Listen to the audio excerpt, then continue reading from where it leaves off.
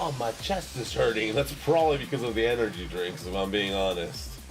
It could also be the lack of sleep, but most likely the energy drinks. Most likely the energy drinks. Probably not the lack of sleep. Not at all. Anyway, I gotta read, so I gotta take a hit to read, to comprehend better. We're not even in the first 5 minutes, I'm gonna take a hit live on stream. Oh my god, it's like I care about YouTube algorithm. I do.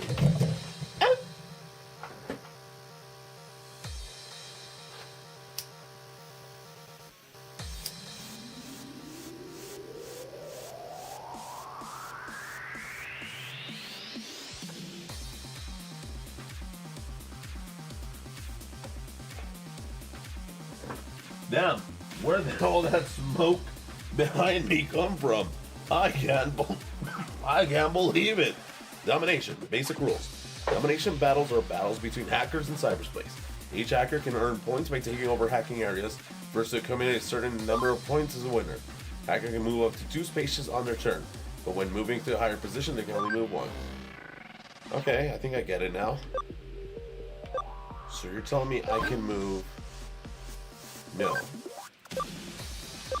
I want to move all the way over here.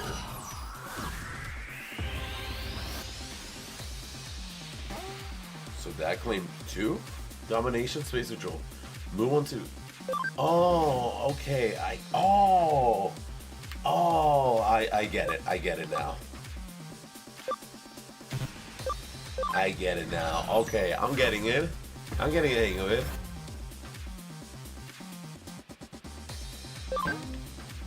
No, we're gonna move him here.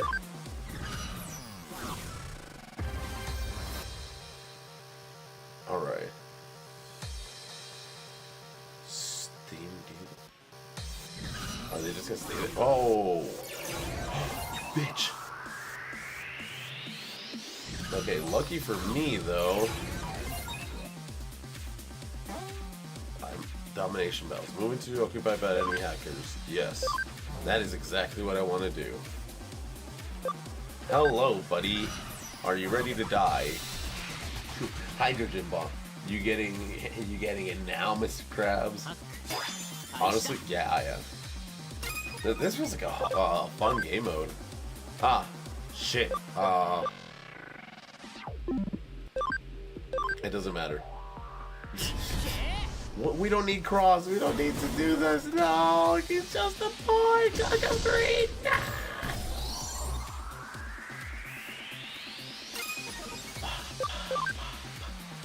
Ice Wolf Claw.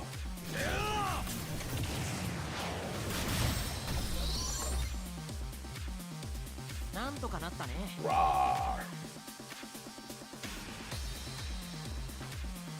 And you are out of here. And we have acquired more points. Well, we've acquired the first set of points. Well, our first set of points.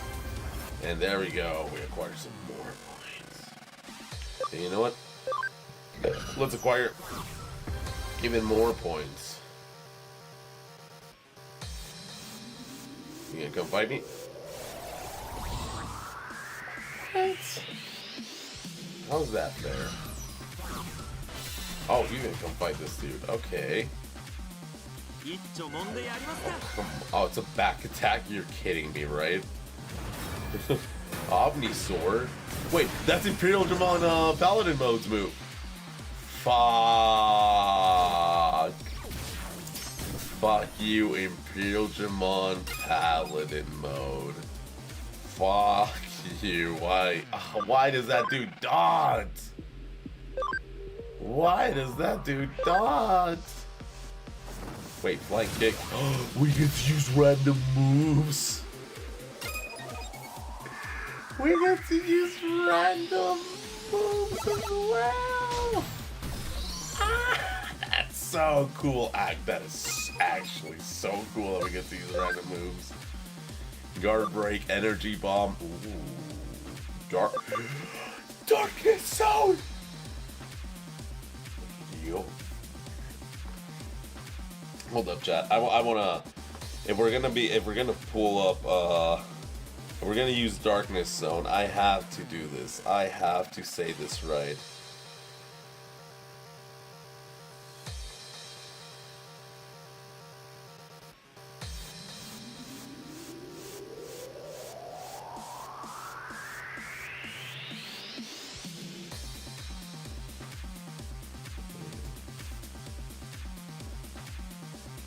Give me a second, give me a second. I'm getting there, I swear. I swear. Ah.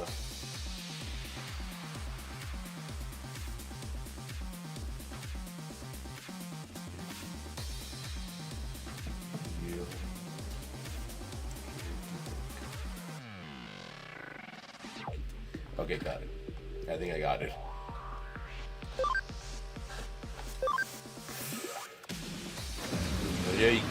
Guy. Yo, our domain extension came back. Let's go. Yo, I'm so happy. It's so weird that our domain extension came back in the form of an oyster, but I'm not complaining. Oh, cool.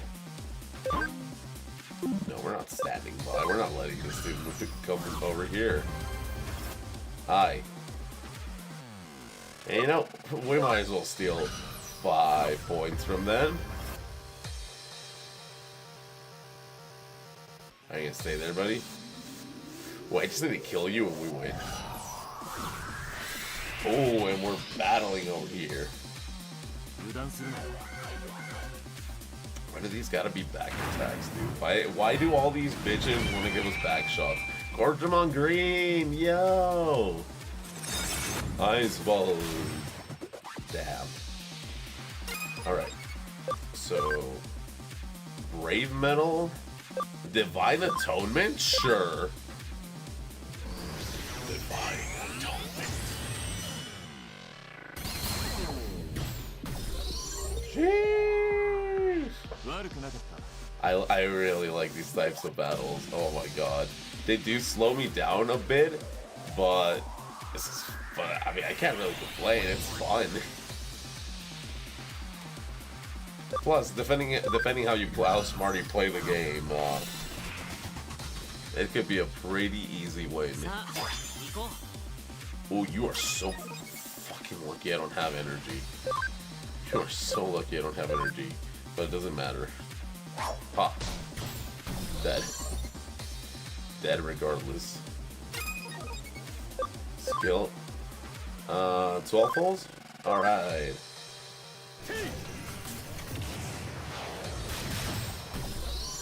Hoggers. Alrighty. And that's it, we won. Victory!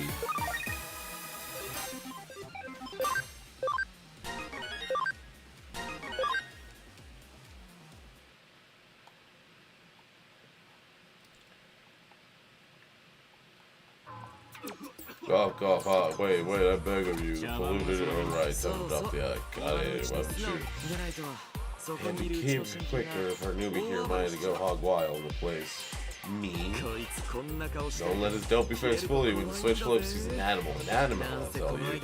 Just the other day, some punk from another team got up on his grill and he fucked his shit right in the... with a dose of... with a dose of shit for funsies. He's mad, I tell you. He fucked his... and even his... You savage. It's true what they say about the quiet ones. It's a bluff, just go with it. Guys like him eat this stuff with a spoon. Now go on, look natural. I guess. If you don't, I might beep your beep. Hey, please, anything but the beep. Then you better get the talkie will talk, and I mean toot sweet. Knock off that weird talk. Fine, I get it. We hackers gotta obey the alpha hacker after all. Who the fuck? decided to send me something. Huh? Who do you think you are?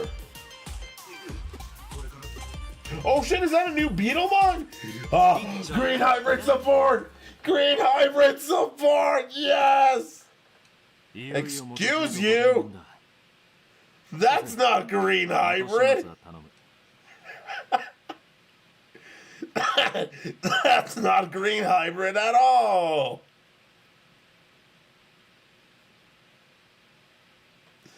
That's yellow black. What the fuck do you mean?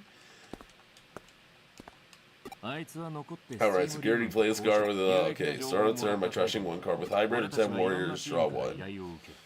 Sure, inherited all turns once per turn. When an attack target is changed, you may play one tamer with inherited effects from your hand without paying the cost. Okay, can I see the new... Can we get pictures of the new Beetlemon stuff, please? God damn it, what do you mean it's not green?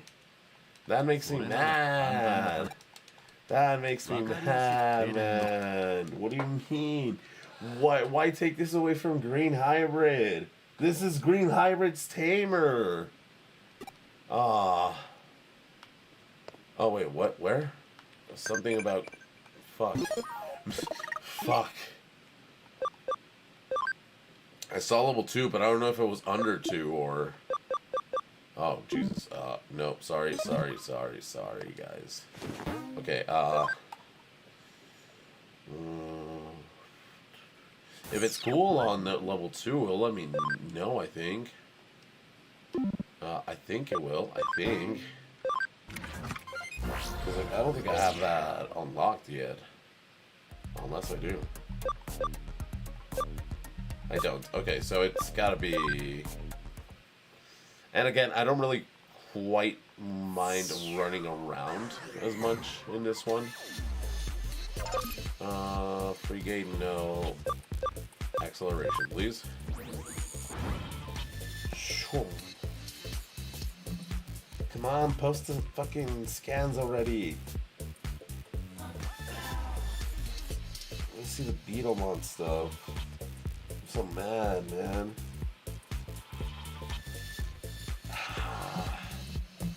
Please tell me it's still green. Why would they change the color for JP? No, man, no. I'm mad. I'm being mad.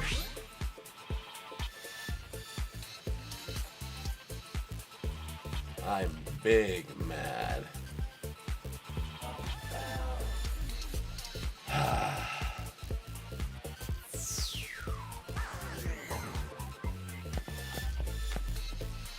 I don't want to pivot, man. Green hybrid was my green deck. Why did they do this to me? Why? Tell me why ain't nothing but a heartache. Tell me why ain't nothing but a mistake. Tell me why. I know. Because they hate you. I mean, fuck, he's not wrong. I never wanna hear you say I want it that way. God damn it. And like the old fucking green hybrid shit's not gonna work with with this stuff because it doesn't have the black text. It says can evolve onto a green tamer, and that's not a green tamer. Does it say it gets treated as a green tamer at least? Maybe. Maybe I didn't read that. Maybe that makes this a lot better. No. No, it does not say it is treated as a green tamer. Oh, did you look at leaks recently? I just looked at them because I got really excited that it was Beetlemon. I thought it was gonna be green hybrid stuff, but clearly Bandai has other plans for JP and Beetlemon. Cool. It's not like green hybrid could use the support. Not at all. Hello, darkness, my old friend. I've come to talk with you again. Because his vision. Are they making a Susanomon deck? Oh wait, hold up. Oh, hold up. I thought they were gonna be making new hybrid decks. Oh, yeah, okay, we were in the wrong place. I thought they were gonna be making new hybrid decks. Oh, what if all this hybrid support's actually for a Susanomon deck? Oh. I actually did not think about it that way. I actually did not think about it that way. That's... I mean, that could be kind of smart, actually. And, like, that's why this JP's not green, because he's not for green hybrid. He's for Susanomon. Because Susanomon has 2 appearances in Frontiers. The first one, he is the combination of Takuya and Koichi, the spirit of fire, the Goku and Vegeta, the blue and the red of that series. They're the first. They go into Susanomon by themselves, but then the second time that Susanomon shows up, it is actually all the kids with the spirits in one body. So it's like, so maybe that's why. Wait, what is your inherited? When this Digimon would... No, that's Beetlemon. JP. All turns once per turn. When an attack target is changed, you may play 1 tamer with inherited effects from your hand without paying the cost. So you... Okay, so this JP makes it so you can play tamers. Ooh, this JP lets you play tamers for free when swinging. So maybe we're gonna get a Susanomon later on that's gonna be like, for every tamer under this Digimon stack, reduce like play cost or Digivolution cost by a certain number per tamer. Tricolor deck? Tricolor deck. I mean, most likely, because I think the Magna Garurumon that was already revealed and the Kaiser Greymon that was also revealed were like triple colored. I think the Kaiser Greymon was like green, red, and yellow or some shit like that. And I think the Magna Garuru was purple, blue, and black, I think I could scroll up, but I don't really need it. I don't really want to. More than anything. But yeah, no, that's crazy. It might actually be a Susanomon deck. Huh. It might actually be a Susanomon deck. That's pretty cool. I really like Susanomon. He is one of my favorite Digimon, but no, I already have a hybrid deck. I don't play with it enough because I feel like it would just die. Like, I feel like I need to do some changes to that deck before I decide of bringing out anywhere. And like the fact that it won nationals in fucking Latin America is fucking insane.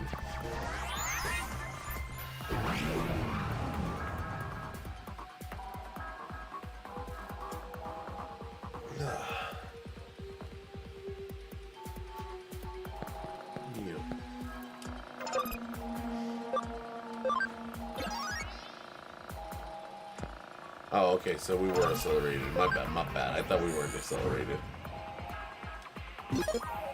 We do need to...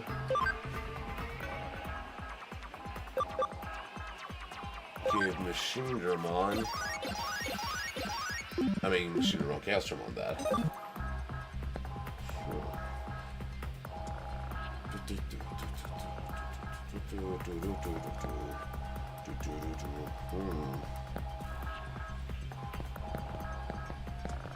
Kinda wanna go back to look at the Takuya and the Koichi that came out. that got revealed earlier. Ooh. That's funny. Fucking Susanoo deck. I could be wrong. Lol, I just ran into the Mecha B deck. The Mecha B deck, the Mecha... Wait, are you playing on Yggdrasil right now? Are you playing against somebody? And like, oh, they're probably using, oh my god, they're using the fucking Windroar deck. They're using Windroar. That's, I believe that's the tamer of the deck. You trying to stop me? God, no.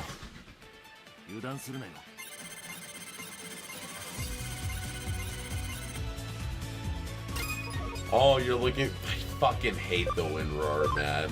I hate that tamer with a passion. I really do. Is there a need to drop a hydrogen bomb on these babies? No, but I'll do it because of the thumbnail.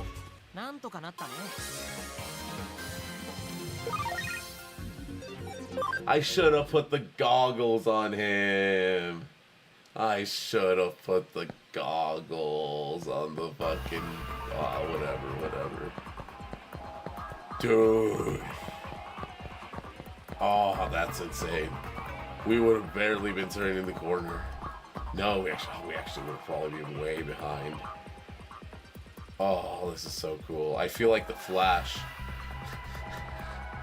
Oh, the difference is so night and day that I feel like the Flash coming back in areas that I was in Cyber Sleuth. Okay, so I want to repair that, and then I want to... Do I want to open the chest? Honestly, no, I don't want to open the chest, but I do want to repair the robot. I feel like the robot gives me more shit than the chest does.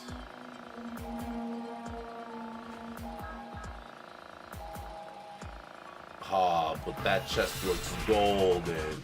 It's a Goblinmon.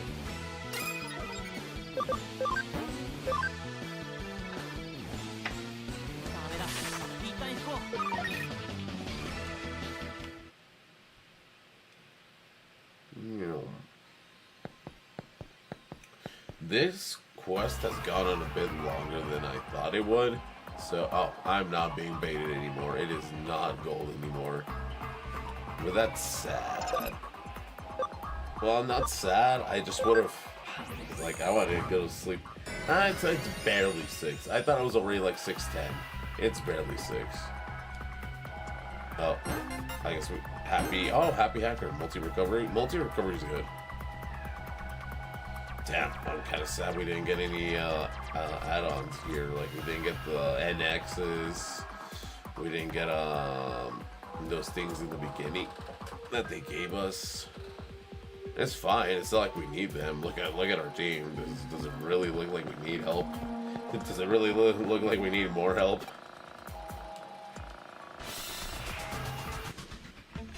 Honestly, probably. Oh my god.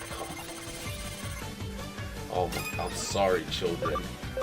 I'm sorry, children. But you were coughing.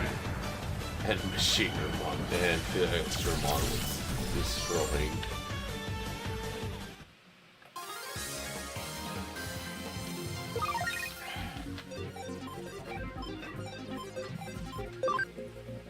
Seriously, no, Turtle, tell me, what do you think of the thumbnail, though? That thumbnail is, oh, I think it's peak. I think it's one of the, I think it might be the best thumbnail of this event, I guess. Yeah, I guess we could call this an event.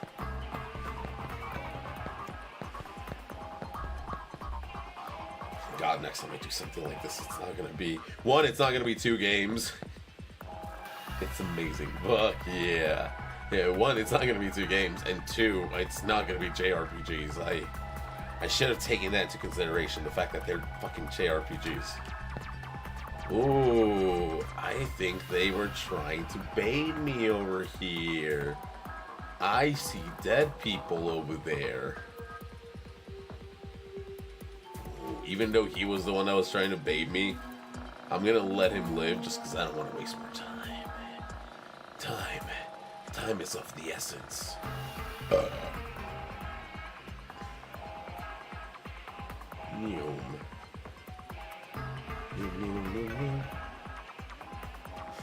Dude, if I somehow end up complaining about the speed, I'm gonna need editor to fucking just put a picture of like the MC, like this character, going 0 to 100. Like that's the speed that I truly desire. No, this is great though. This is amazing. Like compared to what we went through the last 7 days, this is amazing. I feel like I'm playing on speed up. I feel like I finally unlocked emulation, and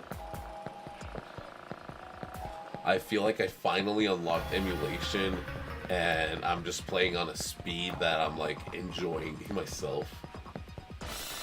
Ah, how dare you? How dare you ruin my vibes, you stupid tadpoles. I should kill you for this, but I'm not that mean. I will escape and let you live, for there's a dead person in front to satisfy my bloodlust.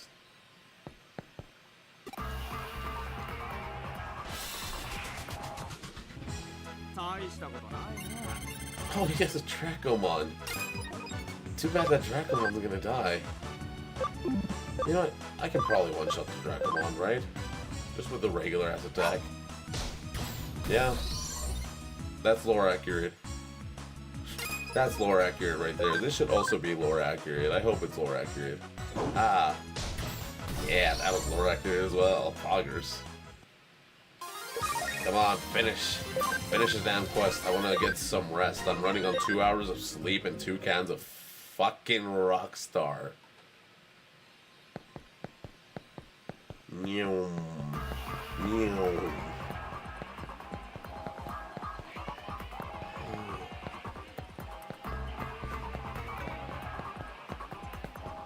Okay, day 7 was still fucking productive. Like, I was thinking about it. I was like, Like, day 7, yeah, we only...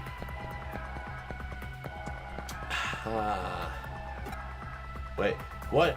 No, you're kidding me. Wow, I bamboozled myself. I saw the dude that was closest to me, and I was like, nah, that's bait. I thought I need to be so careful with this. Look at that, like, I need to be really careful with this. I need to get used to this stream layout.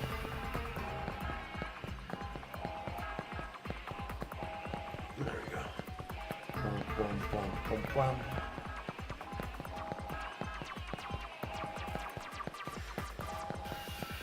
But I think for the video, I'm just gonna say that because, like,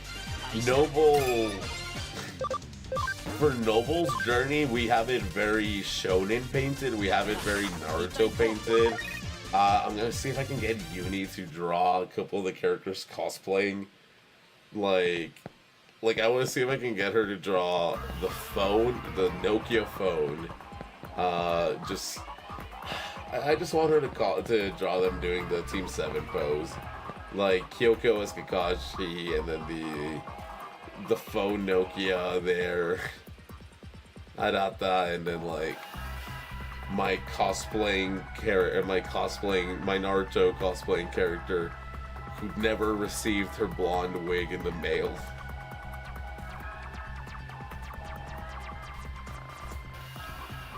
So god, that cutscene where the fucking protagonist and Arata start fist fighting is so good when you're a female character.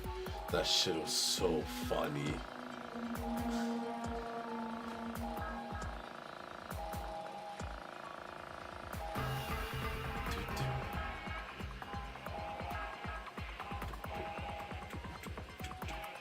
Alright, so you were in the bait, you bastard. You were actually where I was supposed to come.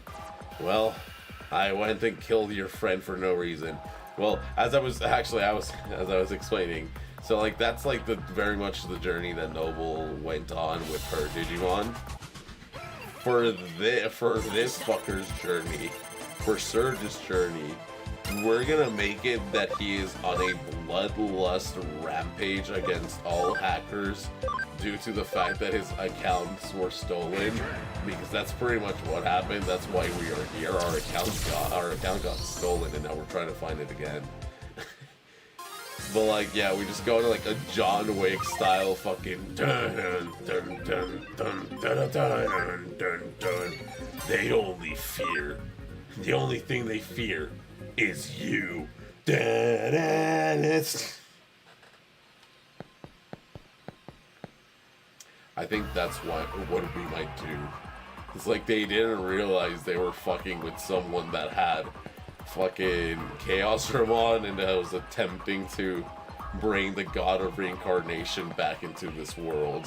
That is what Susanoo is. He is the one that governs over reincarnation in the digital world. And that is the only Digimon we are missing. It's honestly kind of funny that I'm rocking...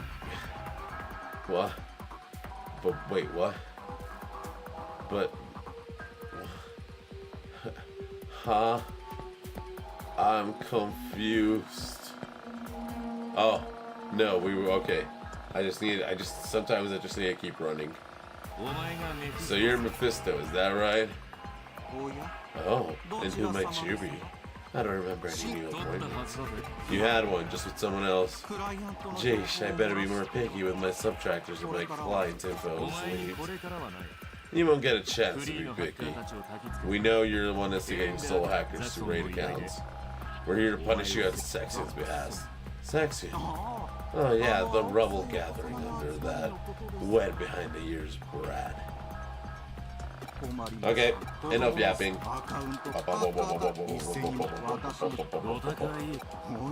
So this is... Wow, so this is a Mephisto before he went crazy. Because the Mephisto we fought in Cyber Sleuth went wacko crazy. Alright, destroyed Hook. Destroyed Hook should kill. Oh, especially with combo.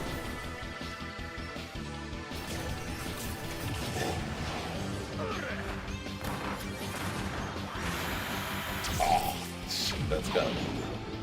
Wow, also, one, I'm surprised that bitch did.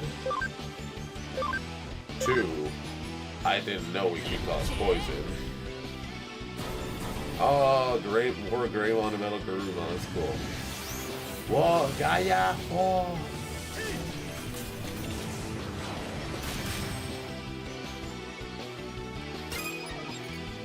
Alright, don't worry.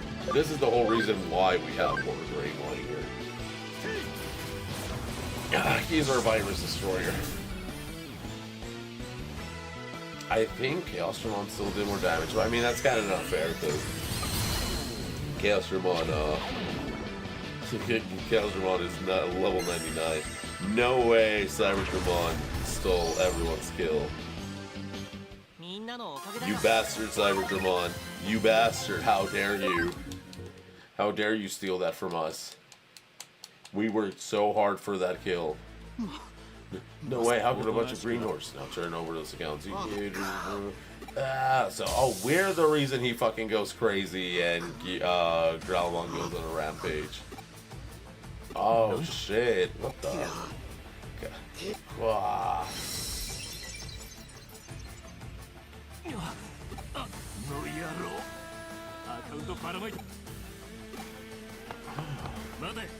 Hold on, we can chase him later. The accounts are a top priority. Alright. Damn. So we're the reason he went crazy. Because we beat the shit out of him. Chito's Mephisto-san run off. Yeah, I saw it all. Little H striking him down right now. It looks like Mephisto went deeper with him. There aren't any logout zones around there, so it's a good opportunity. Alright, no time to waste. Let's go after him. By the time we show up, it's already gonna be too late. Like, quite literally, by the time we show up, it's already gonna be too late. Like, I'm pretty sure Noble is like, the moment we walk out of this area, Noble's gonna walk into the area. at this point in the game, I think Noble already had Megas as well. So yeah, it would explain why Noble got in there, maybe not fast, but got out fast. She got in there slow, but she got out fast. Unlike our dude here, Surge, who can get in there fast and get out of there fast, she can only get out fast. Surge can do everything fast, for he is the Flash. New. In this world, yes, he honestly might as well be a speedster in this world, man. Look at that shit. No one else can keep up with this stamina. This stamina, this speed. I'm kind of sad that the clothes shops are... Ooh, maybe the clothes shop here is protected. I doubt the clothes shop in Hacker's Memory is protected, but... No, just ignore it. It's the only mod I won't be able to show off, if I'm being honest. Because most likely, if going by the previous randomizer, which was the Cyber Sleuth one, which we just finished not even 12 hours ago, the clothes shop was randomized into one of the shops where we got to just grab XP and like really cool items. So we didn't get to buy any of the outfits, which is like, oh, okay, well, your character was customized. Yeah, but to be fair, I wanted to buy the outfits when we got to Hacker's Memory, because the mod that I installed for the outfits was something called NPC outfits, which lets you literally turn into other characters. You could play as Rina, you could play as Kyoko. There was this, I think it's Kay. I think it's the hacker that is making us run after these account raiders. I think Kay is the skin that I really liked, because he's all silhouetted here, he's all hidden and shit. But if it is who I think it is, his outfit is like red and black. He wears like a fucking edgy ass mask, and like that's the model that I was gonna be playing. That or Rina, because it's Rina. But there was also Sayo from I forgot what Digimon game. Is it Dawn and Dusk? Yeah, no, she's the one from Dawn and Dusk. Well, I guess Dawn, no, Dusk. I guess Dusk. She's the one from Dusk.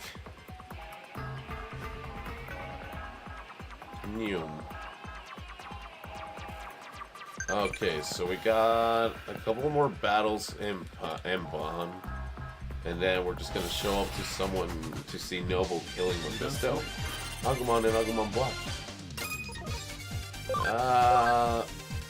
Let's save one of our Hyper Infinity Cannons for in case there's an actual fight.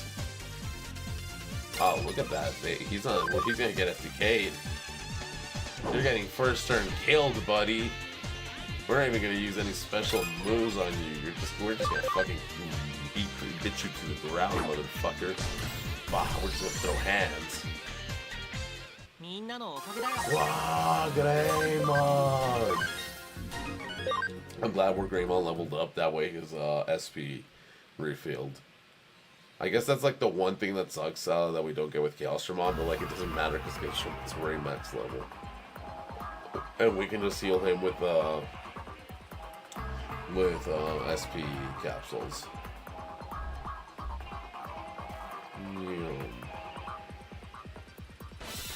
Fuck. These tadpoles. Oh, what the fuck? Okay, well we can summon these tadpoles. Maybe we can make it to Plesiomon through these tadpoles. Plesiomon is like the last Digimon I kind of want. I don't even know why Plesiomon. Like, it's not modded, it's not busted or anything, it's just Plesiomon. Maybe it's because I like to lock this monster. Maybe that's why I want Plesiomon. But regardless, we're not going to be working on Plesiomon until we get to Sanomon, because there's no point in working on another Digimon right now when we already have everything we need until that certain point of the game. And like, we also have items to like keep the whole team alive. Like, nah, we are sailing we are honestly sailing swiftly through this game. And we might honestly be able to do it tomorrow. I'll just fucking use capsules. We'll make it a lot faster if Kael'Shamon just fucking deletes all the level 3s in the field.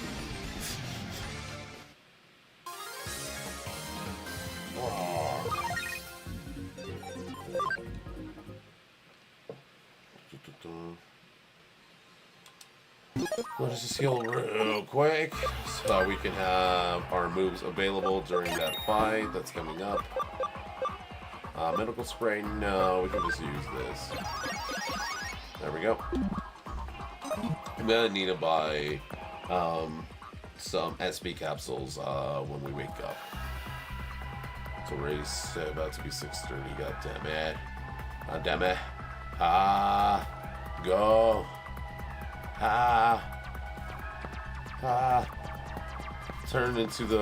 Turn from Barry Allen to Wally West.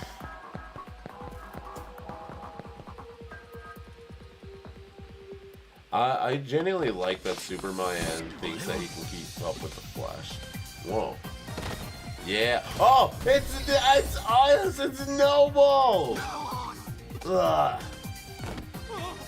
Hey, Mephisto. Noble.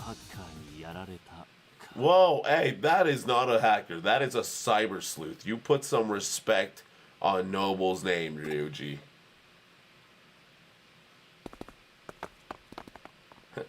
Bye, Noble. Pull yourself together, Mephisto, damn it.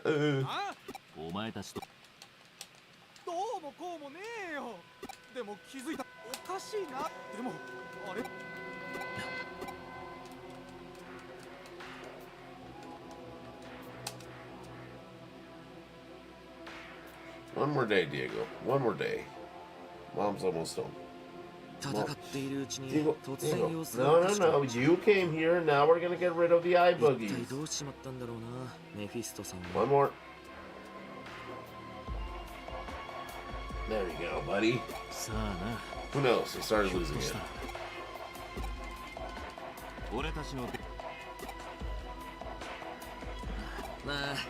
Yeah, but it's simple and it's very.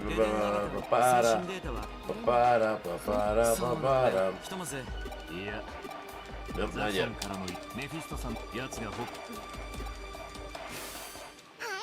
Okie dokie.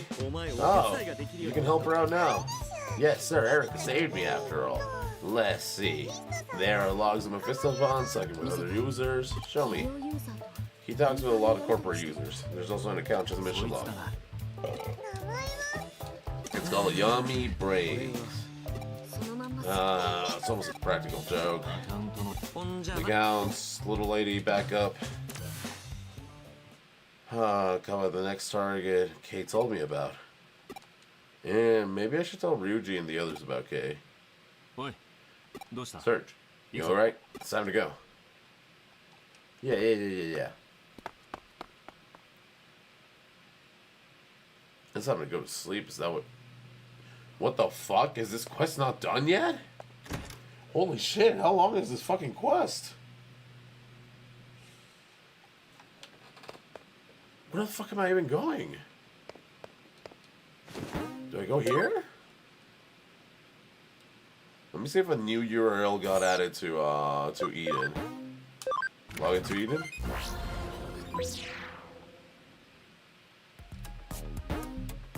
Financial Institute. And Koala level 2. Cool. Financial Institute.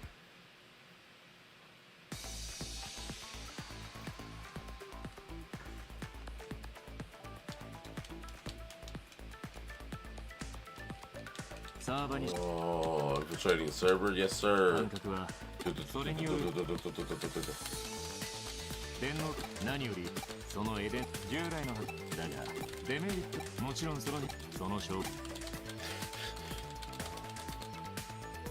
Oh, there's just Digimon running around here. What's up? They're quite confident in their security. We'll charge through there. Take a special pride of theirs. Okay.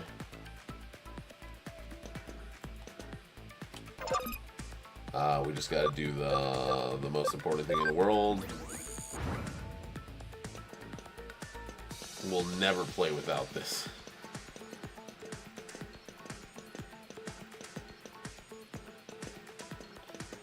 Huh? So what the fuck are we supposed to do here? Oh, wait.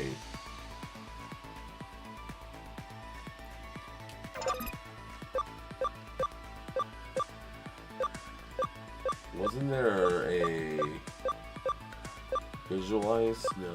Power. Okay. Oh. Okay. You know, that makes more sense, actually. Hacking skills.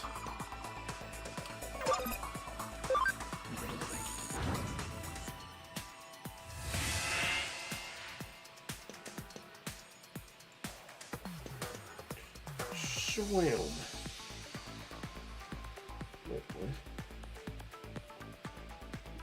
Oh, this connects to the actual... Okay, I see.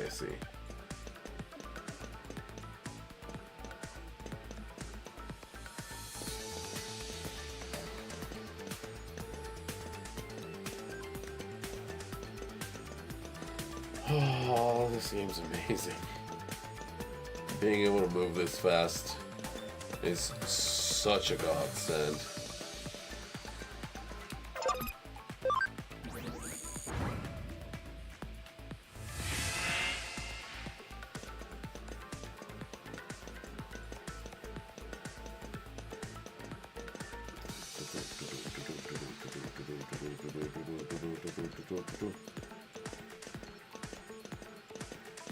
You know, sharpest turn in the west. You know.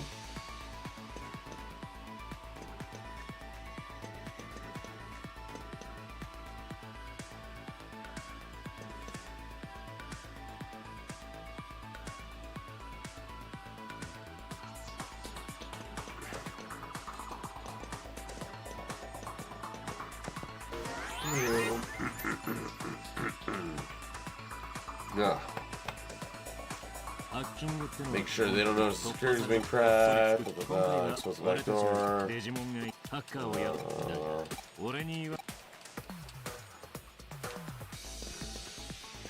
Also, I don't know what you're talking about, dude, but yeah, totally. Whatever you said. Keep the bloodlust chill. They can feel it if I am too intense with it.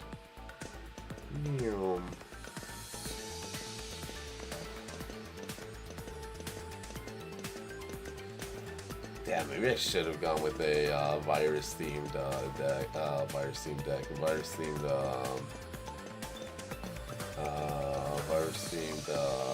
team. Gaiomon, and then I could change the Metal Garurumon into, I don't know, Metal Seedumon? I don't know. Well, I didn't see what other stuff was available for Metal Garurumon. I was kind of very focused on Metal Garurumon himself. Oh, I just... Okay, cool. We just made the floor appear for every place.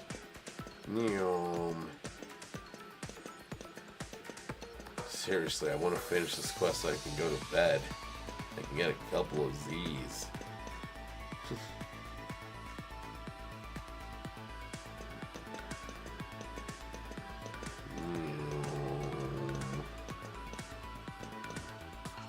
Oh shit. Oh shit, I thought oh fuck, I didn't realize. Damn it. That went the wrong way as well. Unless it's actually over here. Oh, I think let's see what I gotta do. And I don't even mind like solving the puzzles myself, man. Root axis. Like, I don't mind doing all this, cause like, oh, it's switching. Oh, that's cool. That's cool. That's clever. That's pretty clever. This one's awesome. Oh, this is where we're gonna use turn on power. Power control. Okay, no. Just root axis even though the screen's off.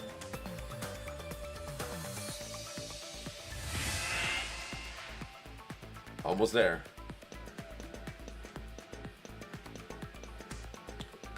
We are almost there.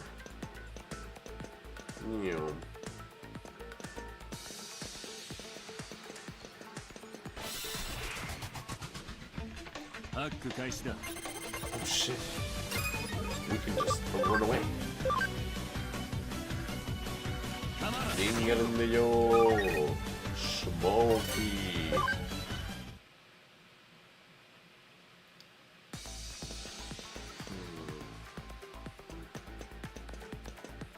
Let's see.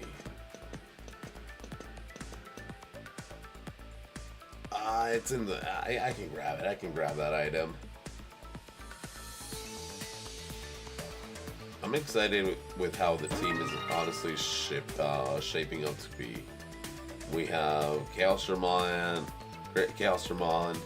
that's being treated properly thanks to the Chaosdramon rebalancing mod. We have the makings of Susanomon in the work. Like, pretty much I just got them to Wargreymon and Wargreymon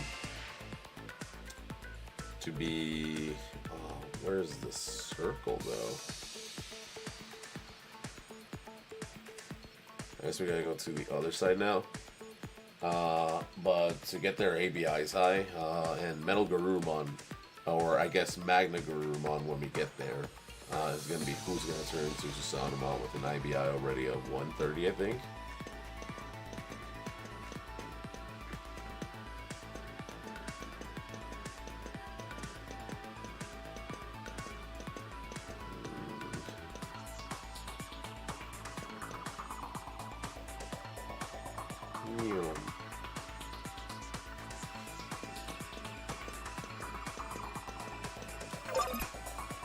Access.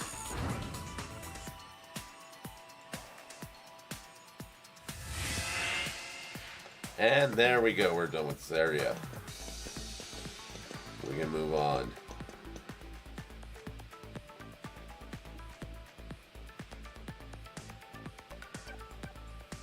Please, let me finish this quest. I would like to go to bed. I would like to get some sleep. Oh. Is this the first encounter we have in this area?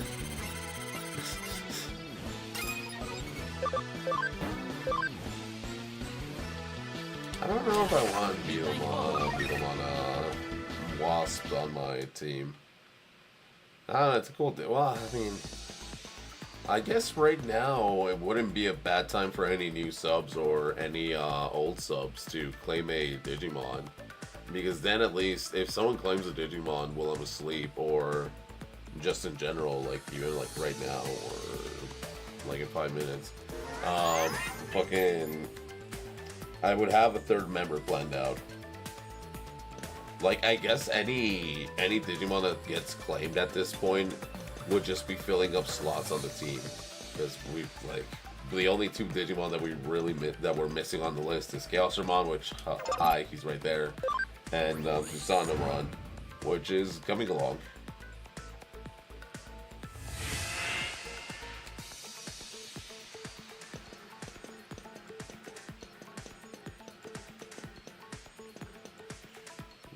Oh shit, Neom.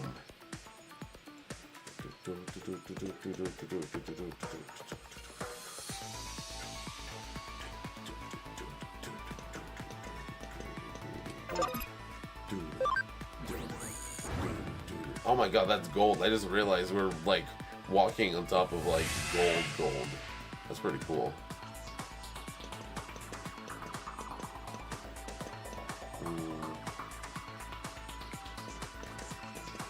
Oh, I see. I did it so I could get to this side. And I'm assuming there's gonna be, yep, partners. Root access. Wow.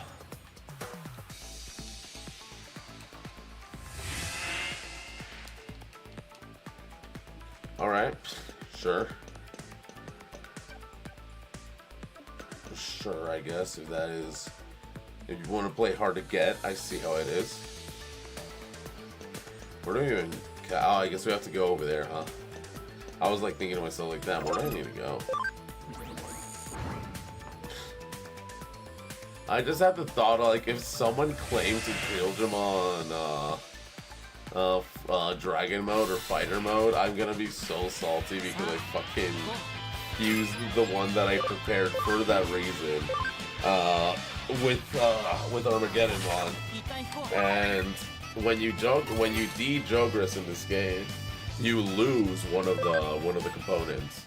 So I don't want to lose ammo since that was an actual claim to Digimon. So, oh well. We would have to remake. We would have to get another Imperial Digimon Paladin mode. I mean, not Paladin mode.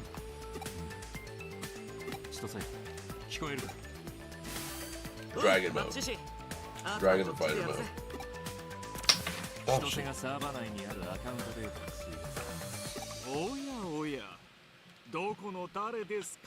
With my precious money supply. It's Kayaba. Who the fuck? So the servers, blah blah blah.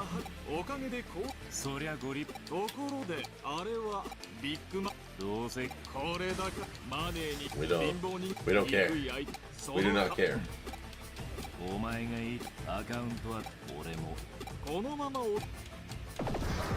Oh shit. I would be a bit worried if it weren't for the fact that I have weapons of mass destruction on my side.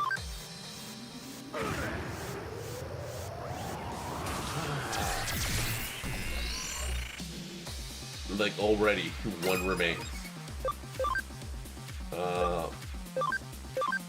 Hopefully we get the paralyzed. Breathing. Oh, that was Ice Wall. Also, wow, that almost killed. And Great Tornado kills here. Then we just FTK. Puffs for the FTK. Puffs for the FTK.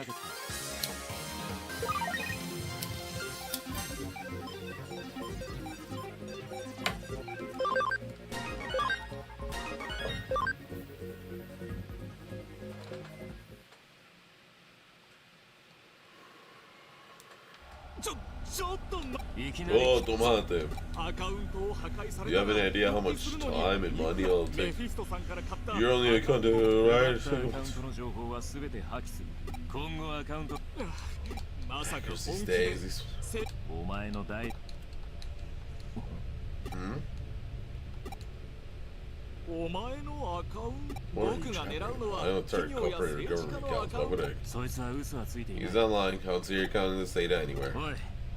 Hey, can you think of any other hackers involving an account right now? I don't think I was using Mephisto. Hosaka.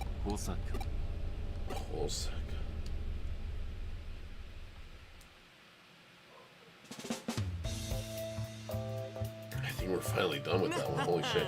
Yeah, haha, another villain bites the dust. Did you get some information from anyone? Maybe I should tell them about Kay. Nah, I'll say tell them. Hey, is that like a fight? Whoa, it looks like students. What the fuck? What's going on?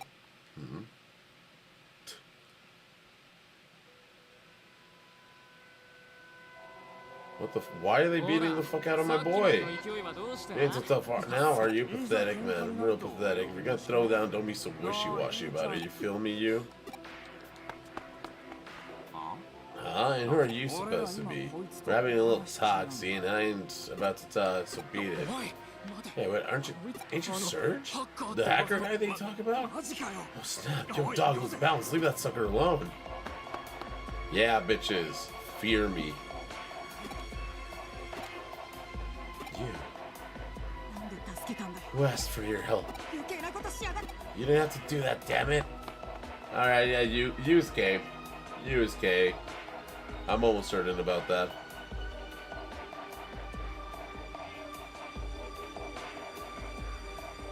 I'm liking this game. Like, for me just skipping the fucking...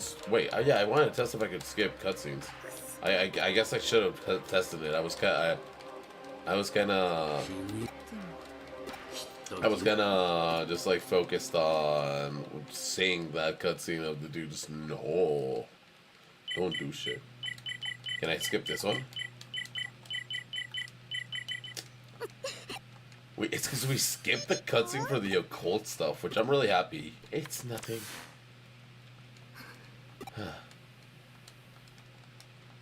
It's getting worse, brother.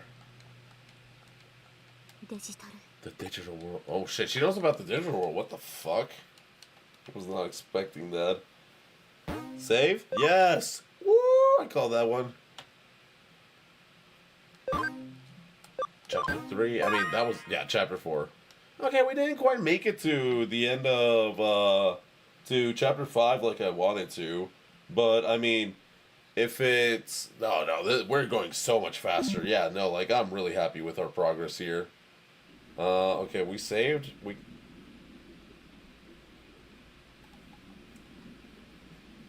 Nah, we saved. We saved. Honestly, chat, I want to go to sleep. We can see this when I wake up.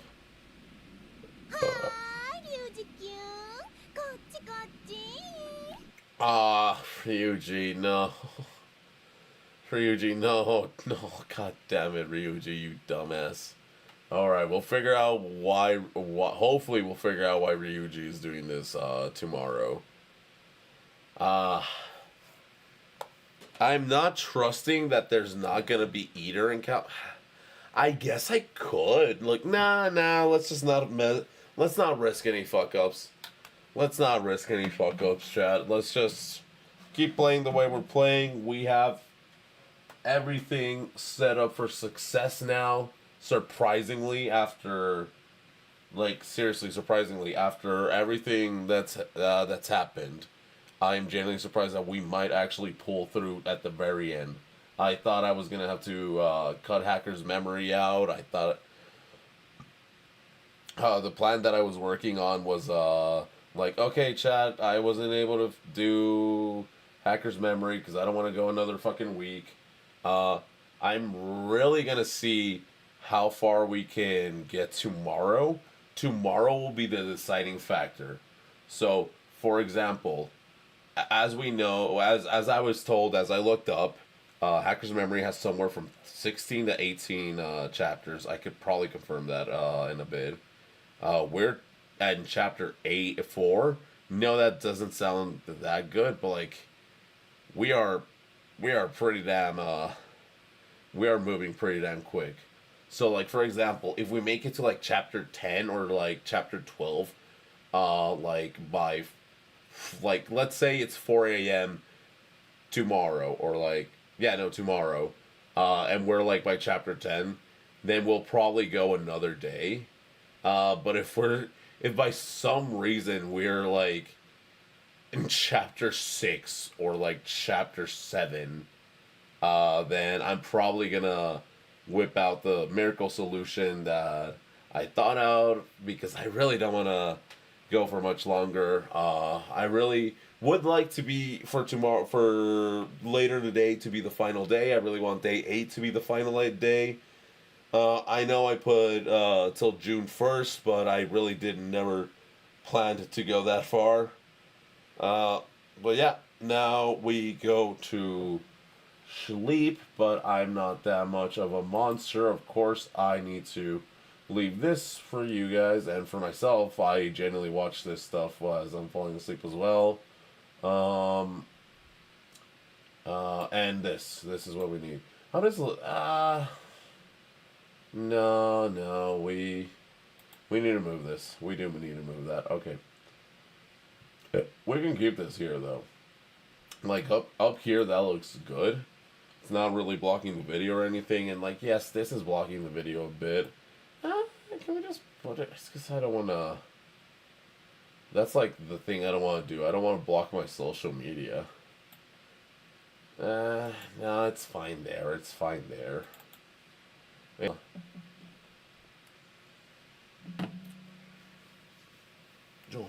Digital.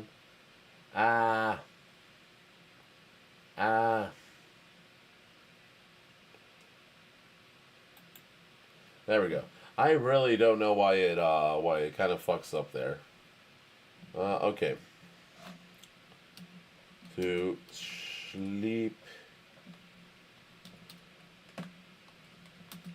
Be back soon to finish.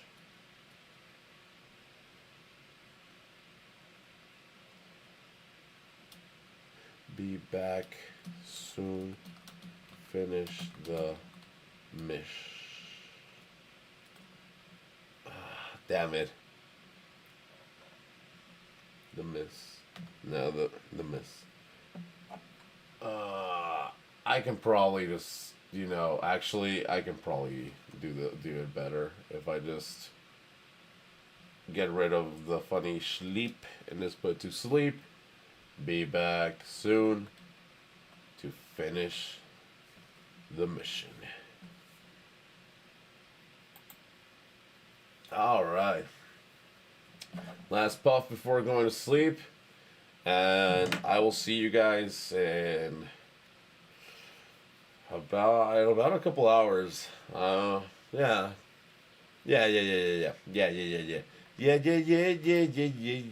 The thing I'm excited about, Chad, is that there's no way in hell we are reaching 250 subscribers. So that last can of coffee that I was saving to drink coffee mayo with, I'm gonna be having that when I wake up. That's gonna be great. I'll.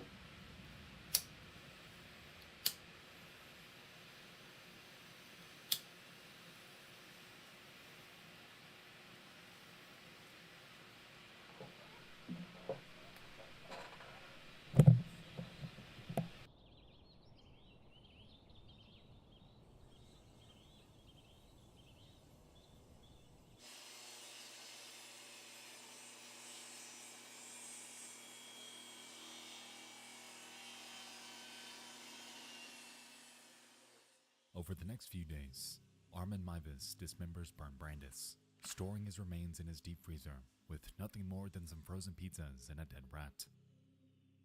Meanwhile, every single thing he's doing and has done to him is being filmed by a camera he's had on hand the entire time. All of it is documented and all of it immortalized onto one single VHS tape. Over the next 10 months, Armin consumes over 44 pounds of burnt Brandis' flesh, taking out and cooking his body parts whenever he desired them. With this, he takes to the Cannibal Cafe to boast in explicit detail about his actions. However, it's here where Armin finally finds himself on the receiving end of trouble.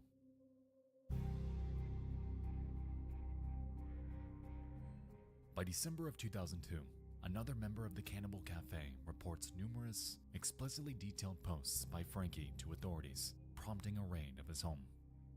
There, police discover numerous body parts in a single 4-hour videotape depicting the murder and dismemberment of burnt Brandis. Because of their discovery, Armin Maivis was immediately apprehended. However, his charges were some that authorities had no specific laws on prosecuting. Burnt Brandis, throughout this entire ordeal, was willing, which only brought considerable confusion and media attention to this case. Nevertheless, Armin Maivis ended up with a conviction of murder and claimed that he'd done it out of sexual gratification. Today, he remains incarcerated in Frankfurt, Germany, and will, for the rest of his life, remain behind bars.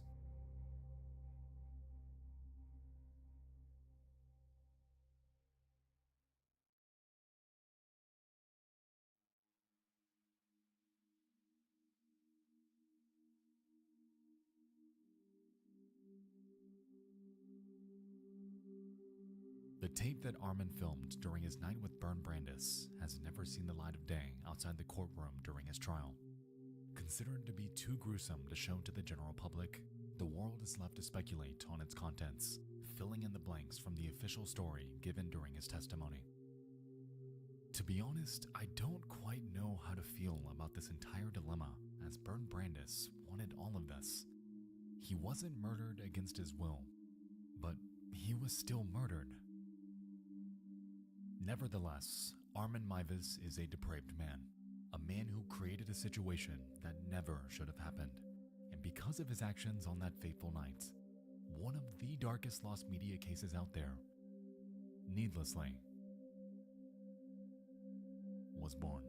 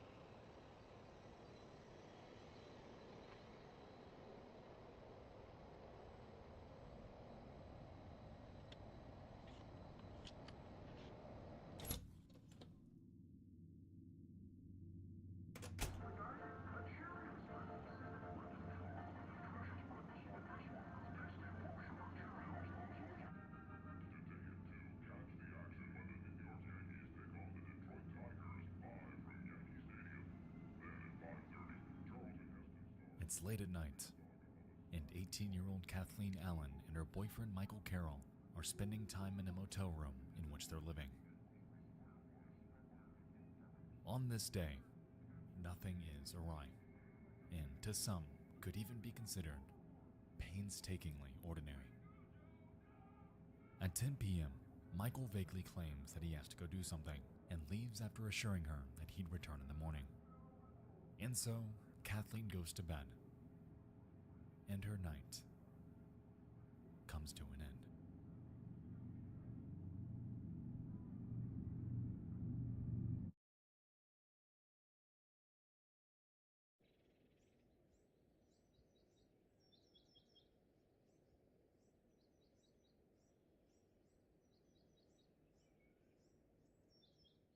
It's morning, and Michael Carroll is nowhere to be found. Regardless, Kathleen doesn't think too much of it and goes about her life and work as usual. 3 days later, while at work, however, she receives a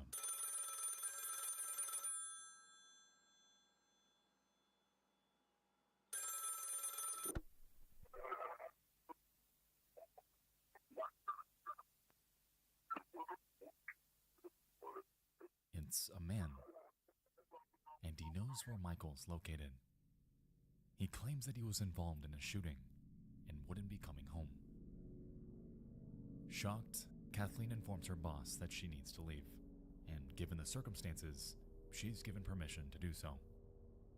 A few moments later, she's seen running out into the parking lot, where a bearded man approaches her. The two reportedly engage in conversation before she ends up jumping in his car. Soon after, the man joins her in the vehicle, and it speeds off, never to be seen again.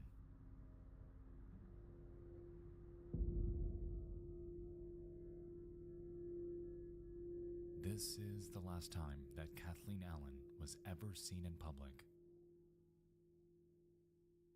alive.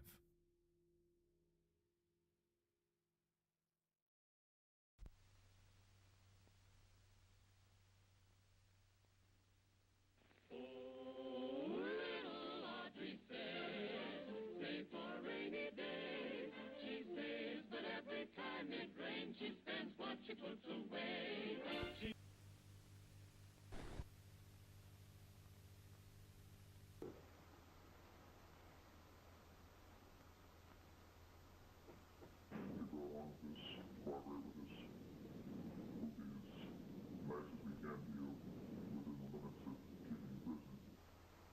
If you don't go along with this, we'll probably take you into bed, tie you down, shoot you in the head.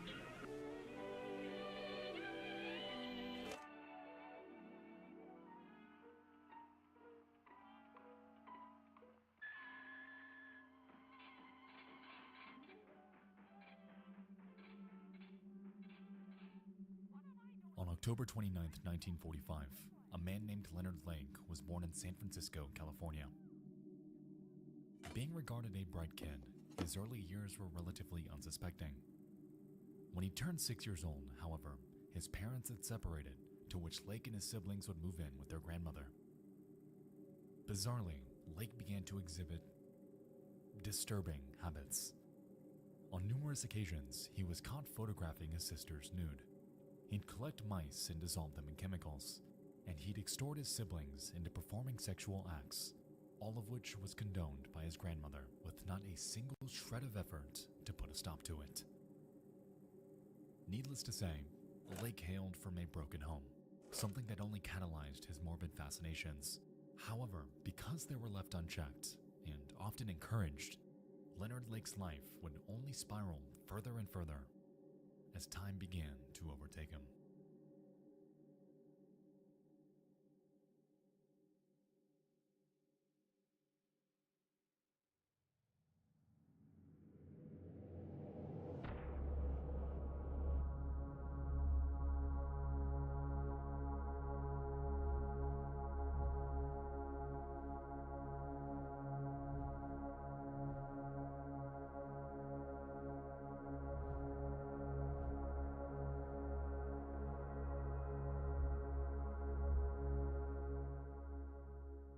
By the turn of the 80s and throughout adulthood, Leonard Lake became heavily invested in survivalism, a movement focused on preparing for severe emergencies.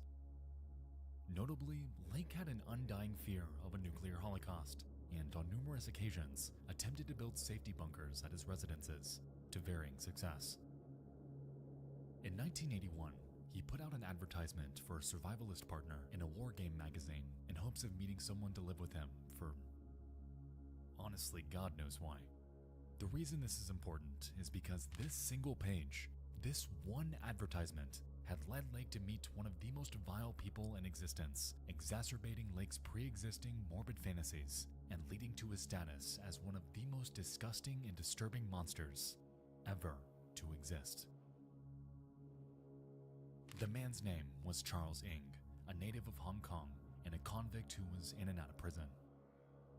Almost immediately, the pair hit it off, collaborating in numerous crimes like firearm theft that eventually led to their arrest and a brief stint in prison.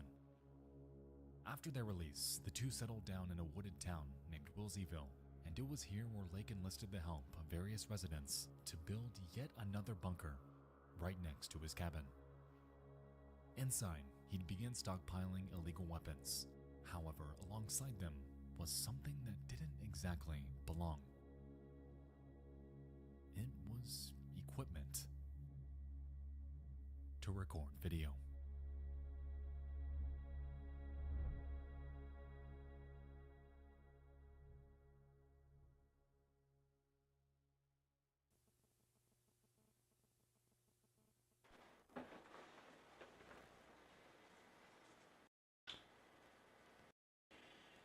Good evening.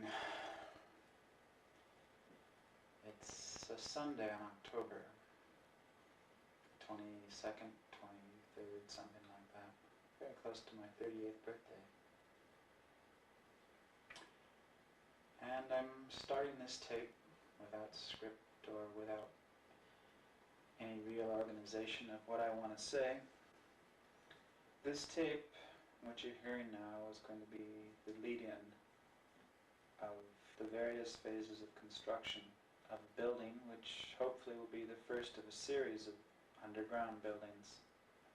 The main emphasis of the building, the whole justification for its expense and its effort, will be a hidden portion of it, a secret room, if we can call it that, that will house a cell. A jail cell, if you will. And the purpose of that cell, and the main purpose, hence, of the building, will be the imprisonment of a young lady who probably at this moment is unknown to me. What I want is an off-the-shelf sex partner. I want to be able to use a woman whenever and however I want. And when I'm tired or satiated or bored or not interested, I simply want to put her away, lock her up in a little room, get her out of my sight, out of my life, The advantages of such a situation are, of course, obvious, and even beyond sexual. Such a woman, totally enslaved, would be useful for the mundane chores that I have to do, but I'm not particularly interested in doing. Clean house, washing dishes, etc. Slave, there's no way around it. Primarily a sexual slave, but nonetheless a physical slave as well.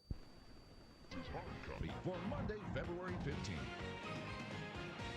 Hi, I'm Kyle Kraska. It's being called the creepiest crime scene in America. A remote cabin where cops say some of the most gruesome serial killings in California history took place. Well, now Ed Miller's giving you an exclusive and very disturbing look inside this house of horrors. First, they were kidnapped, then robbed, raped, and killed. 12 innocent victims, 3 women, 7 men, 2 babies. And they said they were all killed by The real reason for his bunker wasn't solely for survivalism. That was merely a piece of it. You see, Lake and Ing had this morbid obsession with capturing. Lake claimed that he needed them to serve him after the impending nuclear holocaust, and frequently went on record to demean the existence of women entirely. And so, for years, Lake and Ing would capture, torture, inside this bunker, all the while documenting it on his myriad of VHS cameras installed inside each room. The woman we saw at the beginning of this segment wasn't just someone random, because it was Kathleen Allen.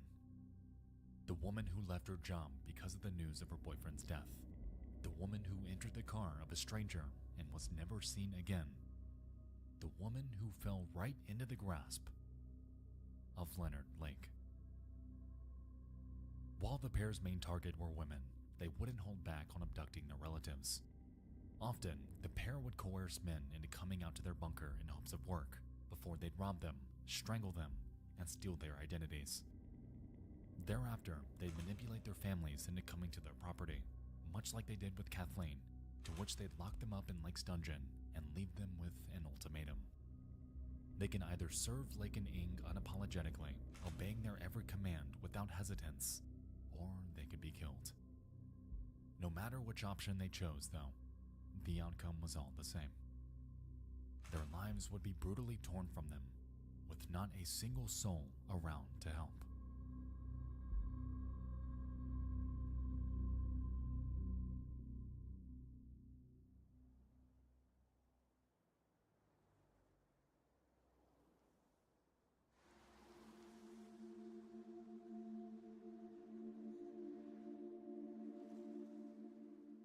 In June of 1985, police were called to a hardware store after Charles Ing was caught trying to shoplift a device.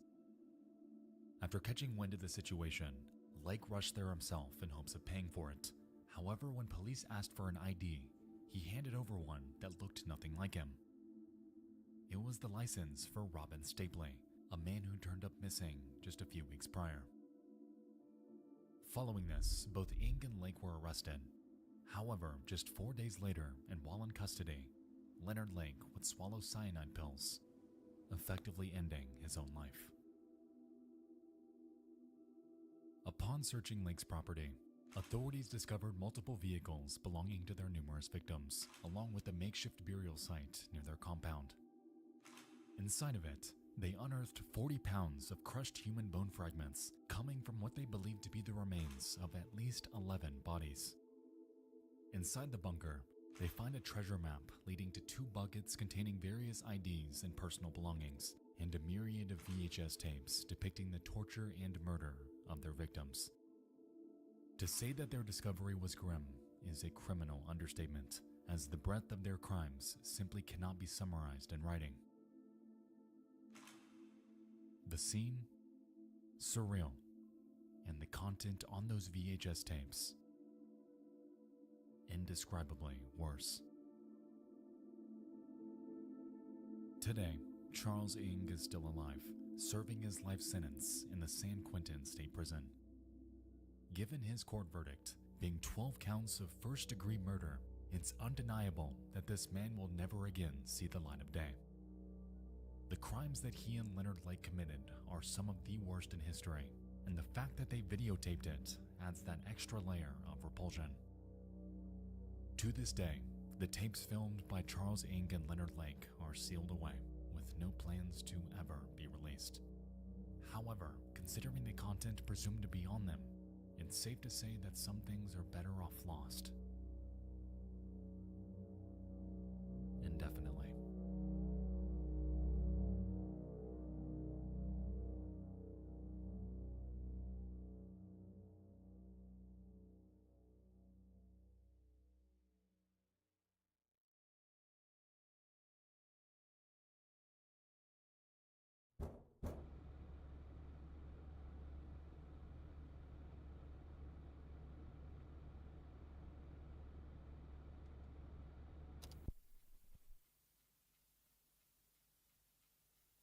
Around 1995, I was about 15. I used to stay up late in my room listening to the radio on a boombox with an integrated tape recorder. One night I came across this. I don't think this was the beginning of the podcast, but I caught a lot of it. Right at the end, an announcer says that the station I was tuned to was WKCR 89.9, New York. There were a bunch of names and dates in there, but I've never run into anything else like this.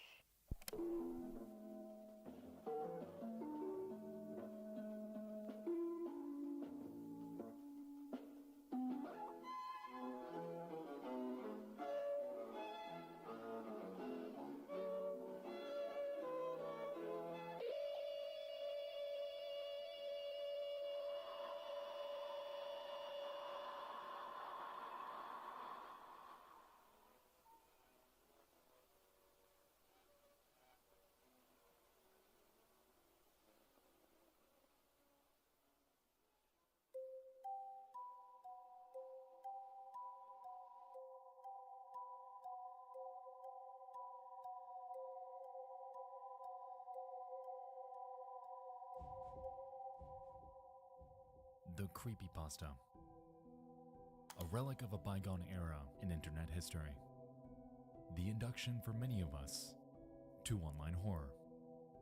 Suicide Mouse, Been Drowned, Slenderman, and Sad Satan are among some of the most notorious online horror stories in existence. However, to this day, one refuses to die.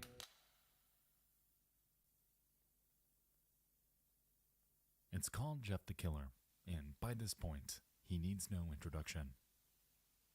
The story today hasn't exactly aged very well, and to be honest, it kind of sounds like a Joker fanfiction, and it isn't very scary. But that's okay, because it wasn't exactly written for our time.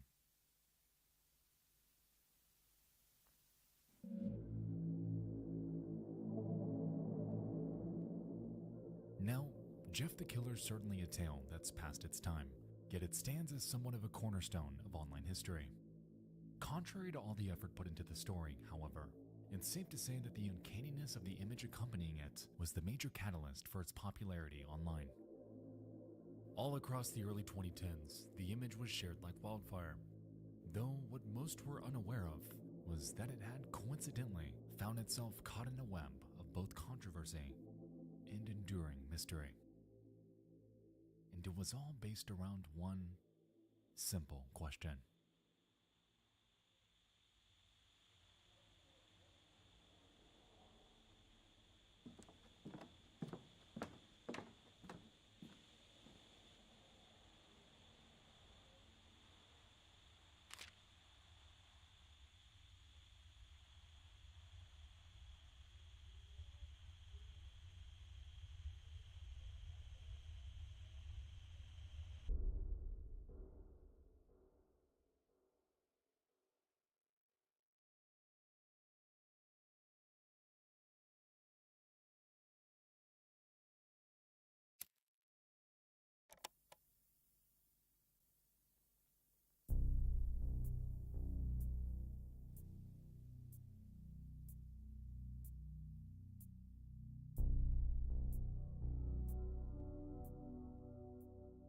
The story as we know it was written by an author on the creepypasta wiki named GameFuel 2000, in which its earliest known date of publication is November 21st of 2011.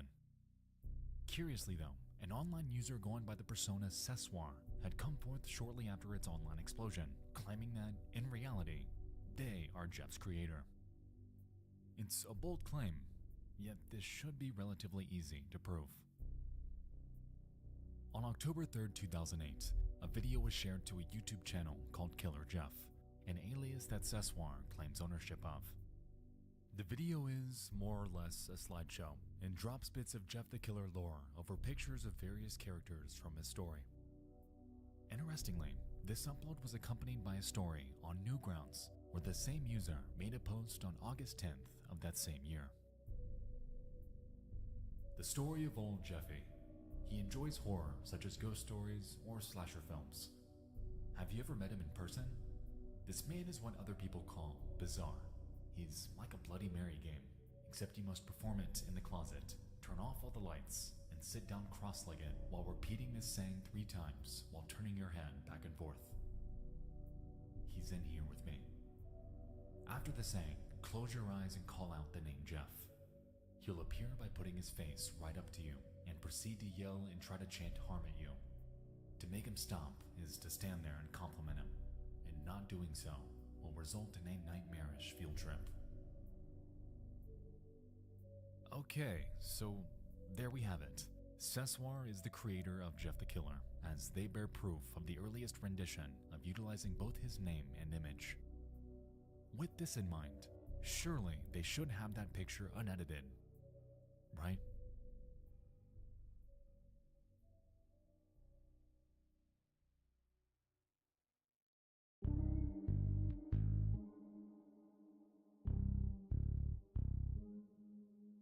In December of 2015, fellow creator Scare Theater got in contact with Sessoir.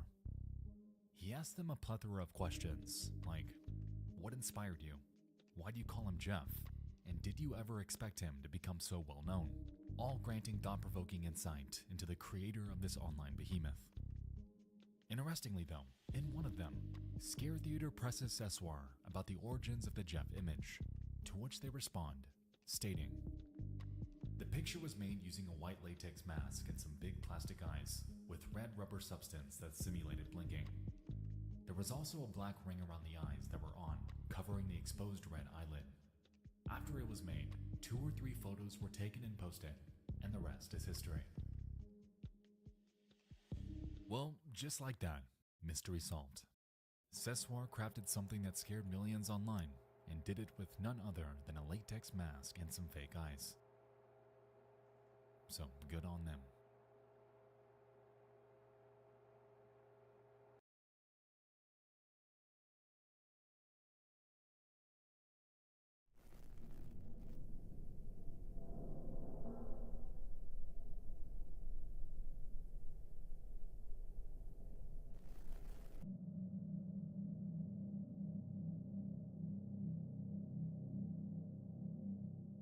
Shortly after Sessoir's interview, a video was found on a YouTube channel called Dark Knight.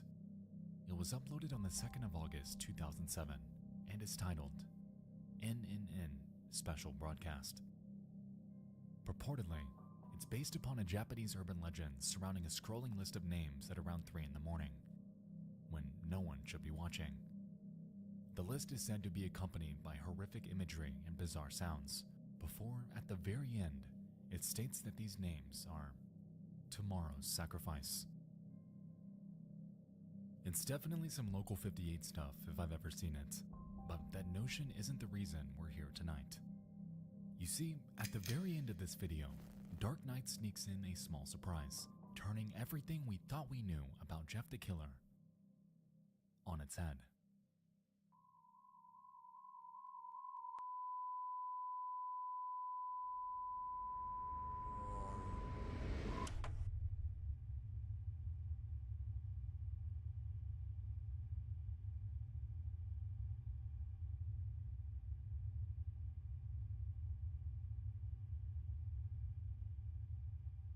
It was here when it was realized that Sessoir was a fraud.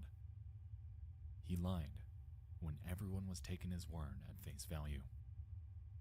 Not only that, Jeff the Killer's image likely didn't even originate from our side of the world, as evidence from an unsuspecting website began to surface in the coming months.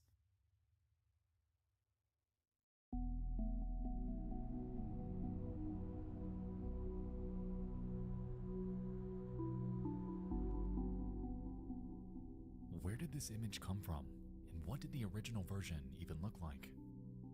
If Jeff the Killer were hidden within this video, unknown to the entire world, just sitting here since 2007, waiting to be found, there was bound to be more about him out there. By 2018, investigators made their way to a now defunct Japanese message board named pia.cc. It's your run-of-the-mill website containing blog posts and online discussion. However, way back in 2005, hidden away inside an otherwise innocuous and highly obscure post, again, was him. This photo was uploaded on the 15th of November by a user named OmegaBolt. However, to this day, contact with them has been absolutely non-existent. They have seemingly fallen off the face of the earth, effectively becoming just as obscure as Jeff's origin itself. Aside from that though, this discovery was far from a dead end, as once this photo was run through an EXIF data analyzer, it was found that its file name is Pretty Face. Interesting, considering that just a few weeks later, they found him again.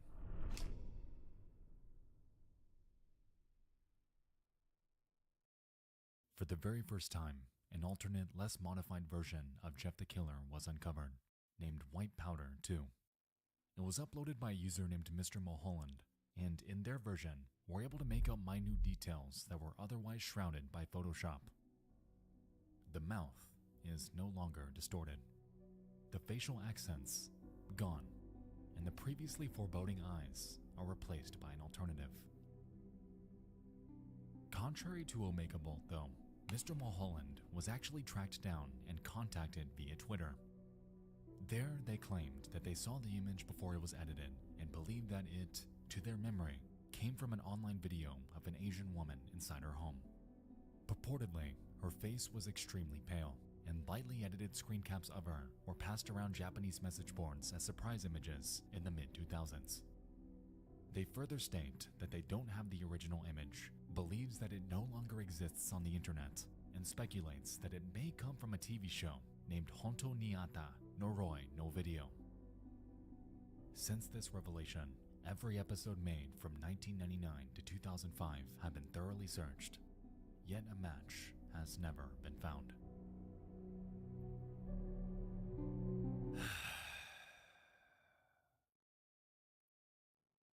But there is one more, to this day, regarded as the oldest sighting of Jeff the Killer.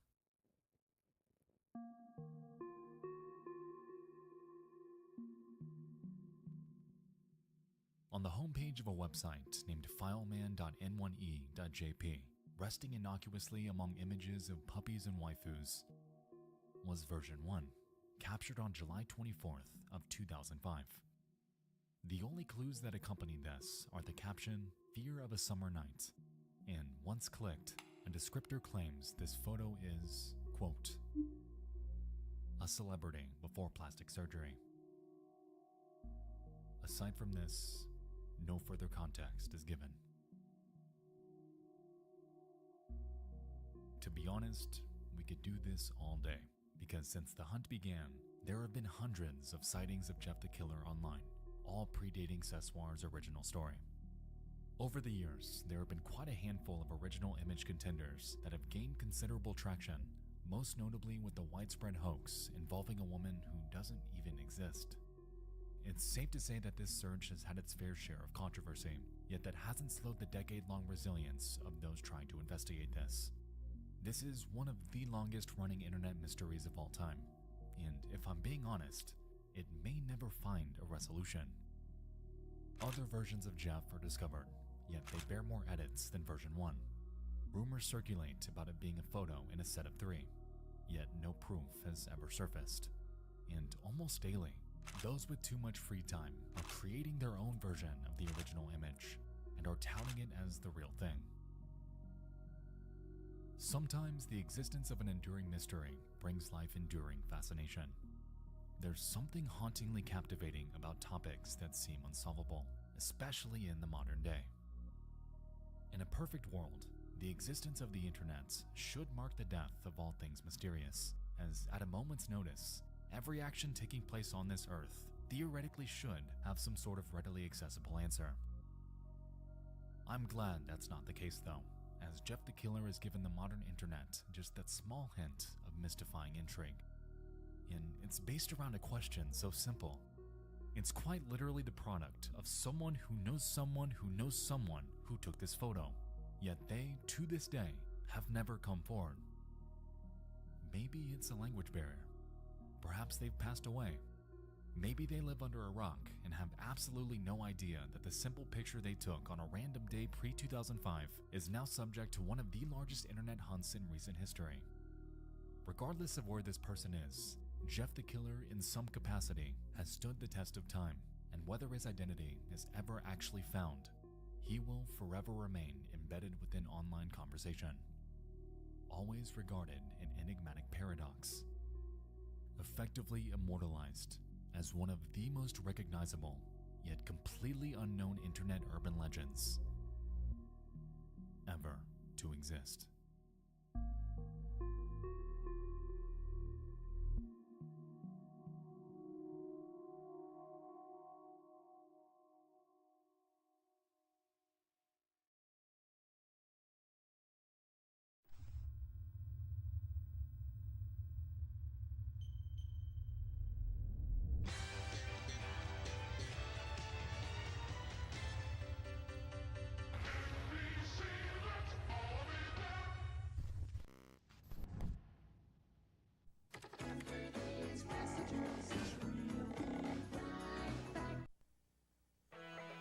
Microsoft, why not use your connections? The people who made your PC fast and reliable with Windows now do the same for your internet connections. Alright, we did this last time, and we're going to do it again here. Before we begin this next segment, I'd like to state that this next entry may be nothing at all. I could be reading way too much into it, but the following topic is something that's personally haunted me for years, even though it's relatively simple conceptually. With that being said, this section does involve heavily disturbing imagery, so if that type of thing bothers you, viewer discretion is strongly advised. Let us begin.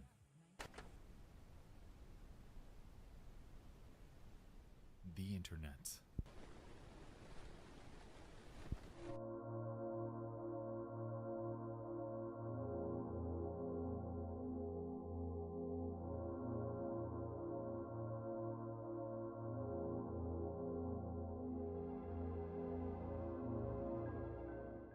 A frontier that found mainstream popularity at the turn of the millennium.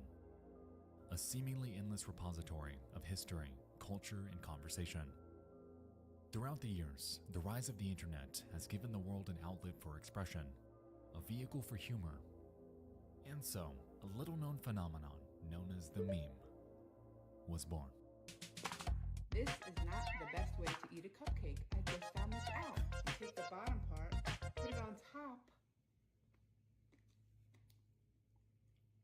You don't get messy. It's so much better.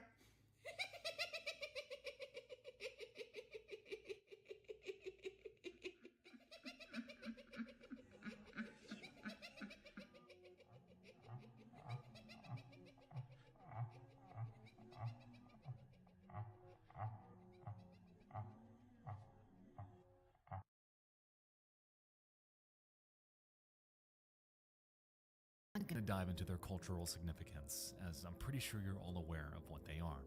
The reason I bring them up tonight, however, is because there's one out there that has stood out to me ever since I first heard about it on Reddit 2.5 years ago. Now, before we continue, I want you to know that I've gone back and forth on covering this topic for years now. I've scripted this out, then scrapped it, then threw it in an iceberg I wrote, then trashed it. I don't quite know where or how this fits on my channel, if you catch my drift.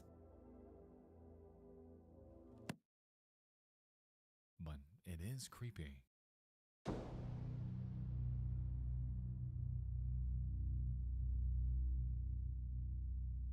October 26th of 2020.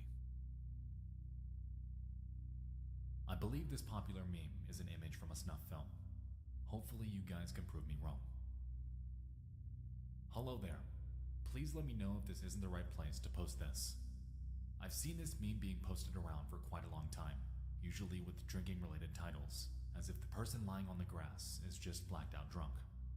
Now, I'll never forget a video I saw on the deep web about 8 years ago that showed two Russian guys messing around with the body of a woman, inserting a kitchen knife on her face, and other terribly atrocious things, all while talking and laughing. Whenever I see this meme, I think of this video, and after taking a good look at the picture, I believe it can actually be a frame from it. The video takes place in a very similar setting, the concrete well and the grass surrounding it. However, it could very well be that I'm misremembering it. The questions I'm left with are, does anybody know about the origin of this photo? Is there anyone here who's familiar with the clip I've talked about? And if so, could this be from it? I definitely don't remember well enough to be sure whether it's the same or not. I know I could just check it out myself, but I'm committed to never searching for this kind of content again. I hope some of you guys can help with this. Thank you.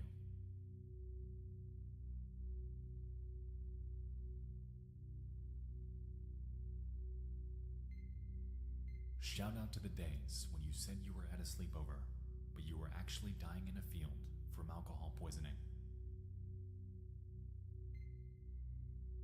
This is the image.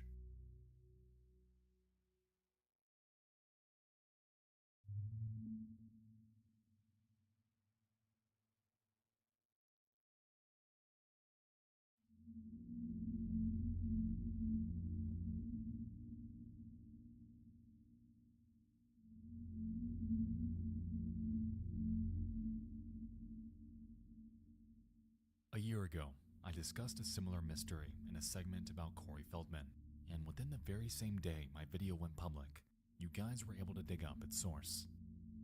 Because of this, I've decided to quit sitting on this one, because this one photo has legitimately bothered me from the first moment I saw it. As we can see, we have what appears to be a person with white hair lying face down in a field of tall grass. They're draped in a large long-sleeve shirt, dark blue jeans, and boots. Their body lies in a fashion that appears limp, and this entire image is engulfed in VHS degradation, implying that it came from some sort of old video.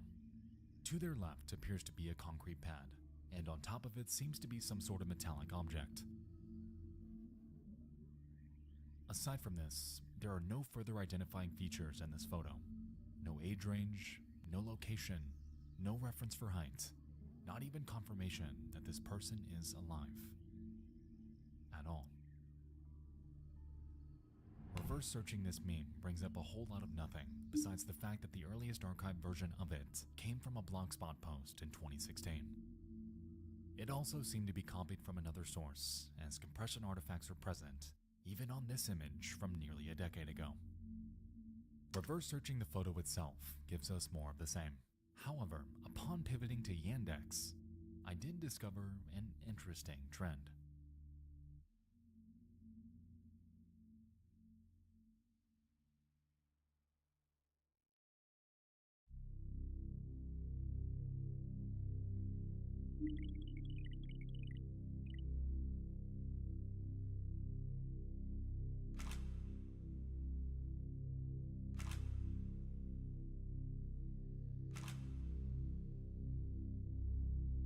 Curiously, there's a myriad of images of people lying in a field, appearing limp, much like the photo we're investigating, though they're all labeled with captions that appear mostly innocent.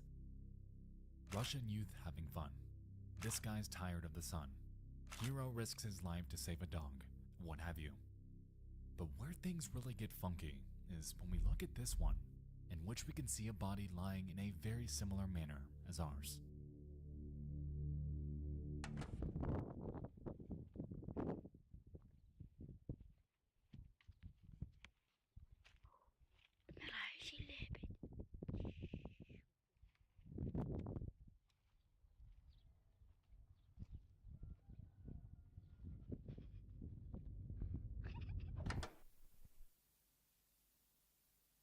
There's no further context to this video aside from its title, which translates to Dying Swan, and there are no other relevant videos on their channel.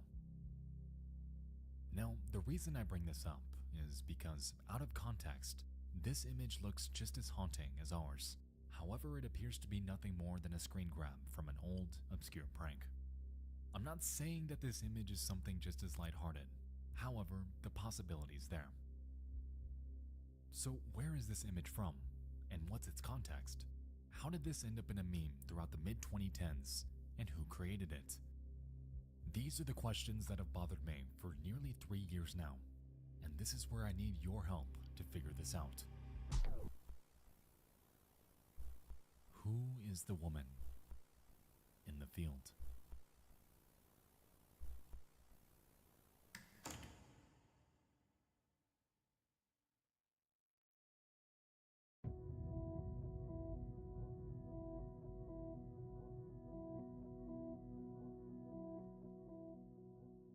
Tonight, you and I dove into 5 more of the darkest pieces of lost media I could find. As we can say, there's no shortage of obscure, disturbing content like this, and I hope you all enjoyed this trip down the dark side of the internet as much as I enjoyed making it. If you have any suggestions for future entries for this series, feel free to submit them at dtfaisubmissions@gmail.com. Thank you guys so much for watching. I'll see you in the next one. I love you all. And good night.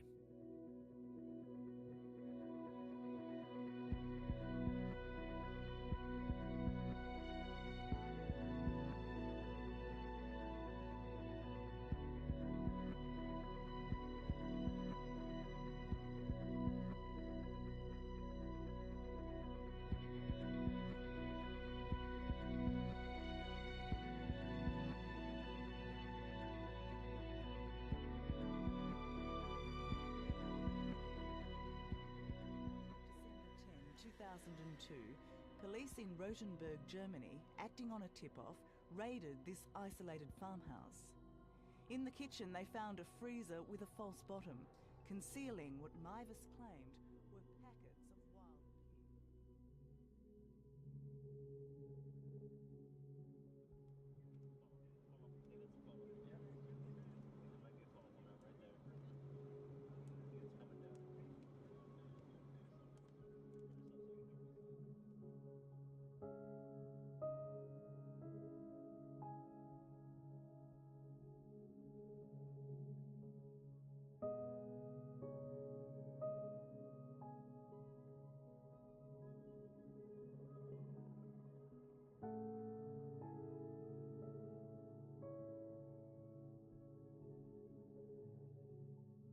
The victims were brought here, about 100 miles east of San Francisco, but more than 1 million miles away from any kind of safety, to a cabin so remote, no matter how loud you screamed, no one could possibly hear.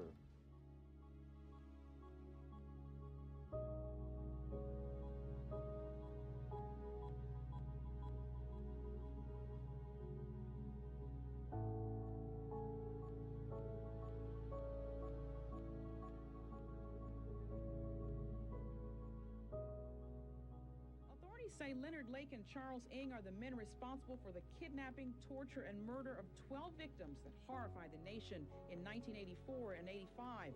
Investigators called this a state of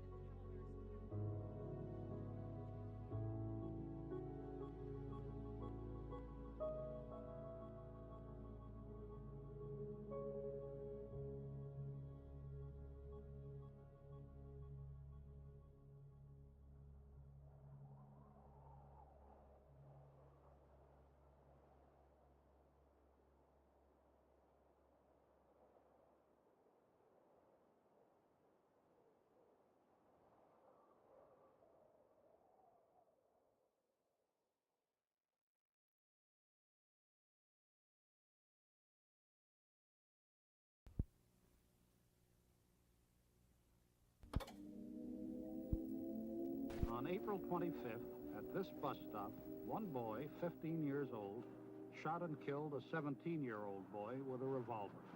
WXLT TV, Channel 40, Sarasota, Bradenton.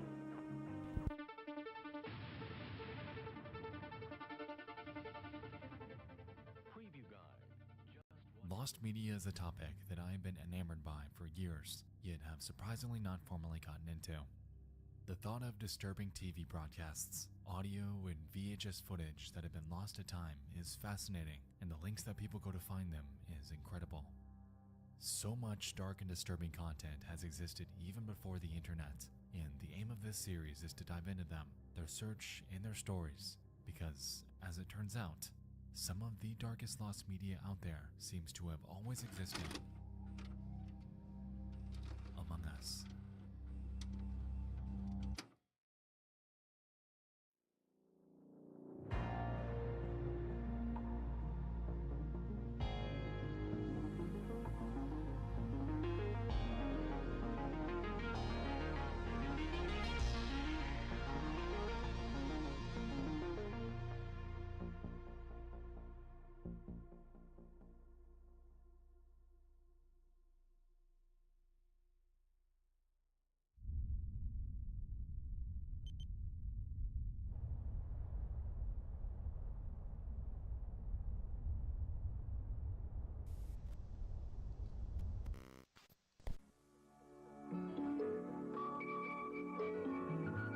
The following is a presentation of the Christian Television Network.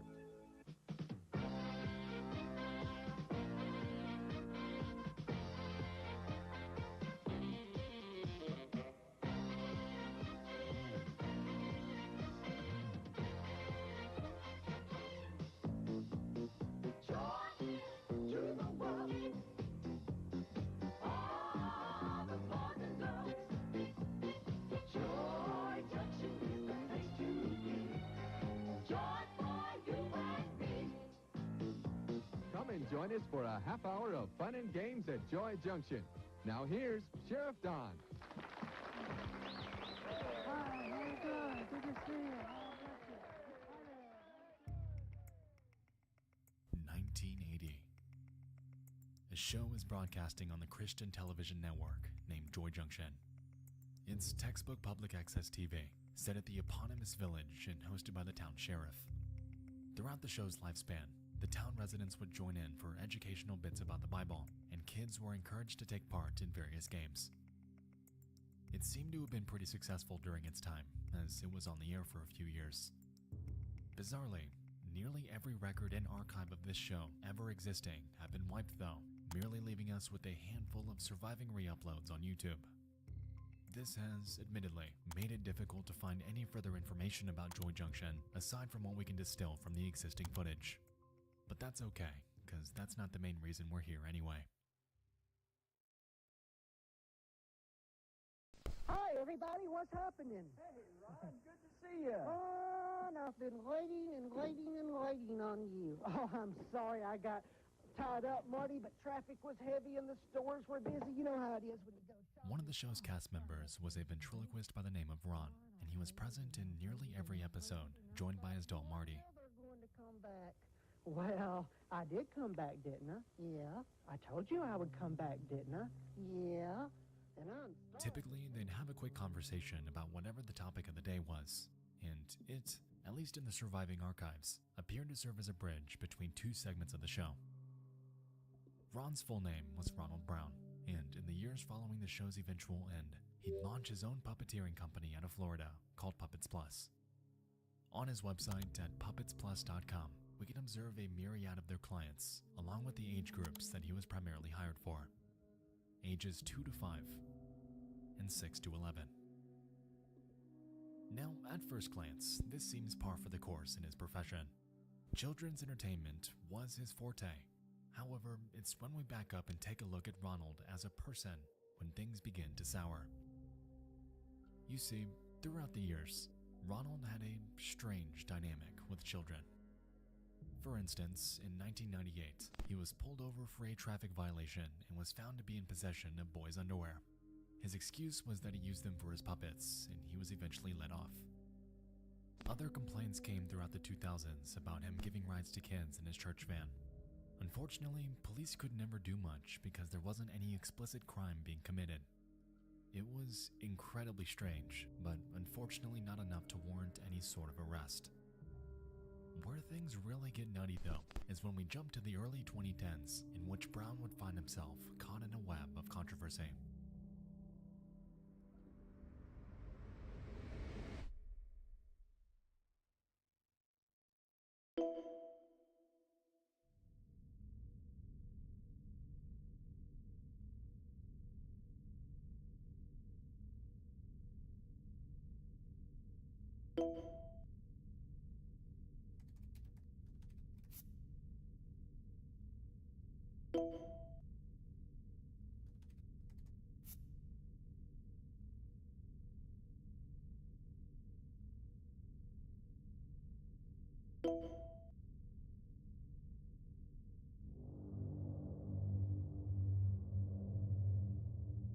In May of 2012, a man named Michael Arnett was arrested after a sting operation.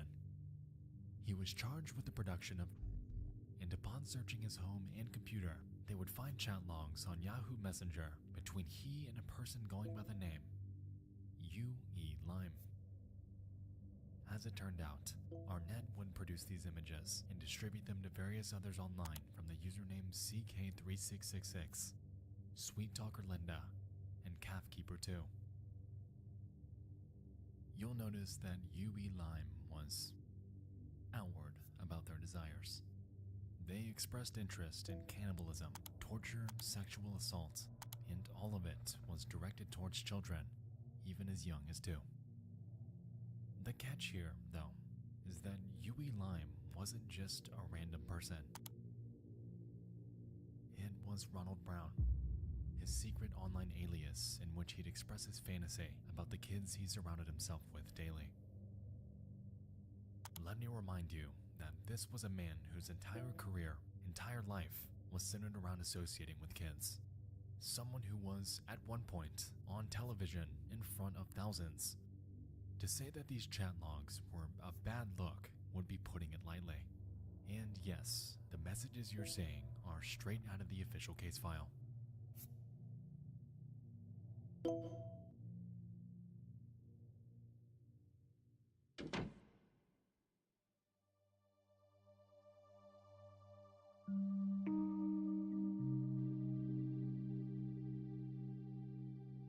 After corresponding with Yahoo.com, authorities were able to track down Ronald Brown and tie his username to a profile on a necrophilia website named cutedeadguys.net. Ronald's profile has been lost to time. However, through his own case report, we're able to find details describing it. On this site, his bio read, "I love them young and dead. I enjoy them fresh, but like to see them displayed in their casket too." And a few snippets from his post history. "I like the blonde boy. Would love to snuff him. Very hot pics. That boy looks dead. I like that one. I'd love to kill them." It's safe to say that at this point, there was more than enough to warrant an arrest. And on July 19th of 2012, that notion would finally become a reality. Federal marshals arrested a Largo man for possessing and conspiring to kidnap a child. They say he was a puppeteer who performed for children in the Bay Area. News Channel 8's Yolanda Fernandez has been following this story for us. She is joining us live tonight from Pinellas County. Well, Keith, 57-year-old Ron Brown is here in the Pinellas County Jail tonight. Federal investigators say it was his gruesome and very graphic online chats with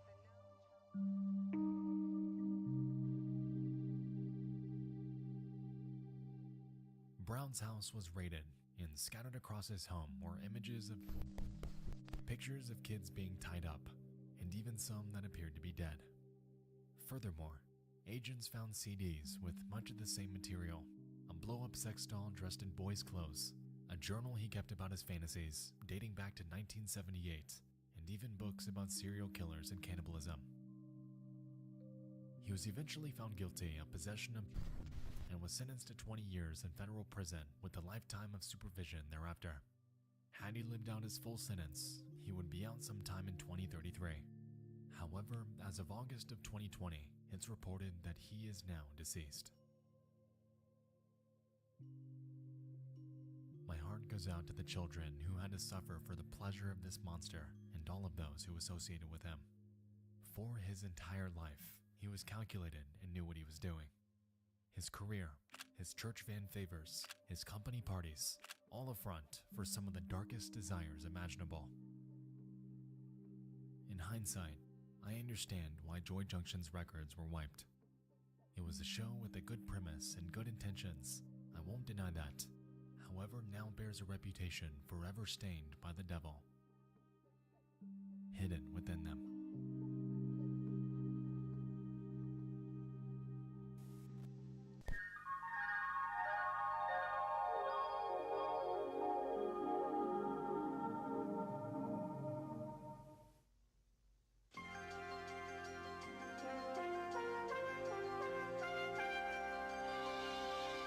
Before we continue, just a couple quick announcements. First off, I'd like to formally announce my second channel, called Nexpo After Hours.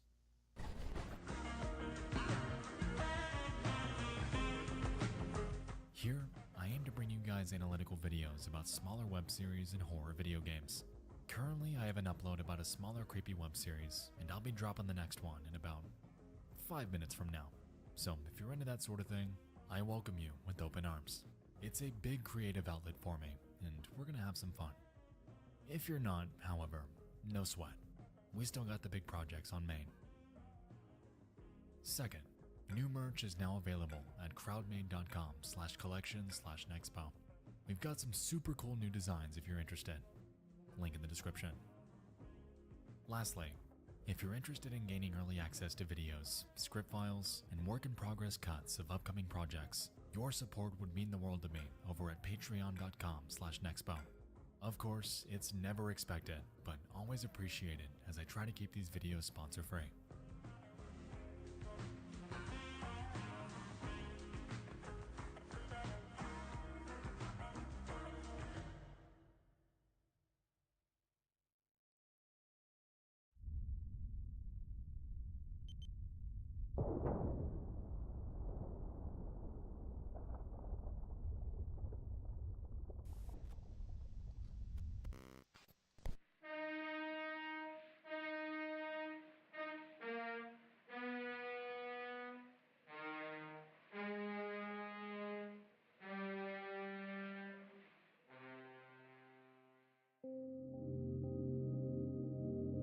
The year is 1928, and a romantic disaster film about Noah's Ark hits theaters.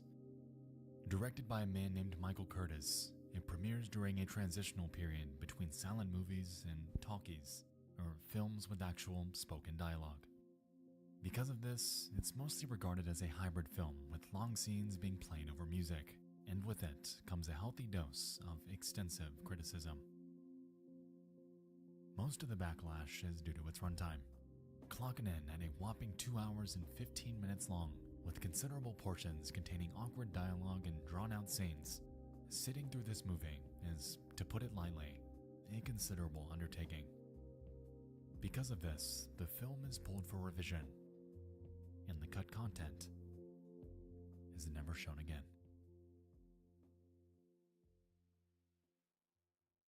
A good portion of the cut footage came from what the movie is mostly known for today, and that's the flood scene.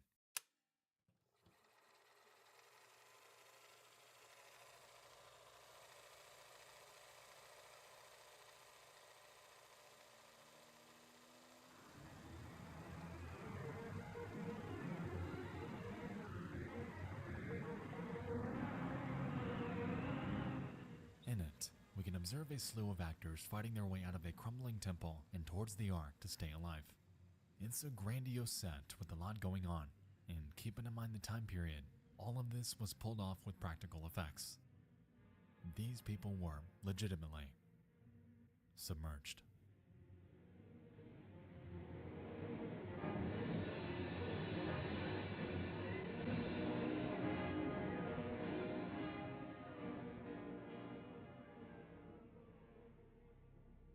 Some might consider the acting here to be pretty well done. Like I said, this scene is grand, and due to the time period, was all pulled off practically. The thing is, some of these actors weren't actually acting, as during this scene, 3 actors drowned and 1 reportedly lost their leg. This was the result of over 600,000 gallons of water being dumped across the set, something that the film's extras were reportedly unaware of. It's been reported that, before filming commenced, Michael Curtiz was warned against putting so many people in danger. However, he shrugged it off, claiming that the extras were expected to be prepared for anything, and that, quote, they're just gonna have to take their chances. In the original cut of the movie, it's rumored that you could see these deaths happen on screen with a much more fleshed out flood scene. However, since the revisions, that original version is forever considered lost. It's rumored that Curtiz was in pursuit of relentless perfection. He wanted this movie to be grand and authentic. However, in this chase came a loss of life that did not need to happen, leaving Noah's Ark forever stained with an enduring legacy of tragedy.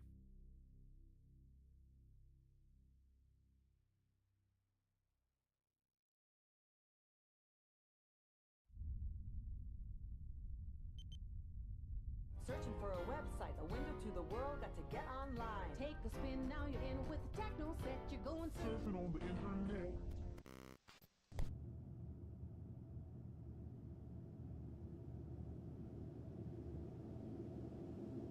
On the 2nd of July 2014, an ad was made on Craigslist.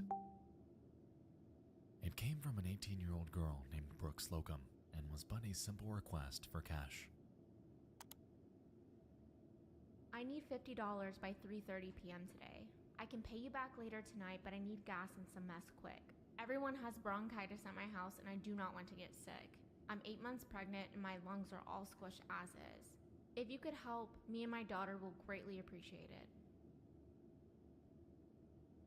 This post remained untouched for 10 days.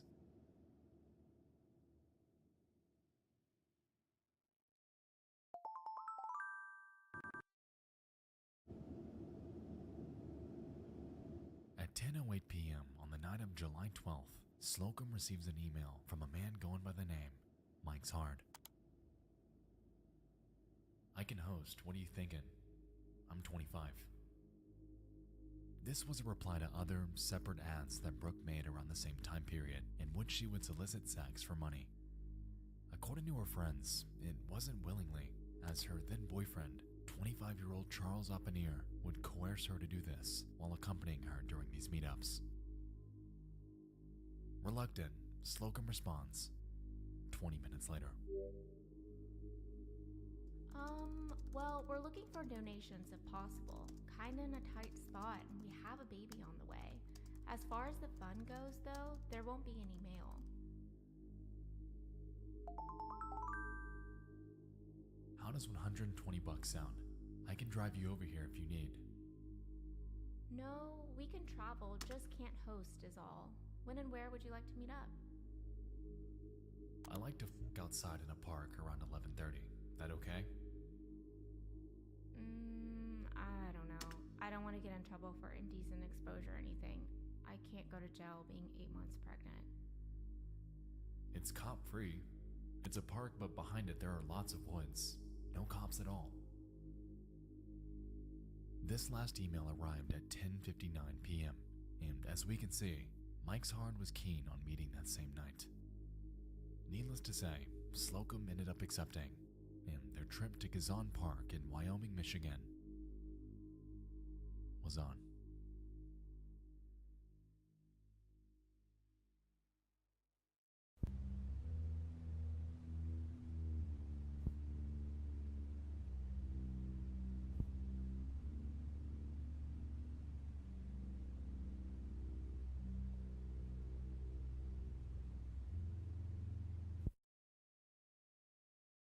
It's midnight.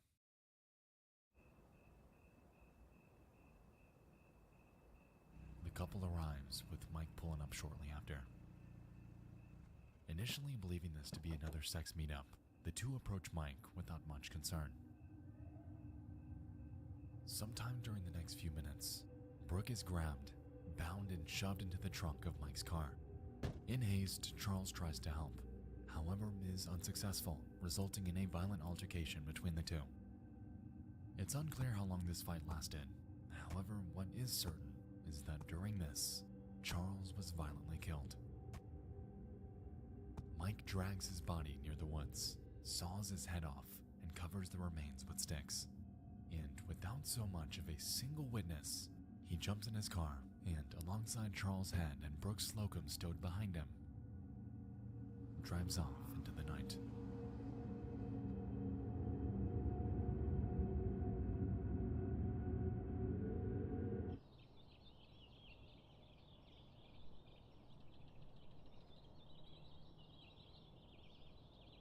After realizing that Oppenhier's car had not moved in days, police began probing on his whereabouts. When asked, his parents drummed up nothing, his work nothing. No one knew where he was, but his car was there. And so they began searching the park on July 17th, 5 days after the incident with Mike's Hard. Upon scouring the wooded area that lined its back end, they then discover a headless body under some brush. And it was later identified as Charles Oppenhier.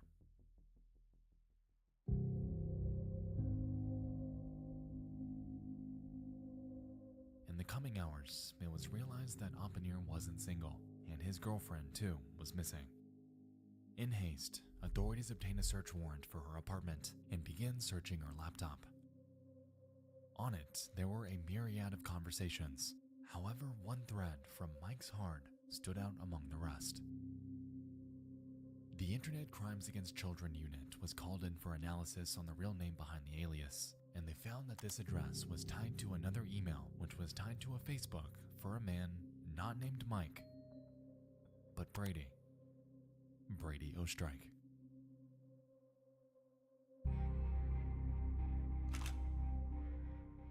They stake out near his home while they await a search warrant. There wasn't enough evidence for an arrest warrant by this point, so that was a frustrating roadblock. The hours ticked by without much happening. However, around 9 p.m. on the night of July 17th, Brady would be spotted jumping into his car and leaving his home.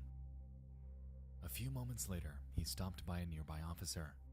Before they could get to him, though, he takes off, leading to a grueling pursuit.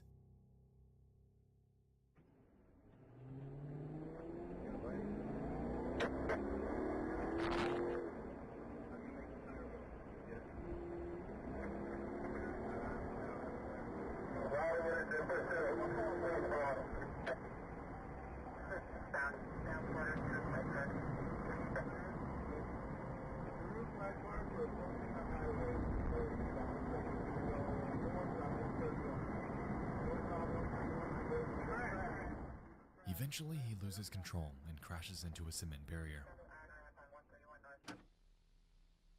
As the officers pull up for apprehension, however, he on the head and falls forth to his death.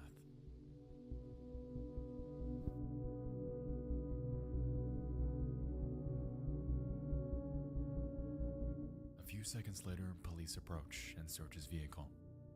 In it was 31-year-old Brady Ostrike, dead in the front seat. And in the trunk, stuffed within a suitcase, was 18-year-old Brooks Slocum and her unborn daughter, both of whom were deceased.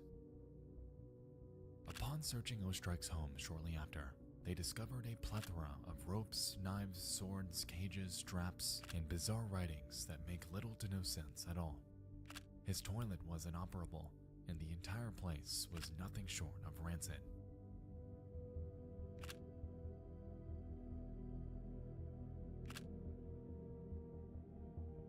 Most interesting of all, however, was the discovery of cameras. As it turned out, he had them all over his home so he could document his actions. And what you're seeing here is Ostrike as he prepares the basement he kept Slocum in for those agonizing 5 days. Now, there exists footage of Brady Ostrike's grueling torture of Brooks Slocum. However, you'll never see it. The police department has gone on record to say that they will never release it, however describe it as something straight out of a nightmare. During the time Slocum was captive, and even when police were right outside the home, she was locked in handcuffs with a chain around her neck. Reportedly, Ostrike had bound her arms to the ropes hanging from the ceiling and left her dangling while he sexually assaulted and tortured her before strangling her to death. All of this was captured on film. Years later, Oppenier's head was found off some back roads 17 miles north of Gizon Park. It's a chilling end to a disturbing online saga and really drives home the fact that you really don't know who it is you're meeting with on Craigslist, dating apps, OfferUp, what have you, until you actually come face to face. What began as a simple request for just $50 had led to the loss of 3 lives following a days-long nightmare orchestrated by a depraved man. The torture footage is, as of 2022, considered indefinite lost media that may never see the light of day. However, considering what exactly it entails, I don't think we'd really want it to.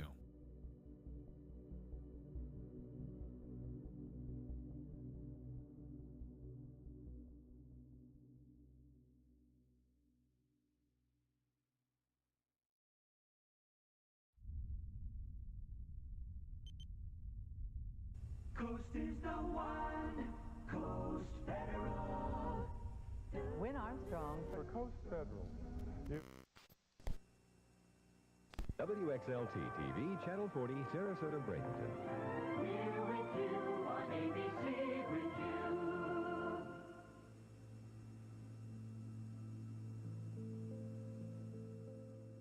The year is 1972, and a reporter named Christine Chubbuck eagerly lands a job at WXLT Channel 40 in Sarasota, Florida. Initially hired as a reporter, she was reassigned to a spot named Suncoast Digest, a local affairs segment that ran at 9 a.m. every Saturday. During her time there, she'd become attracted to a fellow reporter named George Ryan and would seek his attention by baking him cakes and expressing a desire to hang out. When she realized that he was already romantically involved with another coworker, however, it was detrimental to her self-image, as Christine historically had difficulty finding love. According to her family, she'd go on dates with various men throughout the years, however had trouble connecting socially with them. On top of this, by 1973, Chubbuck underwent surgery to have one of her ovaries removed, and as a result, her doctors began to pressure her, claiming that if she wasn't able to conceive within 2 to 3 years thereafter, she may never be able to.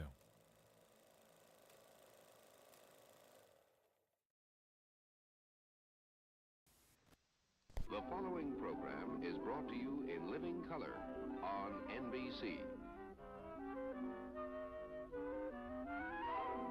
Super spy Fred Flintstone is off on the trail of the mysterious Green Goose, a master of Tonight we begin with the death of a man armed with scissors. He was shot by police 24 times. Do something. Get him to do something about the problem. Meantime, they say they're going to back the leafleting up with a meeting this Friday with city and state officials. Good evening. More than 100 people were reported dead in a plane crash near New York's Kennedy Airport this afternoon. The plane was an Eastern Airlines 727 nearing the end of the... As 1974 approached, Chubbuck witnessed a shift in news methodology.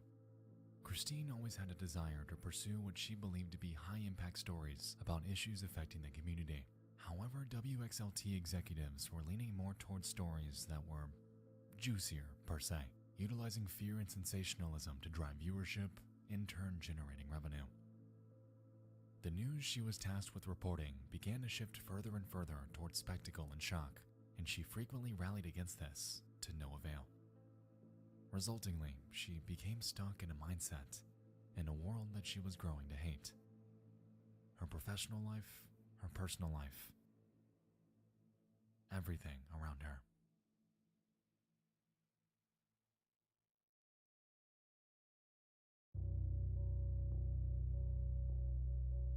Good evening, I'm Steve Newman, and this is Channel 40 Weather Watch. It's going to be even cooler tonight than tomorrow night than tonight. The reason for this, with the passage of the cold front today, when we picked up some showers, skies have cleared very nicely. And as a result... On the 15th of July, 1974, Christine enthusiastically entered the station. Instead of opening Suncoast Digest traditionally, however, she claimed that there was a newscast she had to read to open it, something that hadn't been done hitherto. She takes her seat at the news desk, and for the first 8 minutes, opens her segment about 3 national news stories and a shooting that took place the day prior. Following this, a film reel of the shooting was supposed to play, but had jammed, leaving a few moments of dead air. In response, Christine apologized for the error before taking out a script she had handwritten and reading to the viewers the following.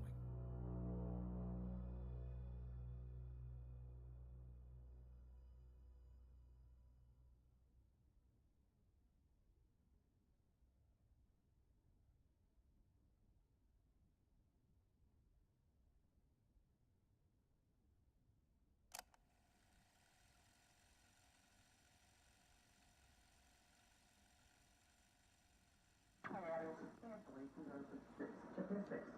This weekend, being typical of the recent rash of violence, saw one man stabbed, another assaulted, and a third shot and wounded.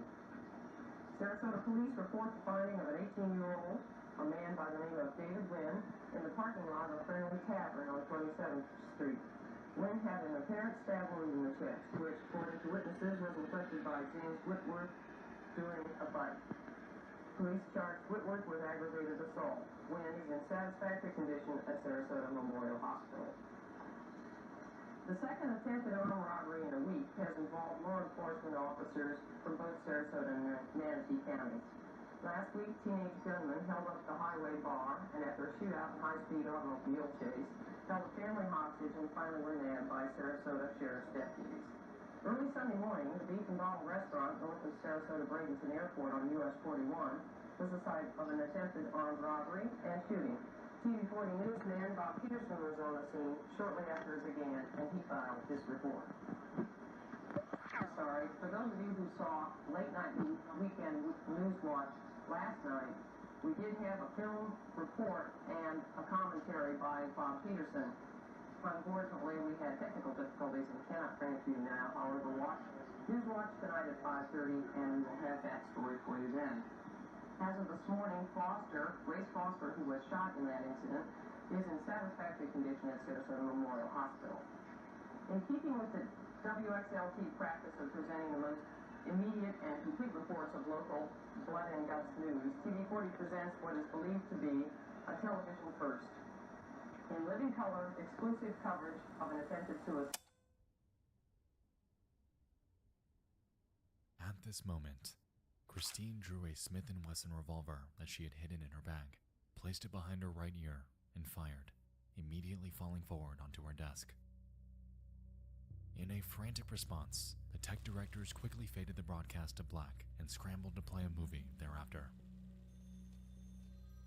Calls began to flood in, with viewers questioning the authenticity of what they just witnessed, with some believing that this was just a morbid joke or a prank. However, it was far from it. She was rushed to Sarasota Hospital, and back at the station, the news director, Mike Simmons, had discovered 2 pages of a script left behind by her. The first page contained what we heard prior, however the second was a follow-up intended to be read by a third party. Today, Christine Chibuk during a live broadcast. She was rushed to Sarasota Memorial Hospital, where she remains in critical condition. Surprisingly, Christine's prediction turned out to be correct, not only because she was at that very hospital, but because she remained in critical condition for 14 hours until her eventual death. Christine's body was cremated and spread in the Gulf of Mexico, marking the end of a life full of despair. To those around her and to her loved ones, however, an agonizing void was left that would forever go unfilled. Reportedly, only one tape of this incident existed and was kept by Bob Nelson, the station's owner. After his death, his wife Molly would inherit it before handing it over to a law firm for good.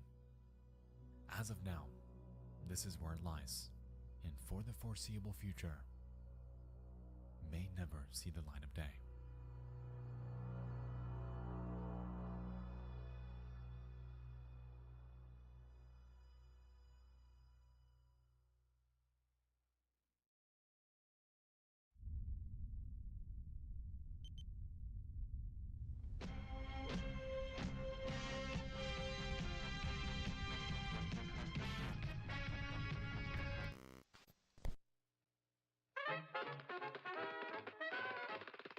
return after these messages. Good morning. To preface this last entry, I'd like to state from the outset that the following could be absolutely nothing. The answer could be completely mundane. However, the footage in this section has personally stood out to me because of how bizarrely out of place it is and how little info there is about it. I was gonna put it in the next disturbing things. However, I think it fits better here.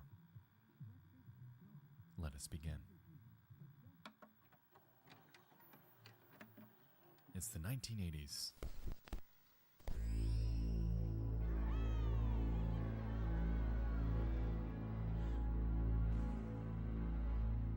Beetlejuice makes its debut.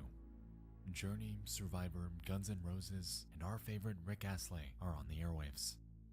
And over on a stand-up comedy show named An Evening at the Improv, a child actor turned musician named Corey Feldman is world premiering his latest track, Something in Your Eyes. Okay, ladies and gentlemen, I'm going to start the show off tonight a bit differently than usual. What I'm going to do is I'm going to world premiere my song that I just finished writing and producing with Michael Damian for my new movie, Dream a Little Dream, with Jason Robards. It's called Something in Your Eyes. I'm going to do it right now.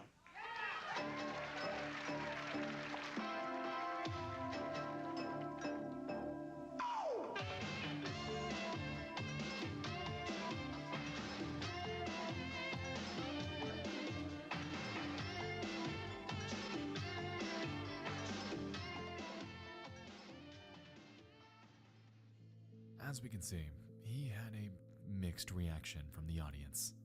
Clearly lip-syncing and taking inspiration from Michael Jackson, he employs dance moves in a musical style that attempts to emulate them. Upon looking through comments about him on YouTube, it's clear that history hasn't exactly been kind to Feldman. But that's beside the point. The reason I bring this video up in the first place is because, towards the song's end, Feldman's producer makes an incredibly strange cutaway to something that is very out of place for a video like this. Have a look. You shouldn't have let it go. You should have held on. Stop running away.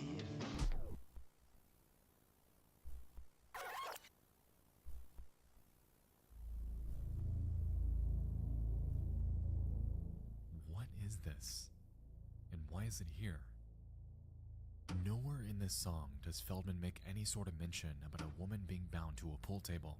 And after performing a cursory scan of his other music videos, cutaways like this never happen again. This seems eerily out of place, and discussion about this is painstakingly few and far between. The only mentions I could find about it were from Reddit and a few YouTube comments. However, none of them garnered much attention, and their sources are pretty much non-existent. With that being said, let's circle back to the footage so we can break it down ourselves. As we can see, the video of this woman was patched in post-production. Unlike the other cutaways that happened prior, this one has a different border. It's in black and white, and seems to be slightly lower quality than his music video. In the footage, we have a woman with brown or black hair tied up on each corner of the pool table, is in what appears to be a small room with a swinging light above her, and seems to be moving because of discomfort. To me, this footage could be one of three things. Either it's a scene from an obscure movie, a cut of a film, or it could be from a legitimate film. Personally, I believe it's one of the first two, given how obvious this cutaway is on something that's been seen by hundreds, if not thousands, of people. If this were truly as sinister as it's been rumored, it would be a pretty stupid move to put it there. Regardless, this cutaway is one of the weirdest edits I have ever seen, and I'm still struggling to drum up a reason as to why it's there in the first place. I'm curious if you know anything about this, if you've seen it before, if you've heard about it, anything. This is a weird little mystery, and this is where I'm calling for your help. Who is the woman on the table?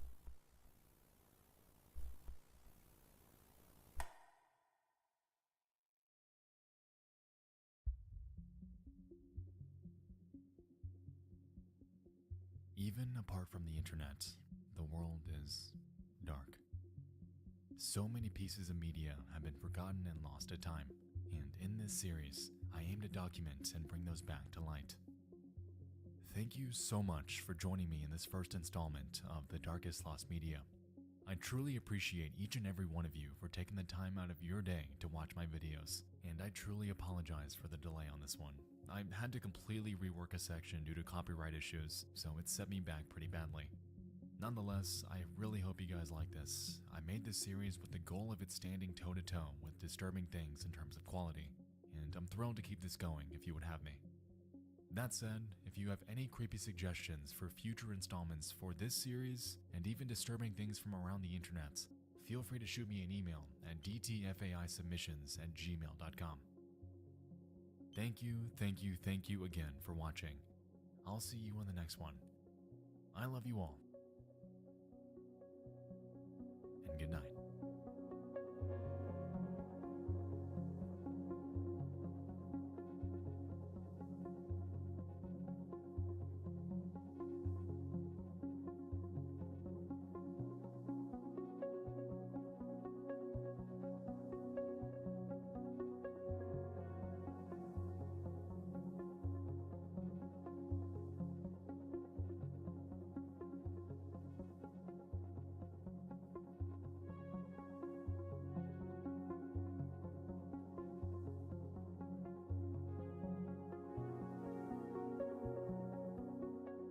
Security tells me they do not expect a third raid of Ronald Brown's trailer home in Largo, at least not anytime soon. At this hour, bags of possible new clues seized late last night are headed for a crime lab.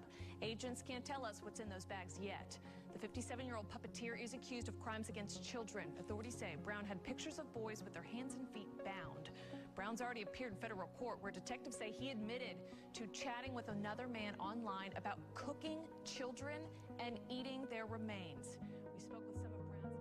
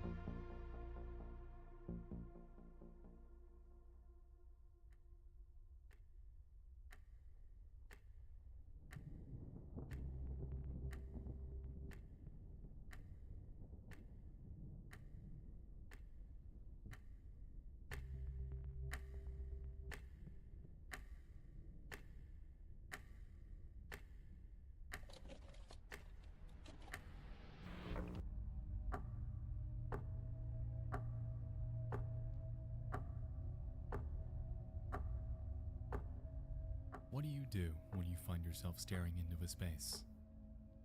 Empty, yet terrifying.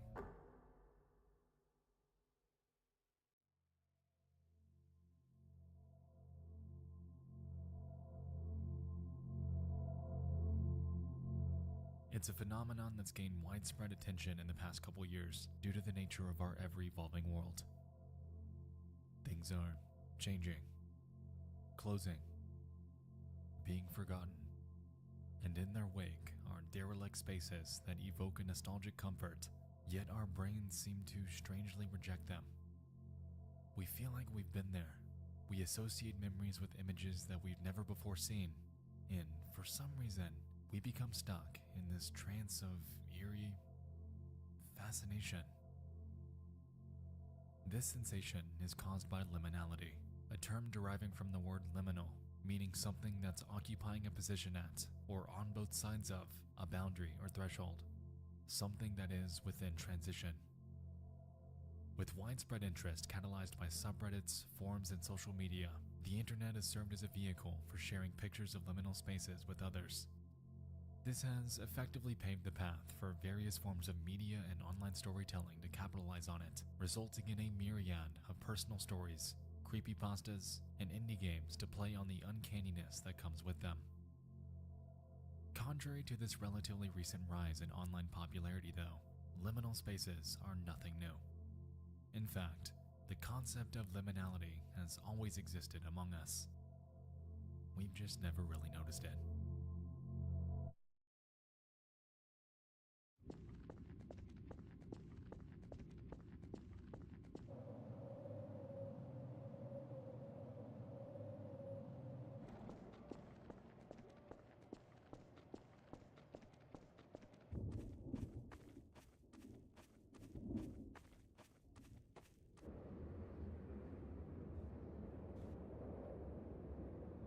What is it about source maps that unnerve us?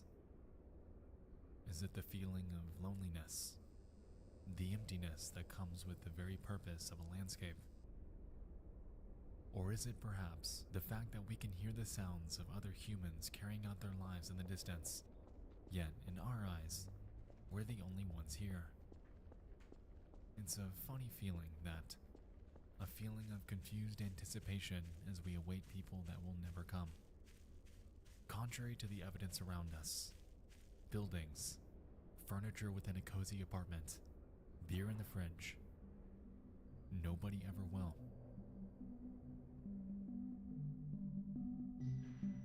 Throughout the late 90s and into the 2000s, video games were playing on the trope of liminal spaces without even knowing it.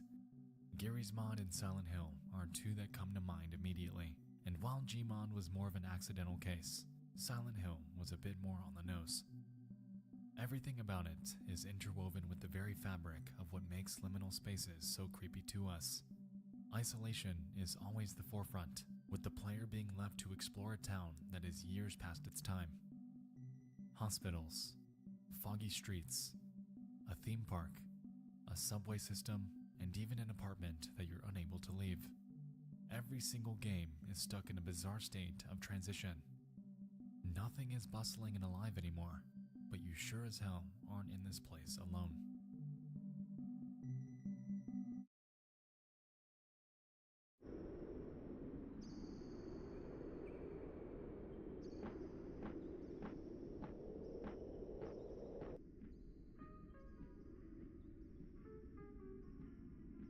No Players Online is a 2019 indie horror game that takes this notion and cranks it up to 10.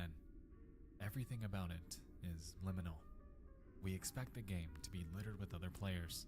We have the overwhelming sentiment that the space we're currently exploring was, at one time, the home to thousands of multiplayer matches. Yet, we're alone. No players are online, but us. And I think this is where most of the lingering dread of a liminal space stems from. The anticipation, the expectation that someone else should be around, as is life, yet there isn't. It's the foundational rejection of loneliness that's hardwired into our brains, and when this loneliness is portrayed through art and even photos of reality, that is where the uncanniness sets in.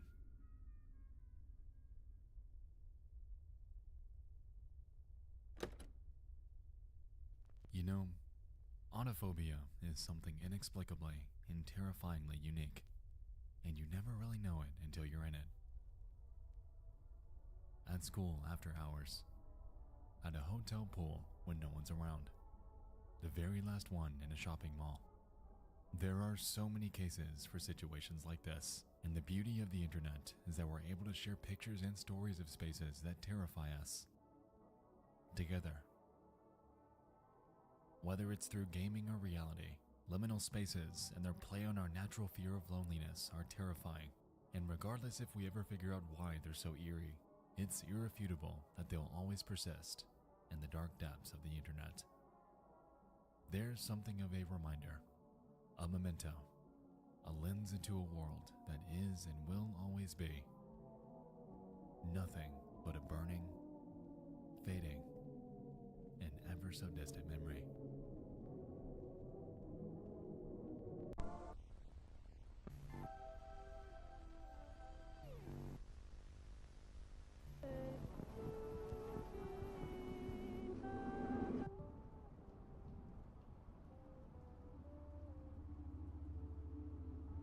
It's late at night, and cozied up in your room watching creepy YouTube videos.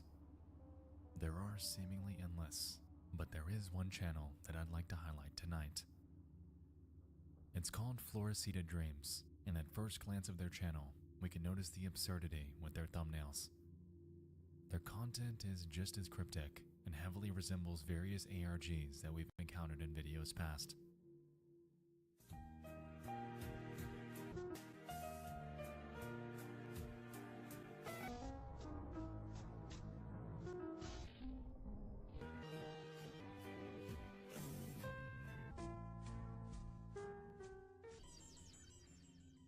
It's in Spanish, but that doesn't discount how strange it is.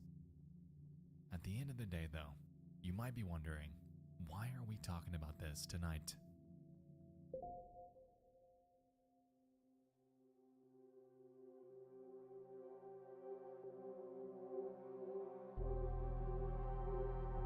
In the midst of scouring for topics to cover, I was sent an email by a person named Joshua. A link to this channel and their explanation of it states the following. After Spanish cartoons broadcasted in Mexico, there used to be a PSA showing missing people with their pictures and info on their last known whereabouts. One girl that showed up consistently was named Celine Delgado, and her only picture was of very poor quality, eerie, and her features were very vague. The actual video's in Spanish, but from what I understand, they suggest that she doesn't actually exist and was artificially made specifically to appear unsettling so people would better remember the broadcast. Interesting. The video in question was uploaded on September 2nd of this year and is titled Cinética del Patrón, Celine Delgado. Let's have a look.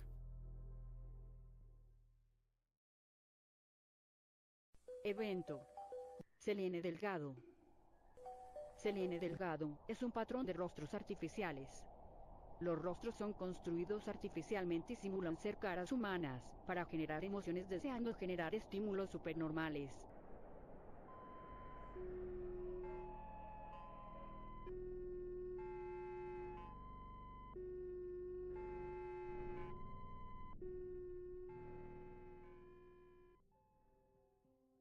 Alright, it seems bizarre, but they're onto something. At the beginning of the video, Floresita seems to assert the hypothesis that the face of a woman named Celine Delgado, quote, kinetically fits non-human, AI-generated faces using the constant tau. They go forth to explain the uncanny valley and how facial reconstructions cause uneasiness in those that encounter them. Following this, they superimpose various faces with the resulting images off to the right, and among these, Celine's face is shown mashed up with various others. They display a few examples that are, admittedly, eerie, and ultimately argue that the identity of this Celine Delgado is, as Joshua stated, artificial.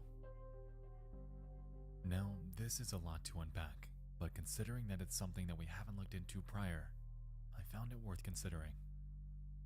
So, who is Celine Delgado, and how did she become wrapped up in this eerie shroud of urban legend?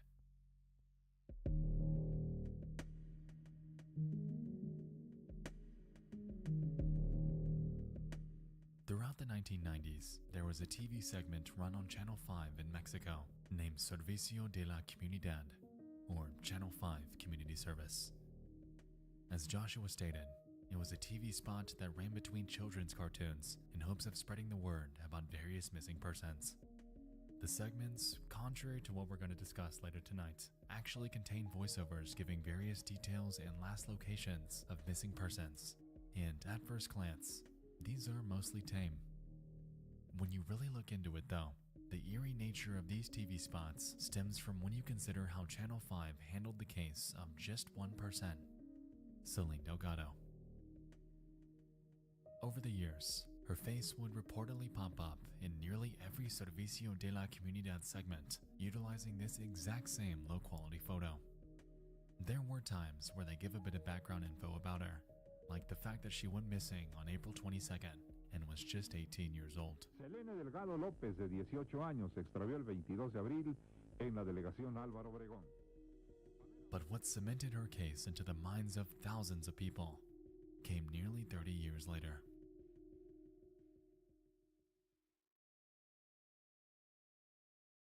Time for lunch, munch, munch. Time for a munch, crunch, crunch.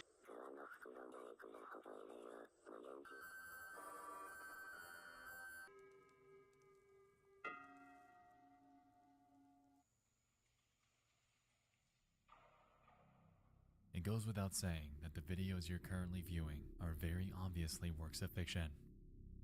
They were part of a stunt pulled by Channel 5 on their official Twitter page throughout 2019 and 2020. During this time, they were known to upload obscure, eerie videos to their account, only to delete them just hours later. It was an antic that ultimately catalyzed their rise to the Twitter trending page on numerous occasions, and also drives home the point that this real-world TV channel is not above messing with you. In the midst of these posts, though, came one that involved a familiar name. This one. Posted after midnight on the 20th of February 2020, we can clearly make out the name Celine. Given that she was what many presumed to be an actual missing person that was constantly broadcasted on a kids channel over the span of years, it gave birth to a new sort of urban legend that the Floresita Dreams channel was entertaining. The hypothesis that this person is potentially not real. The major argument stems from her missing photo. Many have stated online that it appears common, basic, and fake. This, combined with the lack of any online record that has ever been found about her, has led to a breeding ground of online hearsay, creepypastas, and hoax videos to command the conversation about her.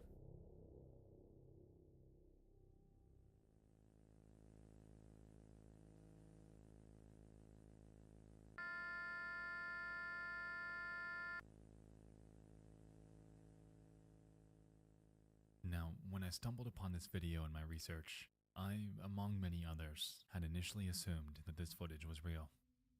Keeping in mind the other hoaxes and pranks that Channel 5 has played on its viewers, combined with the unconventional nature of these broadcasts being played on a kids channel, I didn't doubt that they'd pull a prank like this to make her name stick with you.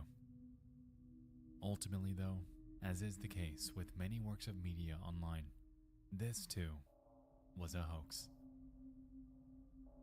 But that doesn't discount the weirdness of this story. The way that Channel 5 has and is handling her name makes it seem like she's nothing but a tall tale. And unfortunately, given the nature of the internet, many have run with this notion. Regarding the real case of Celine Delgado, unfortunately nothing has ever come of it. She has, as far as anyone knows, never been found, and her case has sat that way for decades. Personally, I think Celine Delgado, contrary to the rumors online, is indeed a real person. The argument presented about her having a fake face just doesn't seem plausible. Her image is low quality because it was the 90s. Her record likely did exist, but was never digitized. The uncanniness of this image would be exponentially higher if this actually were fake, and it just doesn't make sense for a channel to slip a random fake person in their broadcast that would most likely never have been noticed back then. To me, Celine Delgado was a real person with a story that likely never received any sort of closure, and a person that is now forever wrapped up in the realm of urban legend.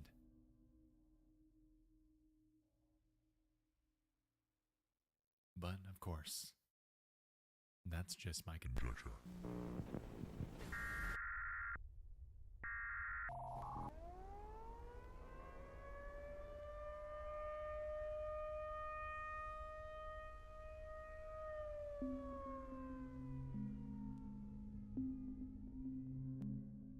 the span of April 8th to April 9th, 2015, a devastating superstorm would wreak havoc on much of the central United States. 27 tornadoes ranging from EF0 to EF4 would touch down within the span of just 36 hours, resulting in immense devastation throughout Kansas, Missouri, Texas, Oklahoma, and Illinois. While most of them were rated as an EF1 or lower, by far the most destructive would impact a small rural town named Fairdale. Reaching wind speeds of up to 200 miles per hour, this 41-minute storm surge would ultimately become infamous as one of the worst natural disasters to impact the region in nearly 25 years.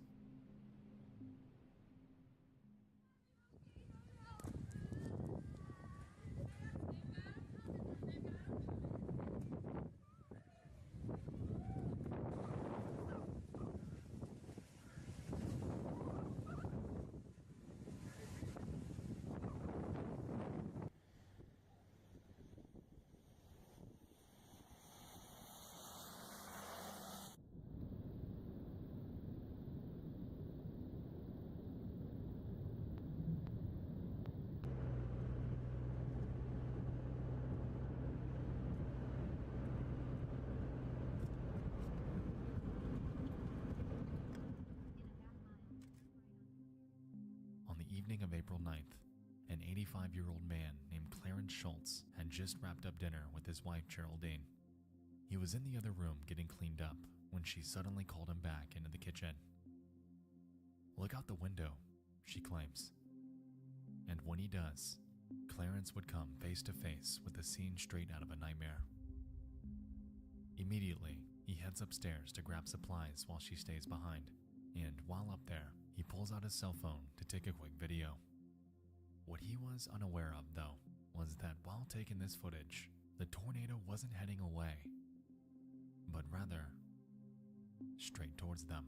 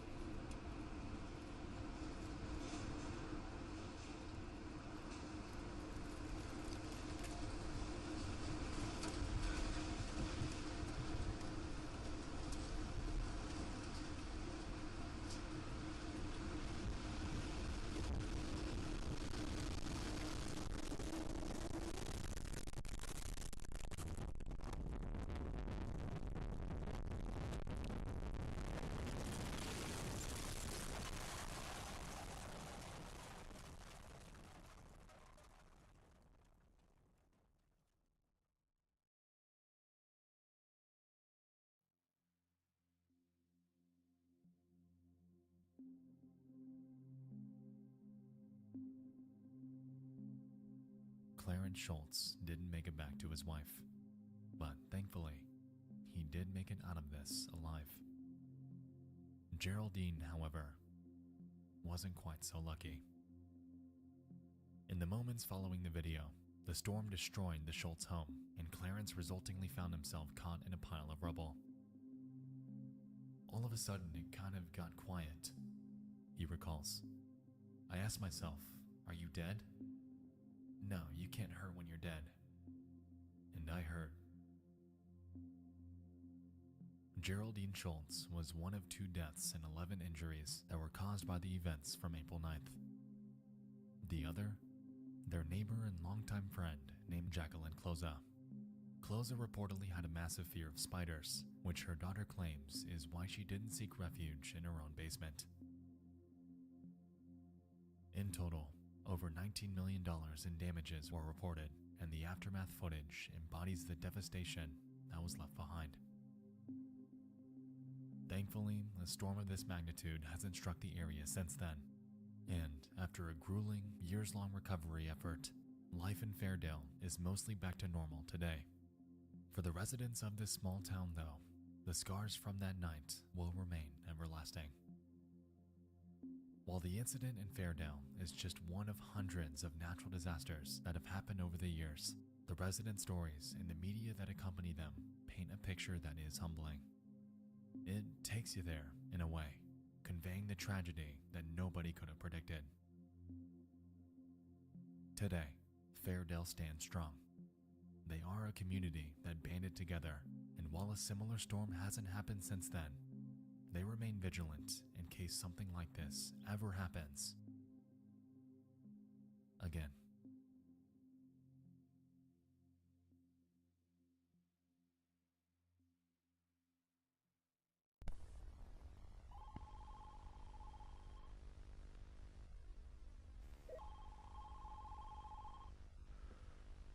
What are you reporting? Yeah, my house is getting robbed right now.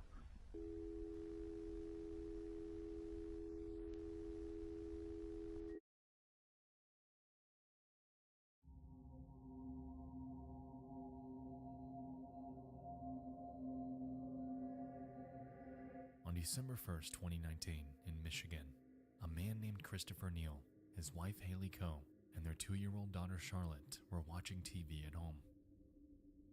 The family had just moved here from North Texas, so they were still getting settled in. All things considered, the night was going okay, and nothing was out of the ordinary. At around 10 p.m., the three hear a loud noise at the front of the house.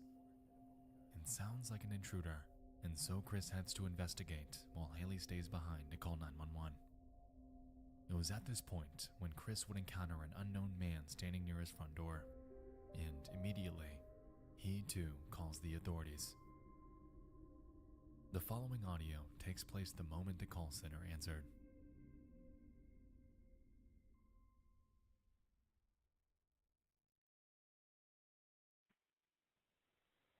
911, what is the location of your emergency? Yes, there's a man in my house right now. What is, hold on, stop for a second. Whoa, there's a man in my house. I need you to give me your address first. 6300 Proctor Avenue. Is that a house or an apartment? House at the end of the street. Why are you in my house, bro? Tell me when you talk to him. You don't get speakerphone. Why are you in my house, though?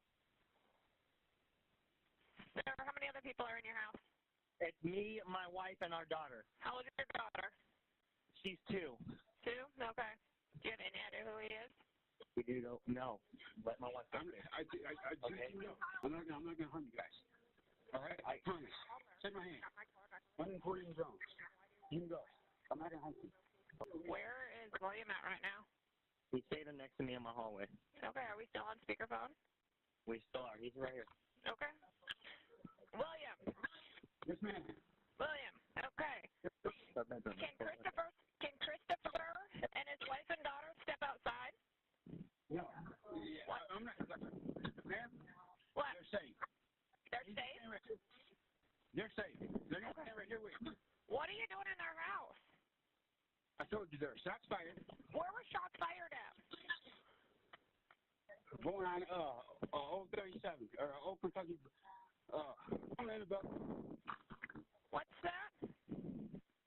Stop right here with me, man. No, I ain't going anywhere. You're going there with me, man. Bro, turn the light on, please. William. Turn the light on. William. Yes, ma'am. What are you trying to have them do? He's coming in the room with me. That's it. Why is he going in the room with you? Why are you locking that door? Don't lock that door, bro. You all right, man? I can hear you my word, man. You're straight. I get what you're saying, but you got 2 guns, bro. You're safe. You got 2 guns? How trying to play crazy, man? I'm not doing anything. William. Get in my house, man. I'm sorry, man. William, listen to me. Why are you here in the first place? William, can you listen to me? Yes, ma'am. I need you to put those guns down because I've got officers that want to help you. I have officers that want to help you and keep you safe. So I need you to put those guns down. Who are you, man? I'm 911. I've got help for you. I need you to put those guns down so that they can get you the help that you need. I want police here so I can be safe. The police are there, William. The police are there. No, they're not. They are there. They're there. I've got a lot of deputies there. Look, man, listen. I'm not harming you, I promise. My word. My life just got threatened, man. I can hear you, bro. You understand me? I hear you. It got threatened last night. Okay, I get you, bro. I'm not harming you, or your children, or your wife.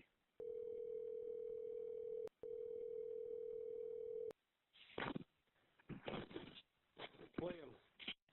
Yes. Hey, this is Joe from the Sheriff's Department. How are you, man? Slide your bag underneath the door. Don't come through that door. Okay. We're not going to come through the door, man, but I just want to talk to you and find out what's going on. Don't come through that door. Slide your bag underneath that door, man. Well, I'm not even up by the door, man. I'm outside the house. Way outside the house. Stop playing games with me, man. What's got you all worked up today, man?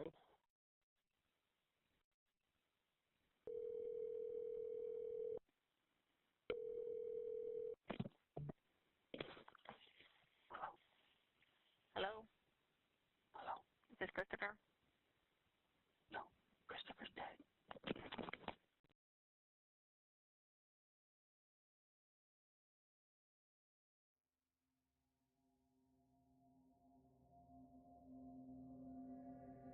Contrary to the man's claim, Chris wasn't dead the moment he said it. Minutes later, though, he would be. After hearing the gunfire, police forced their way into the home. During their advancement, 3 officers were shot and would sustain non-life-threatening wounds.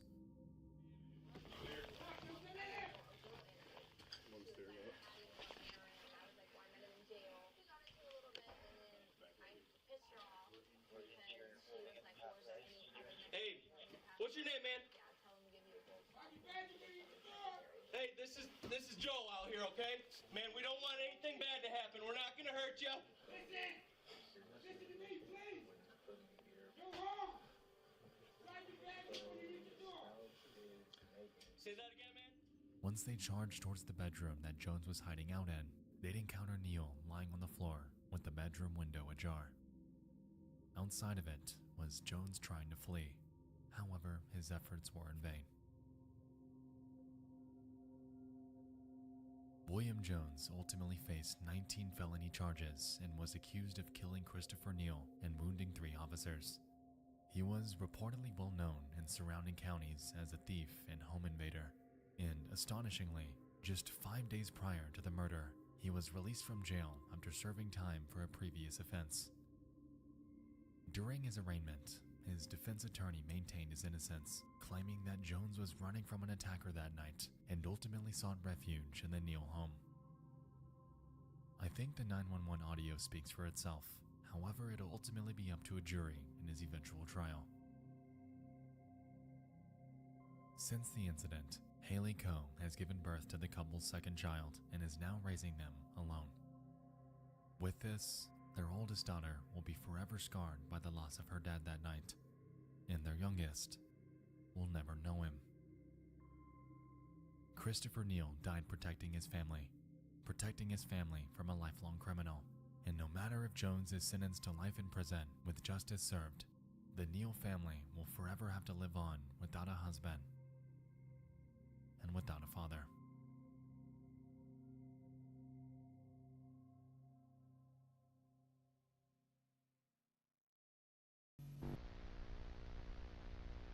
Coverage of a missing persons investigation is not a whole lot to go on, and that is why we need...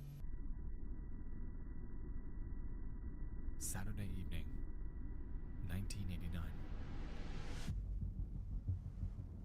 Central and North America are recovering from a recent Category 5 hurricane.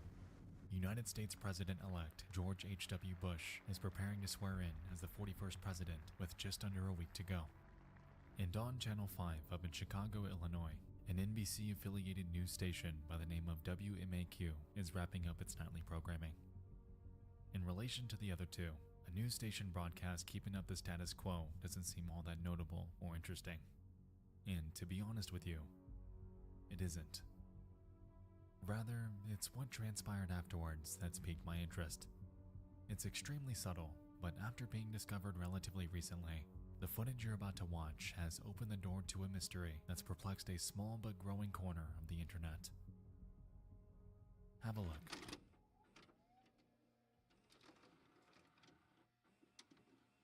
This is WMAQ-TV, Channel 5, NBC Television in Chicago. We now leave the air and wish you a pleasant good morning.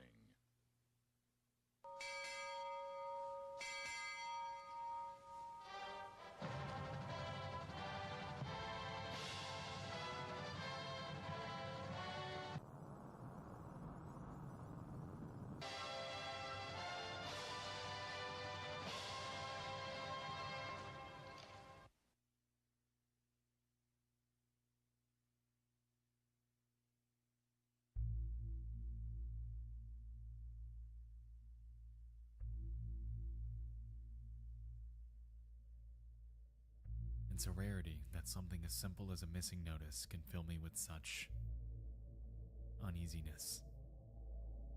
And I think it's because this TV spot is so obscure. This image is incredibly low quality, and there's effectively nothing to complement it. No height, weight, or age. No information about where they were last seen. No family contacts. No investigative progress reports. No voiceover to fill you in. Absolutely nothing. This just exists as a late-night post-broadcast info screen shown at a time when most viewers likely directed their attention elsewhere. All we're left with is the name Joanna Lopez, a poorly lit photo of her face, and a now defunct phone number that's been found to lead to the youth division of the Chicago Police Department. Something about the way this was presented just seems off, and considering the current online discourse about it, I'm not alone in feeling this way.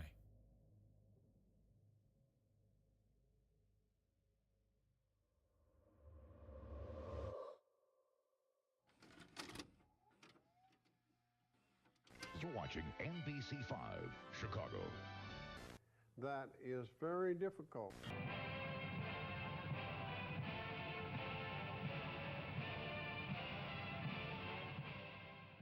Two years later, in 1991, WMAQ would once again wrap up their nightly broadcast.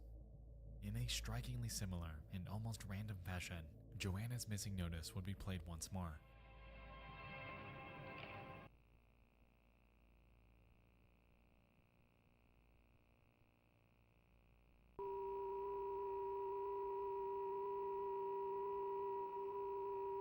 Considering the blink and you'll miss it nature of the notice this time, it too fell on deaf ears. There was, again, no supporting info about her, no updates that might have cropped up in the prior 2 years, still no age, height, weight, nothing.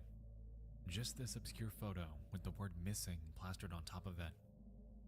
Given how long it was since the last update, combined with the implied lack of any progress in the search, it was beginning to seem that the chances of finding Joanna were dwindling as the days went by. And to date, not a single other update had ever come of this. Joanna Lopez has presumably never been found.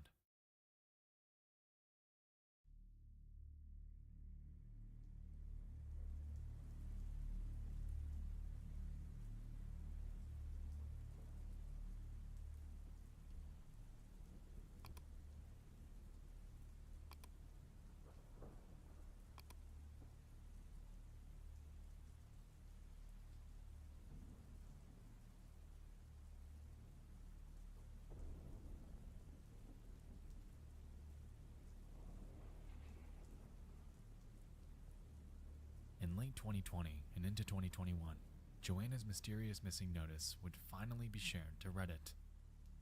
Two posts are known to have spearheaded the conversation, one by a Luke Inspire and another by a Chris Polygon. While Luke Inspire's came first, I wanted to focus on Chris's as this one prompted the most discussion. Simply titled, "The Very Obscure Disappearance of Joanna Lopez." Their post in Unresolved Mysteries outlines most of what we've already touched on so far. They go forth to claim that they have looked through various missing persons resources, however have found absolutely no information about her. Considering this is a subreddit devoted to discussing the unsolved, others quickly chimed in with theories on what they think might have happened. I think she was a runaway and was found pretty quick. Maybe she ran away again in 1991 and they used the same picture. 1989 and 1991 are not that far apart, and if she was in foster care, I doubt they had up-to-date pictures of her. Such a strange case. Wow, this one is strange. I found the number listed here as the Youth Division of the Chicago Police Department. So on the face of it, the number is in fact legit. I don't have the guts to call it, but it's there. Sounds like she escaped some kind of juvenile detention or probation. If it weren't for the reappearance of the photo 2 years later, I'd be inclined to believe that's exactly what happened. But then she was found and returned with her case never having a chance to escalate to federal involvement. The fact that it aired again in 1991, however, makes makes me think she was never found, and in the pre-internet days, her case simply slipped through the cracks. I hope I'm wrong. Throughout all of these, though, one comment stood out among the others. Posted by a proud evening star, they claim the following. Came across this post late last night and it creeped me out so much that I couldn't sleep for a while. It really is so sad to think that a person can slip through the cracks like that and seemingly vanish altogether. I've been scouring the Doe network for unidentified Jane Does in and around the Chicago area all morning, and the only possible case I could find is from 1994, here. I really hope we can find closure on this. My heart breaks for her. Interesting. Heading to that link presents us with a Jane Doe, 276 UFIL. She was found deceased in an alleyway, naked from the waist down. It goes without saying that our working evidence is tenuous. However, lining up this photo with that of Joanna Lopez, while considering the time and location in which she was found, postulating that this woman is Joanna isn't out of the realm of possibility. I've done some digging on various missing persons from around the time period and have also come up short with results. There are quite a few from around Illinois. However, their dates of discovery don't quite line up with the two missing broadcasts. It seems to me that Proud Evening Star has found the most plausible visual match out of nearly all the 1990s Jane Does from the area. But even this leaves us with much to be desired.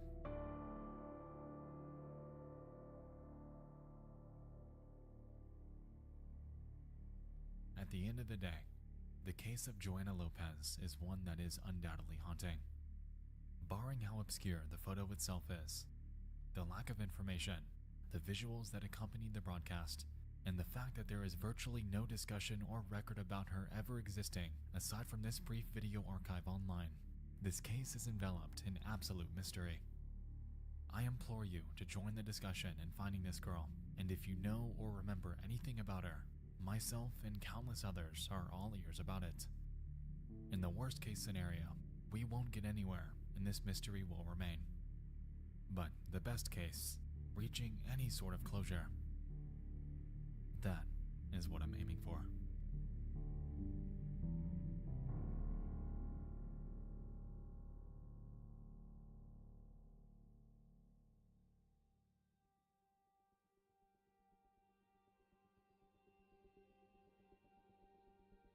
The internet harbors a vast abyss of content that is perplexing, intriguing, and immensely haunting.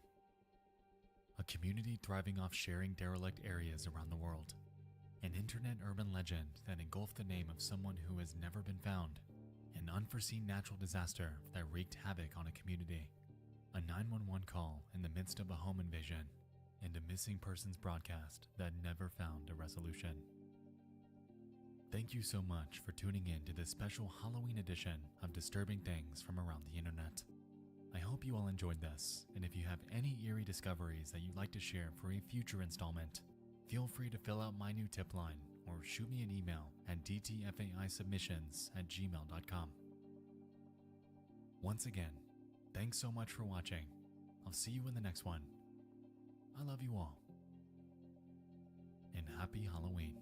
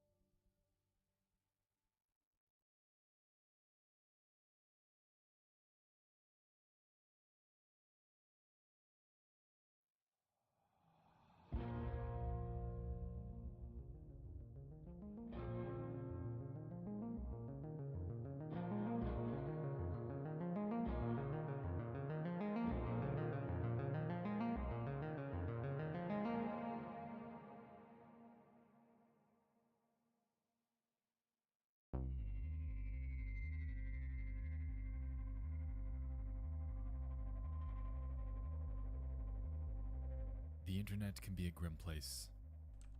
Surely you don't need someone like me to tell you that. Videos, live streams, works of art, posts, and pages about disturbing events that have happened in our reality are nothing but a Google search away. Underneath the no commentary long plays and the fast lane truck drag racing videos exists a vast ocean of eerie content that'll surely get you thinking, and just might keep you up at night. Welcome back to Disturbing Things, your one-stop shop for bite-sized, eerie finds that I've recently discovered online. This is episode 12, so if this is your first exposure to this series, be sure to head over to the playlist down below for hours of further content to envelop yourself into. Without further ado, it's time, once again, to dive into 5 more hand-picked and disturbing things from around the internet.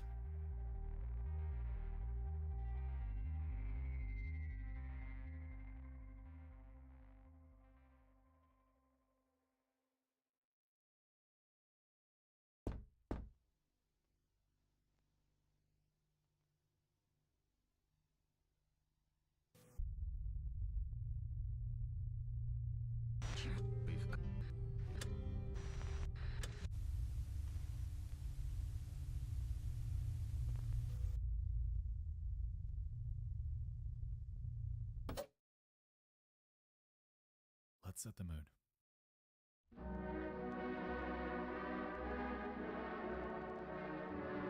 On the internet, there exists an album by the name of Everywhere at the End of Time. It was created in 2016 by a musical artist named James Leyland Kirby, also known by his stage name, The Caretaker. While I'm aware that on this show, I primarily cover real-world disturbing events, I wanted to discuss this piece of art since it perfectly encapsulates the disturbing reality of over 44 million people that are alive today. As you might have guessed by now, the album's an artistic expression of the numerous stages of dementia and how it slowly overtakes the mind, sending it spiraling into a wormhole of forgetfulness, twisted by a reality that they stray further and further from recognizing.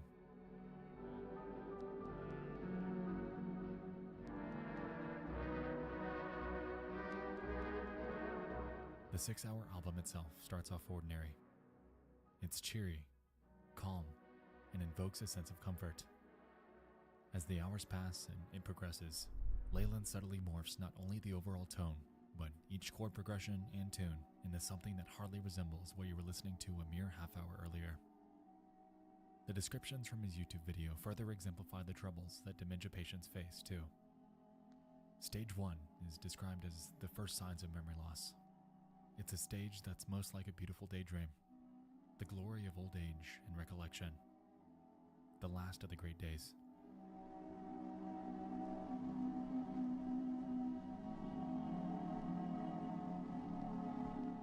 Stage 2 encapsulates denial. More efforts made to remember so memories can be more long-form, with a little more deterioration in quality. The overall personal mood is generally lower than the first stage, and at a point before confusion starts setting in.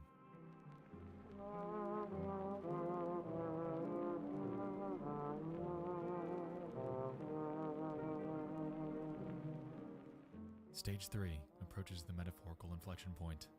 It's described as the phase where some of the last coherent memories exist before confusion fully rolls in and the gray mists form and fade away. Finest moments have been remembered, but the musical flow in places is more confused and tangled. As we progress, some singular memories become more disturbed, isolated, broken, and distant.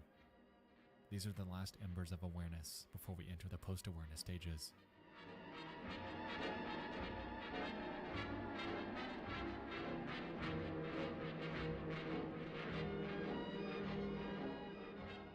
At the 2-hour and 8-minute mark, the album takes a stark tonal shift as it begins to exemplify the post-awareness stages.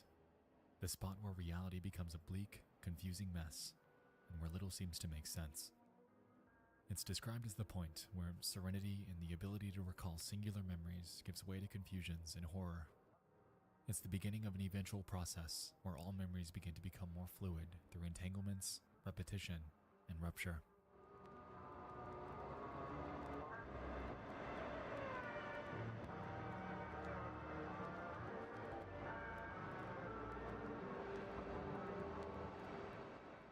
Stage 5. More extreme entanglements, repetition and rupture can give way to calmer moments. The unfamiliar may sound and feel familiar.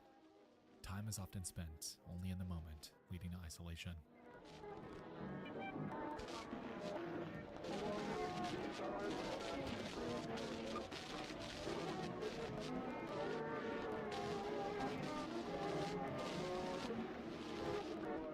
In Stage 6, one without description.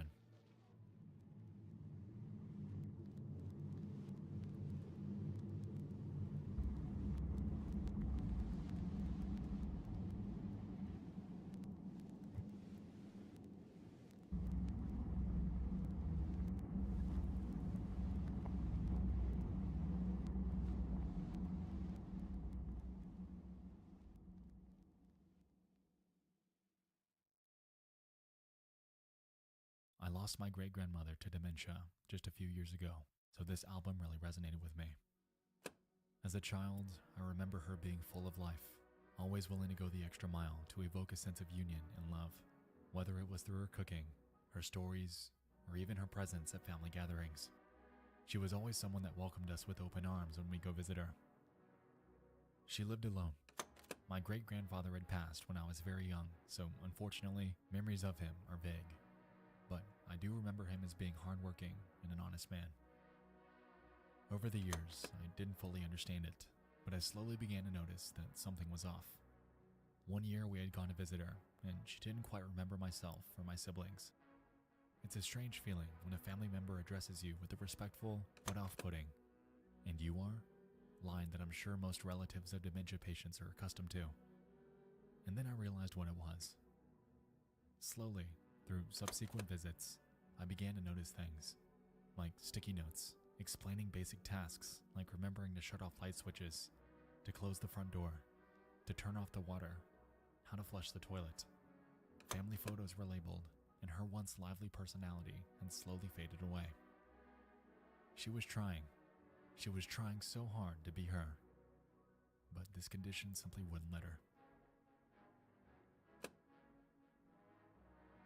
Bottom line, everywhere at the end of time is a disturbingly bleak-looking glass into the human mind.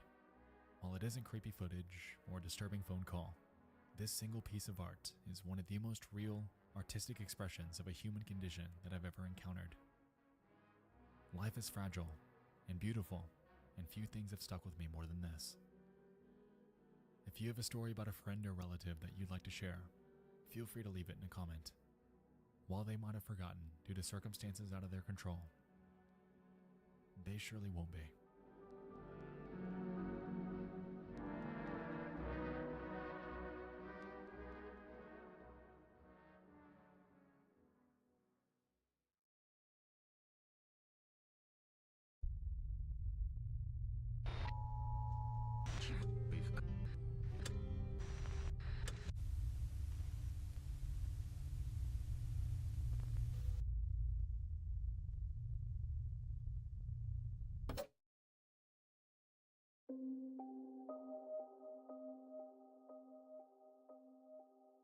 On the 22nd of May 2011, a devastating EF5 rated tornado ripped through the city of Joplin, Missouri. It lasted around 38 minutes and reached wind speeds of more or less 200 miles per hour. The aftermath photos are grim. And so too are the videos. For the past couple of years now, I've gotten a few recommendations about covering this upload. And to be honest, I never actually sat down and watched the entire thing all the way through. Life and such just got in the way. But I digress. The video is titled First Person Video of Joplin, Missouri Tornado, created by a user named IzelSG and uploaded on the very same day that this tragedy occurred. Their description claims that they took this footage inside of a Fast Trip gas station on East 20th Street. Initially, they hid in the back of the store before taking refuge inside of the storage fridge. While there aren't many visuals within their recording, the audio conveys everything you need to know about being caught in a storm of this magnitude. Have a listen.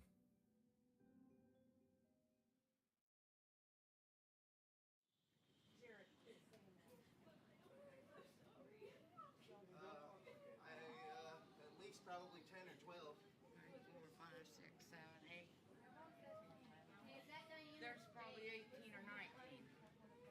shit is getting real.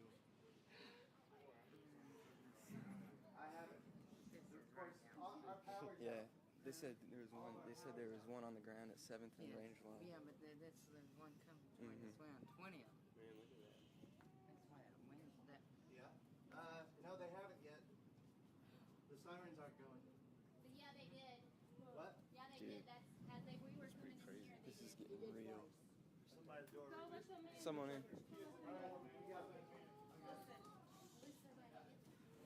We need it. Get inside that. What is that room right there? But stuff's breaking in the back. Yeah, I know. Can we go in the cooler?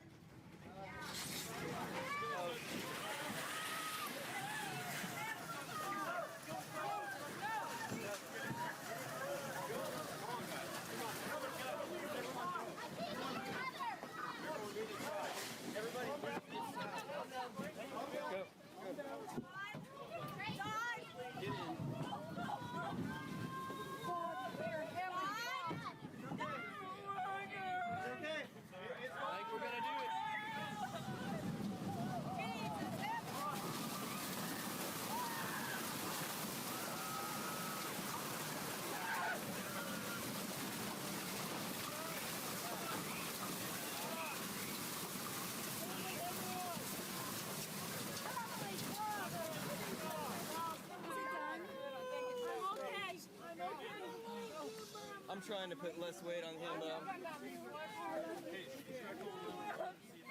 Ma'am, are you okay? Who's right here? Is that you right below me?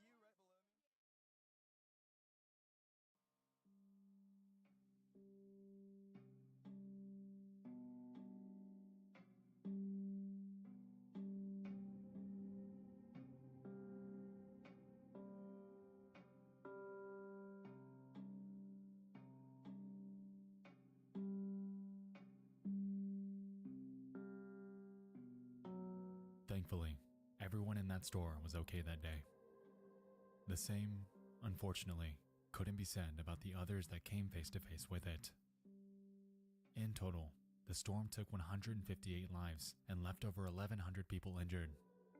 Considering the fact that the tornado sirens fired off just 20 minutes before this happened, it's safe to assume that time to escape was minuscule. The incident in Joplin is haunting, and to date, it's cemented into history as the 4th deadliest tornado on record. Hopefully, 10 years later, they've recovered successfully and never, ever have to endure something close to this magnitude ever again.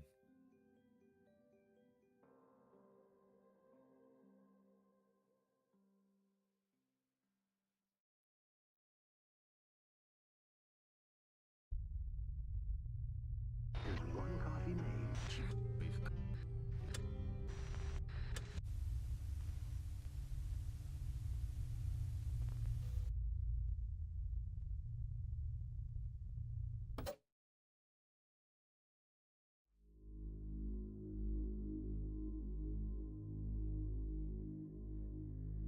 In 2012, a man had killed himself by the name of Israel Keys.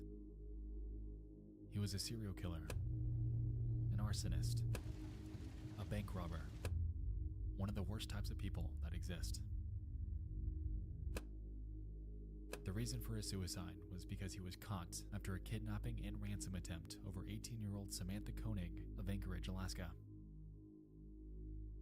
This is his ransom photo proving that she was alive, to which, in exchange, he had demanded $30,000. Except, in this photo, Samantha Koenig wasn't alive. Let's back up.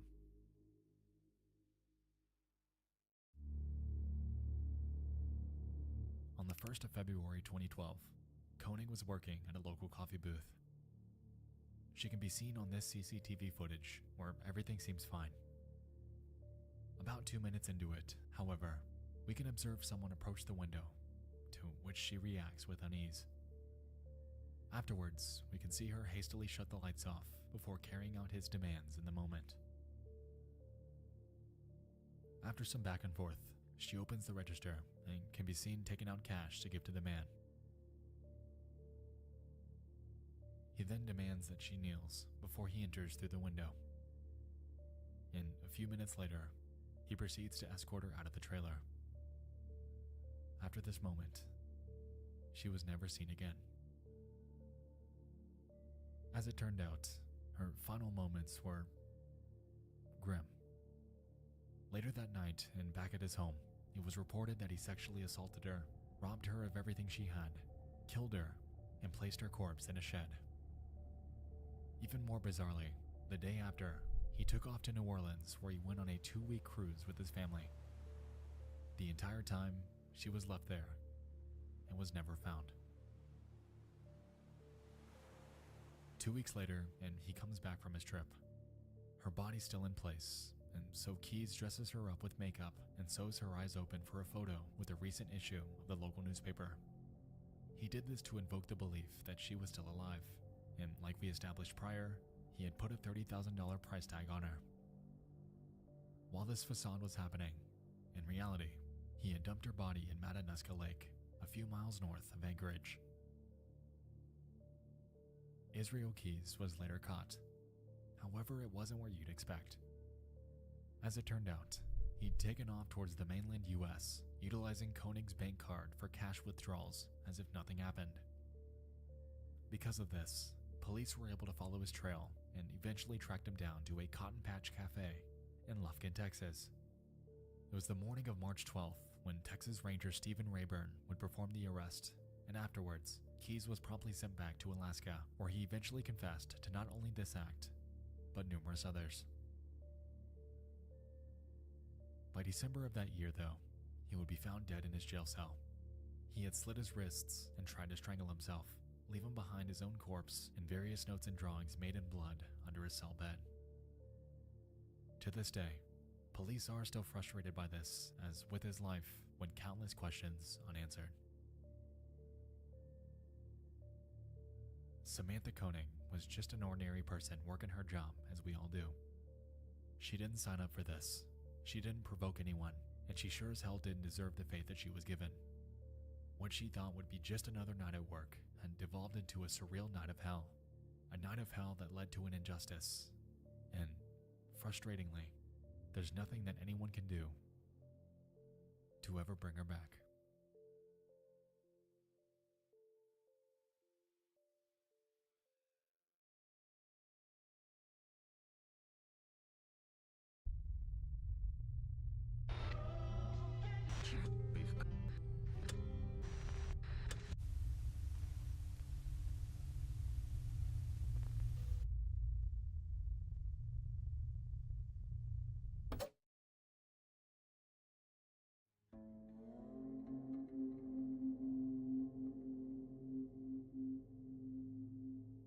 On August 28th of 2009, a California Highway Patrol officer named Mark Saylor was on a drive in a Lexus sedan with his wife Cleofe, brother-in-law Chris, and daughter Mahala. They were heading northbound on California State Route 125 towards Mission Gorge Road in Santee. While the circumstances outlined appeared to be ordinary, little did they know that their vehicle would lead to this venture being their last. At around 7 p.m., a phone call was made to 911. It was from Chris, and he could be heard pleading for help since his car had malfunctioned. Have a listen.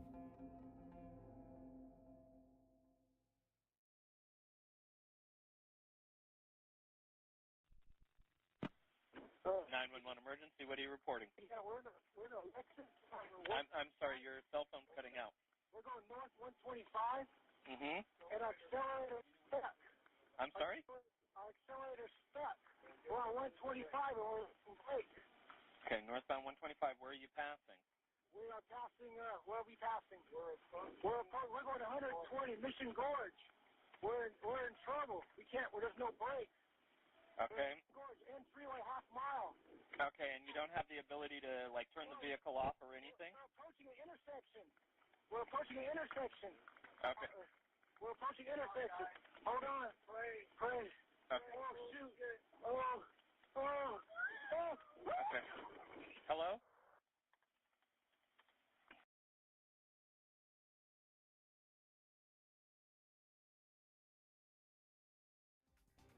First tonight, we are hearing from the attorneys for both Bob Baker Lexus and the family of Officer Mark Saylor, who was killed along with his family in a fiery crash 1 year ago in Santee. Today, Toyota announced it had settled the lawsuit with the Saylor family, but 10 News has learned it. As a result of this, everyone in that car lost their lives that night. The worst part about it is that the car wasn't even theirs. It was a loaner given to them by a nearby Lexus dealership. It was reported that the vehicle had reached a top speed of 120 miles per hour before crashing into a Ford Explorer and jumping off an embankment near the Mission Gorge Road intersection at the end of Highway 125. Witnesses claimed that the vehicle was thrown nearly 100 feet into the air before crashing into the ground and bursting into flames. After the incident, it was reported that the Explorer driver had suffered minor injuries and was promptly treated at a nearby hospital. For the family, it was believed that the accelerator had become stuck due to an engineering oversight in Lexus models that included rubber floor mats.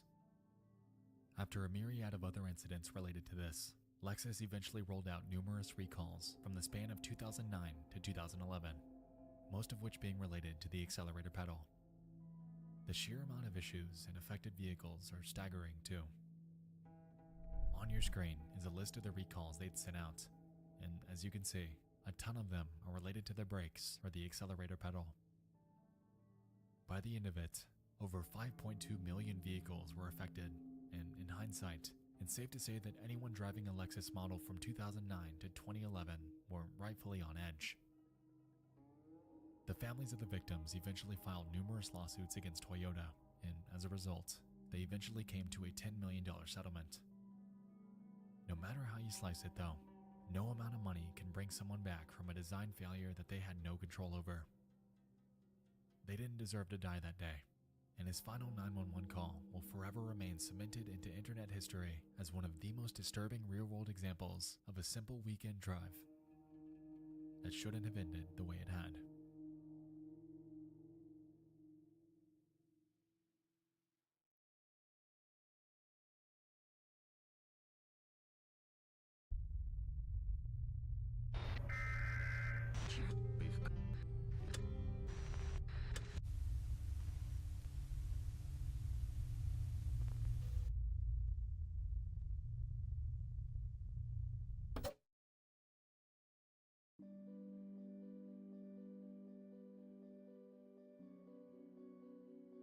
It's 7:23 a.m.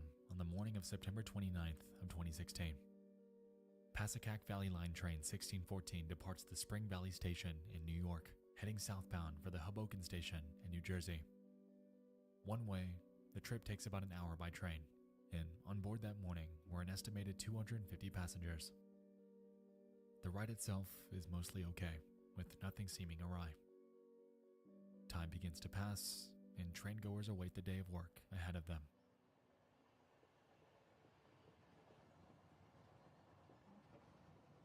At 8:45 a.m. The train's approaching its destination. Being one of the busiest travel hubs in the region, Hoboken Station was lively as expected. The train approaches the terminal, and where it's typically required to stop, it doesn't.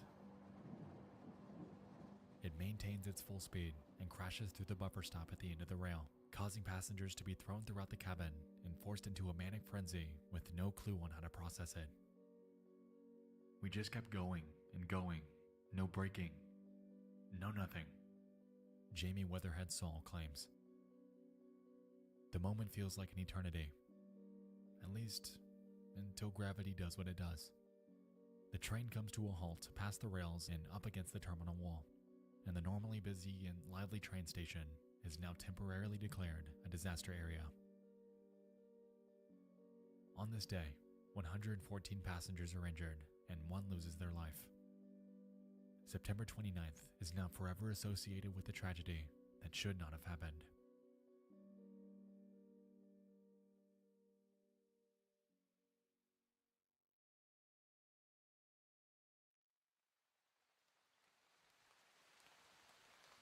While this event is tragic in and of itself, on the internet and through word of mouth, the mystery surrounding it is merely beginning to take root. Let's back up.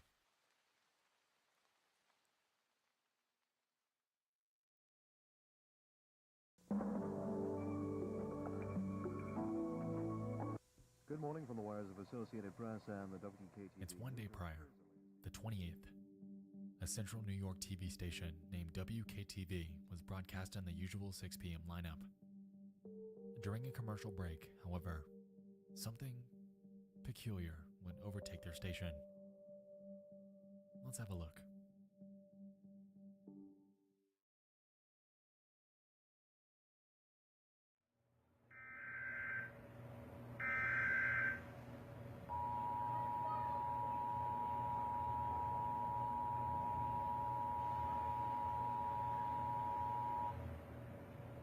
Authorities have issued hazardous materials warning for the United States effective until September 29th, area 216 for daylight time. Commute on the train. Wait for further instructions.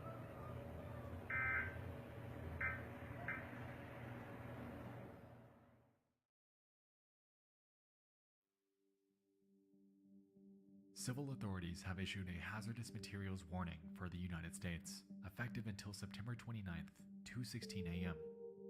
Would you, could you, on a train? Interesting.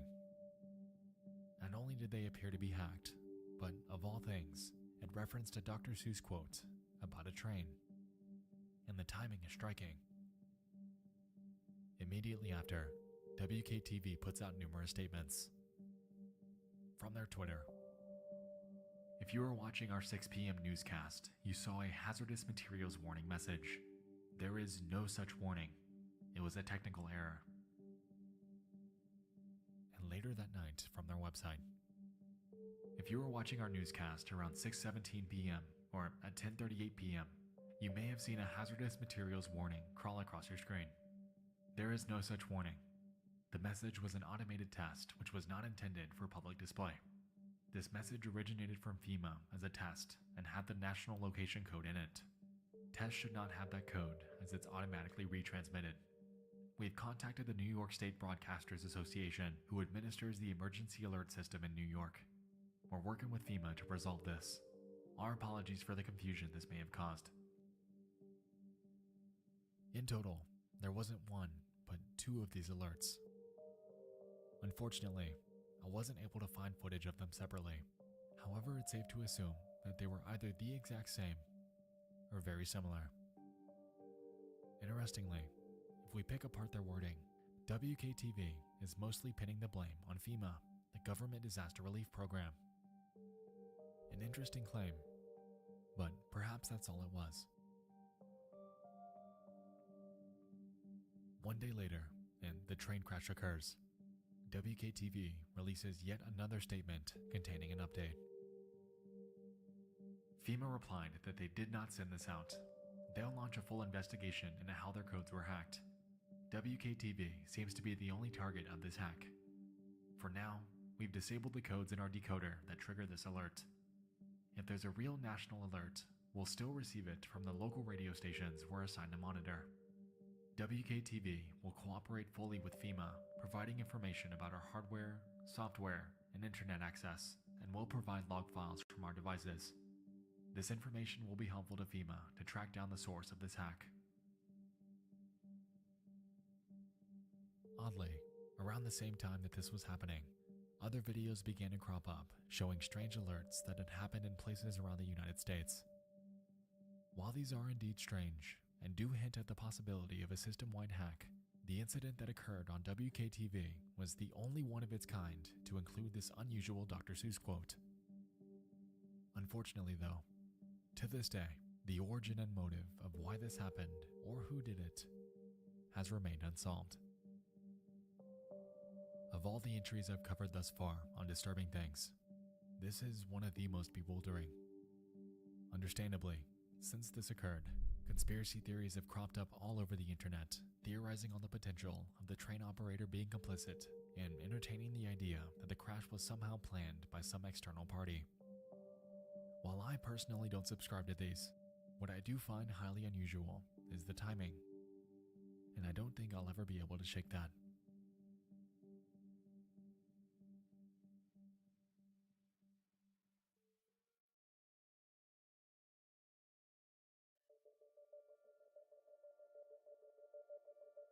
inaudible simulation, Mother Nature's wrath, a nightmarish abduction, a disturbing plea for help, and an eerie broadcast alert. The world can be a depressing, creepy, and disturbing place, and tonight's topics encapsulate that.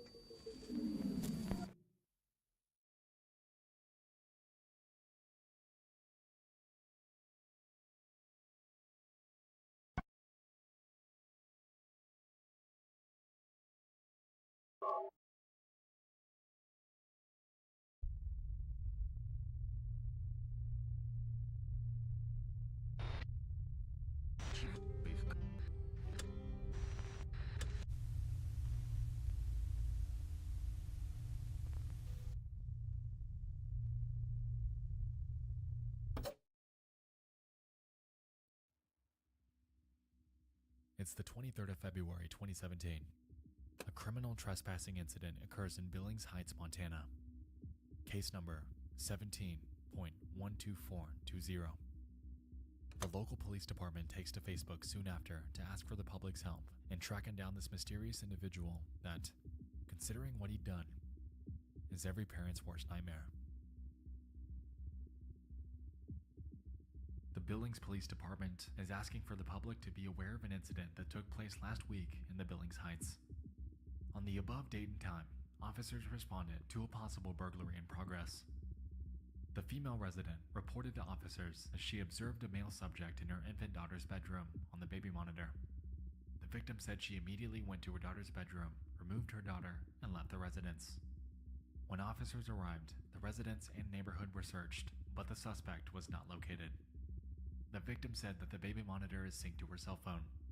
The baby monitor is motion activated and took the attached photo of the suspect, which alerted her cell phone. And that photo is this one. To date, this mysterious intruder has never been found.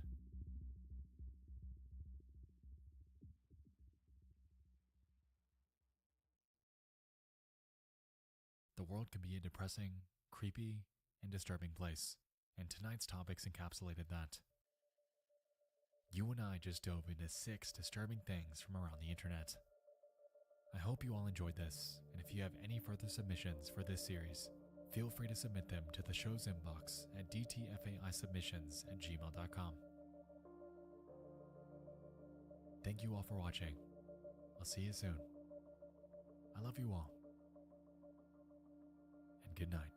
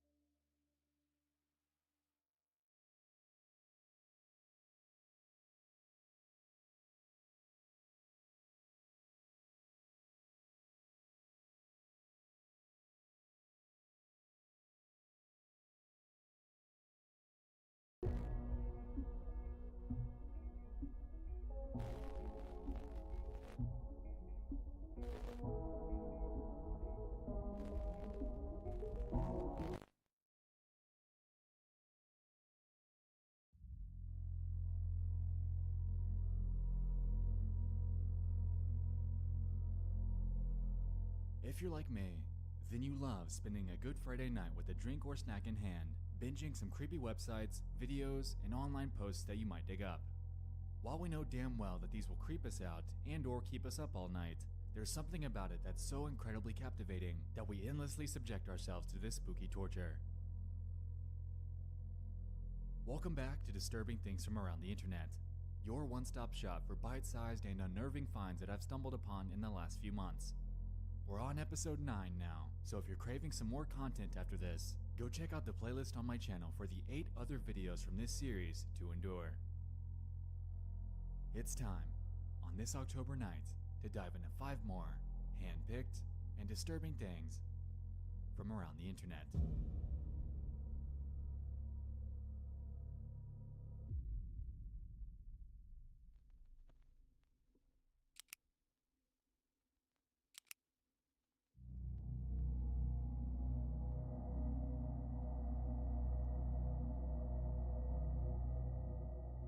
There's a subreddit called r/ghosts that I've been subscribed to for a while now.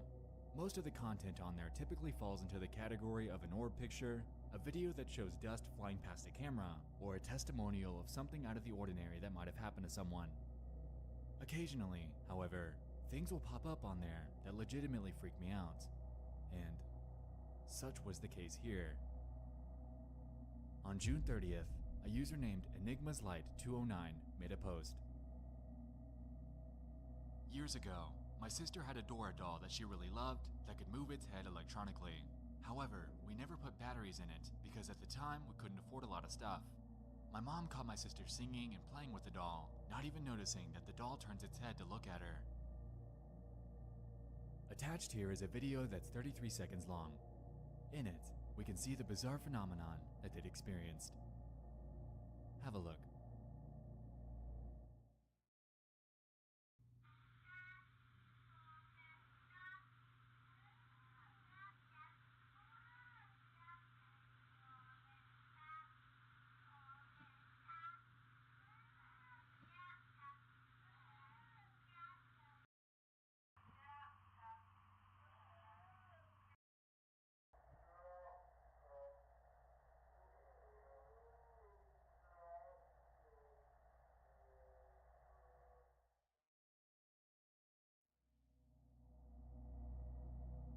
According to the OP, this video was filmed by their mother. Apparently, she thought the singing was cute and whipped her phone out to record. It was only at the moment when the mom finally showed the dad that the weird movement was noticed. In this comment, they explain, "While I have no way to show credibility other than my word, I'll add a bit of info. My mom and sister were the only ones home at the time, and my mom thought my sister was really cute singing and stuff. When my dad came home, my mom showed him the video of her, and he was the one to notice its movement. He's actually the one who recorded the video I posted in this post. As for the doll, he threw it away that same night." Now, if there's one thing I've learned from running this channel, it's to always remain a skeptic. Enigma's Light definitely seems genuine here, and while I'd love to believe that we've captured some sort of ghost activity on camera, unfortunately, without concrete proof that there weren't any batteries inside of it, it's hard to completely run with their story. Regardless, the video and testimony is one of the creepier ones that I've seen online, and if their story is legitimate, then, well, it looks as if they've caught some sort of paranormal entity on camera. Good thing OP threw that doll away.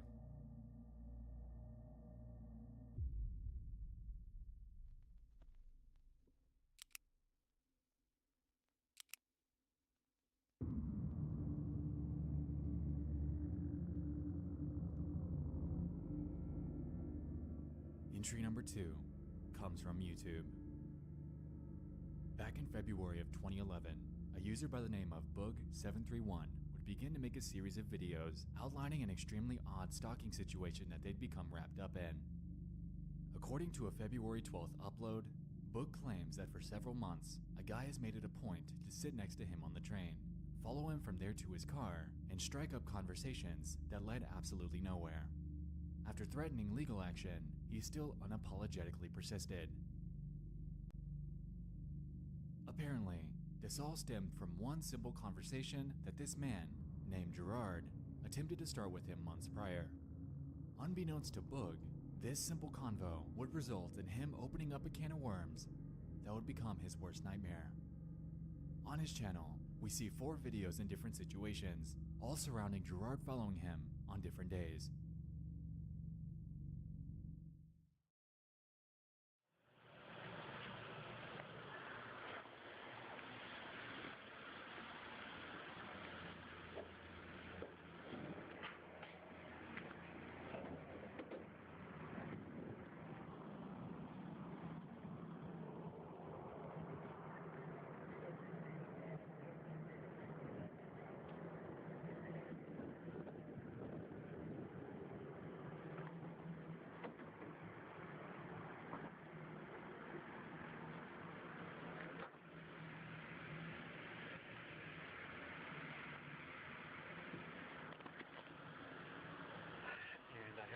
Train first.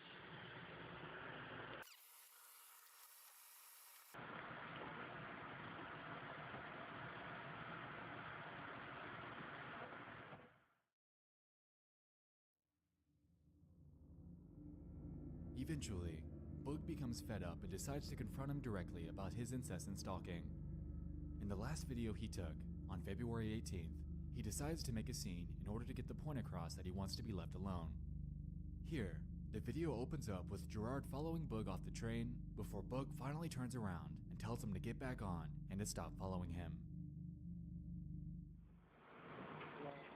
Stay on. Gerard, stay on the fucking train. Stop following me. Sit down and stop following me.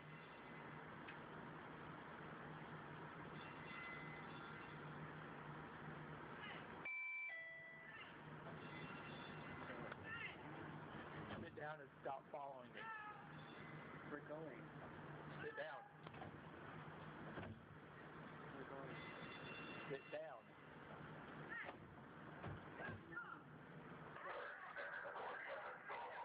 Can you get him to stop following me, please? Okay, somebody to get off the train and somebody to stay on. Guys, why are you following him? I don't know.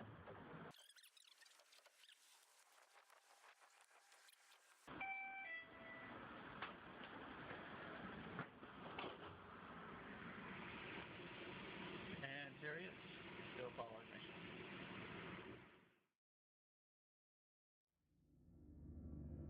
As we could see, even the efforts by the woman that helped him board a different train car were futile, as the second that Boog sat down and looked to the left, Gerard was staring directly at him.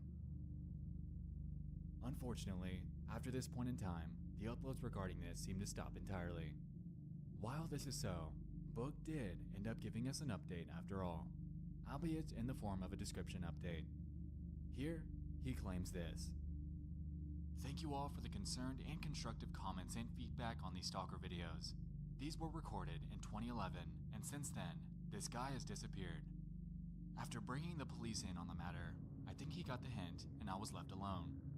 There are numerous other events that weirded me out, which aren't detailed in the videos, but I was lucky and was unscathed in all of my interactions. So, luckily Boog was okay. Regardless though, acquiring a stalker is never a fun situation to deal with. Boog had no idea who this guy was or what he was capable of, and if he was this persistent in following him on camera, I can only imagine where else he'd possibly followed him when they were turned off.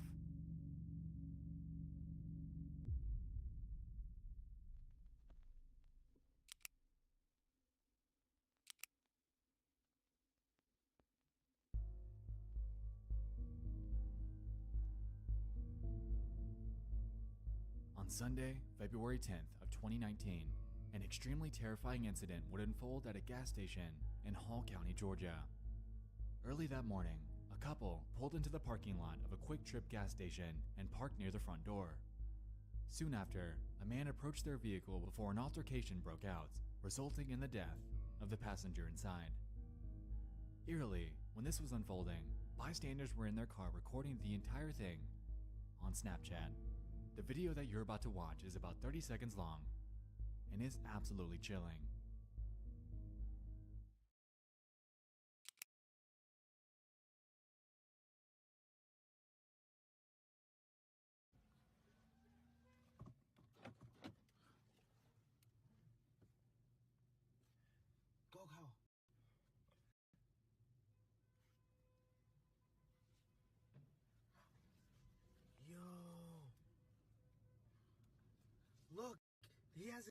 done now.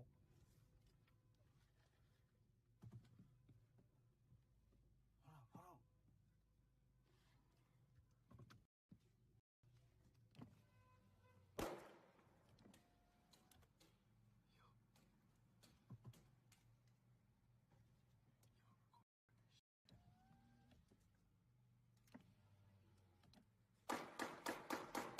Yo. Go.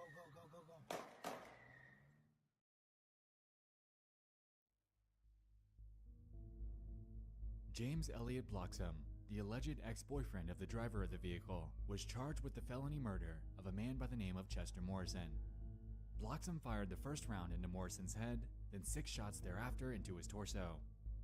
Apparently, Bloxham chased the vehicle from Buford to Gainesville, which is about a 30-minute trip, attempting to run them off the road the entire time before this situation eventually unfolded. While it was taking place, people inside the gas station ran into the back cooler in hopes of hiding from the gunman. Luckily, no one else was harmed in the incident, and while a motive is still unclear, it's believed to be related to a relationship that she was in with both men at the same time, though take that with a huge grain of salt. Footage like this especially unnerves me since it puts us directly in the shoes of the people that were actually there. No dramatized story, no fictional details, but a real-world look into something that can truly happen anywhere you least expect it.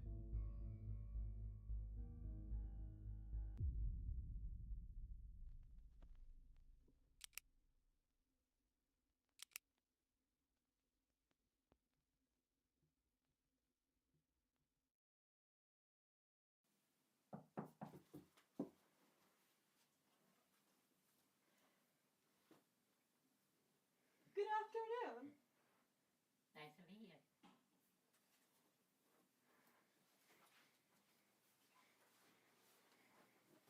I'm so glad you can make it here today.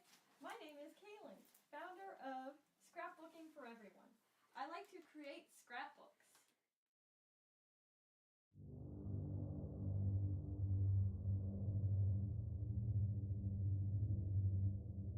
In June of 2019, a man named Philip Schwab and a woman named Kaylin Blue, both from the video, were going about their engagement as usual.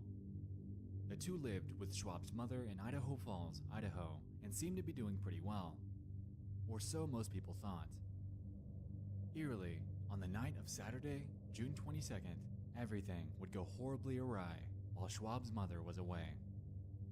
Philip seemed to snap, or so it seemed. On his Facebook, beginning at around noon, he'd make 3 posts. What would I be doing with a shovel, bitch? How to get away with murder, twice. If stabbing people is wrong, I don't want to be right. And the next night, his posts would become even stranger. 9:01. Outside are the dogs. 9:45. You know it's coming. I'd love to stay and chat, but you are a bitch. Silent but deadly. Still smells better than you, bitch. She deserved quicker. Should have known. God backwards. Spend all day kissing ass. You know they eat dog in China. See, Don? 2 sides to every coin. Enjoying the show, Cheech? Need warm-up music. Yeah, you're next, Dad.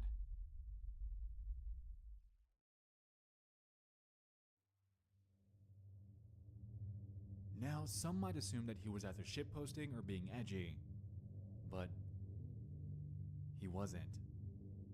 After June 23rd, Kaylin seemed to disappear. She worked at Walgreens, and after missing a few shifts that week, her coworkers alerted her family members who requested that police do a welfare check. And so they did. Upon arriving to their household, Schwab promptly let them in, but they quickly realized that something was wrong. Officers claimed to discover some blood scattered around the household, and soon after, Schwab admitted that he, quote, might have hurt Kaylin. After asking for details, he escorted them to the backyard to show the spot where he buried her. Immediately after this, he was arrested, the street was closed off, and the investigation was started.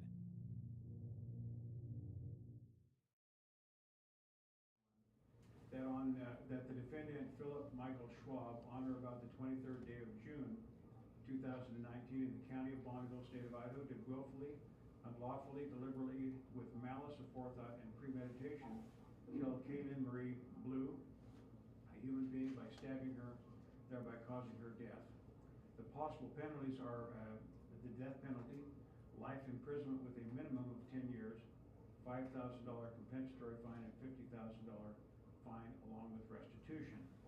So are you aware of that charge against you and those possible penalties? Yeah. Right. Now, you did not fill out the form.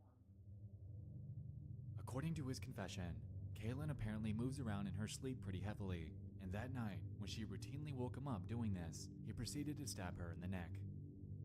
When it woke her up, she desperately attempted to flee to the bathroom. However, he stabbed her over and over during her attempts to get away, until she was dead. Afterwards, he dragged the body to the backyard, buried her, and went forth to kill their 2 dogs before dumping them into their trash cans. You might notice that all of this lines up with his cryptic Facebook posts almost perfectly. Police claimed that Blue's face was still visible from beneath the dirt when they found her, and that this seemed to be a premeditated event, as Schwab also claimed that he placed the knife in his nightstand just a few days prior.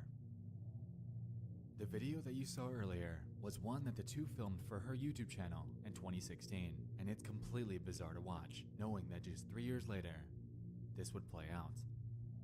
Kaylin confided in Philip, and almost overnight, he went from being an ordinary fiancé to a sickening murderer that would likely spend the rest of his life behind bars.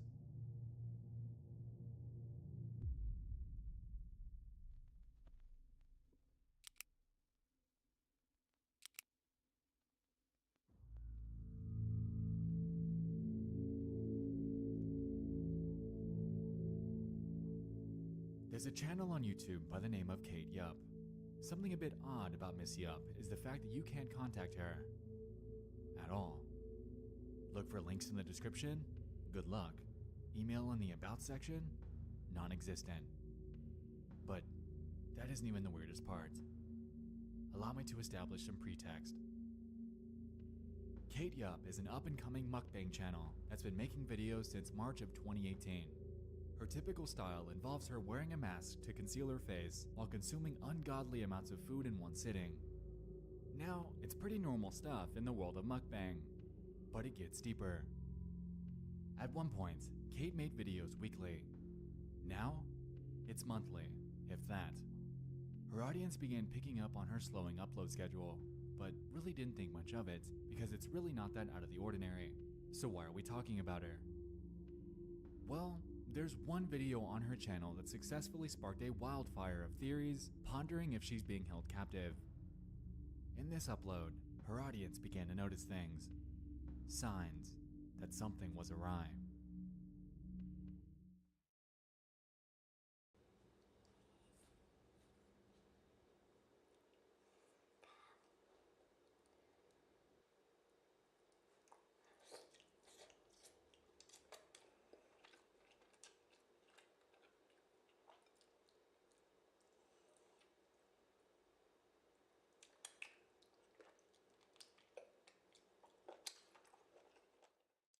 See it? Her arm is bruised, her lip is busted. At one point in the video, she capitalizes the letters SOS in a caption. And the most damning evidence? Morse code, specifically spelling out the words, "Help me." Though I'm extremely skeptical on that last one. Her audience went into a frenzy, and all over the world, commenters chimed in asking if she was okay. Interestingly though, Kate would address these comments in an extremely bizarre fashion. Not a simple, "guys, I'm fine," not a quick update video, but rather a copy and paste of a comment made about her from Reddit. It's not Morse code. That isn't even how Morse code works. It's a series of short and long pulses. Even thinking outside the box by assuming she's using one finger for long pulses and the other for short pulses, she taps 3 fingers on the ball. It's just random tapping, and there's no correlation between her tapping and the Morse code. I couldn't identify a single letter. Every other claim, aside from the bruises, is just silly. Why would a captor let her edit the videos? That doesn't even make sense. And if Joe YouTuber could spot the SOS, so would they. And if she knew enough to use SOS as a call for help, why on earth wouldn't she have tapped that on the bowl? It's the only Morse code I have memorized. Also, the bowl moves, so what? Because her hand is resting on it. It moves perfectly with the rest of her body. Finally, her lip does not look busted. It's either a cold sore, which could explain it showing up more than once, or a bad blemish. And everyone lost it. Holy shit, what the fuck? Are you okay? It's the murderer writing. Don't be fooled, everyone. So prove it with another video. And then she went dark. From June 21st onward, absolutely nothing more was posted again. At least until August 15th, but we'll get more into that in a second. Anyway, meanwhile, Reddit ran with this, genuinely concerned that something was wrong and that she needed help. Thread after thread was made, discussing various theories with this, but without any way to contact Kate at all, outside of her comments section. Putting these theories to rest was futile. A lot of people were speculating that she could be held captive, forced to make these videos for a third party that's monitoring her as she records. They supported this by showing that in one of the videos, the bowl moves without her touching it, implying that, coupled with the capitalized SOS, her busted lip, and the bruised arm, this is all against her will. But was she? Or was everyone overthinking this?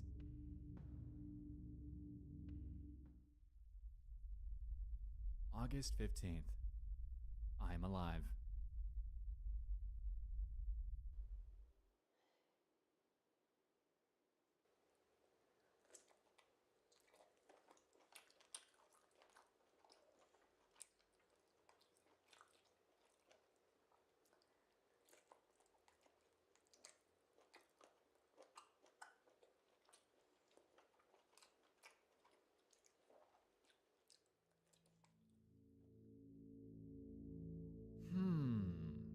Notice anything odd about the bolded letters in the captions? Keep that in mind. We'll come back to that in a second.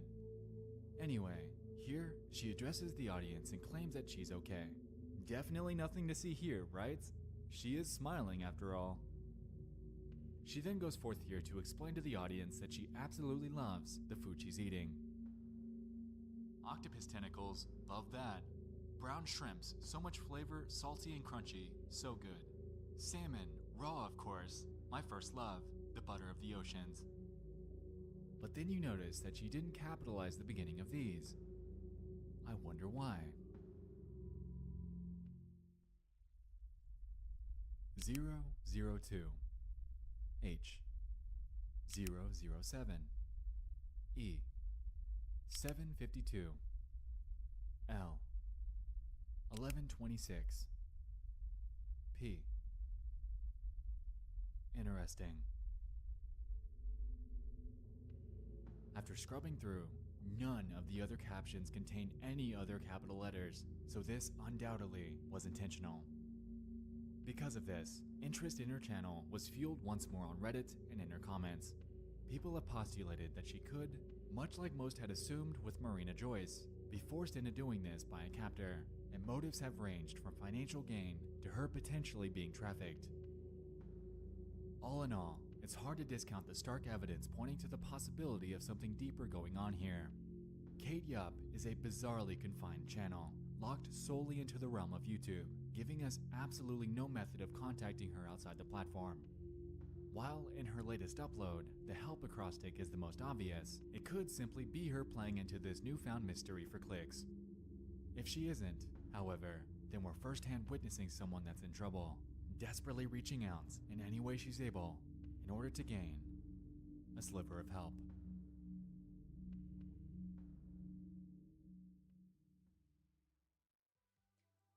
The internet is somewhat of a diary for some of the most unnerving things that can ever happen in real life, and tonight we've dug through 5 more of them. Thank you so much for joining me in this 9th installment of the series. It's insane that we're coming up on 10 episodes already, and I'd like to personally express my utmost gratitude to all of you for making this show what it is today. You guys seriously are the best. Anyway, don't you guys have candy to binge on? Save me some, because I'll see you on Halloween. Thanks again for watching. I love you all. and good night.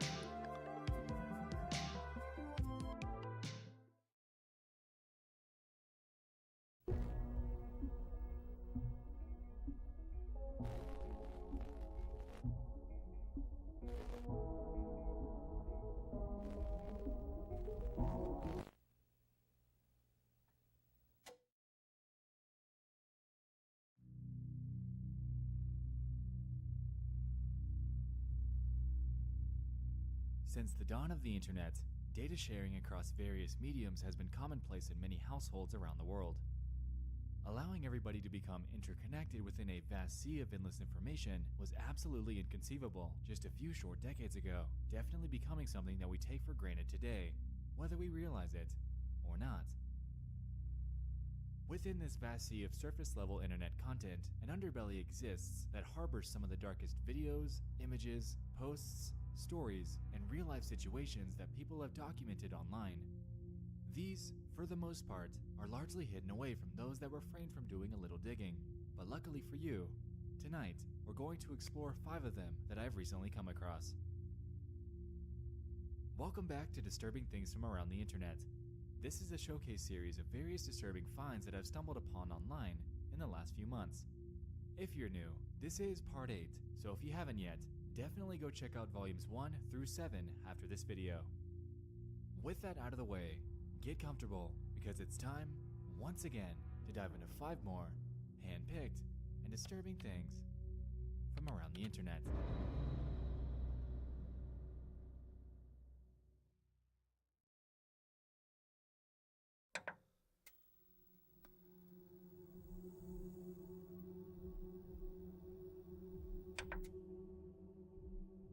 Number 1 on our list involves an upload by a user named Avalesser60. In July of 2011, they would post a video titled, "Dog Sees Ghost." At just 4 minutes long, the upload involves a woman that went to the kitchen late at night to grab a snack. On the way back to her room, she noticed her dog standing at the end of the hallway, staring at something and absolutely refusing to come to her, no matter what. At this point, she pulls her phone out to begin filming, realizing that something isn't right here.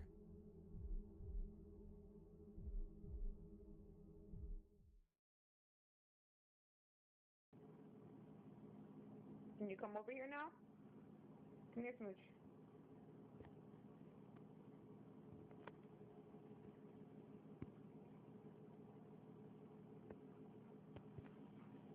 Come on. Can you come here?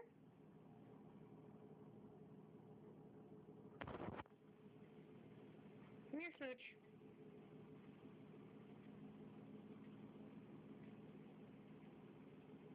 It's okay.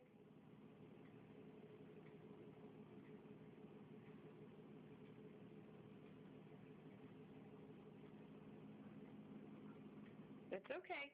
Come on. It's okay.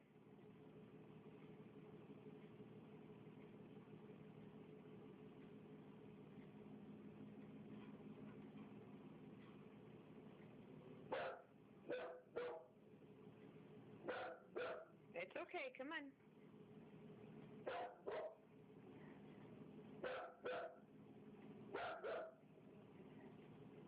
It's okay, come on. Come here, come by mommy. Come on.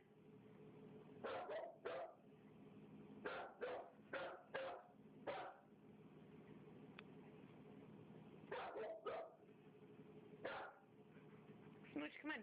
It's okay. Come on. Come on. Come on. Come here. Come here. Come here.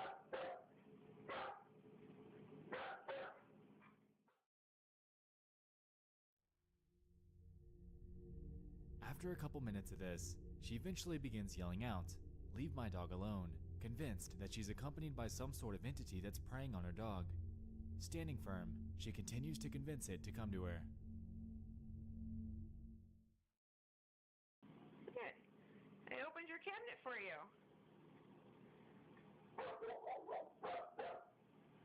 Come on.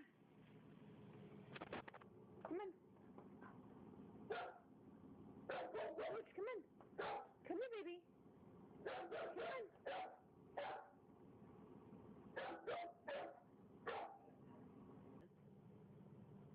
Leave my dog alone. Come on. It's okay. Come on. Come on, Smooch. Come. Come. Come. Come.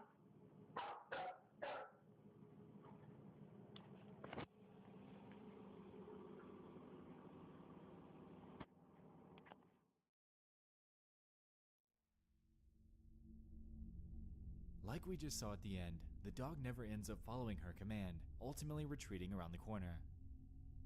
The comments on this video are surprisingly sparse. Some were drawing parallels to their strange experience with their pets, while others were attempting to rationalize the situation.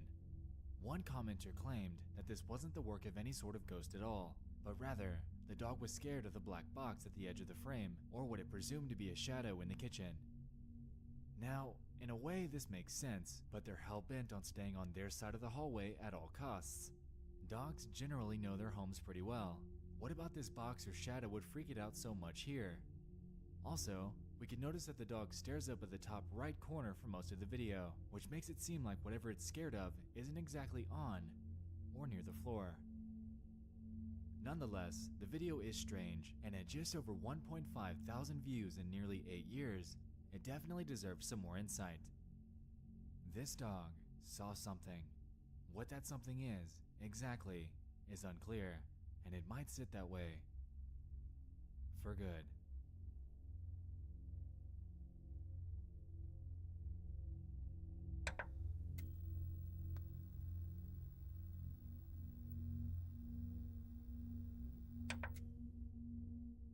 This second entry comes from a YouTube video that gained major traction a couple years ago. Over on the channel by the name of Jitu Kumar, a video was posted on October 1st of 2017, titled, Bital Woman Viral Video. This centers around a mysterious lady from the Bital village and carries with it an insane amount of questions. The video in question is 7 minutes long, and here we can see a shot of a woman in a white robe sitting in a tree. Nothing really all that out of the ordinary. For the next couple minutes, we can see her making her way up to the top, still relatively normal. Perhaps she's doing some sort of show or just enjoys climbing trees. Really, to each their own. The video begins to get strange though when you begin to take a look around the cameraman. Many are filming, which begins to drive home the idea that something just isn't right here. Around the 4-minute mark, something incredibly bizarre happens. She finally makes her way to the top and just stands there, motionless.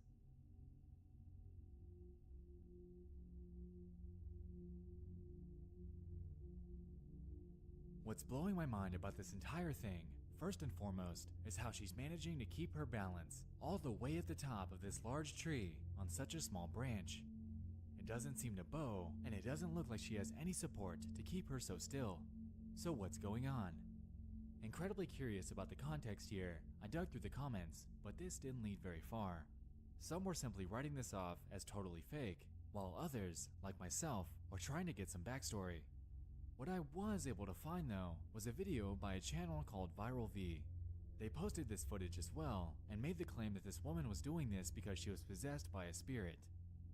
Now, I wasn't able to find any definitive proof of this claim, and it could very easily be written off as mere dramatization. Itching for something more definitive, I did some more digging on this woman in a tree phenomenon and found a few other videos of various people doing the exact same thing, all with crowds surrounding them, cheering them on, and filming.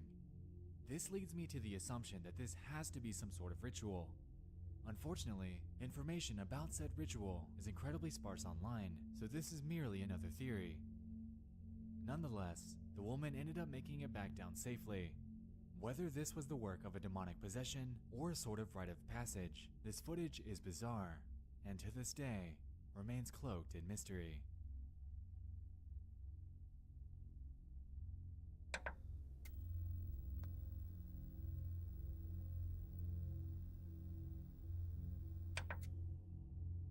In August of 2013, a Florida man named Derek Medina and his wife Jennifer Alfonso were going about their lives after becoming recently remarried. Unbeknownst to most that knew them, though, their marriage would soon begin to take an extremely grim turn. On August 8th, Derek would post a sudden Facebook status. From his cell phone at about 8 p.m. that night, he would go forth to say this: "I'm going to prison or death sentence for killing my wife. Love you guys, miss you guys, take care Facebook, you'll see me in the news. My wife was punching me and I'm scared. I'm not going to stand anymore with the abuse, so I did what I did. I hope you understand me." Fittingly, his Facebook friends were shocked. Was this some sort of joke? A hoax? Was he hacked? Not quite, as soon after this post went live, he'd contact his relatives, explain to them what happened, change clothes, and head over to the police station to turn himself in. During the initial investigation, authorities caught sight of security cameras that Medina had put up in their home.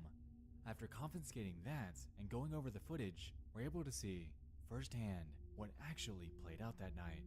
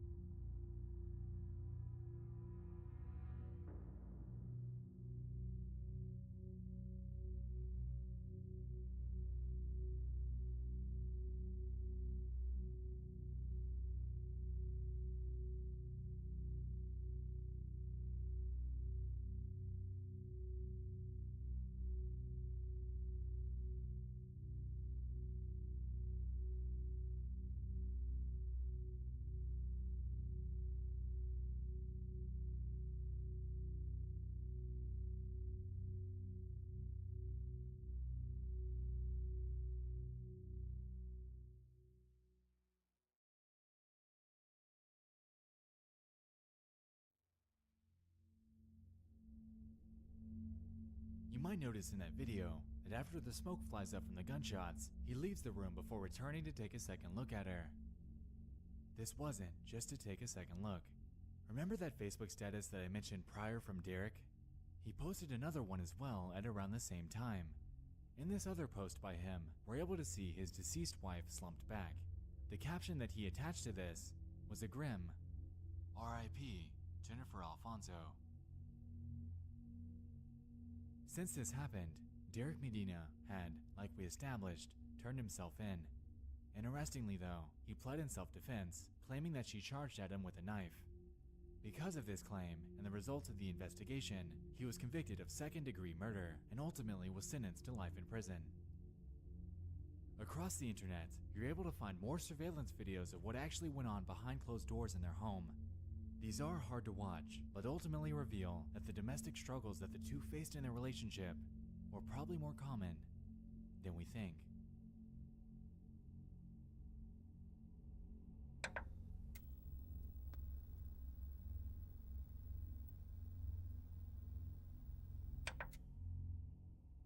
February 21st, 2018, in a northwest Dallas suburb, 2 house fires would occur in a residential neighborhood. These were later determined to be linked to a natural gas pipeline that runs straight through the community. 2 days later, a third incident would play out just around the corner. On February 23rd, the Rogers family's lives would be forever changed when a natural gas explosion would occur within their home. Ominously, the moments leading up to this were actually documented by their 12-year-old daughter, Michelita. According to the Rogers family, she was recording iPhone videos early that morning for fun, goofing off and sharing her excitement as she got ready for a cheerleading event later that day.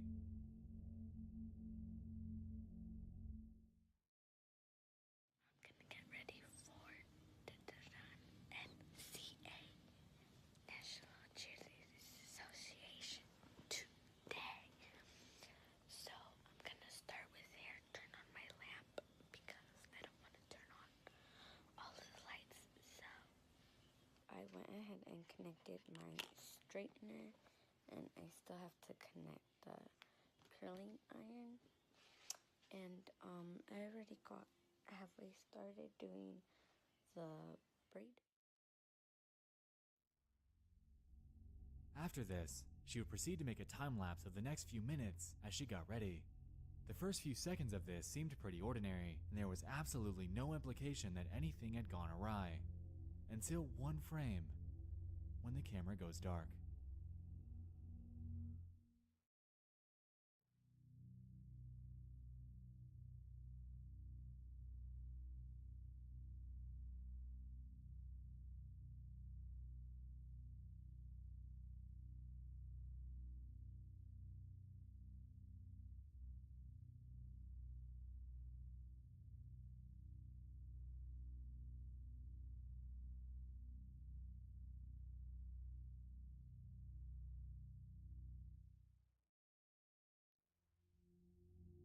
This gas explosion had led to the passing of Michelita and the injury of her parents and brother. According to her mother, who was out of the room, this happened out of nowhere while she was asleep. Once it happened and she came to, her and her husband rushed over to their daughter to find her stuck under dresser drawers. After getting her out, they rushed her outside to firefighters who laid her on the ground, as she, at the time, was still alive. In the moments during this, her mother would whisper to her in Spanish, "Fight like a warrior," confident that she got the message. After being rushed to the hospital, about a half hour later, she was pronounced dead by doctors who claimed that her internal injuries were simply too severe. The explosion had decimated their house, causing the roof to cave in and for it to sit, to this day, in ruin. Since this haunting event, Michelita has become one of 9 people to have died by natural gas leaks in North Texas since 2006. Since this, her mother has spoken out, claiming that it hasn't gotten easier. "Some days, I don't feel the damage in my body. I feel the pain in my heart." A lawsuit was later filed against Atmos Energy, who were in the neighborhood replacing aging steel pipes during the days leading up to and on the date of her passing. Apparently, the neighborhood that they lived in was long neglected by the company, leading to the onslaught of gas-related incidents in the area. While the company has denied the claims, the lawsuit is still pending. The passing of Michelita is undoubtedly something that no family should ever have to endure. She fought like a warrior, but seeing as she was at the very epicenter of this blast, not shielded by any walls or barriers, her life had come to an end in one of the most tragic ways imaginable.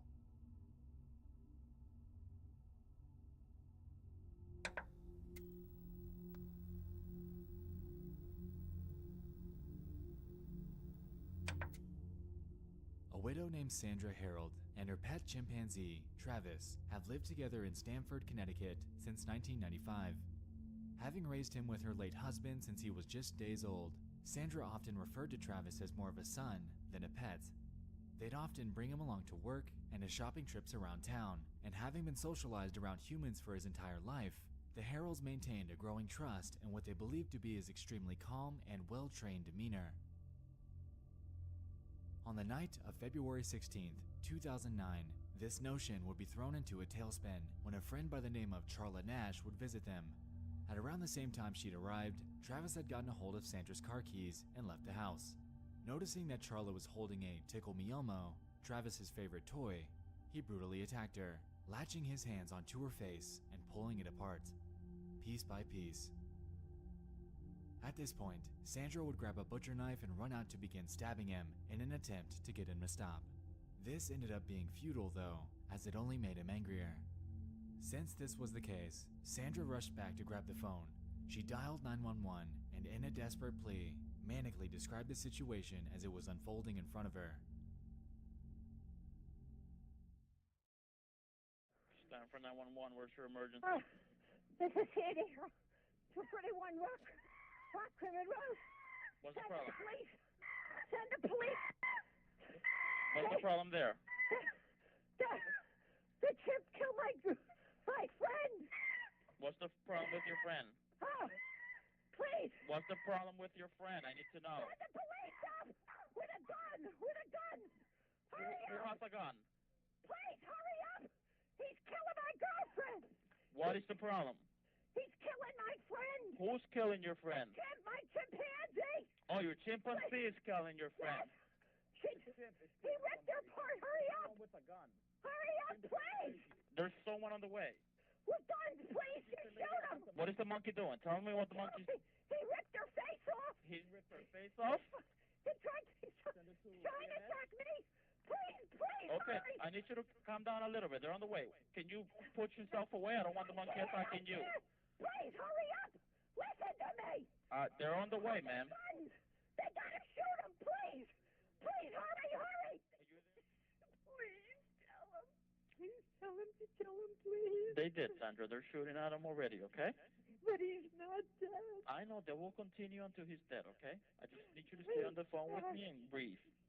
He's not dead. He's not dead. He's not dead. Oh, God.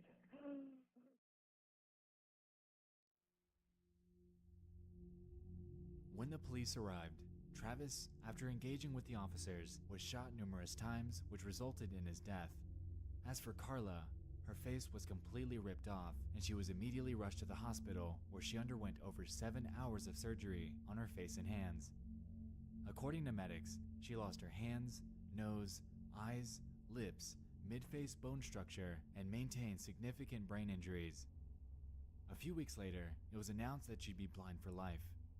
Afterwards, she was offered the opportunity to undergo experimental transplant surgery due to the extreme nature of her injuries, and this seemed to be successful. Until later, when her body began to reject them, resulting in her undergoing even more corrective surgery. According to toxicology reports, shortly before this incident, Travis had been given a mixture of prescribed Xanax and tea in Sandra's attempt at treating his Lyme disease. This is widely believed to be the cause of his manic episode, as the drug causes paranoia and hallucinations in chimpanzees. In 2009, the Nash family would file a $50 million lawsuit against Sandra Harold. A year later, though, at age 72, Harold would pass away due to a ruptured aortic aneurysm. Because of this, the Nash family ended up reaching a settlement with Harold's estate, which was valued at about $4 million. Charla Nash is, to this day, still undergoing recovery efforts from the attack.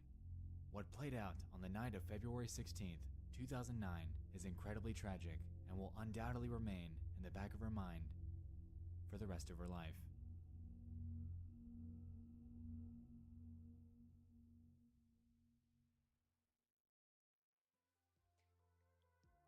The internet is a beautifully enigmatic place. All over it, we're able to find oddities buried within its darkest corners, and tonight, we've touched on 5 of them.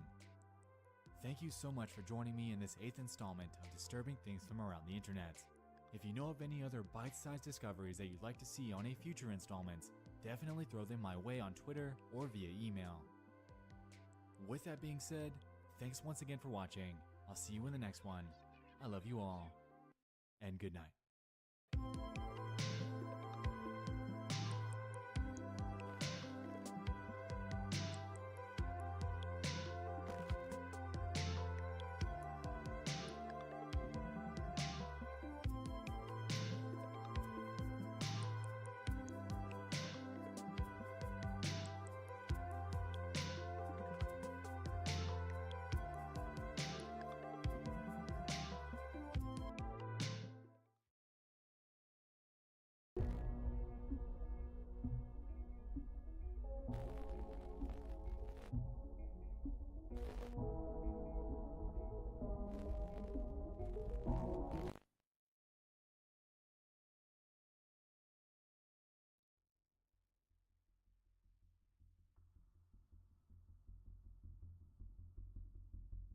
No matter who you are, stumbling upon a mystery or something completely ominous can absolutely pique our interest.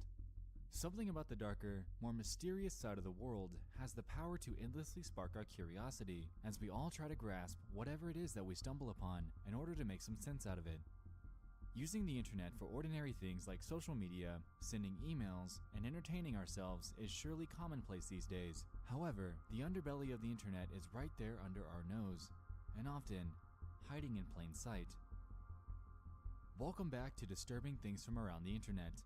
If you're new, this is my series that showcases strange and disturbing internet events and mysteries in a list-like format. If you'd like to get caught up, I have 6 other episodes in a playlist on my channel that'll surely keep you up at night.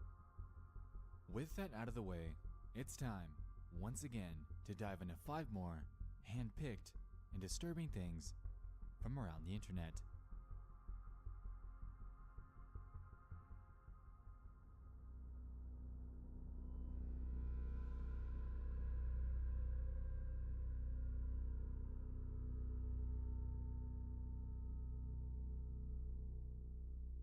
Number 1 on our list involves a post that was made about a year ago to the paranormal board on Reddit.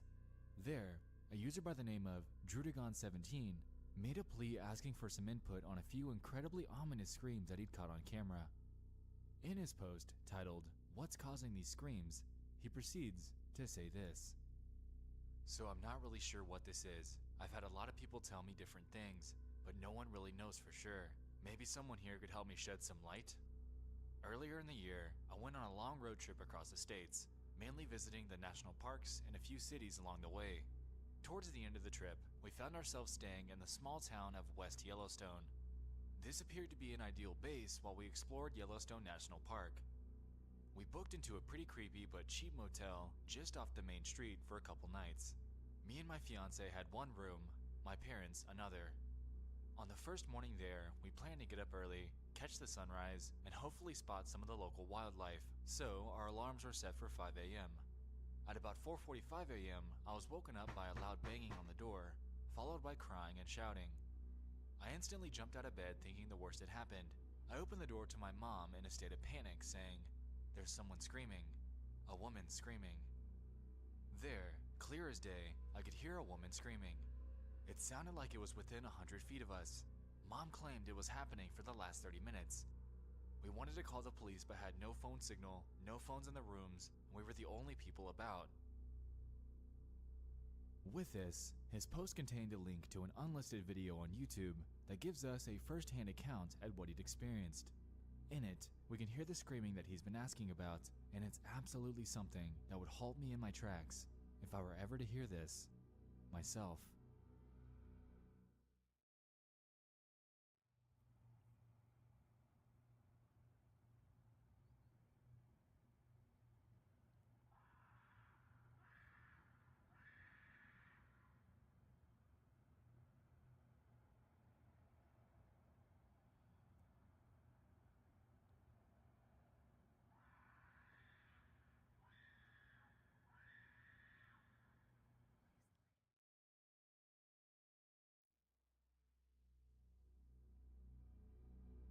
The strange part about this is that there are no direct cries for help, and he addresses this further on in his Reddit posts. There's no "help me," no "get away," nothing, just the manic screams of someone or something clearly in distress. Theories have been thrown up left and right regarding this. Some say it could be methamphetamine abuse, others have claimed it could be someone going crazy, it could be a fox, someone getting murdered, or even a skinwalker. Take that for what you will. Nonetheless, the video still has no true resolution, and Drudigon appears to still be looking for answers.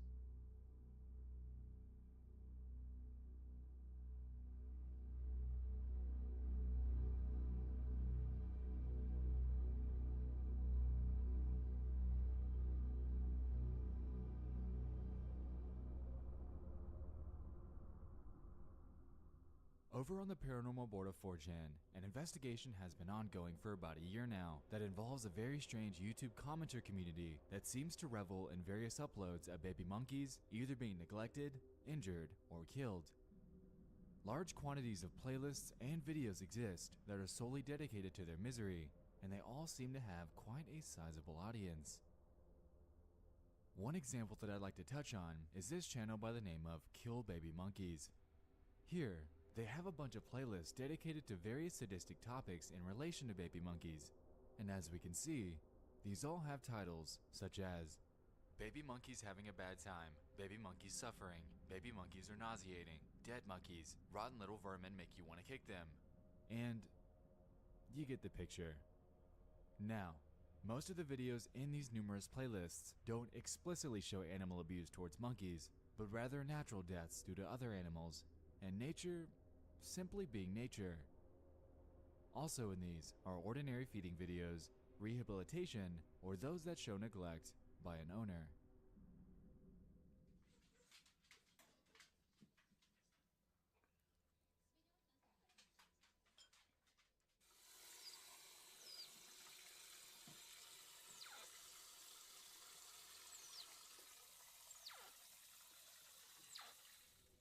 Now I just showed you a couple of quote-unquote ordinary monkey videos, and to be honest, these little guys are pretty cute. Not gonna lie, I'd love to have one as a pet. But that's besides the point. Interestingly, quite a few of the people in these comment sections, like we established, think otherwise, and it's pretty unclear as to exactly why. On this video here, for example, titled Sasuke's George 12, we can see a pretty harsh roundup of comments. Some well-placed rat traps will take care of him waving his stupid monkey pecker all over the place. Snap. Get that damn filthy thing off the table. Nail it to the table and warm up the jigsaw. It's party time. Death to monkeys. This was just one example video out of hundreds that this one YouTube account had compiled. With that being said, let's jump over to another video in one of these playlists just to see a few more examples. Here's a video by a user named GGGY1004 titled Poor Baby Monkey 2012-26. According to the description, this baby was injured by another monkey and looks as if it's being consoled by an elder. Throughout the comments here, we can see a hefty amount of people expressing remorse for this little guy and hoping he's alright. As you might have guessed though, yes, the sadists are here. Would tie its nuts to bars, that would teach it. A tormented, tortured, and suffering baby monkey is a joy to everybody who sees it. Funny videos in this collection.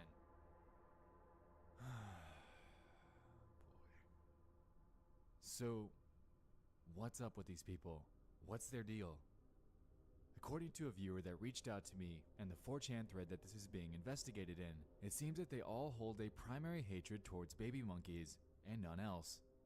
Also, they're extremely open about their beliefs regarding them and have this undying obsession over wanting to see them, and only them, either in pain or dead. Theories circulating about this involve some solid points, however concrete evidence surrounding them leaves much to be desired. Some have floated the idea that these could all be foreigners that simply consider these monkeys as pests, pickpocketing and destroying the structures that they live by. The thing about this is, though, that most of the names of these people seem to be in perfect English. It isn't like Google Translate English either. It all seems just ordinary, as if they're natively from an English-speaking country. With that being said, a user by the name of Kumbio Boombox on my subreddit explains that this simply isn't a sufficient or substantial, by any means, explanation for the sheer magnitude of the torture fantasies that these people engage in. A second theory about this involves the idea that sadistic pedophiles could be using these monkey videos as a parallel or proxy to real children. This is sort of tied to theory number 3, which we'll get to in a second, but it seems like these people have this undying vendetta against babies, and babies only. The third theory involves a possibility surrounding the uncanny valley, and how these primates tread in that gray area where some anti-competitor genes might come into play. It seems that these people could be seeing these little guys as some sort of an evolutionary threat, for some reason or another, as primates are the closest genetic relative to humans. Nonetheless, the community surrounding this strange phenomenon is very much still active in various YouTube comment sections, and while it's been shared throughout the past decade or so on numerous websites and subreddits, A true explanation for the reasoning behind this bizarre movement has been unclear and remains as such to this day.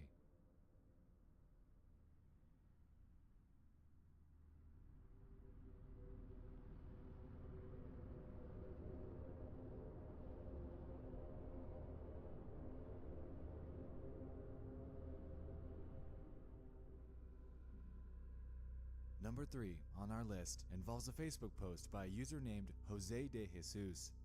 In it, he makes a post claiming that, "I just got this image and video, very scary." Attached are 2 photos and 3 videos relating to an extremely high-speed race that was ongoing at night on a freeway. Itching for a bit of context, I did some digging on the situation, and it apparently took place in Cape Town on the N1 freeway. In the footage that was captured by spectators on an overlying bridge, we can see one of the cars lose control before brutally crashing into the median.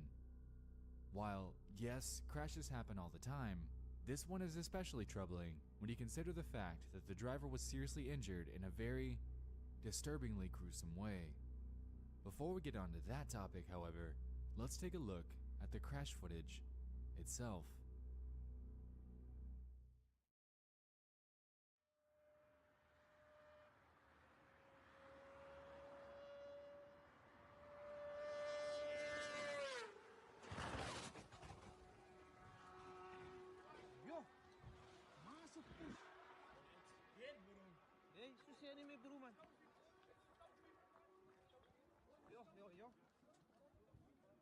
Is that a fucking BM? Ja, hij is M3.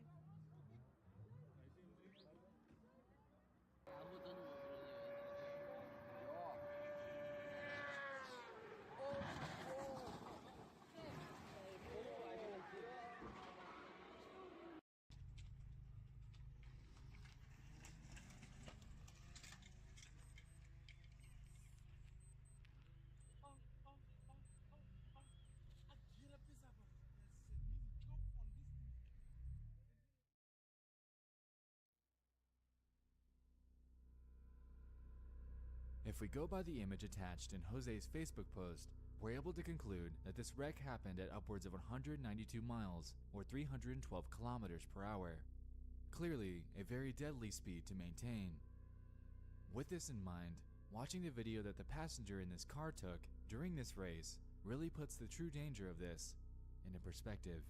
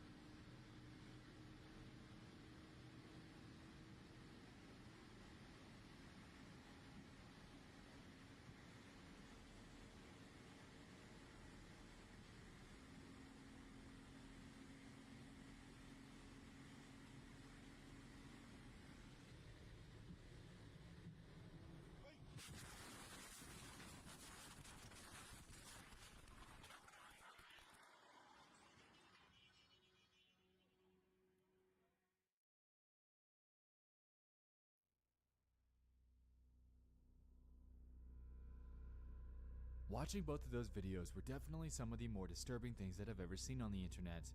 However, none of those compare to the third upload that this guy had in his post. Like we established before, the driver was critically injured in this crash. But how bad actually was it? If this last video is anything to go by, then it's safe to say that he was to the point where I wouldn't even want to be alive. I've seen my fair share of gruesome and disturbing things on the internet, but this one absolutely takes the cake, as I couldn't even watch it for longer than a second. For that reason, I won't be showing the uncensored version to you, but rather this Facebook censored one. In it, we can hear audio of the driver desperately clinging to life as doctors try to help him.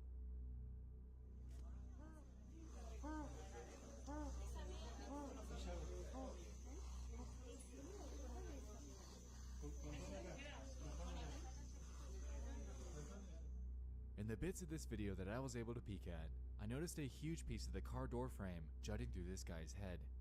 I could go into further and more gruesome detail of this not safe for life image, but just know that this didn't kill him, and he is, to the fullest extent, in critical condition. This situation goes to show that when driving, it's easy to get brave. It's easy to constantly think, crashes? Won't be me. I'm a fantastic driver. I got this. But this type of thing can happen in an instant. These drivers, very idiotically, had absolutely no regard for their passengers or others on the road, and I'm incredibly glad that there were no innocent bystanders or drivers within the car's trajectory, since if there were, this absolutely could have turned out infinitely worse than it had.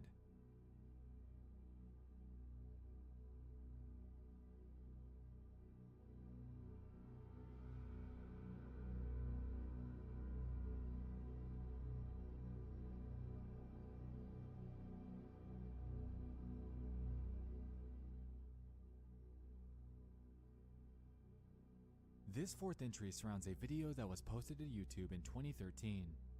The title of it is, Couple Drowns in Front of Camera. This 7-minute video shows the tragic turn of events that occurred while a couple, a 22-year-old by the name of Haitham Mohammed Dayan and his newlywed wife, whose name I was unable to locate, spend their 1-year honeymoon at a pond located in the Bait Boss area south of Sana'a, Yemen. This cell phone footage was taken by Haitham himself as he propped the phone up on a rock to film their embrace.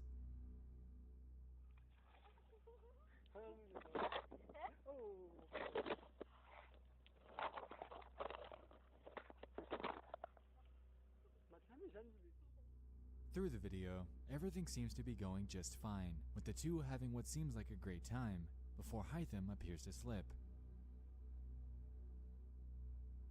Afterwards, you can see him attempt to cling to his wife in desperation before she's dragged into the water as well. Fighting for survival, the two then try their hardest to make it back to shore together, but that proved to be futile. After about a minute or so of panic and screaming, they both submerge, never to return to surface for the remainder of the video. The unfortunate part of this is that, had they not panicked, then they'd probably have had a chance to both make it back to shore, but in the moment, Haitham desperately grabbed onto his wife and resulted in her meeting the same fate as he. This video goes to show that no matter who you are, you absolutely need to ensure that, when spending time in any body of water, whether it be a lake, pond, river, ocean, or creek, it's imperative that either precautions are taken or that you know how to swim on your own, as if this were the case here, this would have undoubtedly turned out very differently.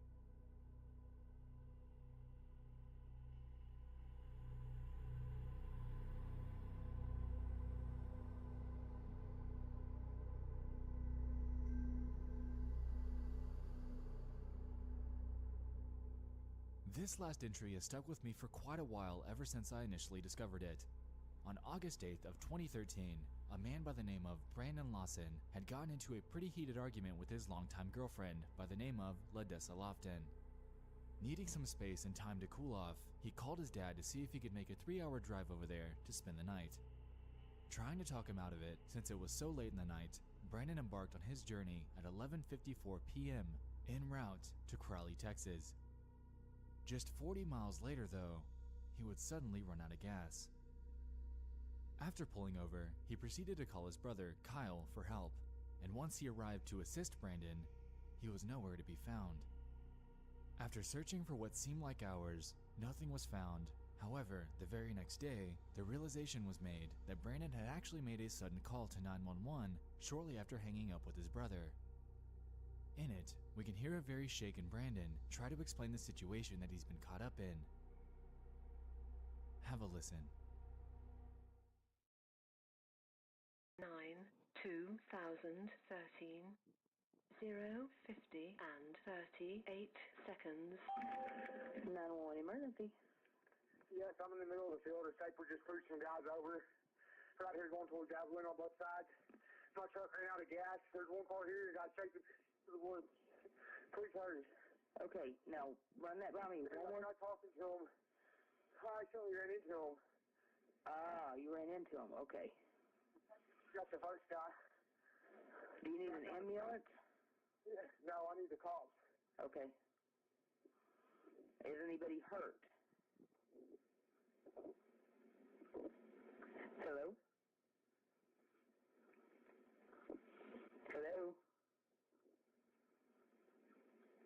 Hello?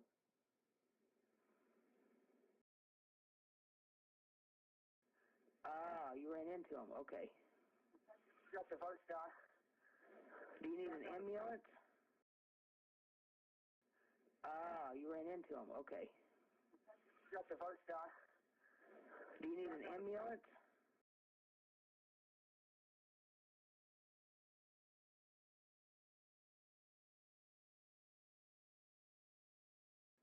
Ah, you ran into him. Okay. Got the first guy. Do you need an ambulance?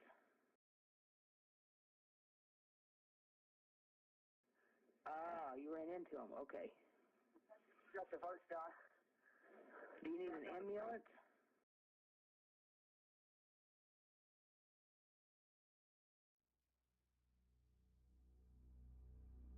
Tons of speculation and controversy have arisen from this ominous 911 call, but the primary consensus surrounding it is that it's, to this very day, an unsolved mystery. Police, allegedly, were initially hesitant on considering this a missing persons case due to outstanding warrants that were issued for Lawson. They believed that he'd attempted to run off to get away from them and that he'd turn up sometime soon, but, as we know, this was not the case. You see, Brandon had 4 children who his relatives say he'd never abandon, and coupled with the strange reaction by police, it almost seems to some that this case was somewhat swept under the rug due to police disinterest. Hearing the frantic voice of Brandon play back is haunting.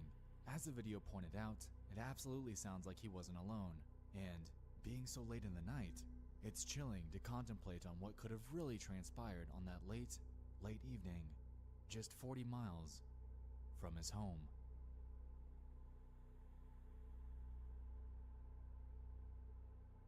The underbelly of the internet, like we established, is a very interestingly ominous place.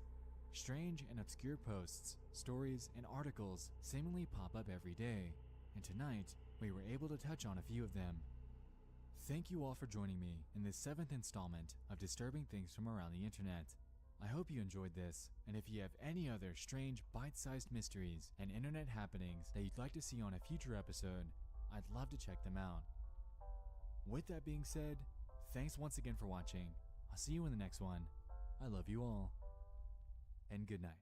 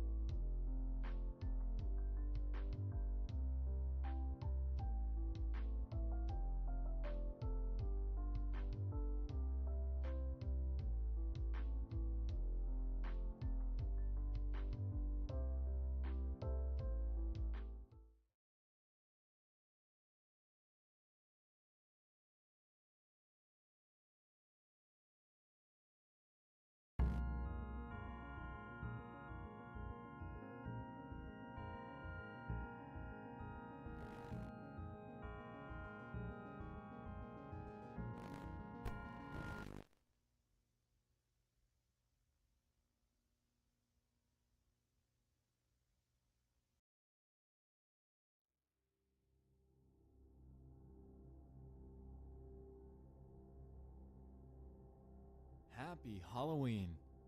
Wow, what a fun week this has been exploring all these marathon topics with you. This has been an absolute blast. And hey, I was thinking, what better way to bring this to a close while concurrently celebrating the greatest holiday of the year than presenting to you yet another installment of my favorite series on the channel. Welcome back, my friends, to Disturbing Things from Around the Internet. If you're new, this is my series that dives into bite-sized and disturbing internet events and mysteries in a list-like format. It's time, on this Halloween night, to dive into 5 more hand-picked and disturbing things from around the internet.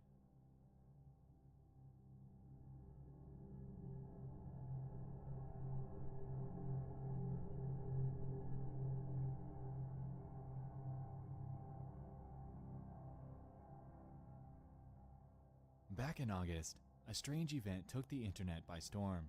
Peculiar footage was captured during the early morning of August 24th. According to a Facebook post, at 3:20 in the morning, a resident in the Sunrise Ranch subdivision in Montgomery, Texas, was awakened by their doorbell. After reviewing their home video surveillance, they observed and attached the following video and images. The Montgomery County Sheriff's Office was alerted and is currently investigating the suspicious incident. The footage that they captured was this.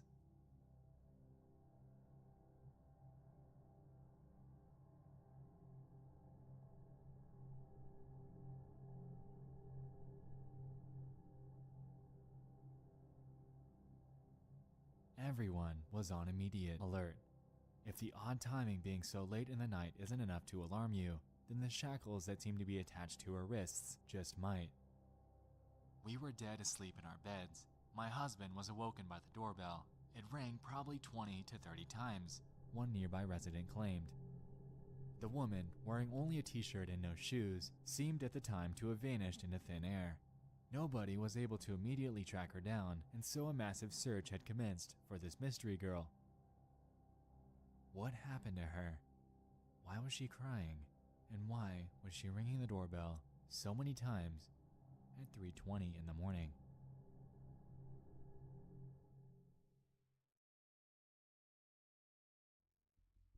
On August 29th, another incident occurred in the very same subdivision. A man would take his life by suicide. This was Dennis Collins, and a suicide note that was left behind by him had confirmed that this mystery girl on the surveillance footage was in fact his girlfriend. According to a statement by Montgomery County Police, she was indeed a domestic violence victim, and according to her, the night she was out ringing doorbells, she was in great fear for her own safety. She is safe and is helping police in the ongoing investigation. However, the takeaway from this is that this could be happening to anyone, even those that live right beside you.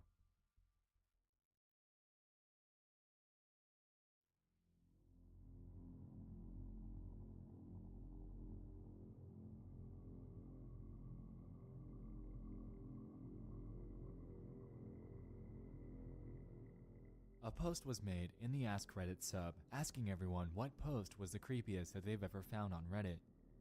While there were many notable responses, one in particular stuck out to me from a user by the name of Killing Spear X. They said this: "I don't know where the post is, but I'm sure many Redditors came across it already. It was about a mother who was pushing her baby on a swing at night. When people approached her, they found out that the baby had been dead for hours and that the mother had some sort of mental breakdown or something." One notable response to this came from a user by the name of El Chapo's cousin, who claimed that either this is a lie or the area she lived in has the shittiest healthcare in America. In response to this, someone quoted them and said, "Apparently the latter, because this actually did happen," with a link to a news article. In Maryland, a 3-year-old boy was in fact dead due to being pushed in a swing for upwards of 43 hours. According to authorities, he was alive when his mother began pushing him in a swing on May 20th, 2015, and had remained in this very same seat for 2 days while his mother pushed him until May 22nd at 6:55 a.m. when he and his hysterical mother were found by police. The mother, allegedly, had a psychotic episode during this and unfortunately did not know what was happening for those 2 agonizing days. Since the original homicide, no charges have been filed, and the mother has since sought treatment for her bipolar disorder and depression. 43 hours. Sit back and think about this for a second. This children's swing was a death trap for this little boy, and the sheer thought of what he endured, initially thinking that it was going to be a fun and exciting time at the park, then becoming tired of the fun, then becoming thirsty, then realizing Mom isn't stopping. For hours and hours and hours, until it was over. I can only imagine the haunting scene of an oblivious mother pushing the corpse of her own son in a swing, and I really don't know how I'd react if I were ever to stumble upon such a sight in real life.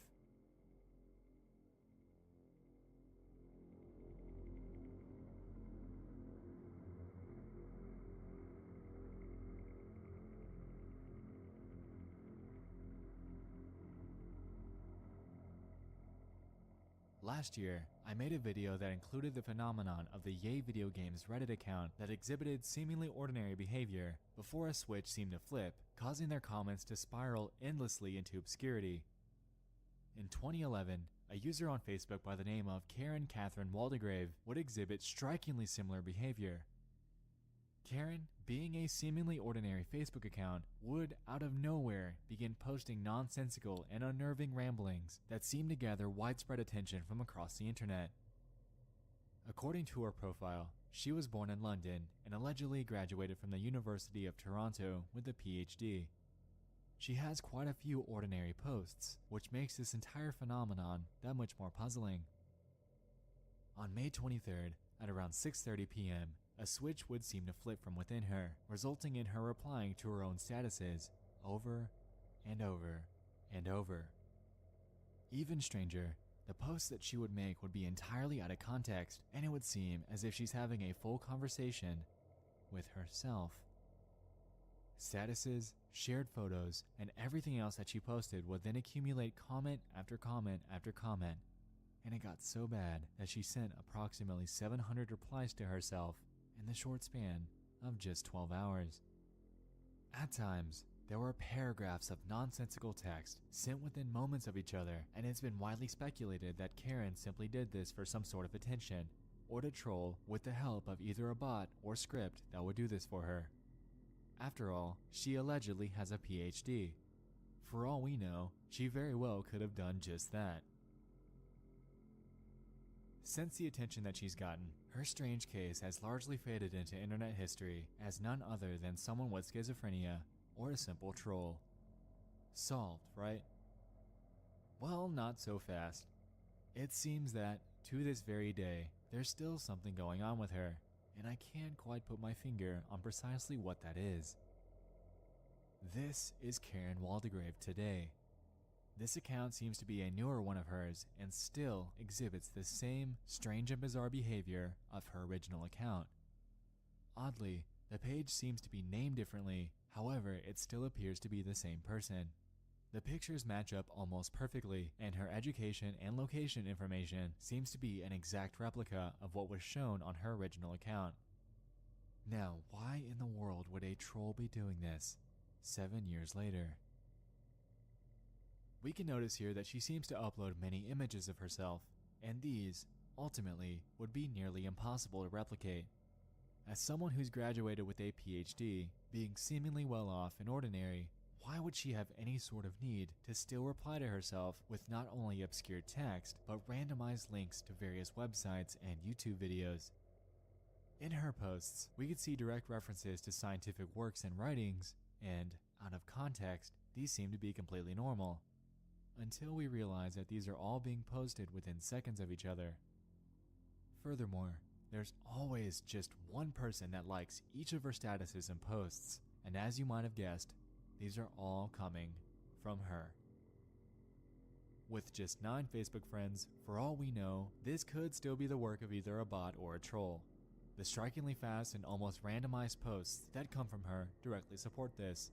However, with the pictures she shares that line up directly with her original account to the T, it's extremely hard to discount the very idea that something more obscure could be going on with her to this very day.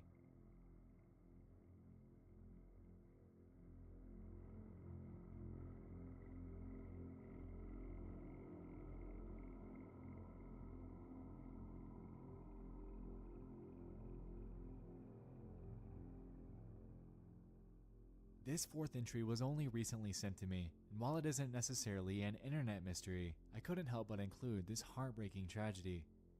In 2015, police were called to a home in Kansas City, Kansas, regarding a domestic dispute. Upon arrival, a woman would tell them that if they looked around the property, they'd find the remains of a child by the name of Adrian Jones. Adrian's short life was spent isolated from outsiders inside of a mice-infested house where he was under the guise of, quote, homeschooling, with his 6 siblings. His father and stepmother endlessly abused him, forcing him into sadistic acts of torture. The father and stepmother subjected him to eating scraps of moldy food out of the trash, leaving him tied up and submerged in a dirty swimming pool for hours at a time, beating him, strangling him, and leaving him consistently bloodied and cuffed. Even worse, the parents documented everything with surveillance cameras placed all over the house in an effort to document their acts of torture. The footage and images were only ever discovered due to Jen Hovers, their landlord, whom was given access to the killer's iCloud account by Heather Jones, Adrian's stepmother, who was directly involved in the maltreatment. Hovers accessed the account in hopes of finding pictures for Adrian's funeral. However, when she looked through what was on the account, she found much, much more than she'd bargained for. In it were videos and photo after photo of Adrian's deteriorating health, and many of these shots came from direct surveillance footage where he's referred to simply as the boy. It's believed that the killers were proud of their sadistic acts and enjoyed documenting Adrian's afflicted life. This is just one of those things that I hardly have any words for. The 7-year-old's short life came to an end in late 2015. His killers left him to starve to death while tied up inside of a shower stall. This, unbelievably, gets even worse though. To rid of the body, the abusers resorted to dismembering him and left his remains in a livestock pen where pigs proceeded to feed on them. The heartbreaking thing about this entire endeavor is that there was a suspicion of activity going on. The landlord had the suspicion for quite a while, and this likely stemmed from the fact that, now prepare for this, Adrian did tell investigators that he was being abused years prior. According to an article by KansasCity.com, Adrian told authorities in a 2013 interview how his father would kick him so hard in the back of the head that a little bone came out. "My daddy keeps hitting me in the head and punches me in the stomach, and my mom keeps pulling on my ears and it really hurts." He tried to make a plea for his life. However, that, unfortunately, didn't seem to help.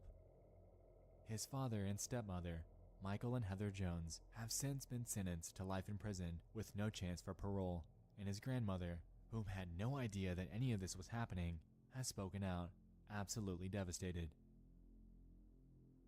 Adrian Jones never deserved any of this, and it's completely heartbreaking to read about this tragedy that befell him. In some images, you're able to see him wearing a shirt that says "Tough Guy." And you know what? This absolutely holds true. Adrian is a tough guy. Nobody deserves that title more than him, and I can only hope that he's since found the solace that's been overwhelmingly overdue for him.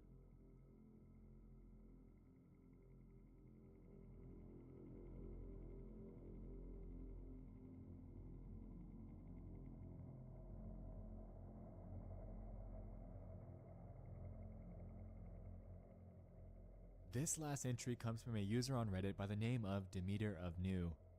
About 5 months ago, they made a post in the RBI subreddit claiming that their significant other had gotten a new phone, and for the first time ever, she now has visual voicemail. After receiving a voicemail from a family member that day, she realized that she had several others that she'd missed.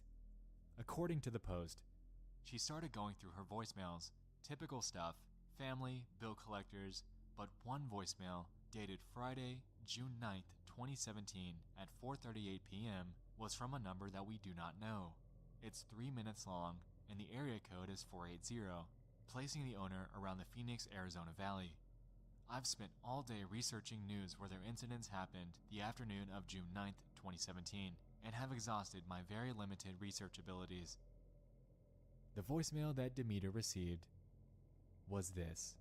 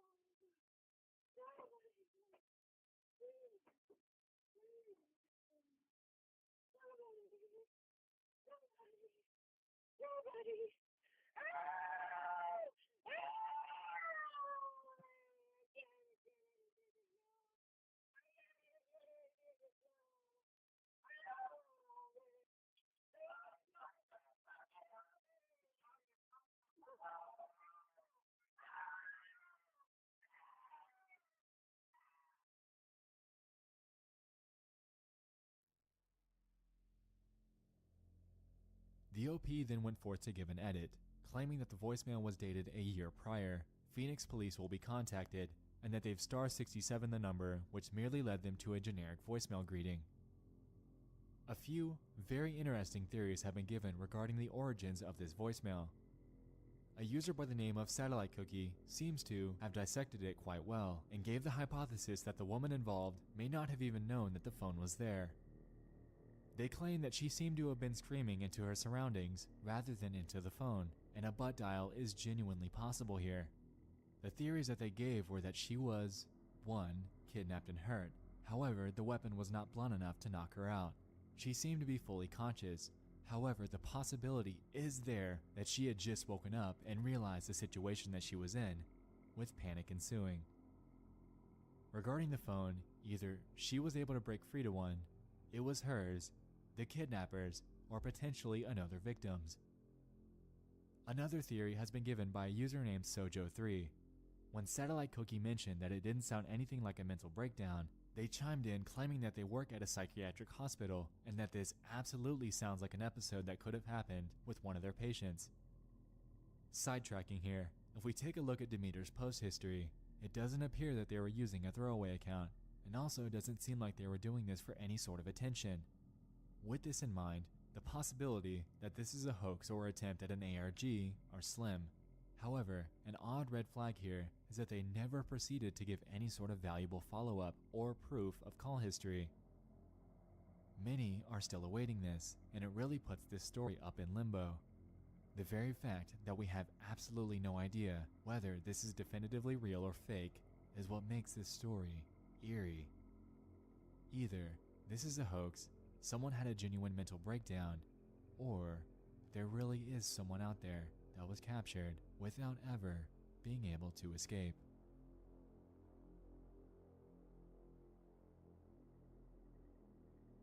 The internet is no stranger to obscure and disturbing phenomena, and tonight was a direct exhibition of that. Thank you for joining me in this latest installment of Disturbing Things from Around the Internet. This has been quite a ride, and I'd like to give an even bigger thanks to each of you for joining me this week as we explored The Legend of Zelda Majora's Mask, took a ride through a completely new theory on Kraina Gorzhabov TV, dove headfirst into the eerie Reddit camera mystery, explored the beautifully surreal world of Interface, and capped everything off with Disturbing Things 5. Wow, this has been an incredible ride, and I hope you all enjoyed this as much as I have while making it. Stay safe tonight. I'll see you in the next one, because as we all know, there's always bound to be more.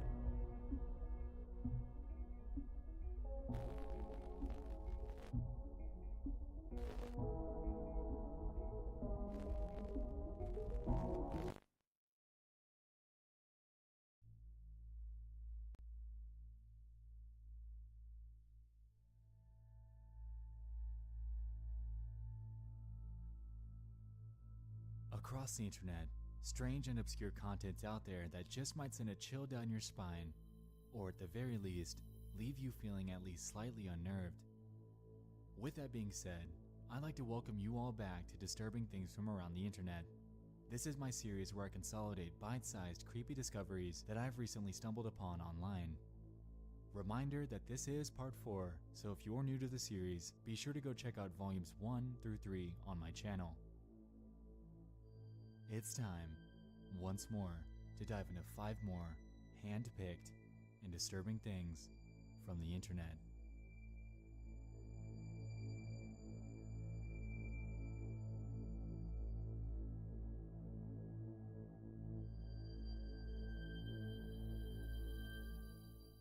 Bill Meade is the name of a YouTuber that runs a channel primarily focusing on the topic of religion.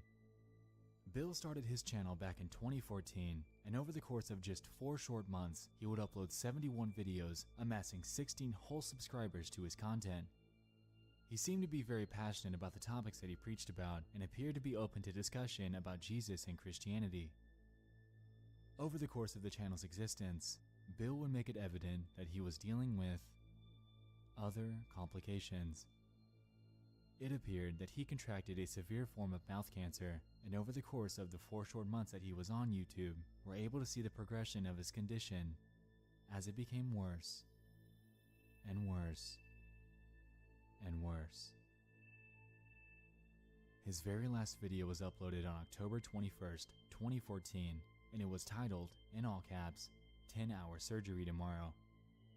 Strangely, in this and the upload with the duplicate title, I was unable to extract any type of audio, almost as if it was completely muted by accident. In the description, Bill asks us, in jumbled text, to pray for him and the doctors as he undergoes this operation. And that was it. After seeing this, I naturally expected the worst. Seeing his condition progress so rapidly, followed by a video on the topic of a future surgery before going completely blank, left me with an endless curiosity as to what happened to Bill. I went back to his YouTube channel and tracked down his Google Plus page. With that, I was able to discover that he lived in California and had a wife named Doris. After doing what seemed like endless digging, I just wasn't able to find anything on a William or Bill Meade that would be related to a Doris, so I acquired the help of some friends, and one of them, specifically Alex Bale, was able to track his record down. Bill would have been 90 this year, and unfortunately passed away less than a month after his surgery.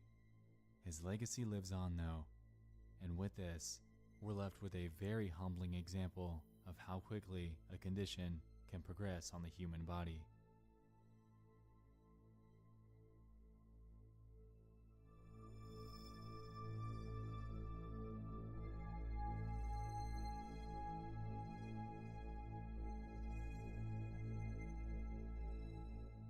This entry comes from a user on Facebook by the name of Rico Malik. In his post, he claims that he doesn't normally post on Facebook, but this is a true action and awareness post. In his words, "This is very hard to watch. It hit very close to home as I've been in this situation before. This was my 19-year-old niece coming home late last night in Converse, Texas, to some home invaders in her bushes. Now just pay attention to the recklessness our society has come to. Get this to the media. These guys were out to murder anything moving last night, and they have to be dealt with. This is to be treated as if they murdered everyone in that car." With this, he's linked a video. In it, we're able to see a man as he's obviously hiding outside of a house, behind a tree. Apparently, the people in the car pulled up to their mom's house, who was asleep inside. After calling the cops from within the car, things begin to take a very dark turn.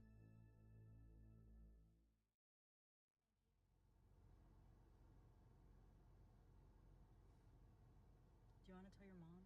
No, wait. Wait till the cops get here. They're just waiting. I locked the doors. I was like, Yeah. because if they, Hello? that doesn't mean they're alone.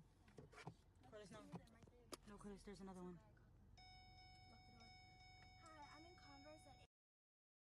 There's somebody standing at the side of my house. Looks like they're trying to get in. They're trying to run. I'm reversing. Oh, they have a gun. 8310 J. I gotta get out of here.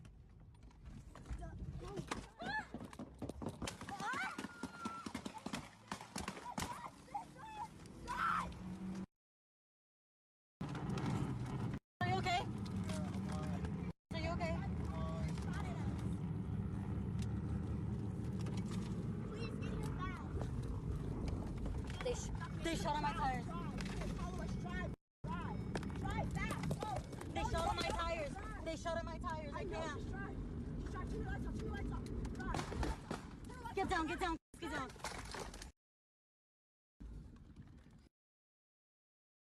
Please drive.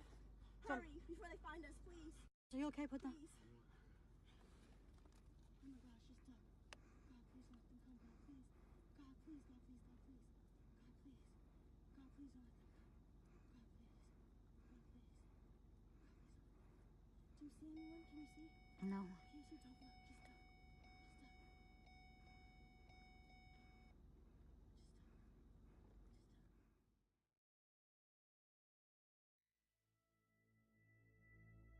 Thankfully, they all made it out alive. In this situation, they were absolutely lucky that they weren't harmed because this so very easily could have turned out far worse than it did.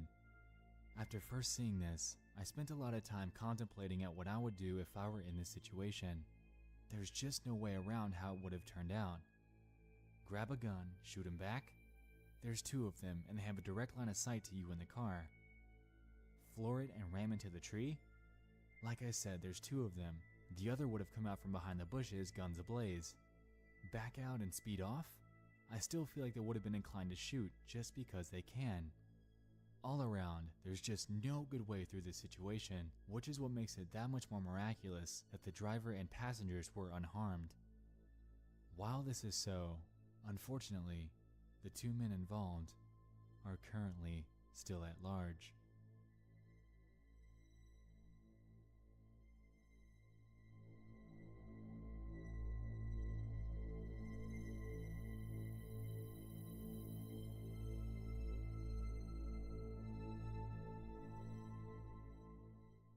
This entry comes from a user on Reddit by the name of Gloves Are Effed. The post is titled, Warning Men of Halifax, the Glove Man. He opens his post by claiming that he's seen threads in other subreddits about this guy and that he finally had an accidental encounter with him. He claims, quote, "Last weekend I was on my way back from downtown, walking alone on Spring Garden Road and scouting for a cab when a well-dressed guy in a black SUV pulls up beside me to ask if I'm looking for a cab. I said yes, he asked where I was going, and I told him. He said he was headed in the same direction and that he offers rides around town on the weekends. Thinking this was some friendly guy running his own Uber service, I got in hoping for a cheap ride and handed him a $10 bill out of my pocket. Side note, I'm 6'3" and 200 pounds, so I didn't feel threatened. Stupid of me."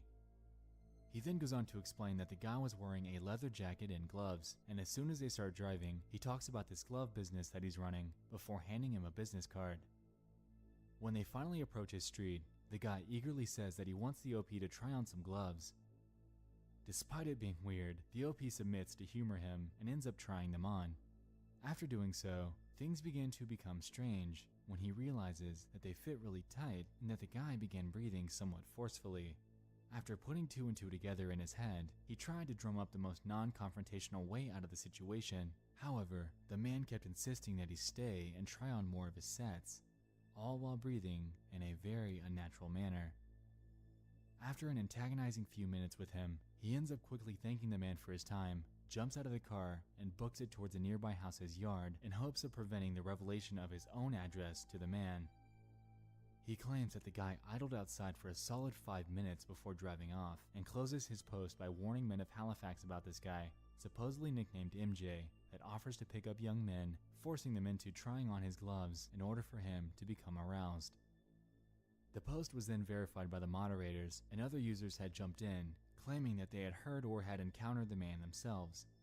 One of the other posts that the OP references even has the glove man's business card in order of proof.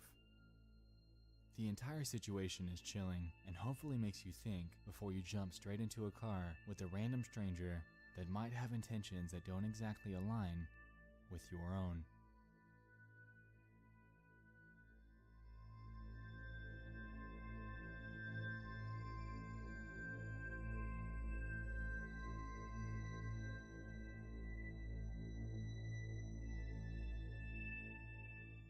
This entry comes from a Facebook post made by a user named Hank Squires. Back in June of last year, he made a post showcasing a strange phenomenon that he had captured on his baby monitor. His post reads this: "I'm very much a skeptic, and I'm going to try to explain this one. Last night, Cora woke up and started playing with the stuffed animal. Hannah thought it was cute, so she recorded it from the baby monitor. When she showed it to me, I told her that it was way too cold in her room, 66 degrees when we keep the house at 70. Then, the freaking teddy bear behind her moved. Watch the video. The video that he uploaded with that showed this.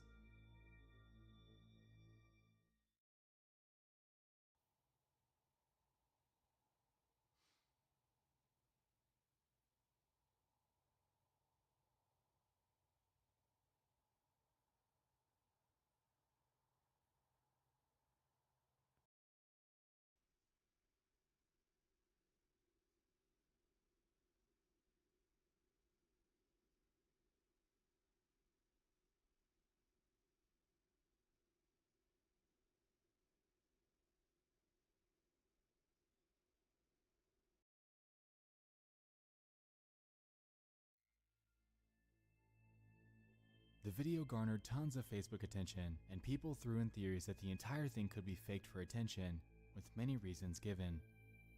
One notable one is when the head actually moves. It seems that, at the top left, an arm is seen moving it.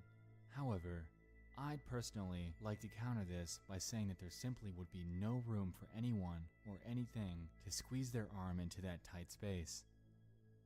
Unless there was some sort of modification done to it, nobody would have been able to fit back there. Another theory people have thrown up is that it's a battery-operated bear. While Hank claims that this is not the case, it could very well be true. The only real update we have is from June. Hank reshared the post onto his own page with the caption, "1 year ago." This, of course, renewed interest in the video, and down in the comments, there's one from a Dana Squires who claims that they're set on believing that the child had moved, thus causing the bear to move as well. While this seems like a very solid answer to the situation, we have to remember that it's always up for interpretation.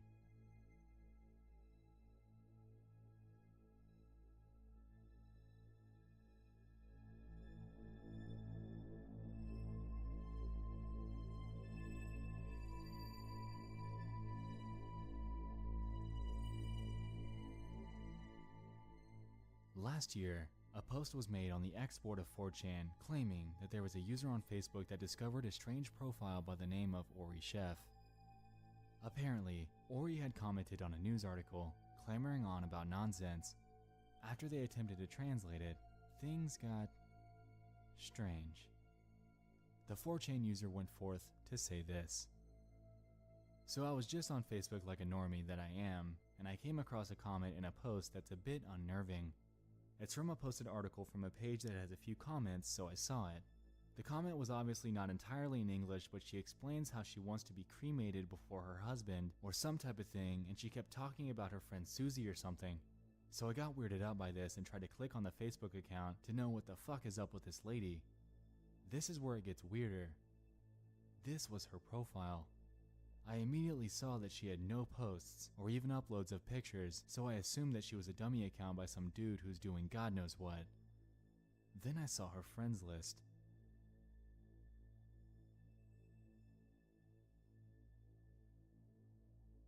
Now I just realized after skimming through all these accounts that every bio that she has adds something weird or cryptic, like cheese bread from an almond milkshake and pita bread from a seasoned beef, kind of shit like that.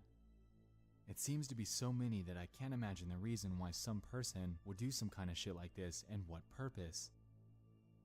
So it seems that after visiting her profile, they found that every single one of Ori's friends was simply another version of her profile picture with photoshopped facial features and hair. Posts on their profiles get even stranger than this. There are multiple images depicting animal gore with captions that hint at the murder of her own children. Going by her profile, there are no photos or any evidence therein of Ori actually having any children, however, it's disturbing to see. After discovering all this, a user then reached out to Ori, asking her about her many accounts and why she's doing this, and she responded in her typical style, claiming that, yeah, all of them, I was the one who created by, unfortunately, because of my negligence and the stupidity, I forgot that I was renting the computer and forgot to change the password as soon as possible. The 4chan user responded, "Oh, okay, I understand. I like the pictures that you post, like the one you have as your profile picture. Did you make them?" To which Ori responds saying, "Really? Thank you, it's in the Play Store app. If it's in your CP, edit the pic." He then asks her how many accounts she uses, to which she responds saying upwards of 15 to 24. When asked why, she made the excuse that she uses them for requests in Facebook games. While Ori claims this, I'm going to go forth and say that I'm absolutely not buying this. Why in the world would there be so many accounts that are made of yourself just for game requests? Also, why in the world would she post gruesome images and caption them about the demise of her own children? Something just doesn't add up. Theories have been thrown out that Ori is either a bot, a simple troll account, an account linked to the government, or actually a genuine person that, for some odd reason, found the need to create 20 plus accounts of herself. Even if this latter theory were true, why would she post such sinister things about her children alongside these screwed up images? It just doesn't add up to me. There's definitely something going on here. It almost reminds me of the Stephanie Stevens case, but weirder.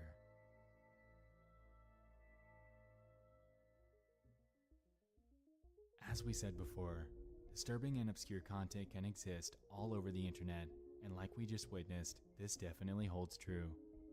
I hope you all enjoyed this entry into the series. I'd love to hear your thoughts. Which one freaked you out the most? Lastly, thanks so much for watching. I'll see you in the next one. I love you all, and good night.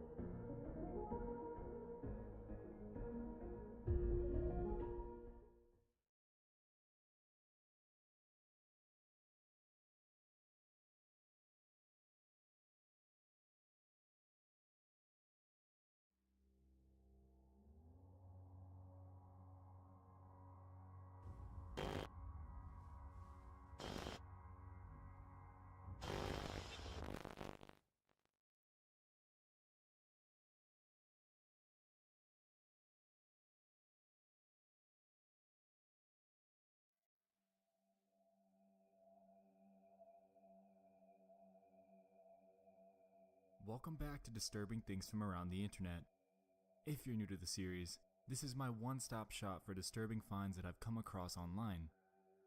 This is part 3, so if you haven't yet, definitely go check out volume 1 and 2 on my channel. Trust me, you won't be let down. Anyway, I hope you guys are strapped in, because today's installment will absolutely be the darkest and most sinister entry to date. It's time, once more, to dive into 5 more hand-picked and disturbing things from the internet.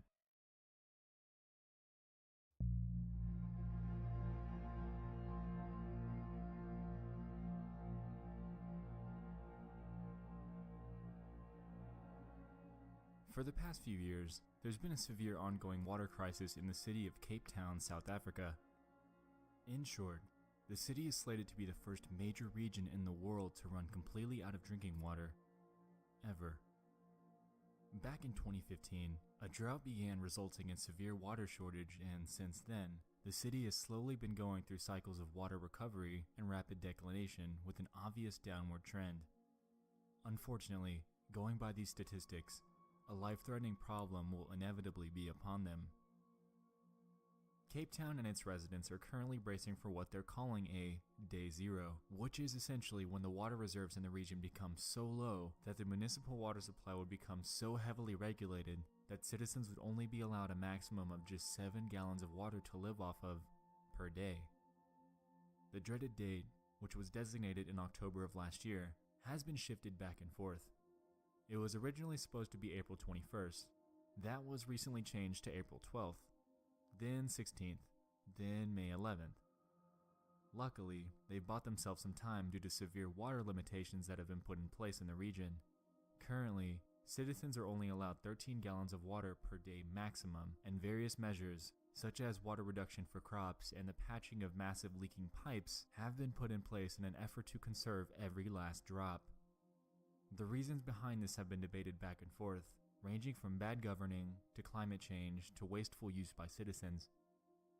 Unfortunately, little can be done about this massive crisis, and residents have already been rushing to supermarkets to stock up on all the water that they can.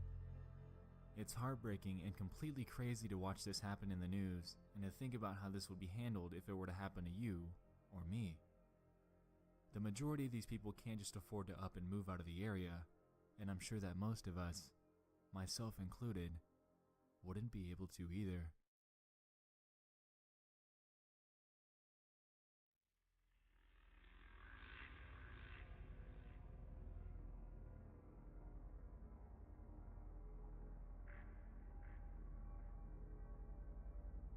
FalKKonE, or by its English translation, Space Phenomenon, is a video that was recommended to me by a user on Twitter. They claim that they found it in the related videos section while watching a video about a French book that they read. After I saw their suggestion, I took a look, because why not?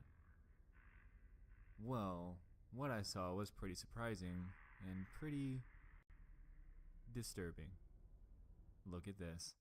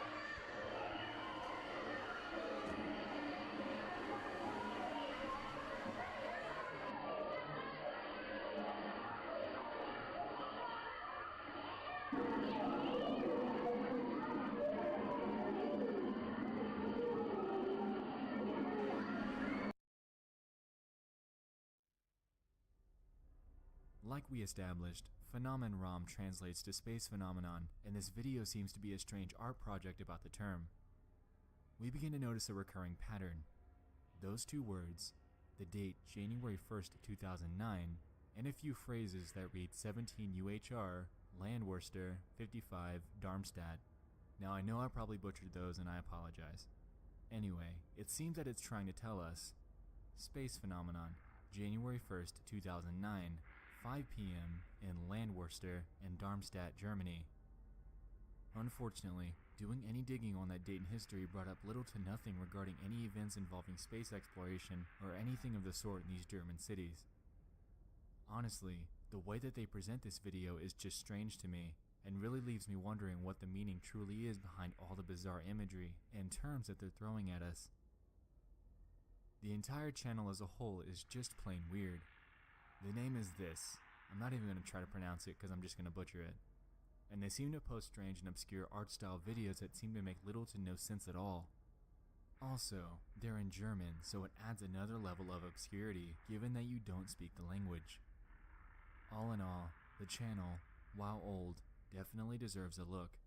Their content, much like Space Phenomenon, is filled with secrets that just might have a little more to them than we think.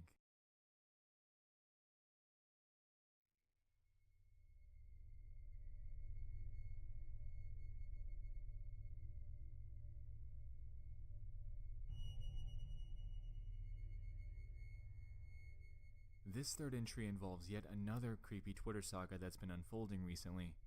The Sun Vanished is a very strange Twitter account that went live around 2 weeks ago. The story surrounds a person who's stuck in their house while they document their life as the sun is completely gone, with no signs of coming back.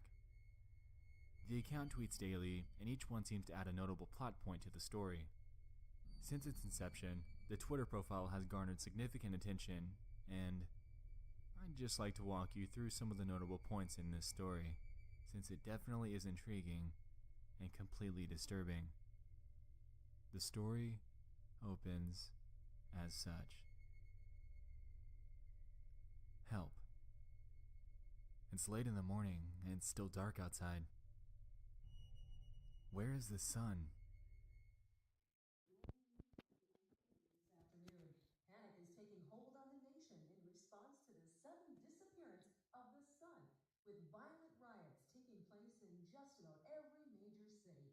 We are receiving an influx of reports of ransacking and looting from New York, Chicago, Los Angeles, Dallas, and Washington, D.C., with hundreds more isolated incidents coming in hourly.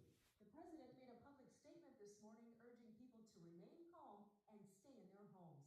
Meanwhile, experts are claiming this phenomenon to be an event similar to New England's Dark Day in 1780, and that things will return next year.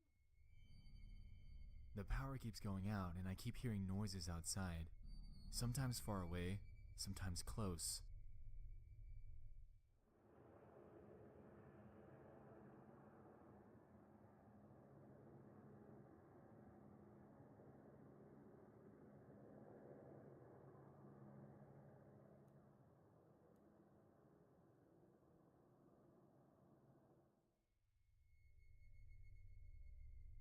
I can't sleep. I think the noises outside are gunshots. I went outside. I saw something out there I can't really explain, but I can show you.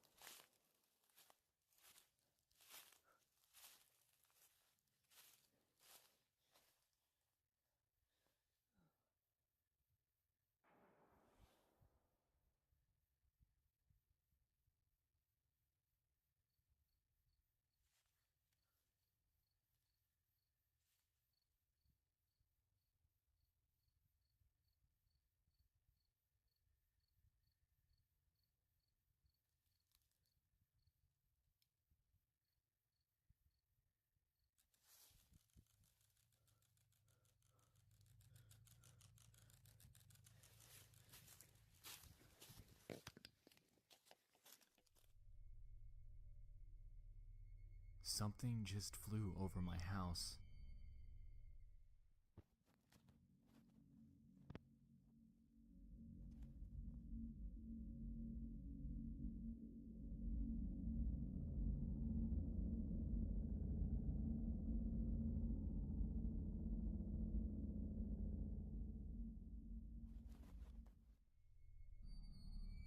I just compared the sound of this video to the sound of the helicopter footage I posted a few days ago. Whatever this was, it was definitely not a helicopter. Thank God, one of my friends is still alive. He just texted me.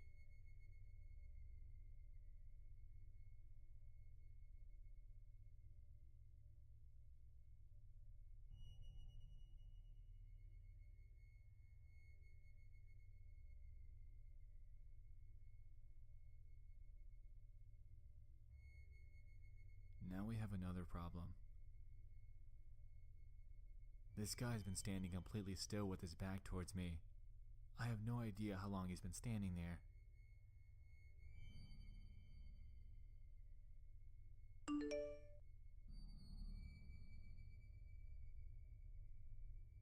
Whoever was standing outside is gone now. Shit.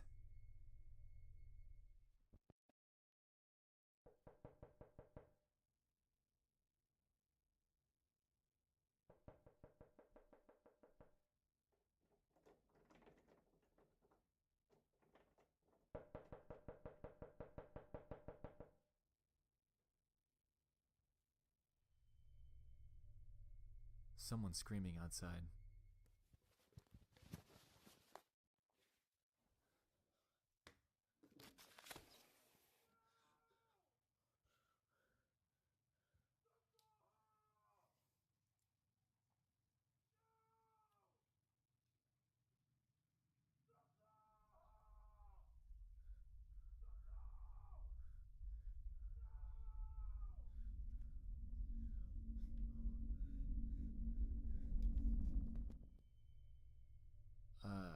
can see a faint light outside my bedroom window.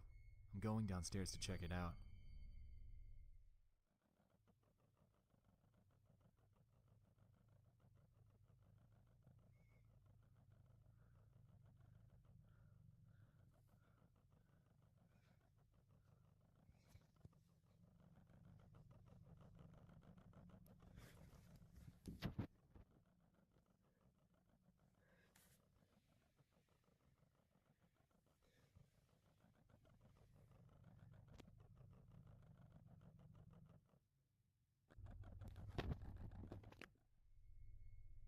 I'm hearing noises outside again.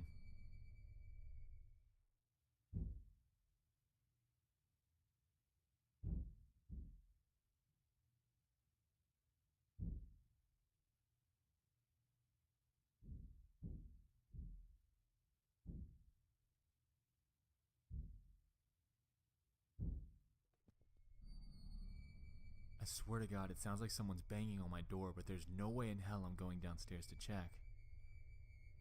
It got in. I don't know how it got in, but I'm hiding.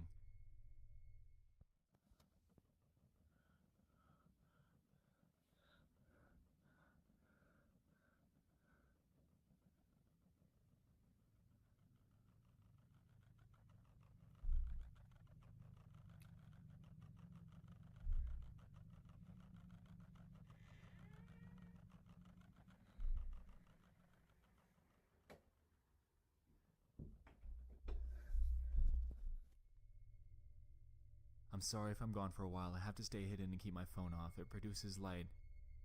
I am so sorry. As of writing, this is where the Twitter account stops. I'm sure at the point of publishing this video, there's been quite a lot more that's played out on the account, and I implore you to check it out. If you do go though, just make sure you have the lights on, since we know that the creator of this account most definitely doesn't.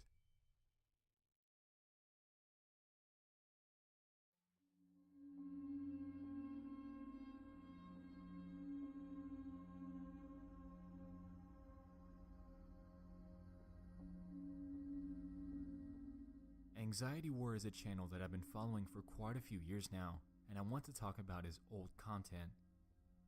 The channel is run by a guy named Zach, and while he hasn't done anything disturbing himself, he's had quite a heavy hand in exposing child predators, vigilante style, through his YouTube channel. Unfortunately, if you head over to Zach's channel today, you'll come to realize that his content has most definitely changed and his direction has taken a complete 180 from his old days of busting child predators online. While this is so, there is one video that he's left up, and it's exactly how all of his old content was when I first found him. If you're curious as to why this channel has gone through a sudden change, the reason is simple. While Zach was successful in putting 7 men in jail through Anxiety War, he was actually sued by 2 of them. This basically threw him into the spotlight for quite a while as he faced these legal battles alongside police scrutiny for taking the subject matter into his own hands. YouTube also cracked down on him, essentially, temporarily, forcing his videos off of the platform and onto his own site, anxietywar.com. Ironically, that URL now redirects you to his YouTube channel with his new content. Anyway, back to the topic of the original Anxiety War. Zach's format was simple. Disguise yourself as an underage girl or boy, go to online sites where predators are rumored to lurk, lure one to you by sweet-talking with them, and after days or even weeks, agree to meet up with them. What the predators don't know though is that the entire thing is being filmed for a YouTube video and that they're not actually meeting up with an underage kid at all. They're meeting up with Zach, who set out to expose them to the world and put them behind bars. Here's a portion of one of his confrontations with what he calls one of the most bizarre predators he's ever encountered. I could write a book about all the lies and misconceptions that you hear in the media and in the comment section, or I can encapsulate that all just by sharing one experience I had recently. And that was, someone said that I had become overweight. I've never really been too much in depth with this guy, but I think my experiences with him, what he has done, should be highlighted, unlike some of the other people that I've confronted, because this guy was the most bizarre predator I've seen. and it was really crazy. I think everyone should see what all this guy has done. And I wanted to emphasize a point that I made in my previous video, how dangerous it is to confront him and how stupid it is, given that there have been real victims.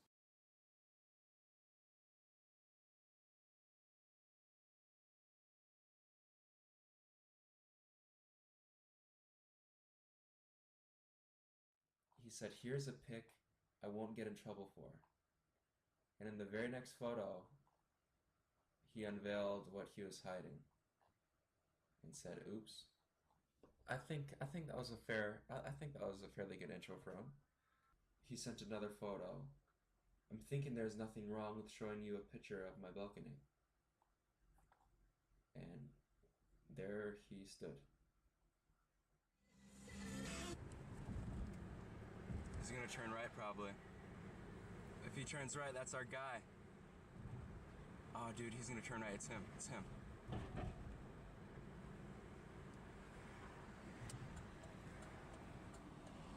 What he was doing was he bypassed Taco Bell and he went around the back, and he was combing the area behind Taco Bell. He was going through all these little side streets and stuff. I know the area very well.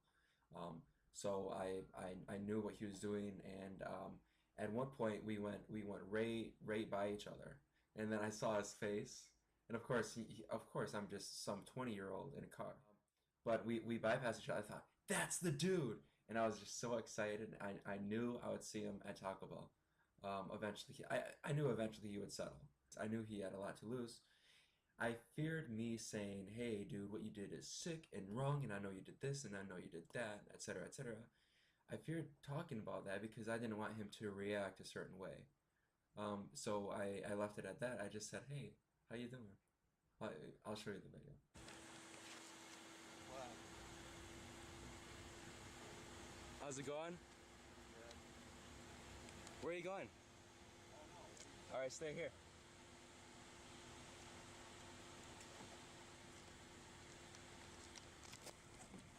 Wait, I gotta talk to you.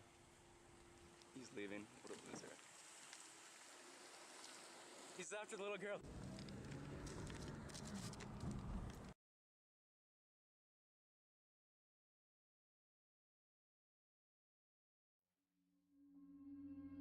I'll link his entire video down below, and it's an incredibly interesting watch to see how this sick individual sent videos and photos to what he thought was an underage girl.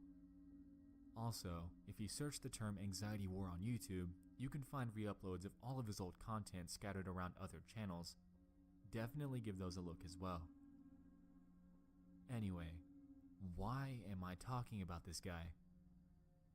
Well, it seems that after Zach's unfortunate fallout with YouTube and the police, he seemed to spawn a movement across the platform known as the creep catchers. These people could be any ordinary person with a camera and a desire to expose creeps much like Zach did, and if you search the term on YouTube, you'll find creep catchers videos from all over the world. These guys have taken direct inspiration from Zach and turned it into something that's, while risky and illegal, a very noble cause. This should be setting off a red flag for many of you. Yes, there are creeps all around you, and yes, they could very easily be any everyday person that you might encounter. These predators all have lives and families, and it's evident on their Facebook pages that are usually shown after they're caught. What these guys are doing under all the ordinary Facebook lives and rushes of work and family is truly something dark and disturbing, and it's unbelievably striking how widespread this issue is.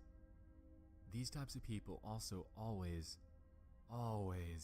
have the cookie cutter excuse that they weren't actually going to pursue the child. Instead, they're going to teach them a lesson and educate them, blah blah blah. Creep catchers and anxiety war were on the right track, doing the work that the police wouldn't. While frowned upon in the US, hopefully someday we can create a system where willing civilians and law enforcement are able to work together to catch these creeps that lurk on the same internet that you might hand over to your children every single day.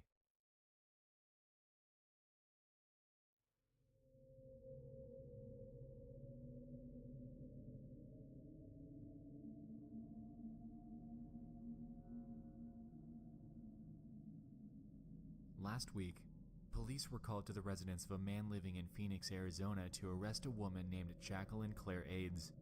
Aids was involved in a disturbing stalking incident with the man and allegedly turned violent very quickly. The guy, who's unidentified, apparently met Aids through an online local dating service. Through this, they hit it off quickly and went on only one date. Things began to get weird afterwards, though.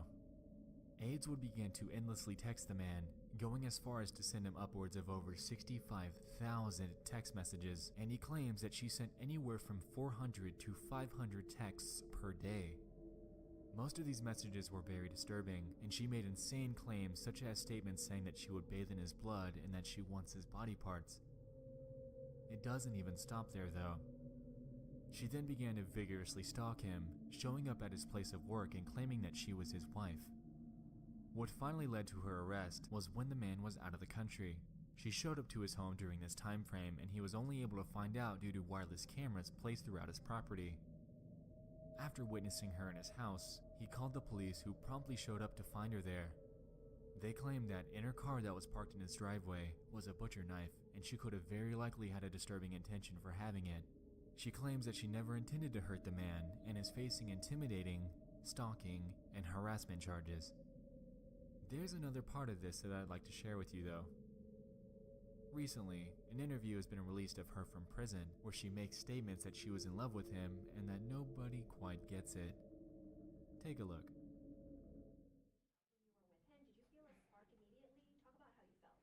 I felt like I met my soulmate and everything was just the way it was, and I thought we would just do what everybody else did and we would just like get married and everything would be fine, but that's not what happened. 65,000 text messages. That's like That's next it? level stuff. To me it seemed like more. Seemed like more than 65,000? To me, yeah, that's not. Isn't that kind of excessive? Love is an excessive thing. Can you understand why people think this is a little bit out there? Oh yeah.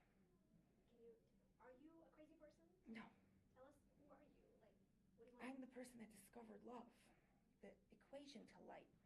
Einstein discovered the equation to light. It's E equals mc squared. To finish that equation, everything we see is made out of light. Everything. And the composition of the light that it's made out of. Jackie, some of those messages don't sound like love. They sound like threats. When you're finding love, not everything is perfect. This was a journey. And I want to apologize because nobody would ever be more sorry. Would you have really hurt him? No. I love him. So the rest of the equation is L equals 3.3. L equals 3.3 times E equals mc squared, and that's the equation of eternal love. I can only imagine the kind of torment that this guy went through when dealing with her. This entire situation just goes to show that you never really know who you're actually meeting up with on these dating sites. You could, very easily, be unknowingly walking into your next real-world nightmare.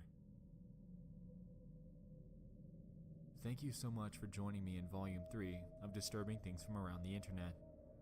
These have been some of the darkest finds that I've come across yet, and I implore you to follow the links in the description to check out these discoveries yourself. Let me know, which one intrigued or freaked you out the most? Anyway, I hope you guys enjoyed this installment. I'll see you in the next one. I love you all, and good night.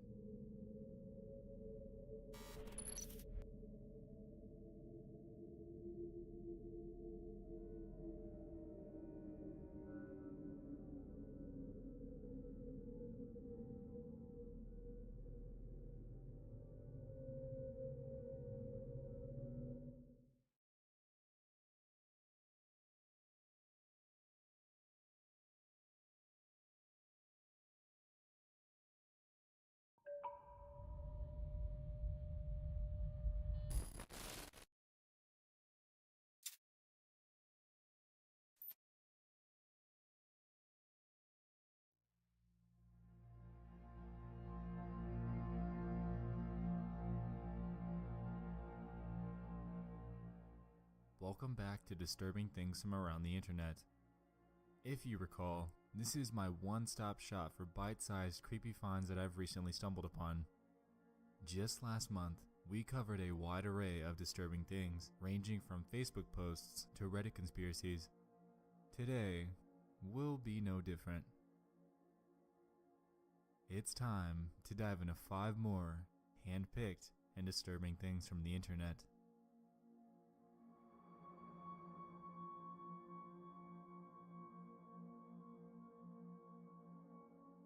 Back in 2010, there existed a Buffy the Vampire Slayer fan forum called the Bloody Board.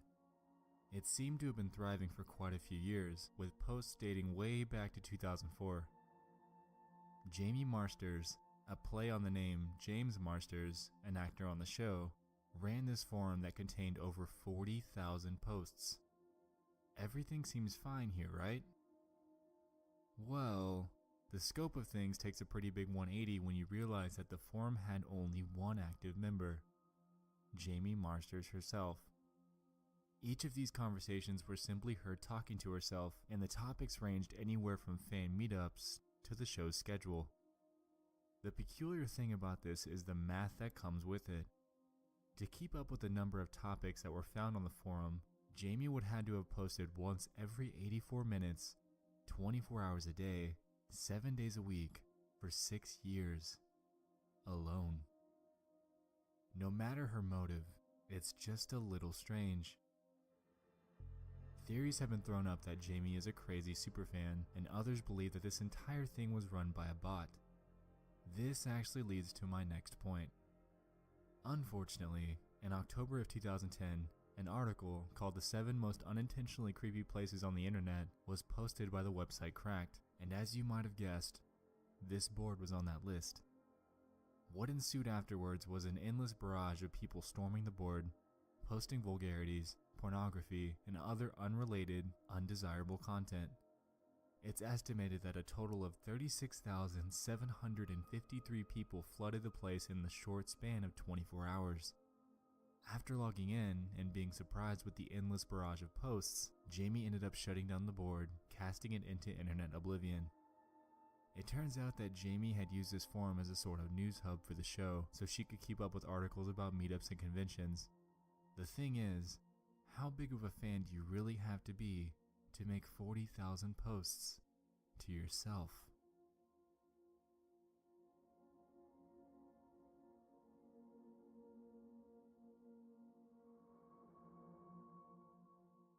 In July of last year, a Facebook post was made by a user named Kiana who claimed to have had weird things happen to her for a while. She claims that about 3 years ago, "I took this photo and realized that there was a face in the background. People said that it was my younger sibling or someone else at home, and it wasn't. Even if it was, I was using front-facing flash, and dark-skinned people like me and my brother don't show up in the dark when using front-facing flash. Anyway, people thought it was a lie, and it never was. Little things happen here and there, like my lights shutting off when I knew I had them on, or things moving right in front of my eyes. I try to ignore them, but tonight, I just so happened to be recording what I thought was a cute video of me petting my cat, and then you see my cat jump." The photo in question is this. If you're unable to see what she's talking about in the circle, I've done some enhancing for you.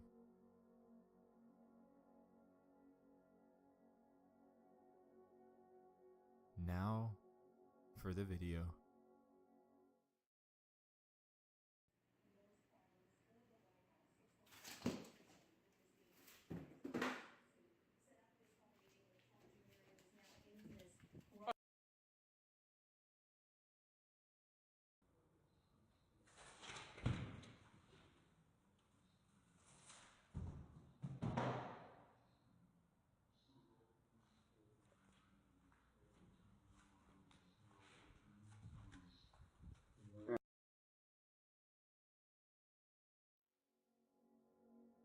Whatever you make of this is up to you.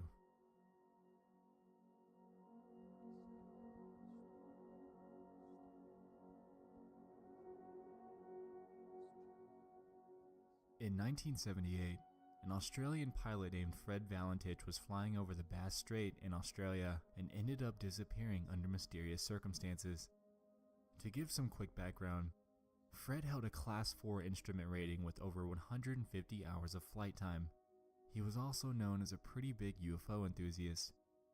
He embarked on a nighttime training flight over a 125-mile span of the Bass Strait on October 21st, 1978. Midway through his flight, he contacted air traffic control about an aircraft that was accompanying him. He claimed that the craft was flying at about 1,000 feet above him and seemed to be taunting him. The disturbing part is, his last words from the transmission were, "It's not an aircraft." A recreation of the flight transcript has been made and is as follows. Delta Sierra Juliet. Is there any known traffic below 5,000 feet? No known traffic. Seems to be a large aircraft below 5,000 feet. What type of aircraft is it? I cannot confirm. It's four bright, seems to be like landing lights. Can you describe the aircraft? As it's flying past, it's a long shape. Cannot identify it. It has such speed. It's before me right now, Melbourne. How large would the object be? Seems like it's stationary. What it's doing right now is orbiting. The thing is just orbiting on top of me. It's also got a green light and a sort of metallic, like, it's shiny on the outside. It's just vanished.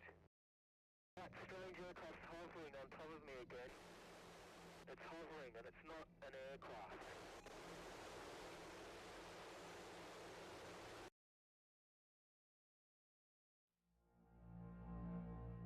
Many theories have been made regarding what he was actually seeing. These theories range from an actual UFO sighting to the possibility of Fred becoming disoriented and flying upside down. The latter seems very possible given the fact that this occurred at nighttime. He could have very well been looking up at his own lights as they were reflected in the ocean. The one thing that unnerves me about this though is the fact that he made claims about it flying in front and behind him, and also that the lights he saw were green when his craft had no green lights at all. The entire incident is intriguing as all hell, and a solid explanation is yet to be given.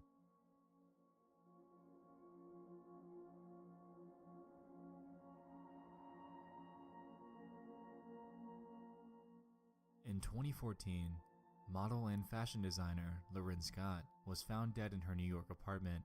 She died by hanging herself with an improvised satin noose. While this death is tragic, the incidents that followed were nothing short of chilling. Lauren was known for scheduling Facebook posts and tweets for her audience. After her confirmed death, her accounts were still sending out updates, and her PR team did little to stop it before any sort of backlash. The strangest part about this story lies with her scheduled Facebook post. Hours after her body was discovered, this image was published to her page showing dresses hanging from a tree. It shocked many people and also led them to believe that this was another celebrity death hoax. However, it wasn't. This was very real, and strangely, the image that she had scheduled to upload was, given the circumstances, nothing short of unnerving.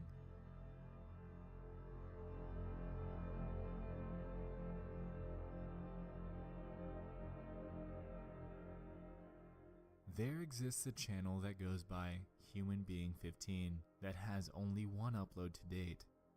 In this 9-minute video, you're met with what initially seems like a random, ordinary person rummaging through some old notebooks and storage.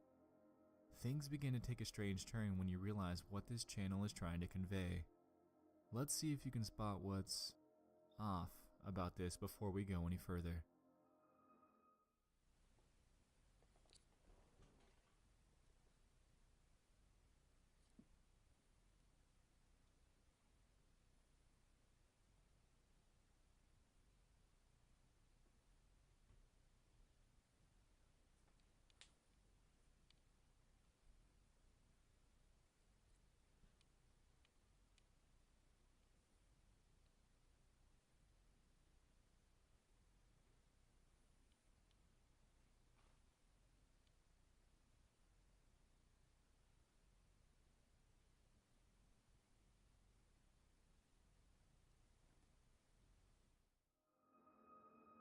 As we just saw, at about 2 minutes into the video, the camera panned across a poster that says, "Mr. Diddy, all this hard work I have done for you."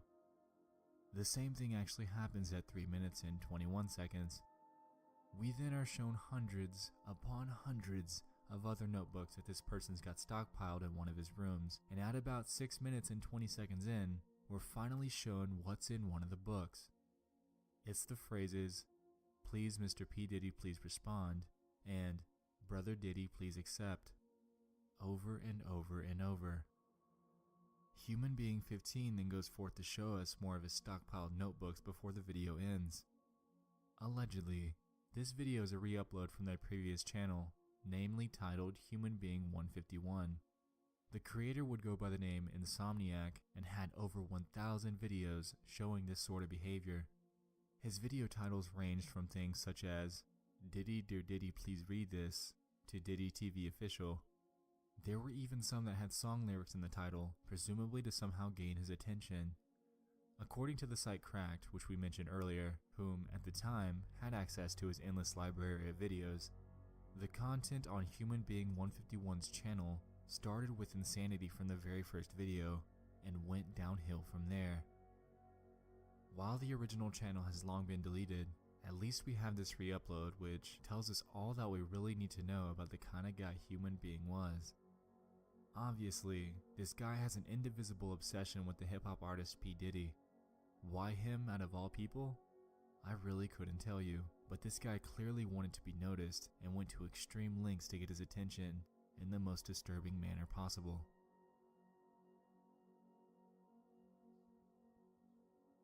And there you have it. We just dove into 5 more disturbing things from around the internet. Now before you go, I want to present a challenge to you guys. If you have any disturbing things that you know of for part 3 of this series, please submit them to either my subreddit or tweet at me with the hashtag DTFAI. I'll fish through your recommendations and will credit you as a submitter if yours gets chosen. Anyway, thanks so much for watching this second installment of the series. I'm so glad you guys loved the first one, and I can only hope that this one holds a candle to the original. Lastly, I'll see you guys in the next one. I love you all, and good night.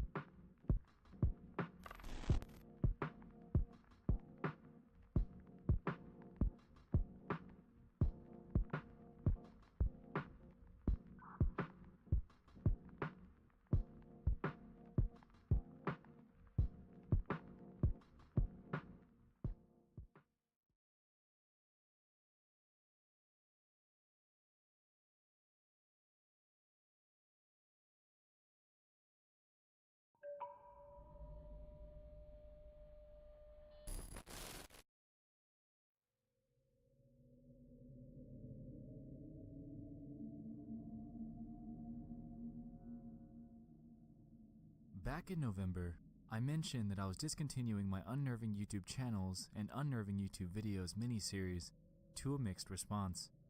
I told you guys not to worry, and that's because what you're about to watch is its direct and far improved replacement.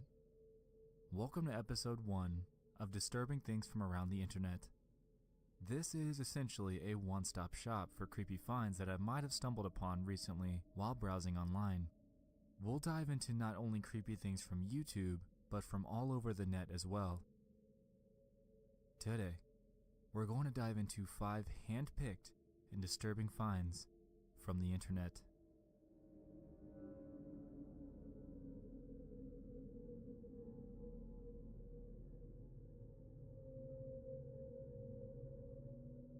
The recent Hawaii missile scare is one of the most unsettling real-life occurrences to happen in a long time. Back in my Unnerving YouTube videos series, I included an entry about an emergency alert and how disturbing they sound. This is essentially that, but this time, it was for real. Hawaii's residents went into a state of panic following this broadcast, and there were all sorts of goodbyes being given due to the anticipation of all of their lives possibly being wiped out as time ticks closer and closer to the missile's estimated time of arrival, which was said to be just minutes from when the alert went live. Fortunately, this entire fiasco merely turned out to be a false alarm. The footage that residents took during the situation, however, is entirely disturbing. Take a look at some of it. Threat to Hawaii. A missile may impact on land or sea within minutes. This is not a drill. If you are indoors, stay indoors. If you are outdoors, seek immediate shelter in a building.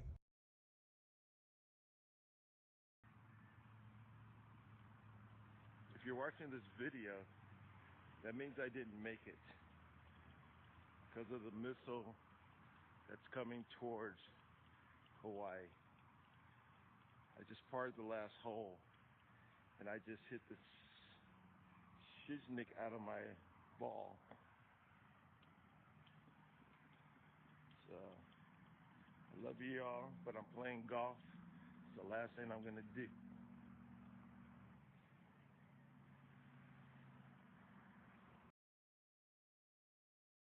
A missile may impact on land or sea within minutes. This is not a drill. If you are indoors, stay indoors. If you are outdoors, seek immediate shelter in a building. Remain indoors well away from windows. If you are driving, pull safely to the side of the road and seek shelter in a building or lay on the floor. We will announce when the threat has ended. This is not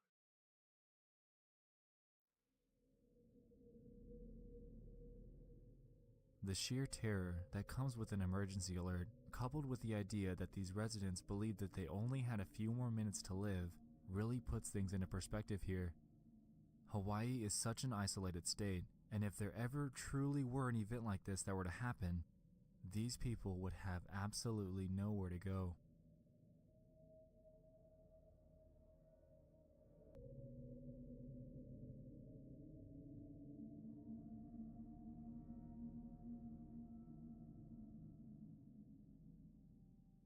This YouTube video showed up in my recommended feed a few months back, and I've seen it a couple of times since then.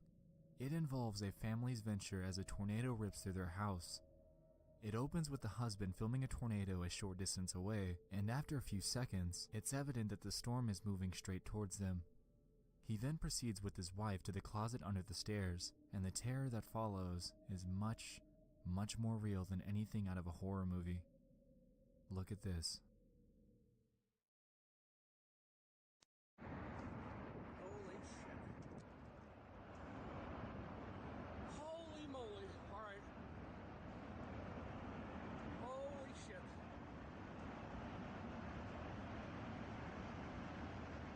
Alright, I gotta go. I'm coming, honey. Shit, where you at, hon? God damn, it's bad. Alright, stay.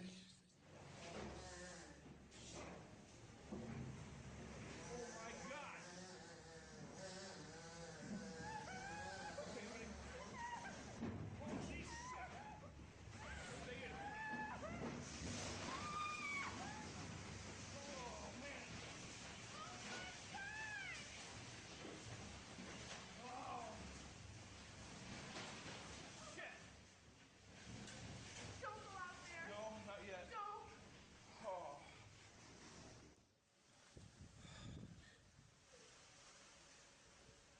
Oh my god. Our house is freaking destroyed, Josie. Oh my god.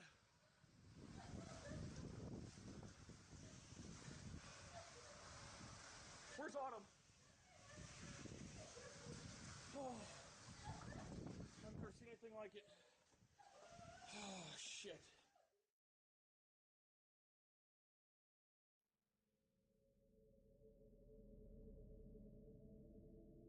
The way that they kept their composure after an event like that is absolutely mind-boggling, and if that were me, I don't think I'd be able to stay that calm. The sounds of the tornado alone are enough to put a horrific image into our minds, and the aftermath of their home is nothing short of grim and depressing. This video isn't anything like a movie. It's genuine and unfiltered, and I can only hope that this family successfully recovered. No matter what kind of storm it is, this really is something that can happen to any of us, at any time.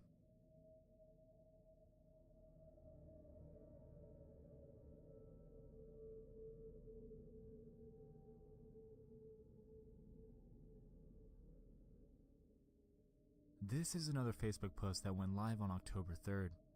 a user by the name of Terry made a post asking people if they heard the eerie radio broadcast that went live on nearly every station in Louisiana. She claimed that she couldn't find anything on the news regarding the matter, and that after reaching out to other individuals who posted videos of the same thing, determined that this was happening all over the US. This is what they heard.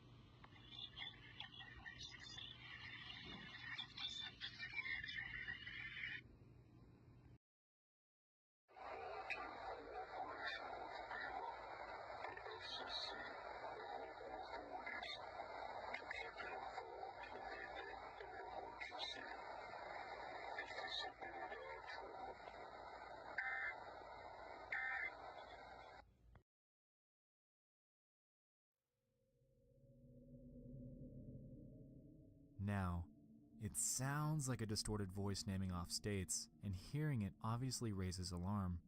Allegedly, according to radio broadcast stations, this was an emergency alert test that was sent out, and apparently this happens all the time.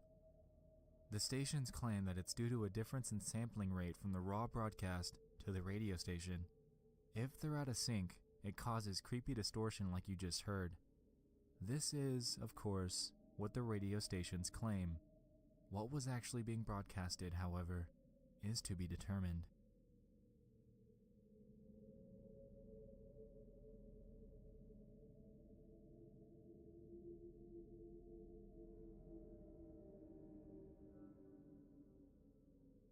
This was a very interesting thing to follow. Back in 2015, a Reddit post was made in the conspiracy subreddit by a user claiming that they lived very close to a supposed daycare that had an extremely strange look to it, and in all 5 years of them living there, have never seen a kid arrive or leave. As expected, this struck interest in Redditors, and people started throwing in suggestions for what it could be. Some claimed that it could be a money laundering center, while others suggested that it could be used for child trafficking. There was also, of course, a group that believed that this was simply a real daycare and that there's nothing more to see. Things got interesting though when one user named Deathship commented this: "I'm going to advise you guys to stop looking into this place." This just drove the interest in the building up even more. After looking into Deathship's background, they came to the consensus that he's potentially just a troll trying to scare people. However, that doesn't discount the other comments left by users claiming the same thing that the original poster did: that they live in the area and have never seen a kid come in or out in years.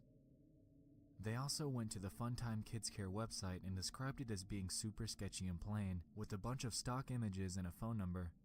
When people decided to call it, they were either sent a voicemail or a lady would answer in a very eerie tone before hanging up on them. One other user claimed that it's indeed a real daycare and that they used to be a mail carrier for that neighborhood. However, one part of their response was a little strange.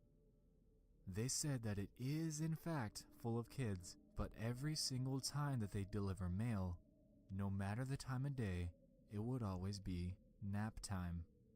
Pretty strange stuff, but that's not even the end of it. People took to Google Maps Street View to check out the place, and they determined that the windows to the daycare have been covered up for years and have hardly ever changed.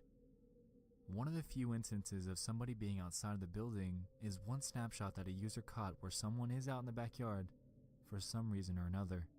This led to even more speculation, prompting people to check out the place in person, which quickly became a large problem. One Redditor claimed that they traveled to visit the daycare, and at night, when they got a glimpse inside, they saw nothing but a chair aimed at a TV, showing surveillance footage of another room. Of course, many other people visited the daycare, even during, quote, operating hours, to try to get a peek into their windows. This led to another large issue in itself regarding grown adults trespassing on a private property to peek into a window of a supposed daycare with supposed children. People even began taking photos of the few children that they saw outside the place. This inevitably led to an even larger issue, so police began to monitor the place and Redditors were urged to stay away. One person managed to get pictures of the inside, and it seemed pretty ordinary. After doing even more digging on the place, Redditors dug up the owner's name, and it's rumored that the building owner purchased the daycare for his mother to give her something to do with her time.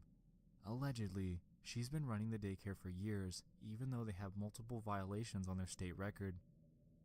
This is, of course, speculation and determinations from Reddit, so take these with a grain of salt.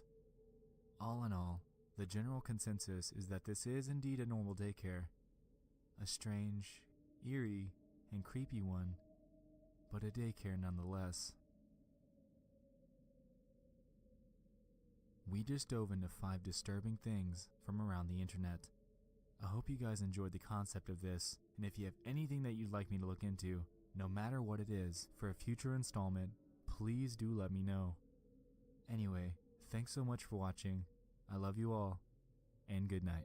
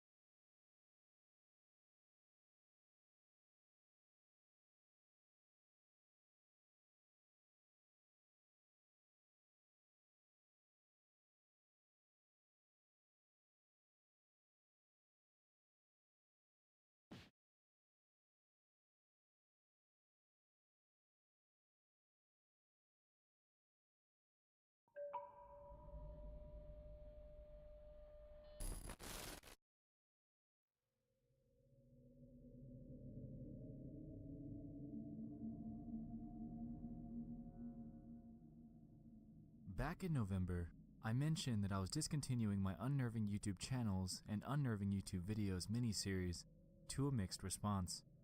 I told you guys not to worry, and that's because what you're about to watch is its direct and far improved replacement.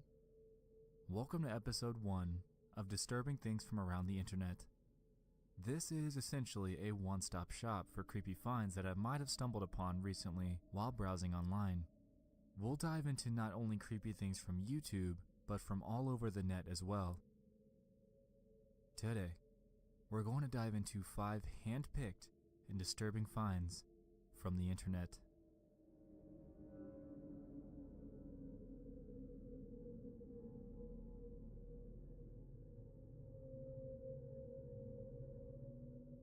The recent Hawaii missile scare is one of the most unsettling real-life occurrences to happen in a long time.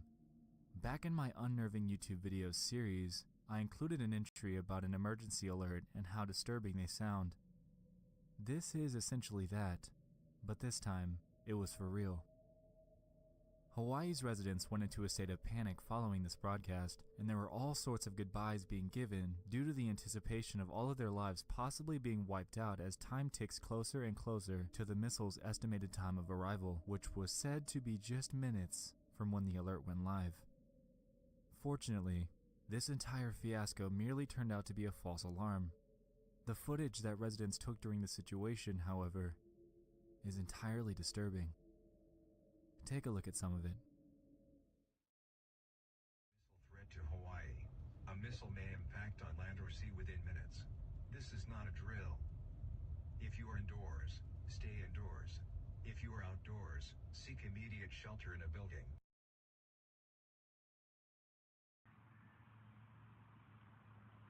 If you're watching this video, that means I didn't make it because of the missile that's coming towards Hawaii. I just parred the last hole and I just hit the shiznik out of my ball. So, I love you all, but I'm playing golf. It's the last thing I'm gonna do.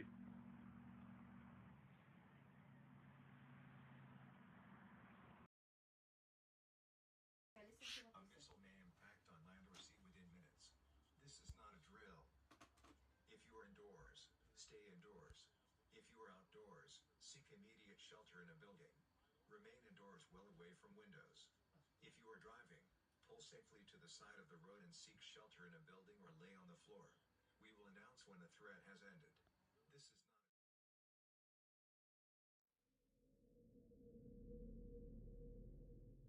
The sheer terror that comes with an emergency alert, coupled with the idea that these residents believed that they only had a few more minutes to live, really puts things into perspective here. Hawaii is such an isolated state, and if there ever truly were an event like this that were to happen, these people would have absolutely nowhere to go.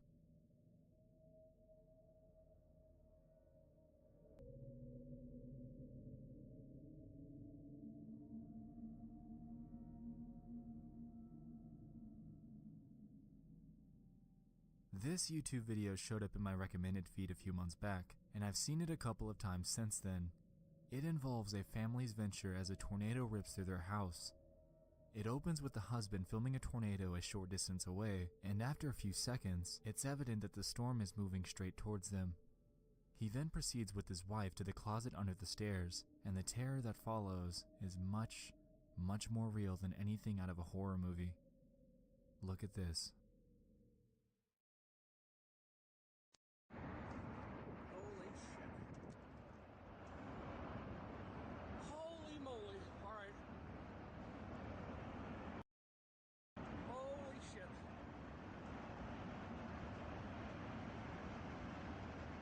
All right, I gotta go. I'm coming, honey. Shit, where you at, hon? God damn, it's bad. I see. Oh my God. Okay, honey. Holy shit. Stay in. Oh, man. Oh.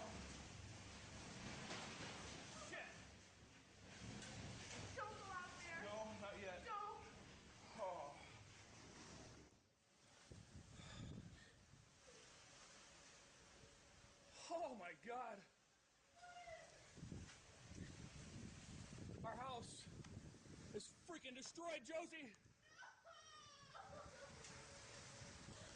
Oh my God!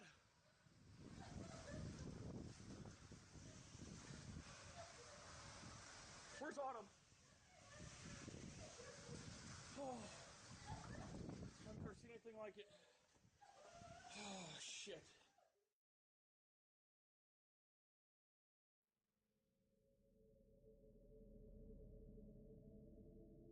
The way that they kept their composure after an event like that is absolutely mind-boggling, and if that were me, I don't think I'd be able to stay that calm.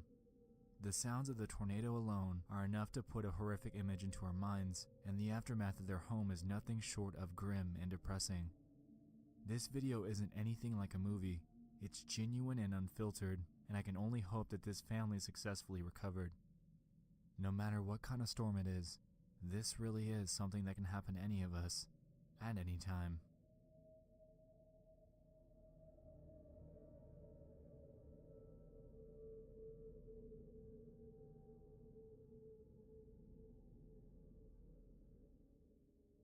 This is another Facebook post that went live on October 3rd.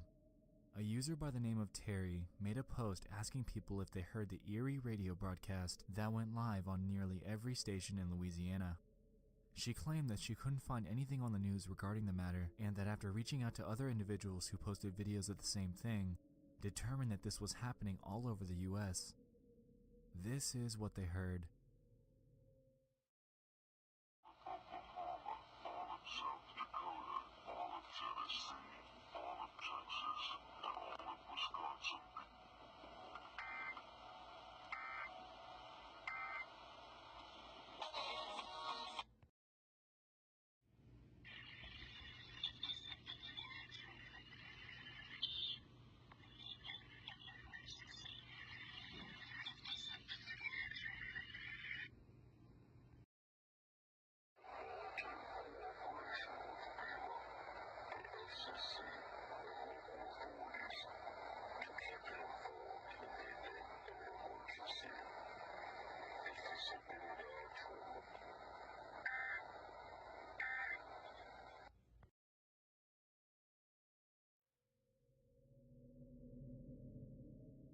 Now, it sounds like a distorted voice naming off states, and hearing it obviously raises alarm. Allegedly, according to radio broadcast stations, this was an emergency alert test that was sent out, and apparently this happens all the time. The stations claim that it's due to a difference in sampling rate from the raw broadcast to the radio station. If they're out of sync, it causes creepy distortion like you just heard. This is, of course, what the radio stations claim. What was actually being broadcasted, however, is to be determined.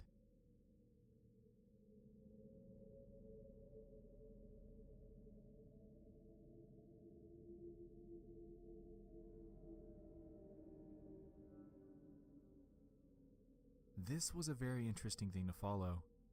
Back in 2015, a Reddit post was made in the conspiracy subreddit by a user claiming that they lived very close to a supposed daycare that had an extremely strange look to it, and in all 5 years of them living there, have never seen a kid arrive or leave. As expected, this struck interest in Redditors, and people started throwing in suggestions for what it could be. Some claimed that it could be a money laundering center, while others suggested that it could be used for child trafficking. There was also, of course, a group that believed that this was simply a real daycare and that there's nothing more to see. Things got interesting though when one user named Deathship commented this: "I'm going to advise you guys to stop looking into this place."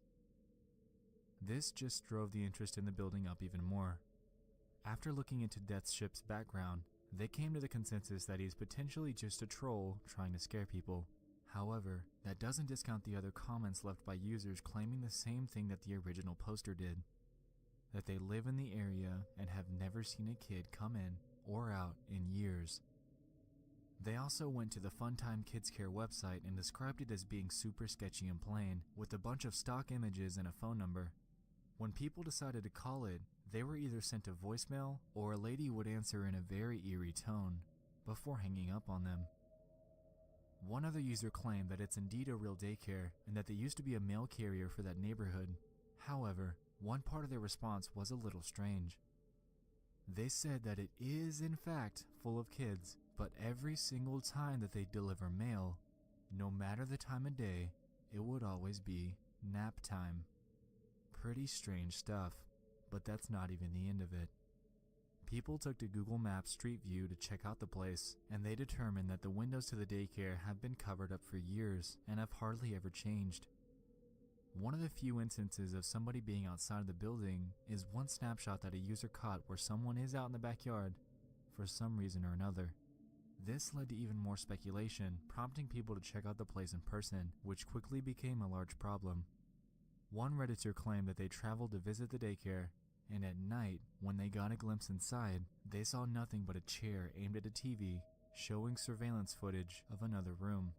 Of course, many other people visited the daycare, even during, quote, operating hours, to try to get a peek into their windows.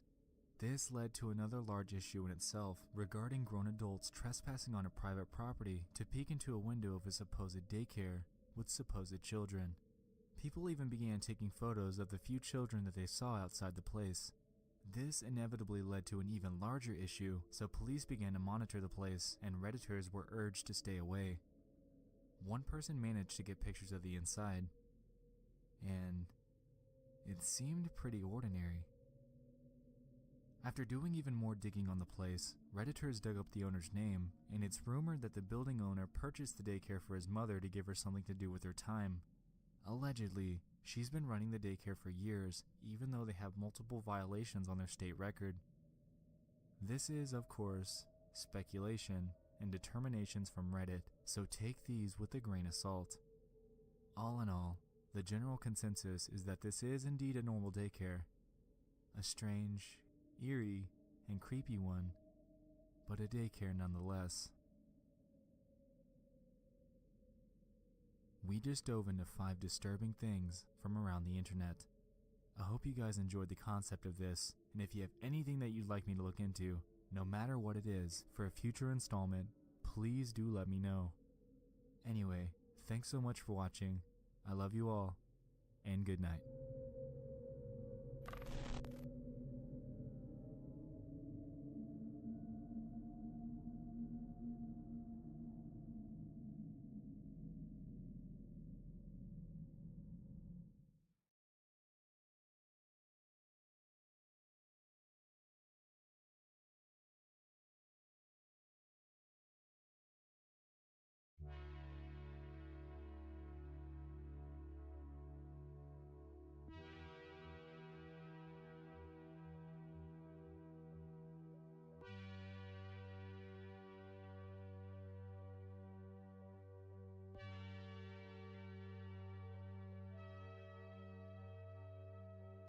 Mike Tyson's Punch-Out. We've seen people beat this game blindfolded, we've seen a community rally together to take down its greatest player, but this whole time, we've missed out on the game's most competitive angle, beating the entire game from start to finish in world record time. This is an incredibly unique speedrun. The execution needed, at its worst, is some of the toughest out there.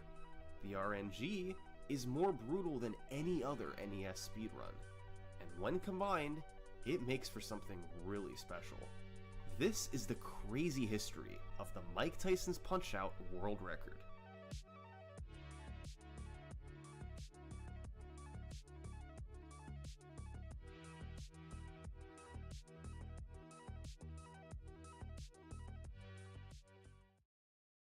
And now, a word from this video's sponsor, Empires & Puzzles.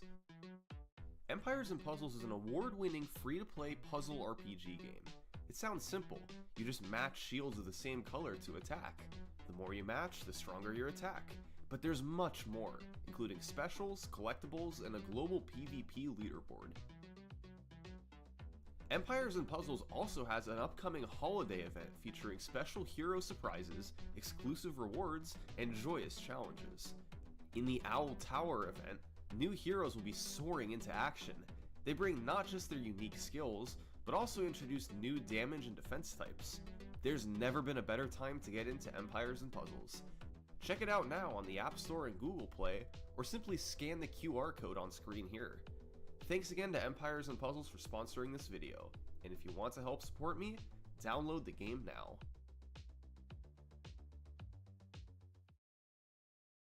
The early days of Mike Tyson's Punch-Out speedruns differed from most games. Rather than playing the entire game, players would pick one fight to focus on, replaying it over and over to grind the time down. This was a logical way to do it. The game has a built-in timer and displays your exact time after the fight. So, players could easily compete on individual fights and post their times on game FAQs. That's what the old school runners did for years. But one runner did something a bit different. He decided, just for fun, that he was going to complete a run of the full game, all 14 fights back to back. He was the only old school Punch-Out runner to do a full game run, and it was way ahead of its time. The runner who did this was Matt Turk.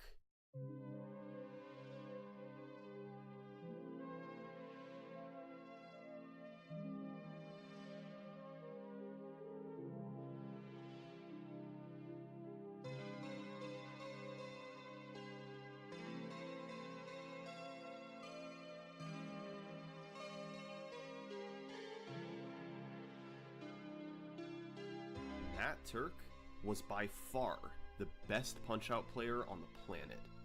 He was one of the most dominant speedrunners in general. His times were so hard to beat that years later, the game's best players had to embark on a quest to take them all down. But even after conquering all 14 records, Matt Turk was still hungry for something more. So, he decided to try an any % speedrun. That's a straight shot through the game, adding up the times you get on all 14 fights. And so, we arrive at the first speedrun of Mike Tyson's Punch-Out, 17 flat.20 by Matt Turk. Except, there's no surviving video. Turk rarely recorded his runs back then, since he didn't formally submit times anywhere. In my opinion, it's likely that his times were legitimate. His knowledge of the game was incredible, and what little footage we do have is extremely impressive for the time. So, we can't watch Turk's full game speedrun. But thankfully, we do know what times he got on each fight. And let's just say, it was exactly what you'd expect from a Matt Turk speedrun.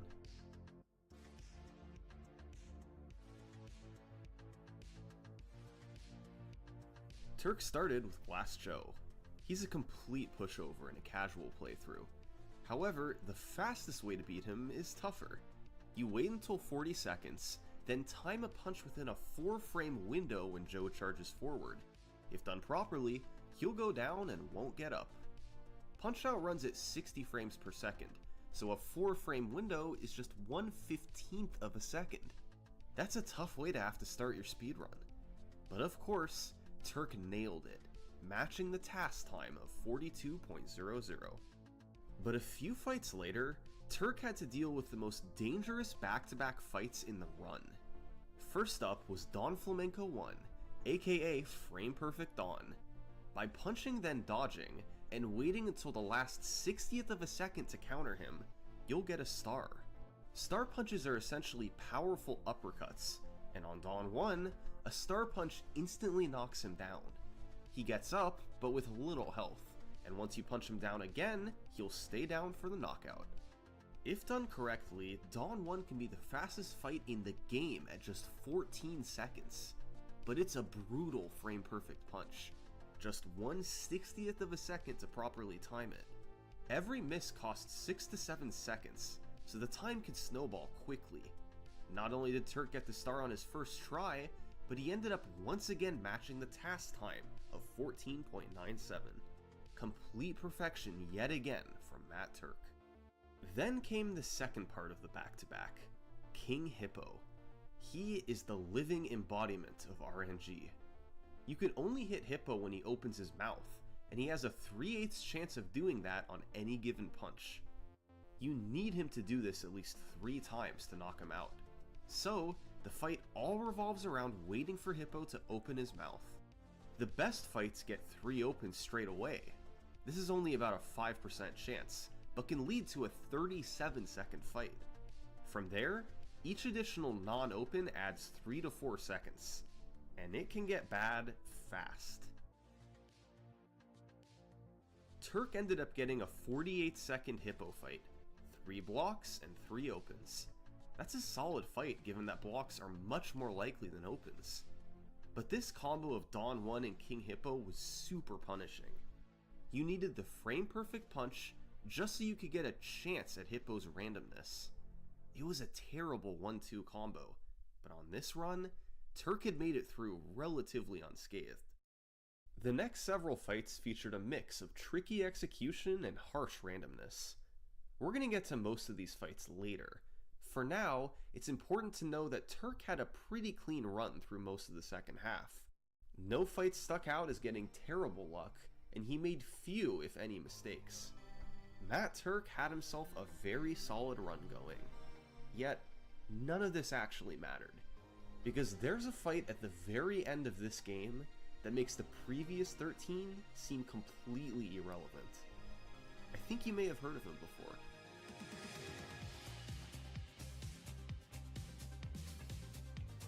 Mike Tyson regularly tops lists as the hardest final boss of all time. He's lightning quick, unpredictable, and can knock you down with one hit. Those who've tried know how hard it is to beat him. But speedrunners need to do more than just beat him. They need to do it in the first round.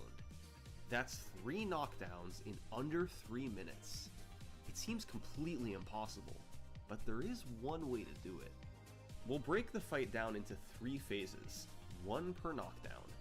In phase 1, Tyson throws uppercuts, and you can hit him twice after each one. By delaying your second punch to the last 60th of a second before he would block, this punch does 5 times the normal amount of damage.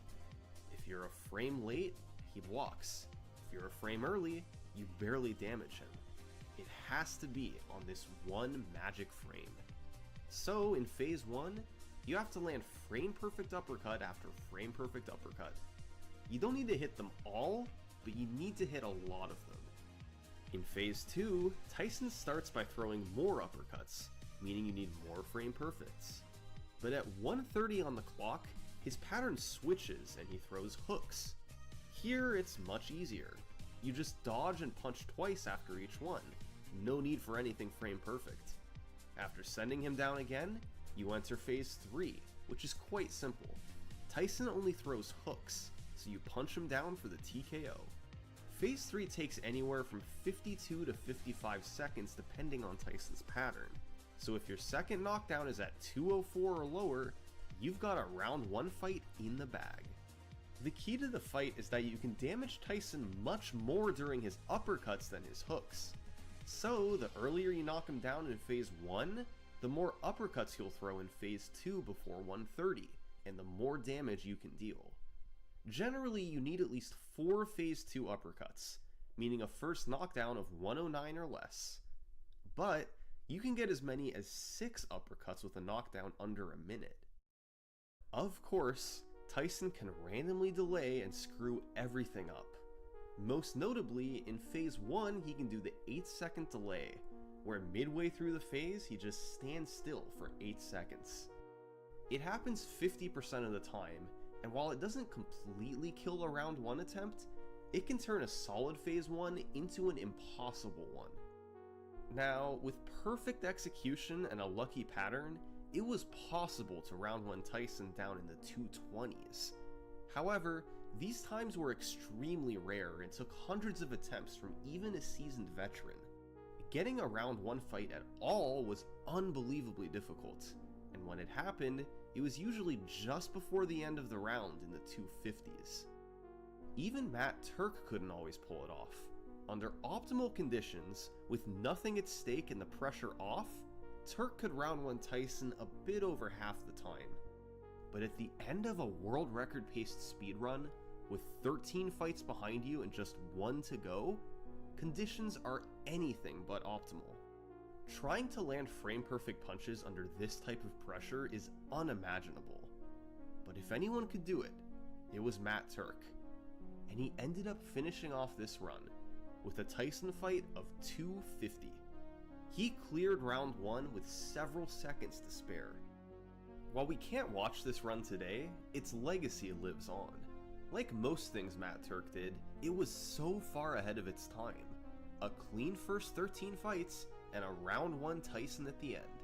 Those two aspects combined made this run amazing. Shortly after this run, the original Punch-Out community started to die off. By 2010, Matt Turk stopped playing as well. So, with no competition left to lower them, all the world records remained stagnant, including Turk's full game speedrun. But then, in the late 2000s, there was a shift in the speedrunning community. Rather than being scattered across different websites like Game FAQs, speedrunners started to centralize at one website, Speed Demos Archive. For a few years, Mike Tyson's Punch-Out didn't have a submission on SDA. But in 2010, a new name popped up on the website. He was the first new Punch-Out runner in years, and unlike most before him, his main focus was completing a run of the full game. This runner's name was Sinister1.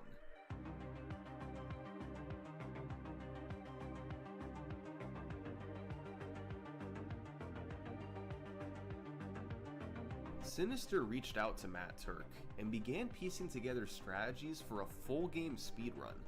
However, he quickly realized there was a pretty big skill gap between the two of them.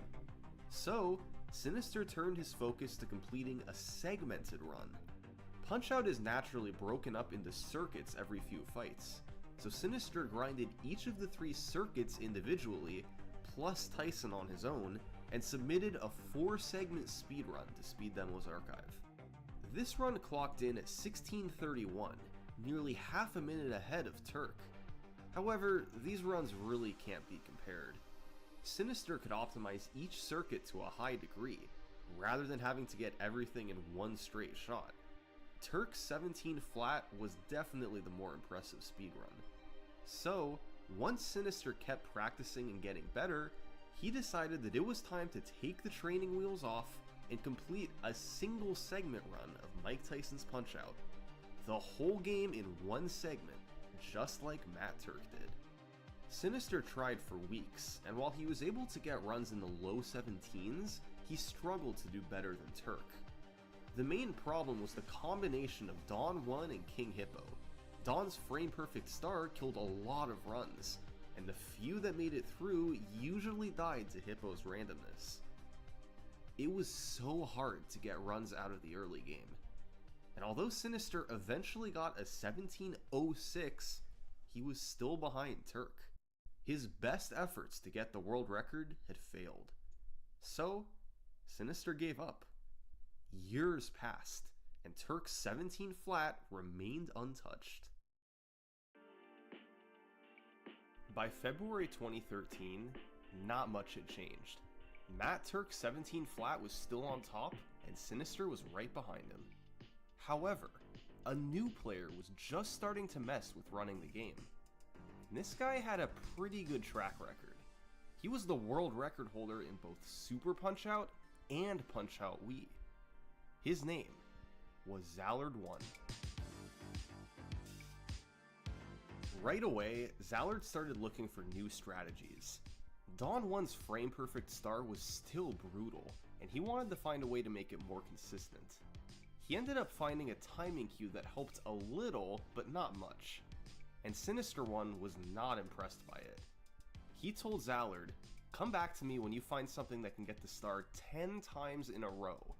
Otherwise, he wasn't interested. And with that, Sinister fired up a stream of Super Metroid. And what happened about an hour and a half later absolutely floored him. Alright, let's check out this Zallard video. The Dawn Destroyer.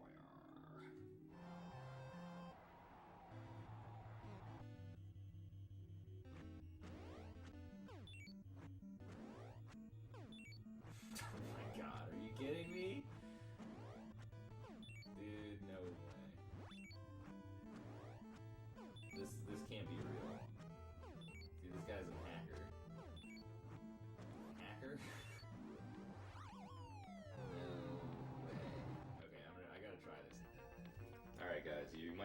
about to witness the greatest thing of all time. Wow. Wow. I'm so astonished I had to get hit one time. I don't believe it. I don't believe it.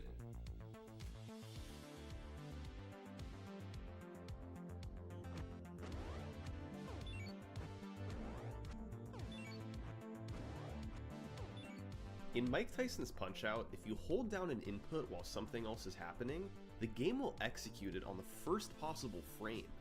So, by holding down different inputs consecutively, you can perform a series of moves that always come out on the first frame, and therefore always take the exact same amount of time. Inputs like this are performed all over Super Punch-Out to get dizzy knockdowns, which is where Zallard originally got the idea. So, on Dawn 1, by buffering a left gut punch, a left dodge, a left quick dodge, then a left face punch all in a row, you arrive on the exact frame where you can get the star. It turns a frame-perfect trick into a few trivial inputs. Zallard also found that you could do something similar on Glass Joe. By buffering a left face punch and a series of gut punches, you can guarantee a 42 knockdown, no timing needed. The Dawn 1 buffer was probably the greatest discovery in the game's history. Instead of resetting half of his runs, now Sinister would never have to reset there again. Zallard had revolutionized Mike Tyson's Punch-Out, but Sinister was the one who could really take advantage of it. I don't have work tomorrow. World record incoming tomorrow. It's a lock.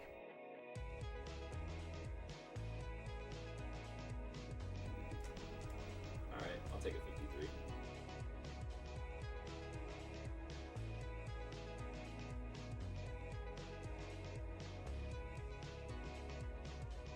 Over the following several fights, he was able to keep it close with Turk, bleeding time without falling too far behind.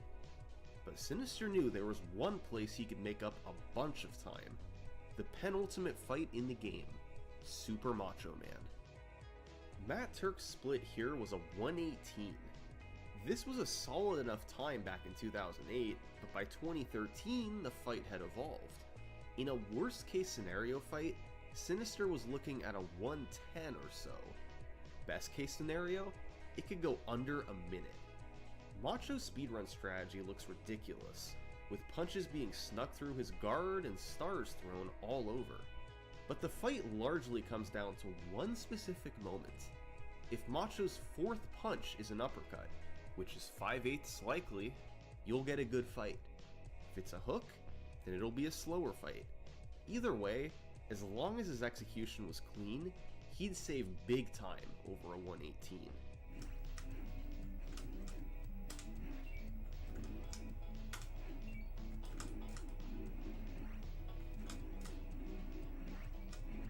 Oh, that's a good start anyway. This is pretty good luck, you guys. Alright, 59. It was exactly what he needed. In one fight, Sinister had shot himself into the lead, but his job was far from over.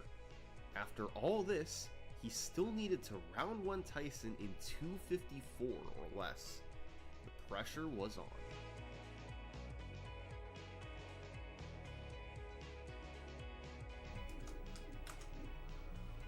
That's a good time. Sinister had pulled it off. After carrying a lead into Tyson, he had nearly matched Turk's round 1 fight, clutching out a 251 to break the world record. This was the first sub-17 in the game's history, and while Sinister was elated, he knew there was still work to do. The Dawn 1 buffer had blown the door wide open, and a few of his fights had suboptimal luck and execution. So, Sinister decided to see if he could shave a few more seconds off. And just weeks later, he got on this run.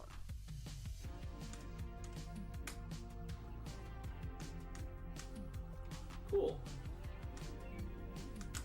Yes. Oh boy. Alright, this is now serious. Did I just gain time in that split? Dear God above. An enormous lead, with 3 fights to go. Next up, Mr. Sandman. Gotta take advantage of the situation here. Sandman has a big mix of RNG and execution.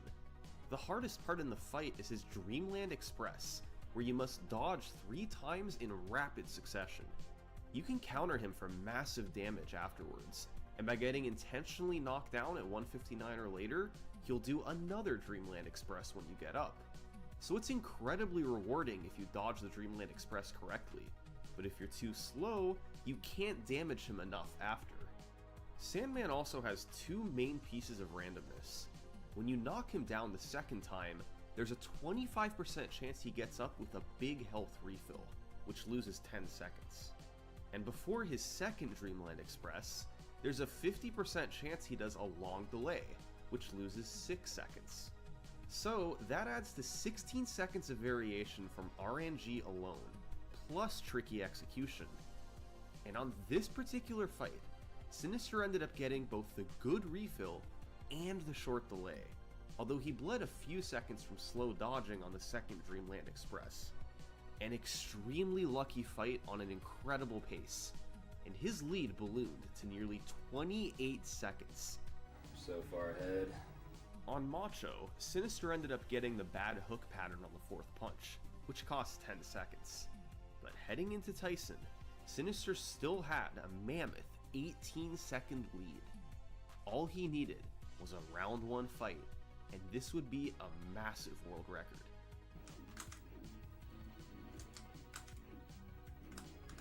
Yes. Okay, he's gonna throw 5.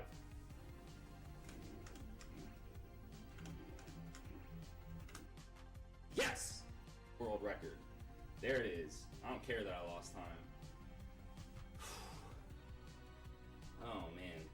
These are some beautiful looking splits. He built up a huge lead and finished it off with a round 1 Tyson. That's a winning formula for Punch-Out speedruns. The only path Sinister saw to beating this run was saving time at the end.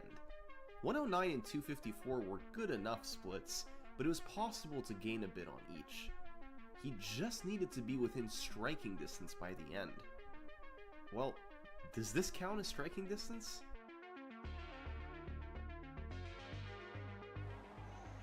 Alright. A few months later, Sinister was in a tough spot.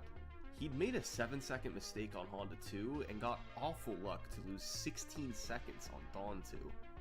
This was a big deficit, but he did have time to save. Was it possible to climb out of it? Good start. Yes.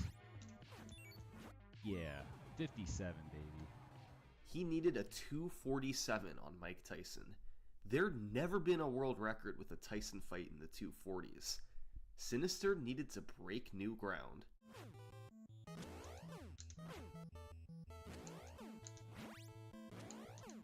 Oh my god, dude. Yeah, those Tyson fights in the 220s I talked about earlier, this is how you got them. A 57 Phase 1. Unfortunately, Phase 2 didn't go quite as well, but a 150 was still an incredible pace. Now, he had to finish it off and see what time he could get.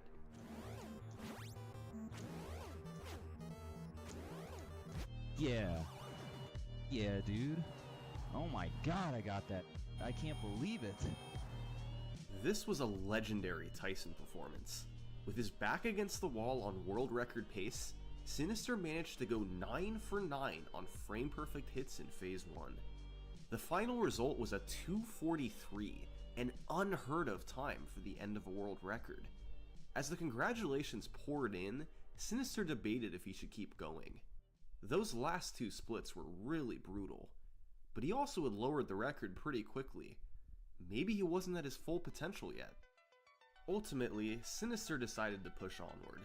He wanted to get one more improvement before stopping.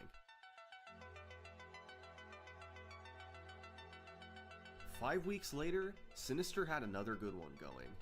He was tearing through the world circuit, and once he finished off Sandman, he had amassed a lead of 19 seconds. But he knew what he was up against in his final 2 splits.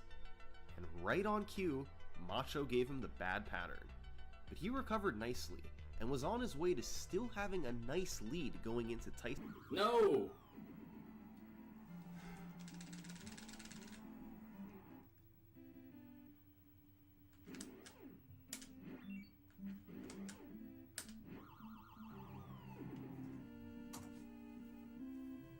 His entire lead was gone, and then some. A 5-second deficit against this Tyson split? Sinister would need a miracle.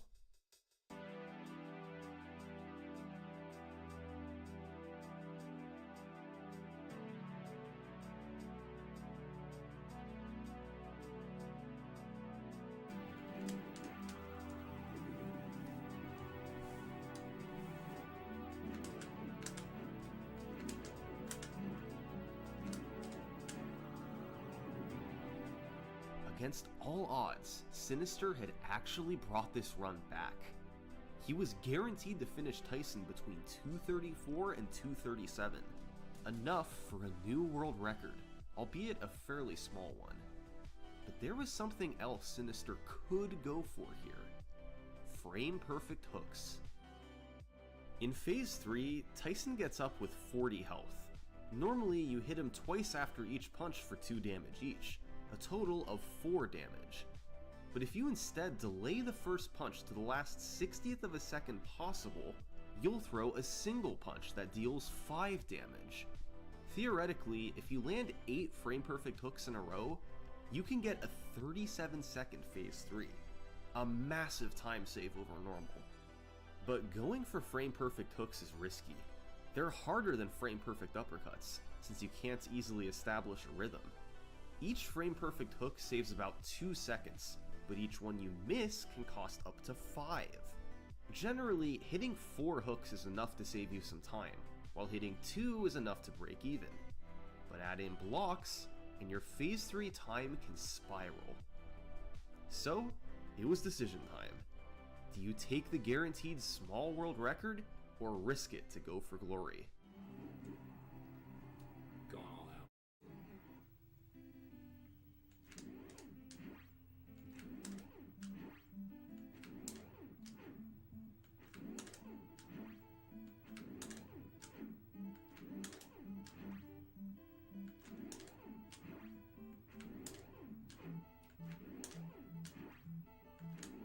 Couldn't get it. I couldn't get it, dude. I couldn't get it, man. I couldn't get any frame perfect hits. I was too nervous. Had Sinister just played it safe, he'd be celebrating a new world record. But can you blame him for trying? It was a chance to demolish the record. He had missed on this occasion, but that was alright. Shake it off. Just get another run back to Tyson, and you'll get it next time.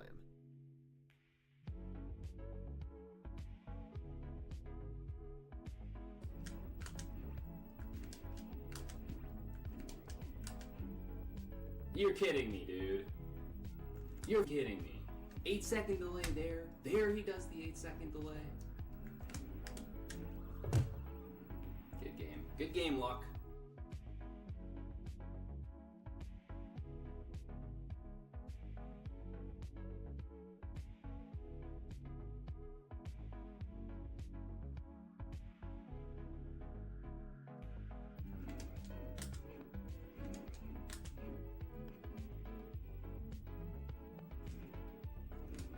And it's over.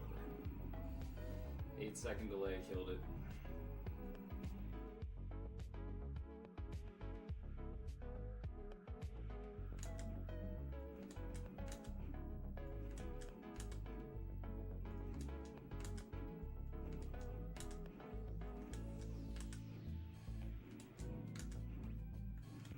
What? What? What? No, dude. You gotta be kidding me right now. Oh my god. That was gonna be a low 1 minute time, man. Look at his health. That was gonna... Oh my god, man. Come on.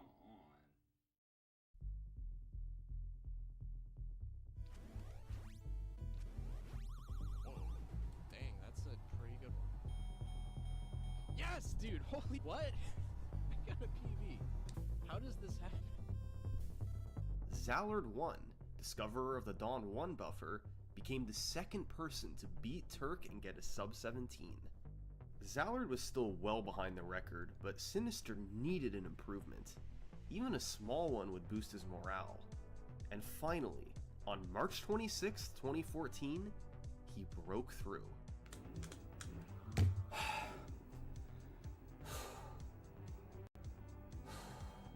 Sinister was able to get a lead early and never relinquished it.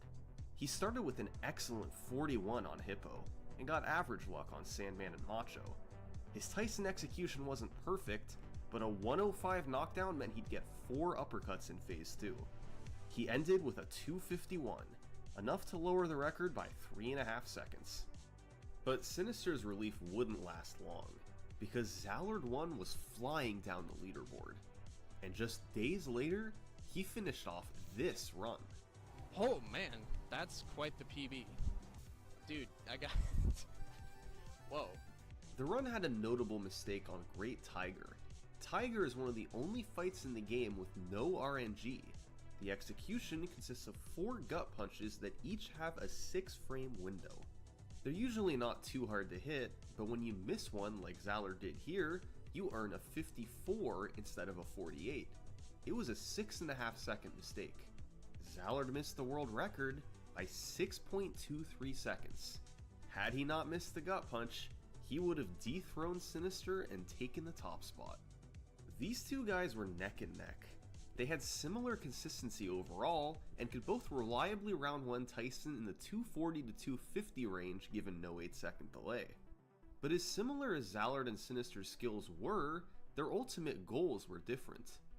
Zallard wanted to keep lowering his personal best and maybe snag the world record, while Sinister had even loftier goals. He wanted a single segment run that would beat his old segmented run, the 1631 from 2010.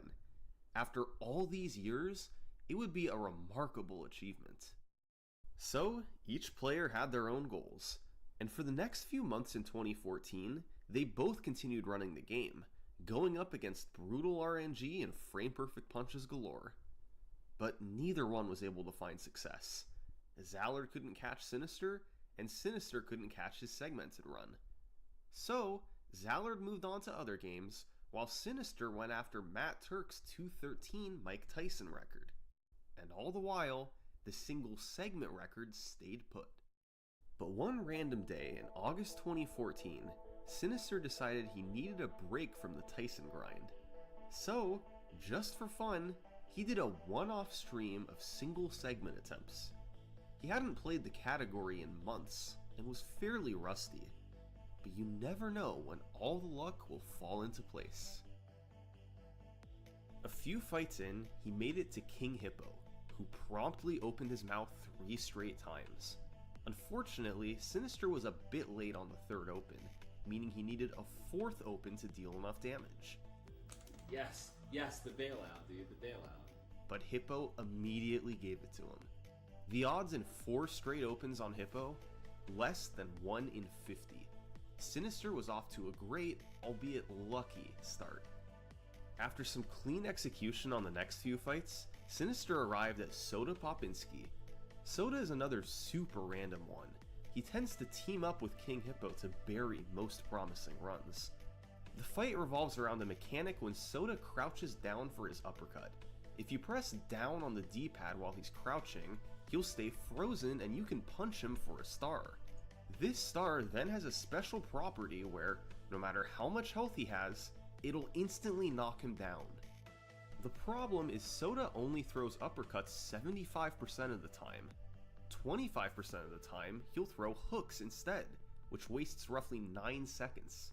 So, you need a 75% chance pattern once per phase, working out to a 42% chance of getting a clean, hookless fight. But he can also randomly delay before each uppercut, making each phase anywhere between 16 to 21 seconds. With the 3 fastest uppercuts, you'll get a 50-second fight, but with the 3 slowest ones, it'll be more like 102. To summarize, Soda will kill more than half your runs by throwing hooks, and for those he doesn't kill, he can delay to waste a bunch of time. Any fight under a minute is great, and on this run, Sinister found himself at 36 seconds with one phase left to go. This was a great pace, but he still needed one more uppercut. Wow, dude, oh my god, actually. Oh, wow, okay, this is actually now officially, I think, the best pace I've ever been on in my life. The pressure was on. On Bull 2, he missed a precise punch in the opening that cost 5 seconds. It was his second significant mistake of the run, but he was far enough ahead that it was okay. Down the stretch, Sinister was able to tighten up his execution. He played Sandman perfectly, getting the good refill but the long delay. Macho came through with the good uppercut pattern, and Sinister turned it into a solid 102. Nice, okay, got him. So, through it all, Sinister had built up a 20-second lead over his segmented run. He needed a 2:48 Tyson fight to get it done. But he'd been used to fighting Tyson in an individual level setting. That's very different from the end of a single segment run.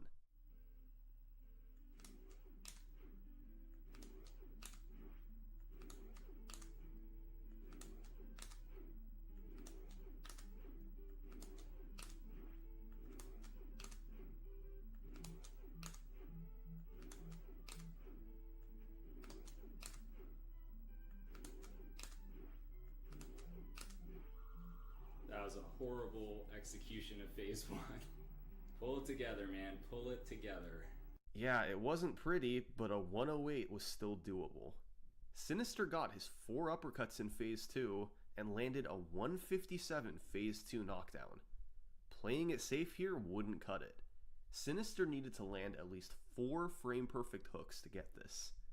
He had come all this way, gotten amazing luck, and it would all be for nothing if he couldn't execute right now.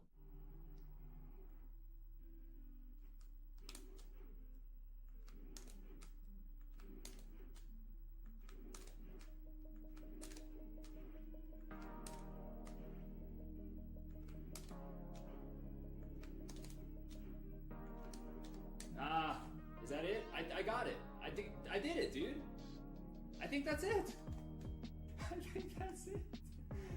Oh my god, is this... Hold on. Let me put in the time. Yes! Yes, dude! 16:27 out of nowhere! 4 years ago, Sinister's best efforts at a segmented run yielded a 16:31. Now, he could beat that with a straight shot through the game. This was a pretty lucky run, as Sinister made multiple mistakes that could have killed it. But even though he was rusty, he still executed where it mattered most, right at the end on Tyson. Sinister was more than satisfied with this run, and he turned his attention elsewhere. Now, it was Zallard's turn to focus on single segments. With this new record, the difference between his run and the world record had doubled. Unless he could take 12 seconds off his PB, Zallard couldn't move out of second place. He'd be competing against a 42 Hippo, 56 Soda, and a solid final 3 splits to finish it off. But still, that fall, Zallard started up runs again. Even if he wasn't directly going for the world record, maybe he could shave a bit of time off his 16:39.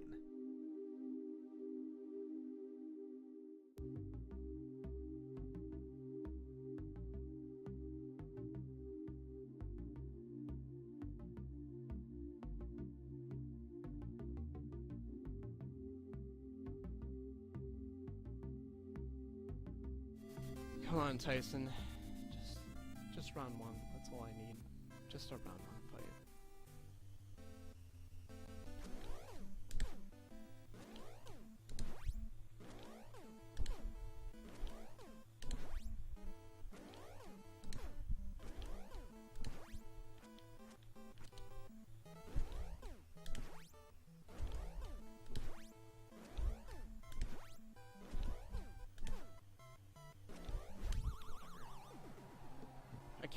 I can't do anything about that. I just can't.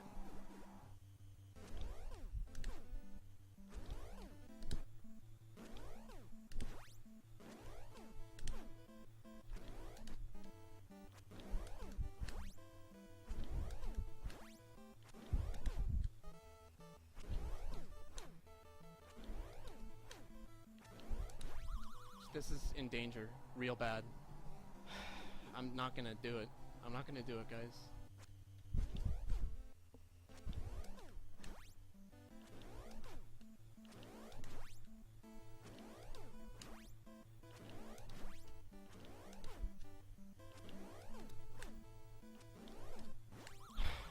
I don't even know what that is.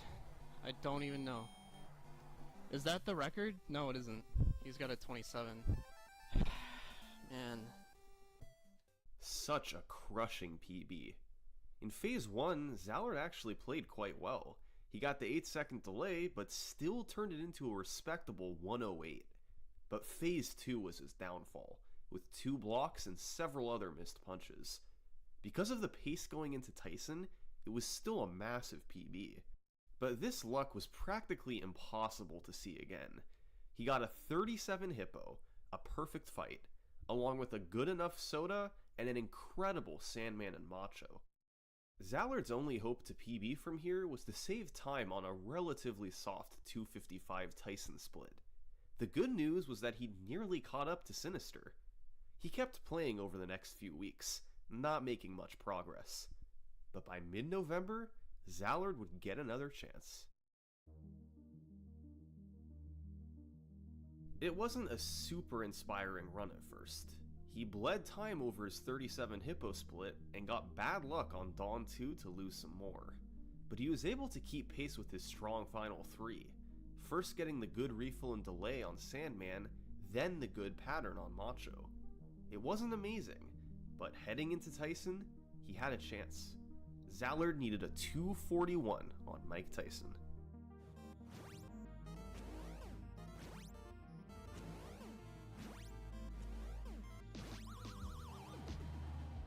Near perfect. Zallard was easily on pace to get this. But Phase 2 was a bit more dicey. He missed 2 of Tyson's uppercuts and missed all of the hooks. Now, he couldn't play it safe. He had to hit at least a couple of these.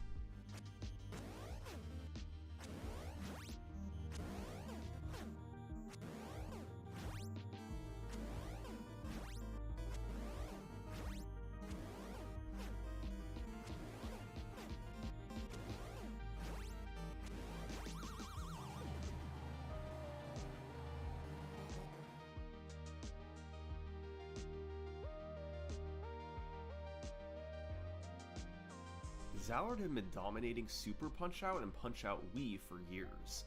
Now, he was the king of Mike Tyson's Punch-Out too.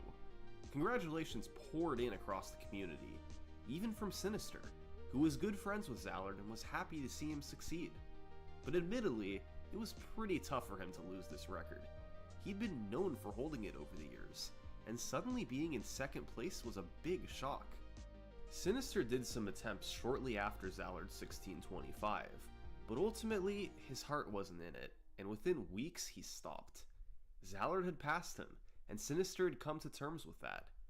Beyond Punch-Out, Sinister had kind of lost interest in speedrunning as a whole. It had been 5 years of constant grinding for world records, and after losing the Punch-Out record, he decided he was ready to step aside and let the next generation of runners take over. So, as 2015 rolled around, Punch-Out didn't have much activity. Sinister was retired, and Zallard was satisfied with his world record. Ever since Matt Turk, these were the only 2 runners with a shot at the single segment record. They were just a cut above the rest. But with them both being inactive, maybe there was room for a 3rd runner to step up. Enter Ouijoui. Later in his career, Ouijoui would become a world record contender in many popular NES games. But his first speedrun was Mike Tyson's Punch-Out. He began running the game in early 2015, and right away it was clear he was a natural.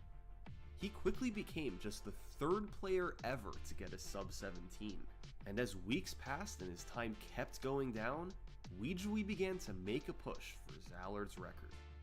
However, if Ouijoui had one problem, it's that his Tyson game was a little weak. Now, it's no exaggeration to say that fighting Tyson at the end of a single segment run is one of the hardest challenges in speedrunning. After playing through the whole game, you have to find a way to battle your nerves and execute frame-perfect punches over and over. And in the back of your mind, you know that you might not make it here again for weeks or months. Your mental and physical skills are both pushed to their limits. Despite some struggles on Tyson, Weejui took his time down to 1641, but he wasn't the only player going after Zallard's record. That's right, by spring 2015, Sinister was ready to return. He smelled blood in the water and wanted his world record back. It was a head-to-head battle, Sinister versus Weejui. Neither player was messing around, and so they both compared against Zallard's 1625 splits. Ultimately, it was gonna all come down to Tyson. Both Sinister and Weejui were capable of getting there on pace, but competing against Zallard's 240 was a tall order. So, both players knew they would have their chances. The question was, who could close it out on Tyson first?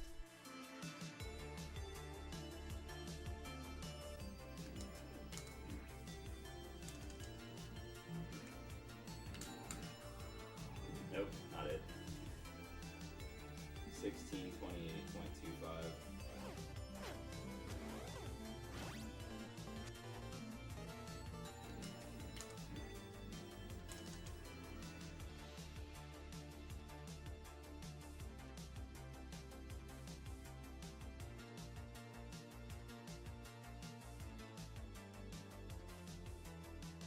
This continued for months. Weejui and Sinister could get a lead after 13 fights, sometimes even a big lead. But whether it was bad luck or bad execution, the run always died on Mike Tyson.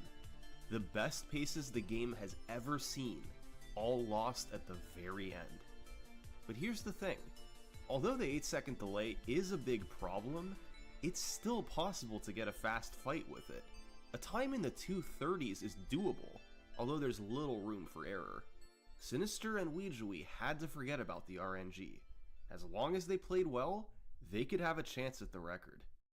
But that was much easier said than done. On July 16th, Sinister had another one going into Tyson. He needed a 242. And right on cue, 8-second delay. That was usually enough to kill it. But it didn't have to be.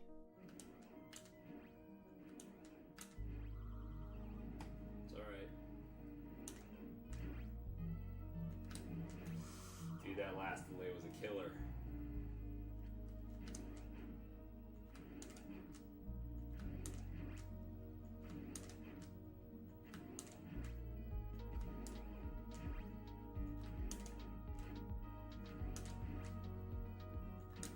Got it! Got it, dude.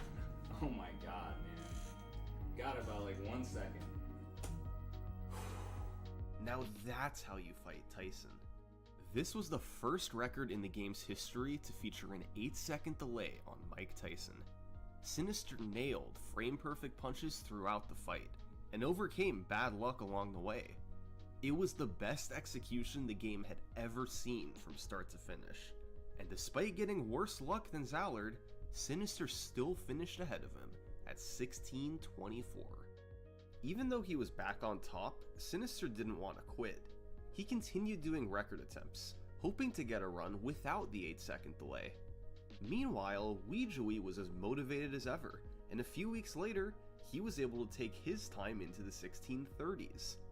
But as the months passed, the record stayed put at 1624. That seemed to be the limit for Sinister and Weejui. But what about Zallard? At this point, he hadn't run the game since his 1625 nearly a year ago. He was happy to let Sinister and Weejui battle to take the record. However, in October 2015, Zallard signed up for a 3-way punch-out race in the annual Best of NES Marathon. He was going to be up against Sinister One and Weejui, meaning he needed to shake the rust off and get back in practice. So, for the first time in 11 months, Zallard fired up a stream of single segments.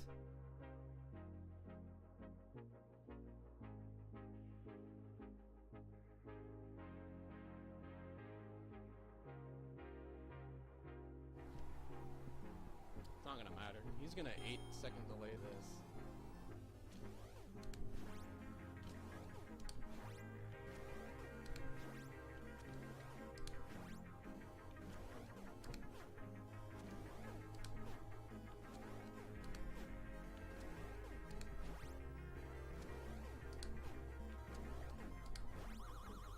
Or not?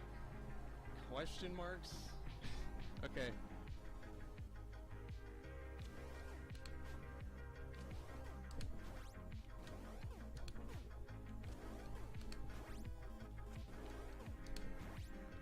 What are you talking about, Tyson?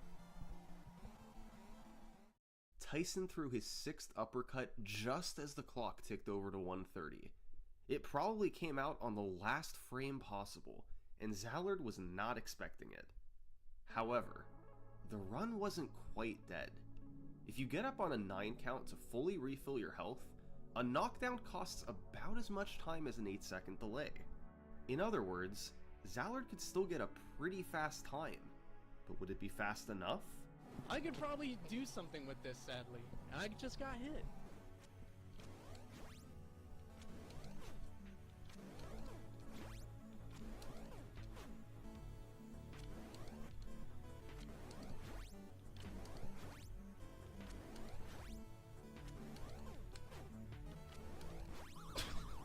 What a stupid run, dude. 16:27, okay. It had taken Zallard 2 attempts to nearly match Sinister and Weejui's combined output over 6 months. If he didn't get knocked down, or had he not gotten blocked in Phase 3, or a myriad of other small changes across the run, this easily would have been the record. Zallard had to settle for a 16:27 on his first day back. How could he possibly follow that up?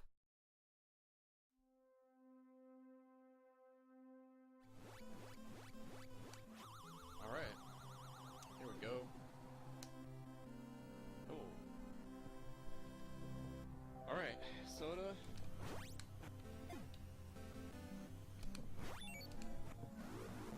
Okay. 6-1.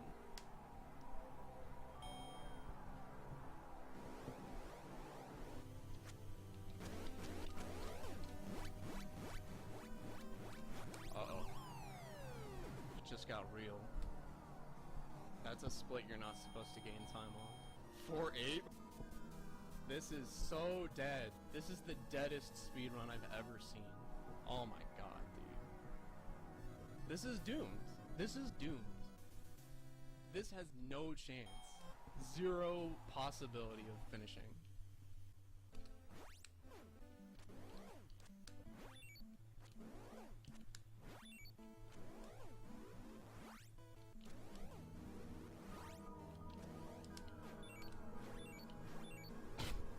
This is the deadest, dude. You can't get this luck. Tyson's 8-second delaying this.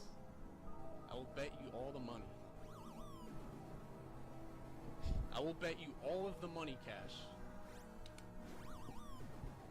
This is not gonna happen. This cannot happen.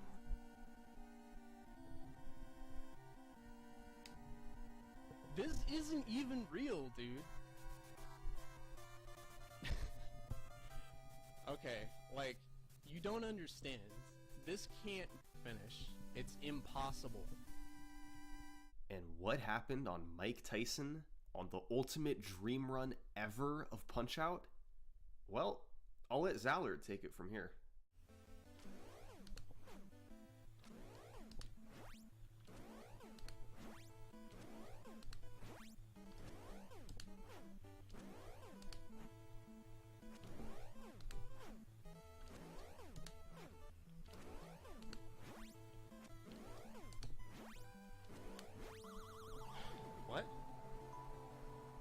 What? It's 102. I'd never got the 8-second delay in that first phase, so that meant I pretty much got past every luck barrier in the entire game, and it's just me versus Tyson. That's it. Like, all the nerves that I didn't have, they came back, like right here, right here.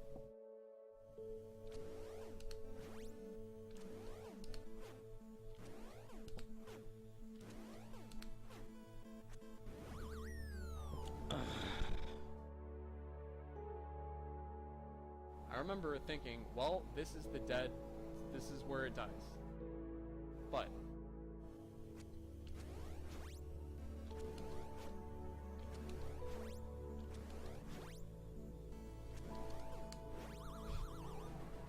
this is, I feel so bad right now. So bad.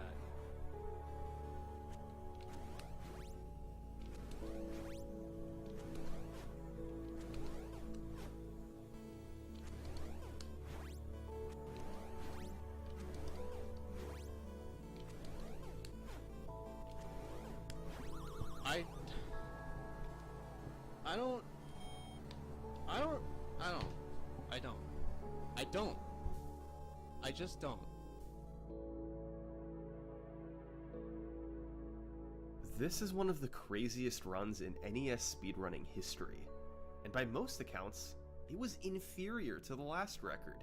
It had more mistakes, it had a knockdown, it had more misses on the uppercuts, but it also had unbelievable luck, and that was more than enough to make up for the difference. Sinister and Ouijui had been left in the dust. Zallard was breaking new ground.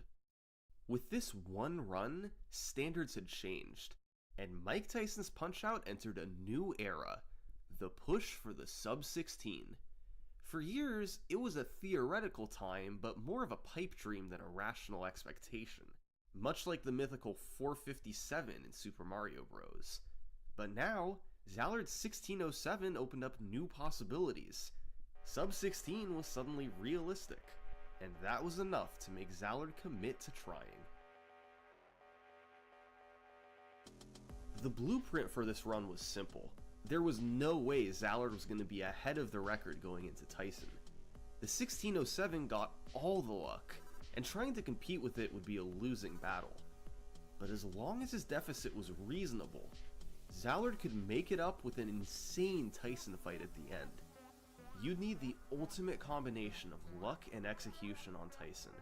For starters, you need to get your first knockdown before 1 minute. That involves hitting all 9 frame-perfect punches in the first phase and not getting the 8-second delay. With any luck from here, Tyson throws 6 uppercuts in phase 2, and if you hit 5 of them, you'll knock Tyson down before he has a chance to throw any hooks. And from there, by hitting a few frame perfects in phase 3, a time in the high 210s or low 220s is possible. That is 18 frame perfect punches at the end of a world record paced run. These used to be unreasonable expectations, but this wasn't 2014 anymore. Tyson execution had gotten better, and if Zallard wanted to get a sub-16, that's what he needed to do. Within days, he was back to doing attempts, hoping just once he could clutch out the Tyson fight he'd need. On November 9th, he had one with potential. Although he bled a bit of time on Hippo and Soda, he was able to keep pace everywhere else. But after an unfortunate mistake on Macho, the deficit ballooned to 18 seconds. Zallard needed a 225 Tyson fight, and after a 144 second knockdown, it was clear that this was going to be close.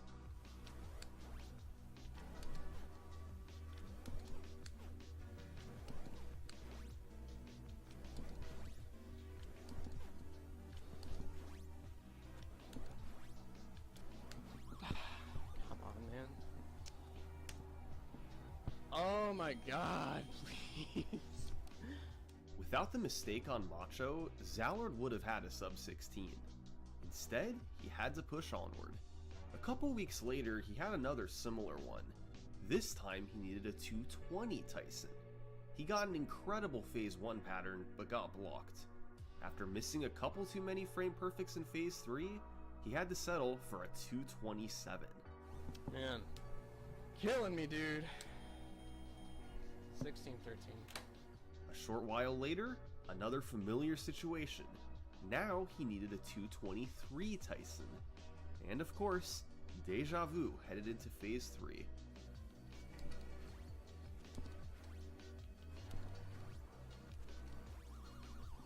You gotta be... Why? Why? Just why? Time and time again, Zallard just couldn't quite get the Tyson he needed. He was playing well, but not perfect. At this point, over a month had passed since his 1607, and Zallard wasn't able to beat it. But he wasn't the only one trying. That's a PB. It is a PB. Man, that was 1622. All right. In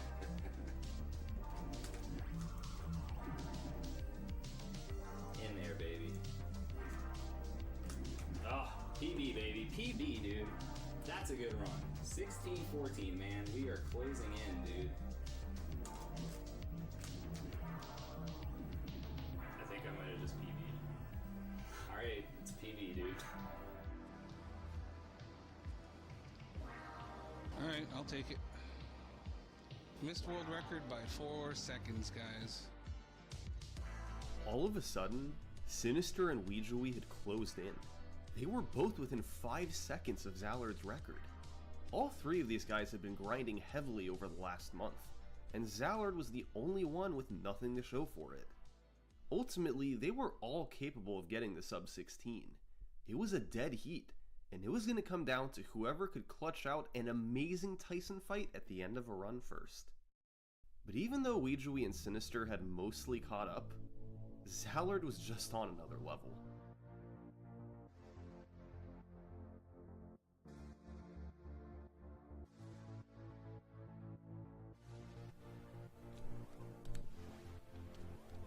Oh, baby.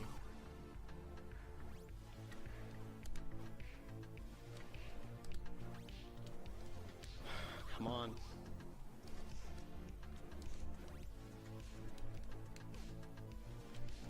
Yes!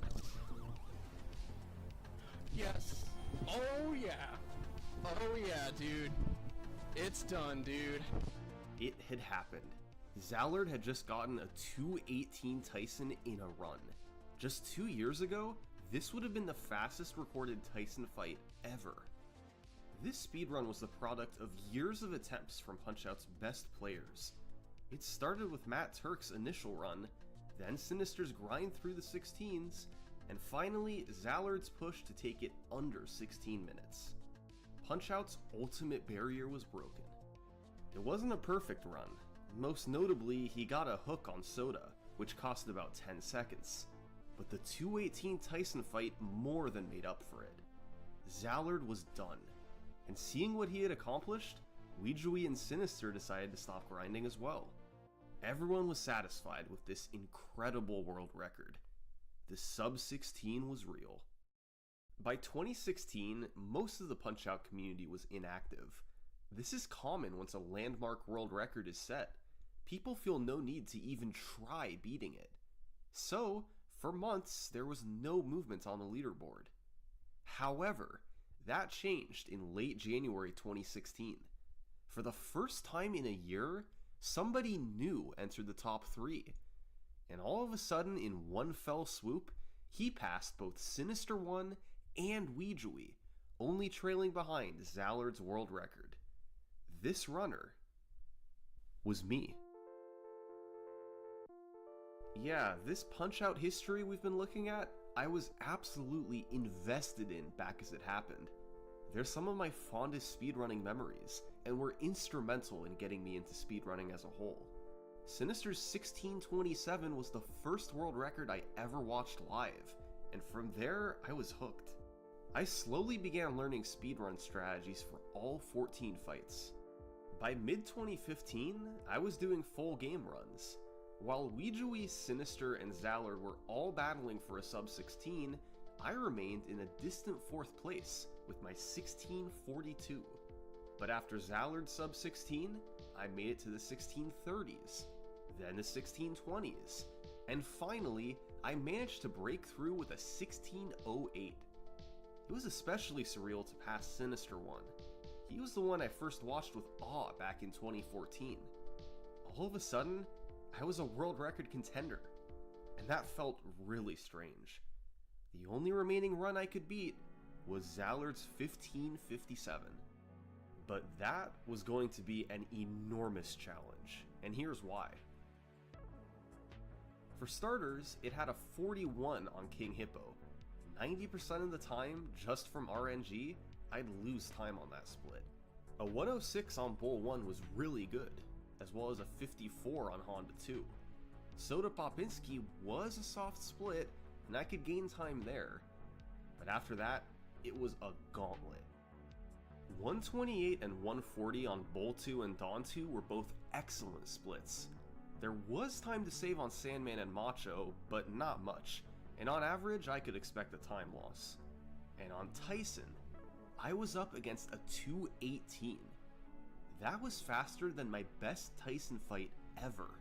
I was practically guaranteed to lose time there. So, the goal was to keep it close into Soda, pick up about 10 seconds there, then try and preserve my lead as long as I could. And with King Hippo killing run after run early, that was not going to be easy. But I was determined to try. And so, I embarked on a quest for my own sub-16. For weeks, I streamed my attempts on Twitch, going nowhere as early game RNG stopped me. But eventually, I started to break through, first getting a 1607, then a 1603. Little by little, I was chipping away at my time. But what kept preventing greatness was Mike Tyson. Zallard's split was too tough to compare against. I was pretty reliably able to get fights in the 230s, but lower than that was extremely rare. Eventually, I caught on that my Tyson execution was holding me back, and started to focus on him. I worked on building my consistency, and over time, fights in the 220s started to become more common. As such, my confidence started to grow. If I could get a run on pace, I had the ability to get the type of Tyson I'd need. On March 1st, 2016, I started my session with Tyson practice just like I always did. And on my first attempt, I recorded my fastest ever Phase 1 knockdown, 55 seconds. The fight ended at a 223. My Tyson execution was on point today. Now, I just needed to get a run there. And roughly 2 hours later, this happened.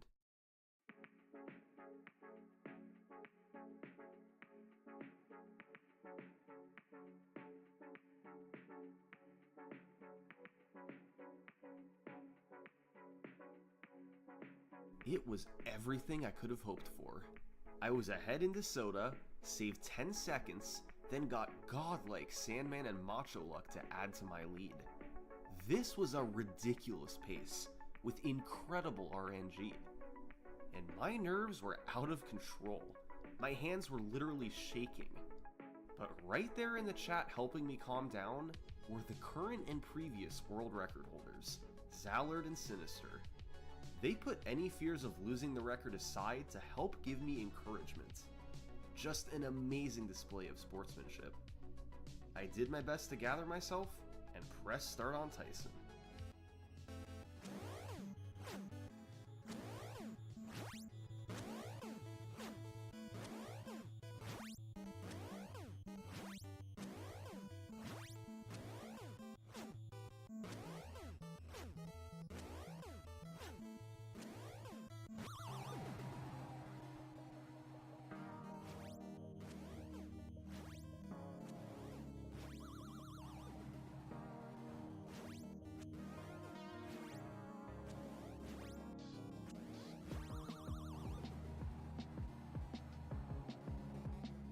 This was better than I could have ever imagined. I had clutched out a 224 after these first 13 fights. It wasn't quite as good as Allard's 218, but given the circumstances, I was more than happy. And right there cheering me on were Sinister and Zallard. Two guys I had idolized were celebrating me taking their world record. Just a completely surreal feeling. With a 15-second lead over second place, I felt pretty good. This run had outstanding luck, and a solid Tyson at the end. There were very few spots to gain time, and I had no intentions to try and lower it. So, I took a step back and played other games. But I loved Punch-Out and struggled to stop playing it for long. As it was, I didn't want to try and grind to beat my 1542. I felt it would be impossible without a miracle run. However, if I could find new ways to save time, then maybe beating it would become realistic. So, that spring, I went into the lab, searching for new strategies and time saves on all 14 fights. And with help from other community members, we were able to completely overhaul 2 fights. First up, Piston Honda 2. This has always been an incredible fight to watch, as you pummel Honda while he can't even throw a punch. However, there was one problem. Honda starts dodging uppercuts midway into phase 2, so in order to get the last one to land, you had to stand around and wait for his eyebrow pattern, or he was forced to take it. The end result was a fight between 52 and 55 seconds depending on refill and star luck. However, in early 2016, Zallard began messing with implementing max damage uppercuts on the fight. By carefully pressing up and start within a small window, you can throw special uppercuts that deal more damage and that Honda 2 cannot dodge. I struggled to hit these consistently, but by messing around one day, I figured out that doing a quick dodge beforehand provides a visual timing cue, making the punches much easier. So now, there was no need to wait for Honda's eyebrows, and the fight ranged from 45 to 51 seconds. And the other fight was Don Flamenco 2. We ended up transforming him from a normal fight to the most random one in the entire game, even more than Hippo and Soda. On the first counter of the fight, you get a star, and you get another guaranteed one every 7 counters. But on all the rest of the counters, you have a 1 in 16 random chance of getting a star. It's a complete mystery why Nintendo designed the fight this way, and frankly it's pretty baffling. But getting extra stars can be enormously beneficial, since they deal massive damage to Dawn. Zallard worked out a phase 1 where you'd get 9 chances at the 1 in 16 random star, and from there, I helped develop a roadmap for the rest of the fight depending on how many stars you get and what health refill Dawn gets in phase 2. This unlocked times on Dawn 2 that were previously impossible. With 2 stars in the mid refill, you could get a time all the way down in the 120s. The problem is, getting this luck is extremely unlikely. Most of the time, you'd get 0 stars in phase 1, and end up in the 140s like usual. Now, this 1542 world record was quite optimized for the strategies used, and the new tech wasn't guaranteed to help. Honda 2 was now harder, and Dawn 2 was way more random. But there was clearly potential here to beat the 1542. I wasn't sure exactly how much time I could save, but if I got everything to line up, the record could go down by a lot. So, in May 2016, I got back to the world record grind. My goal time? Sub 1520. I didn't know if that was a realistic goal, but I wanted to at least try for it. And right away, things were not looking good. The random elements kept ending run after run. Hippo barely let anything through, Soda killed half that made it to him, and Dawn 2 was never giving me stars. They were teaming up so that on every run, at least one fighter gave me unwinnable luck. The new strategies didn't seem to be helping, but there was still one way I could beat the record. On May 24th, I got on a run that lost 18 seconds to Soda Popinski.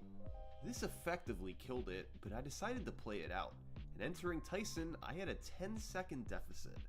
I needed a miracle fight, and ultimately proceeded to get the first ever perfect Tyson in a run. That's hitting all 22 frame-perfect punches throughout the entire fight, in all 3 phases. Doing this on the uppercuts isn't too hard, but proceeding to then hit all 8 hooks is super tough. But with the pressure mostly off on a pace like this, I was able to get it, and lower the record to the 1530s. A few days later, I was in a similar spot. The first 13 fights had done me no favors, so I only had a 7-second lead compared to a 2:10 Tyson. I needed another miracle fight, and I somehow did it again. a 213, matching Matt Turk's IL record from 9 years prior. This time, it was a perfect fight other than one missed hook in Phase 3. Clearly, I had stepped up my Tyson game a bit, but I was doing it with the pressure off. Neither of these runs were on a good pace, and the Tyson fights are the only reason they were records. If I wanted to reach my goal of sub 1520, I had to execute on Tyson when the pressure was on. And a few weeks later, I'd get my chance. It started with a perfect 38 on King Hippo. After a solid next couple of splits, Soda gave me uppercuts, and I got a 53.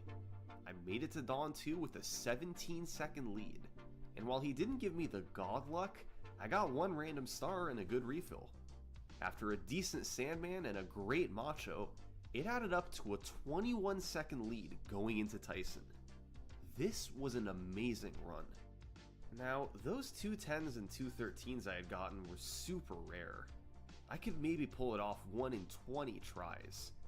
Add in the pressure of a pace like this, and it wasn't looking likely. But I didn't need a perfect Tyson. If I could beat him around 220, that would be an amazing fight, and I would get the sub 1520. But I also had the 8-second delay to contend with, as well as nerves.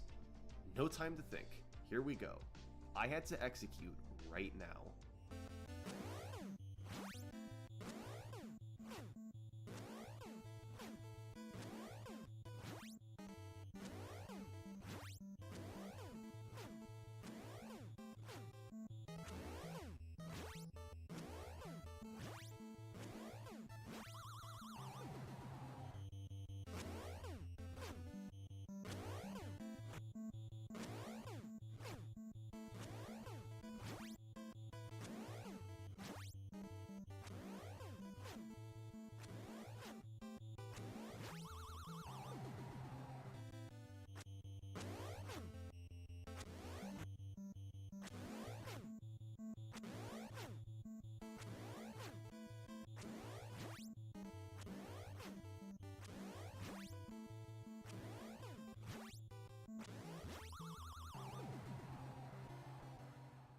I didn't know how to feel. 232 is not a bad Tyson, but after a 56 Phase 1, I was on pace for something amazing. It was still a world record, but not the one I was looking for. So, I kept playing. This was going to be a very hard run to get out ahead of. A 38 Hippo and 53 Soda meant I was pretty much always going to be behind. The obvious time save was Tyson. Even if the super low Tysons weren't realistic, I could still save a solid 10 seconds there with some regularity. But keeping pace with the rest of the splits would be brutal. Although there was one other place I could hope to save a bit of time.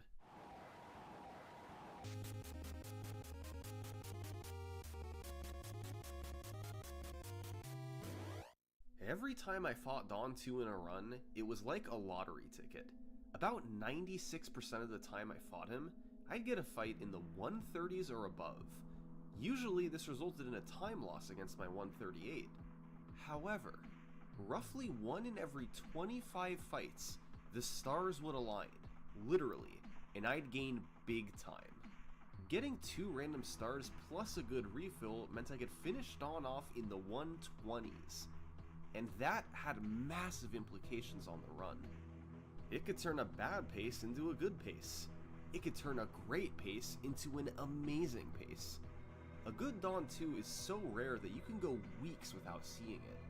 But whenever Dawn 2 decides you win the lottery, your run is suddenly thrust into serious territory.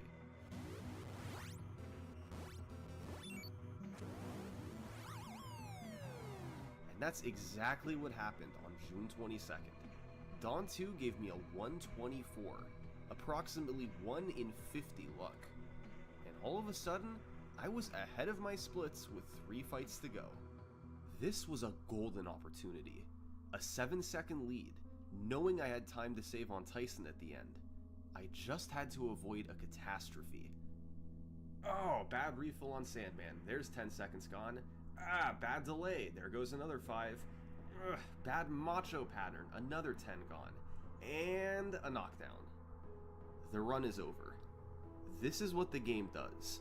It'll give you false hope with a miracle dawn too, but you're far from out of the woods. Sandman and Macho can team up to immediately kill your run, and there's nothing you can do about it. By this point, I was starting to get pretty frustrated. I'd been grinding every day for over a month, and although my goal was sub 1520, I hadn't even gotten sub 1530. I realized that part of it was a mental battle. I was going up against my 1531, which had an amazing early game to make me always in the red. So, I decided to run against my 1534 splits again, which were much friendlier before Tyson. But even still, although I could get out to a lead, it always came crashing down somewhere. This continued for weeks, and I began to wonder if sub 1520 wasn't realistic. The type of luck I needed, on top of an amazing Tyson at the end, might have been too much to ask. I kept doing runs, but they always died somewhere. I couldn't get everything to line up. The sub 1520 just wasn't a feasible goal. It would take a near perfect run, and the game just doesn't let you finish runs like that.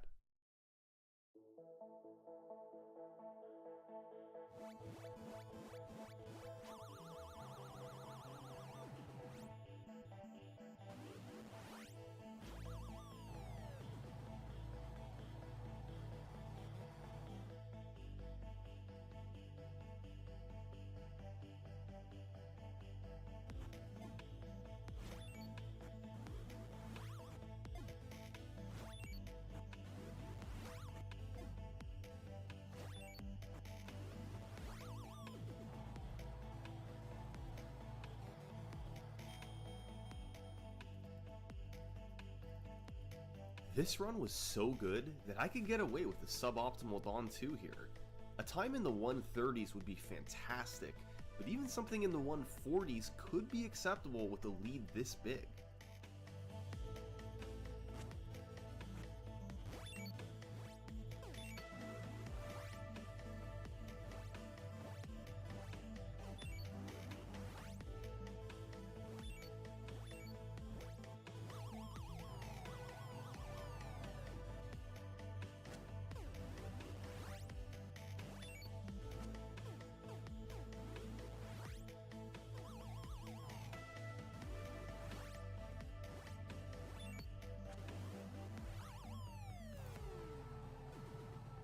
I couldn't believe it. On the best pace of my life, I had gotten the 1 in 50 Dawn 2 luck. This run was approaching once in a lifetime territory, but I still had 3 more fights to go. I pressed start on Mr. Sandman, waiting for this perfect luck to come to an end.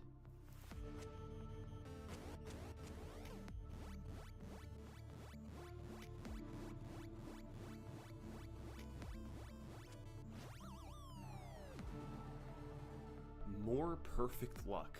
I felt like I was dreaming.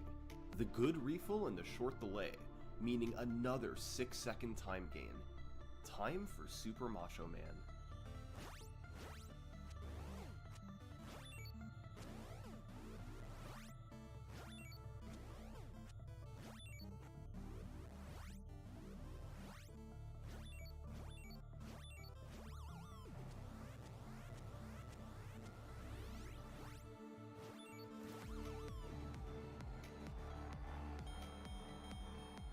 Perfect luck again. This was impossible. Punch-Out doesn't let this happen. I now had an incomprehensible 36-second lead. A typical good run was a low 13 going into Tyson. Only once before had I had a sub 13, and it was a 12:59. This run was a 12:45 going into Mike Tyson. This would likely be the only chance I'd ever get at a pace like this. I was about to do the most important Tyson fight of my speedrunning career. I knew the odds of getting a super good fight were minuscule, but I was really hoping I could avoid a disaster. If I got the 8-second delay and missed punches, the fight might go to the 240s or worse. I had one shot to get this. It was now or never.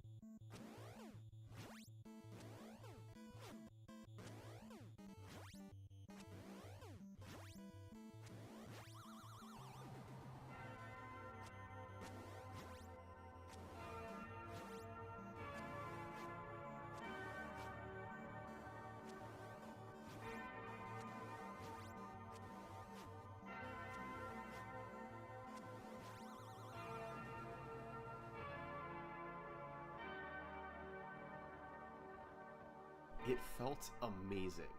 This Tyson was far from perfect, but on this run, I was thrilled.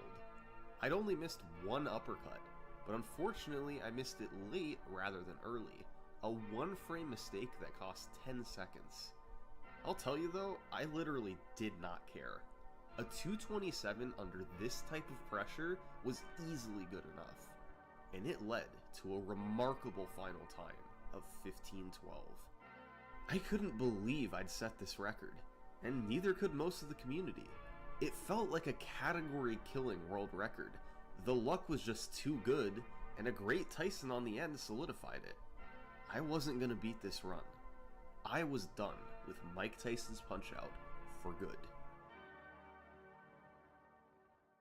Okay, hysterics aside, let's talk about the 15:12 rationally.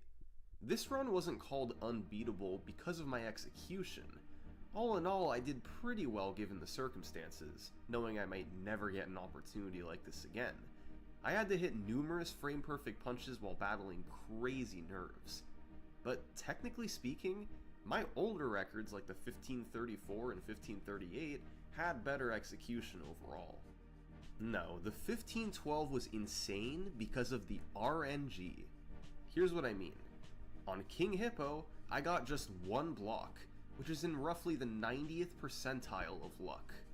Bald Bull 1 gave me the literal best pattern he could, in the 99th percentile. Honda 2 gave me the good refill and I played fairly well. Soda Popinski did 3 nearly instant uppercuts, in the 95th percentile. Dawn 2, we already know he gave me the 1 in 50 God pattern. Mr. Sandman, we got the good refill and short delay, with solid execution. And Macho, literally the best luck at every random event. Finally, at the end of all that, Mike Tyson could have done the 8-second delay to kill it, but he didn't. He too gave me good luck. Virtually every fight gave me perfect or near perfect luck. The result was this super statistically improbable world record. In just 1 year, thanks to a combined effort from Sinister, Zallard, and myself, the world record had gone from 16:25 to 15:12. I was now 42 seconds ahead of second place. There was nothing more for me to do. I wasn't beating this record. So, I moved on.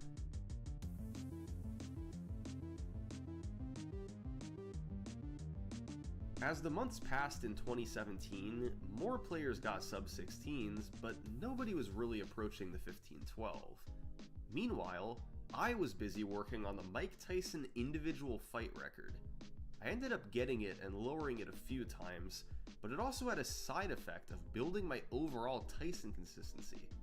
I had always been able to get low times, but now I was starting to see them a bit more regularly. More like 10% of the time rather than 5%. It made me look at my 227 from the world record a bit differently. It wasn't bad by any means, but I was starting to see a realistic 10 to 15 seconds to save there. And if I could save that much time in one fight, maybe the 15:12 wasn't so unbeatable.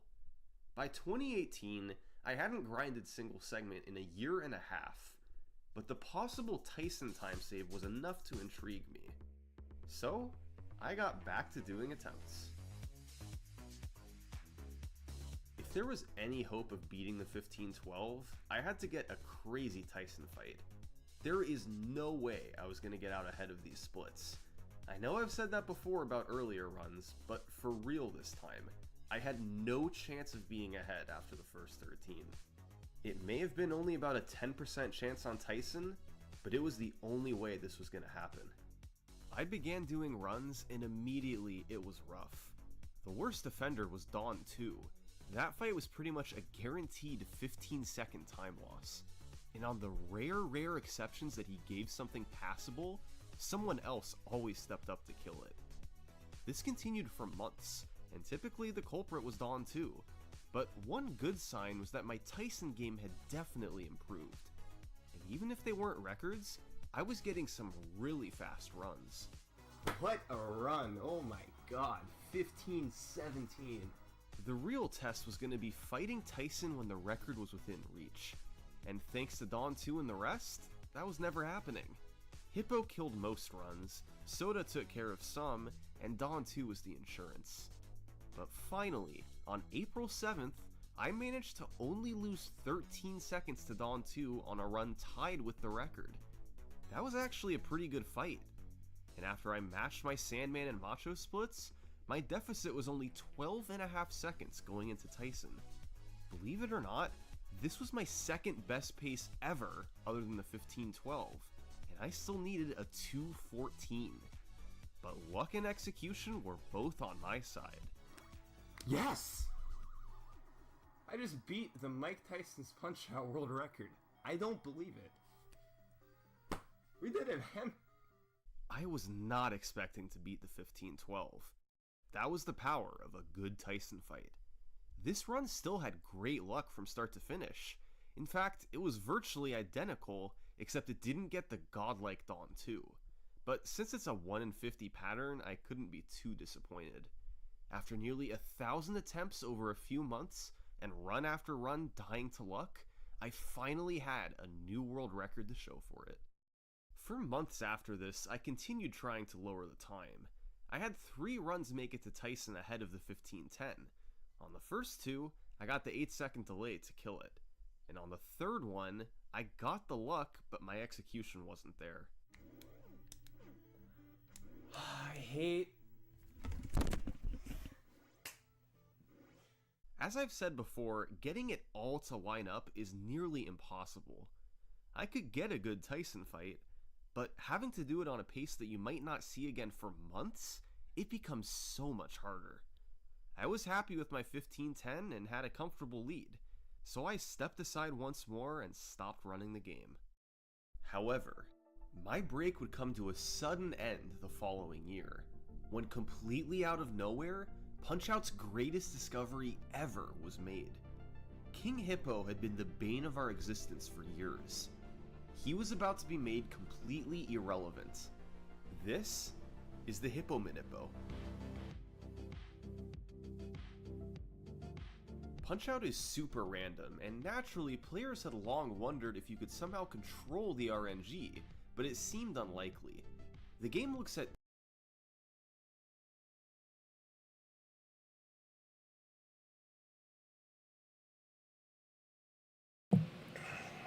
Alright, chat. I'm gonna go. Wait, is it 4:20 already? That's why I came back. No, it's 1 minute towards. I'm gonna go get myself food. I'm gonna go give Diego food. And then by the time I come back, we're not gonna have much time left. I know my food's gonna be quick, and Diego's food is gonna be as per usual. And I'm giving him his food now, as most of you guys have noticed. I usually give him like a bit later, like around 6. Problem is that this morning I forgot to give him his breakfast. So he has 1 cup of food a day, but it's split up in half-seas. Oh wait, 4:20.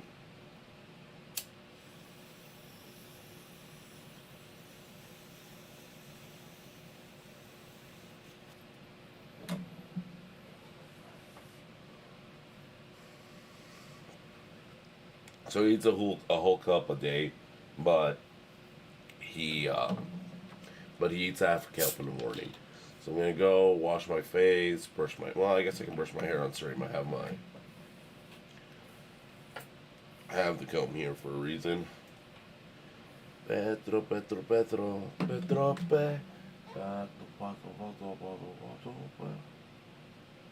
Alright, that's Gucci.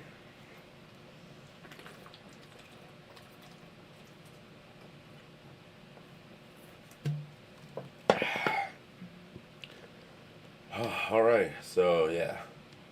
We'll go ahead and be back. I'll see you all in a bit. Enjoy Punch-Out while I return.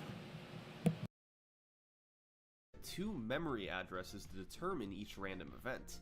1 tracks frames elapsed since power on, and 1 tracks all inputs since power on. There was no way humans could control that. But in 2019, the game's 5th place runner, Lukendor158 and his brother Zoxox began looking into it more. They took a look at the first mouth open on King Hippo, which is controlled by RNG. They found that Punch-Out actually has a frame rule system, just like Super Mario Bros. Rather than 21 frames, it's an 8-frame system. So, as long as you push start within an 8-frame window, you'll arrive at the first open on the same frame every time. That solves one memory address, but what about the one tracking all your inputs? Well, every frame a button is pressed, it adds a corresponding value to the memory, which is stored in binary. However, Hippo's first open is strictly determined by the 2 rightmost bits, which are in turn determined by how many frames you've pressed right or down.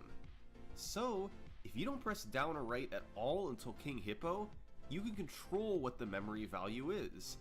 By then pressing start in the corresponding 8-frame window, you'll arrive on the correct frame with the correct memory address, and King Hippo will always open his mouth. The Hippo Manippo was born.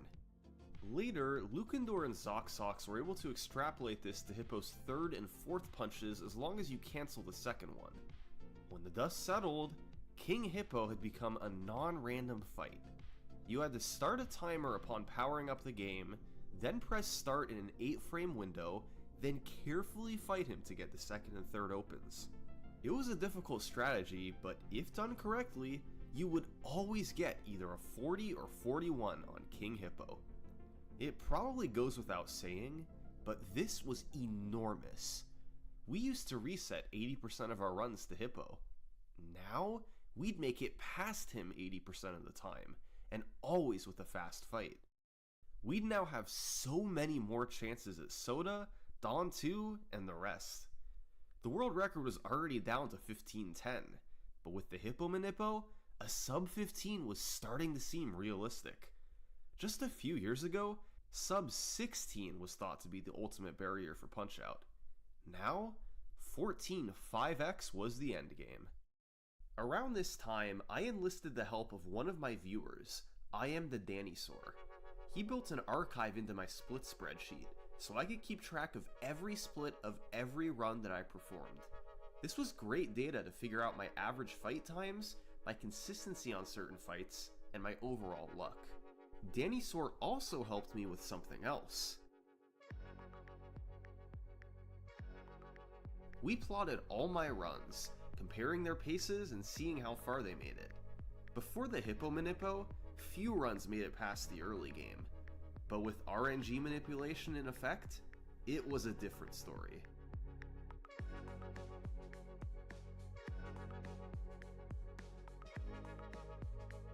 For the first few weeks, I had many runs go deep, but none faster than the 15:10.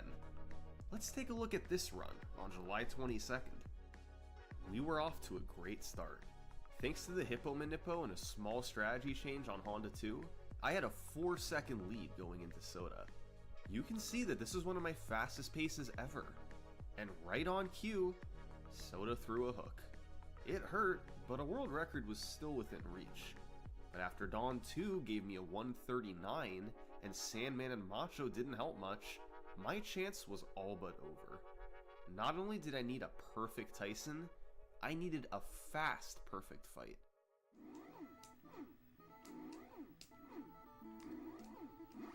Oh my god, that's so fast.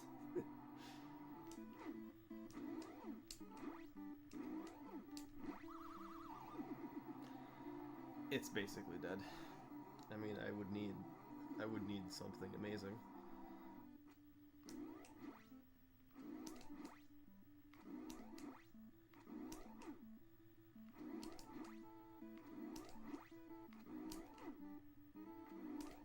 Oh my god! Oh my god!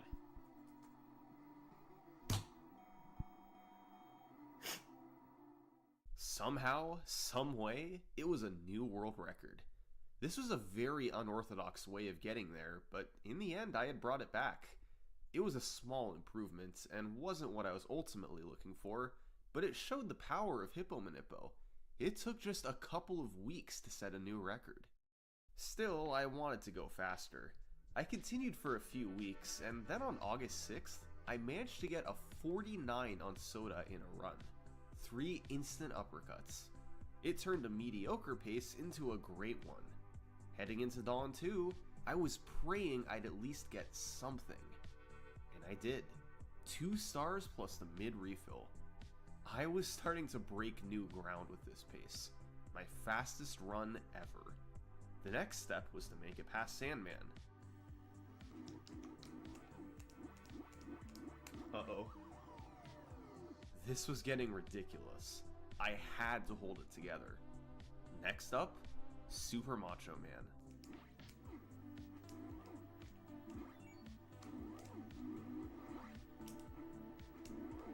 Well, that's gonna hurt. I don't really know where his guard is here.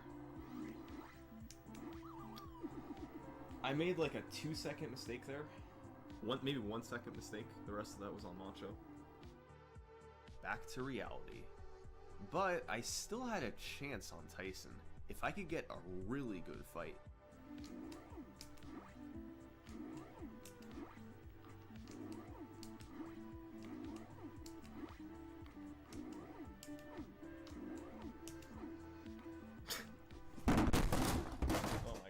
Games fell. Sorry that was so loud. I hit my console hard and all the games on top fell off. Run over. I hit my punches and got the 8-second delay. It seemed like a crazy pace, but it was just a tease. The game took it away in an instant. Nothing I could do about it. But thankfully, the very next day, I'd get another chance. Let's go. He coughed up another good fight. 124 this time. I had to preserve an 18-second lead with 3 fights to go. Mr. Sandman gave the good refill, but he also gave the long delay, meaning I broke even. Macho gave me kind of sketchy luck, but it was still good enough for a sub 1 minute fight. I was able to take a 13-second lead into Mike Tyson. This was my best pace ever since the 15-12. I was still 4 seconds behind that run, but I had the chance for a massive record. If I could avoid the 8-second delay and hit all my punches, then sub 15 was on the table here. I had to calm my nerves down and try to handle the frame perfects. My heart rate's not even that high, man. I'm just shaking. Alright, do my best.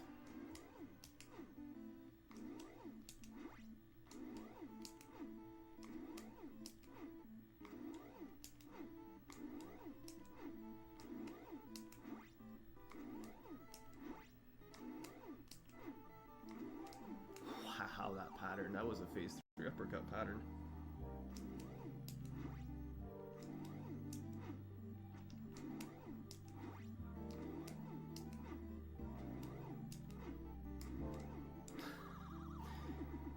It's too fast, man. I can't do the buffer.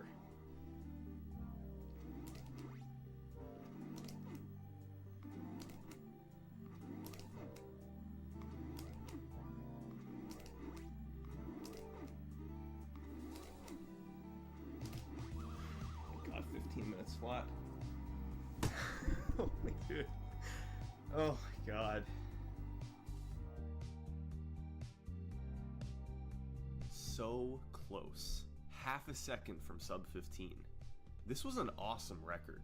Nearly a 10-second improvement. I missed just 1 punch on Tyson. Overall, I was happy with my execution under pressure. Especially because of Dawn 2, this would be a tough run to top. However, thanks to the Hippo Manippo, I wasn't the only one going for the record.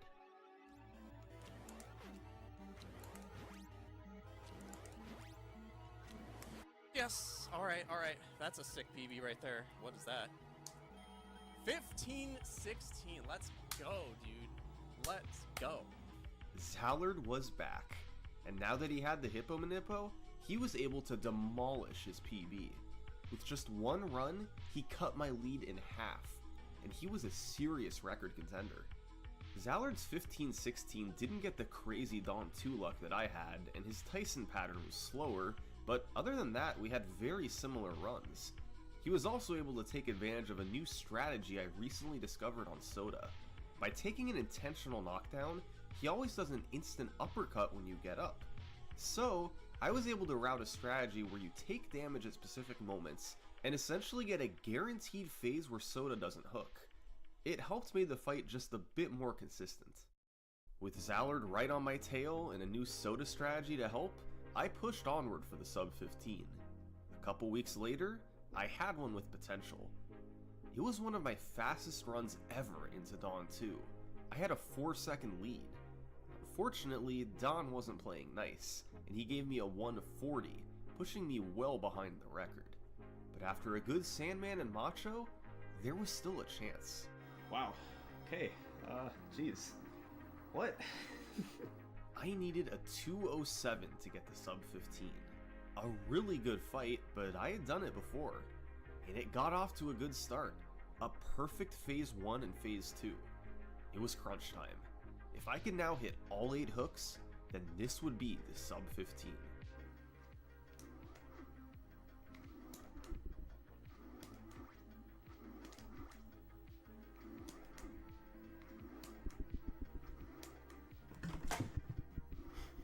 Couldn't do it, man. I couldn't do it. I can't just get a perfect Tyson fight every single time, man. I can't do it. Hitting 22 frame perfects under world record pressure is not easy. I was 3 hooks away and couldn't quite hold it together. The next several weeks were awful. Dawn 2 was destroying everything in sight. I'd enter him with a lead and the run would be dead moments later every time. He was never giving me stars and always giving bad refills. This continued for a couple months. And then, that October, I had a run going that looked like nothing special, but it took a sudden turn at Dawn 2.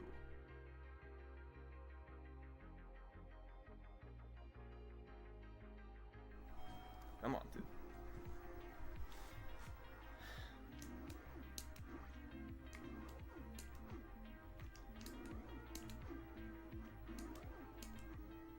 Just like that, it was over. Tyson gave a horrible pattern and I missed too many punches. If it's not obvious yet, this fight is so brutal. The hardest part of the run, by far, right at the very end. I kept going. I had less time to play in late 2019 and a few months passed without anything significant. However, in February 2020, we had a serious development. I'd gotten a 128 Dawn 2 after already being on a great run, and after a perfect Sandman, I found myself 7 seconds ahead. It was my best pace ever to this point. 2 fights to go. I moved on to Macho. The fight started as normal, and I was able to successfully sneak in 2 punches after his first uppercut, although I didn't get a random star. The most important part now, I needed to get the good pattern. And I did. That meant a 28-second knockdown with 1 star in reserve. In phase 2, I was hoping he'd stand still so I could get stars, since I didn't get the random one earlier, but he backed up. So, instead of hitting him with an uppercut after his spins, I had to do something a bit slower.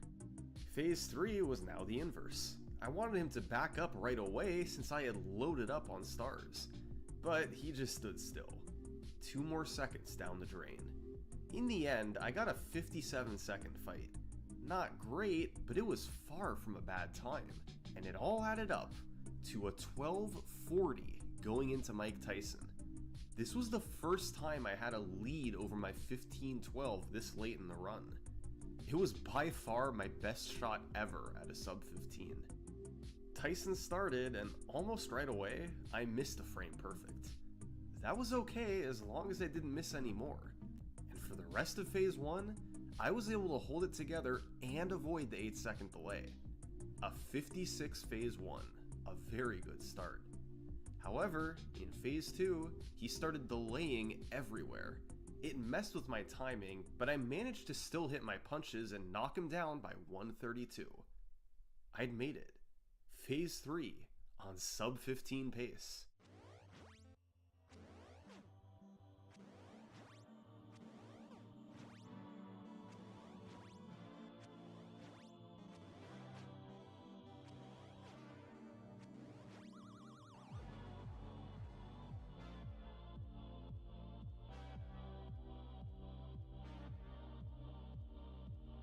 Sinister had set the first sub 17, Zallard had set the first sub 16, and now I had set the first sub 15.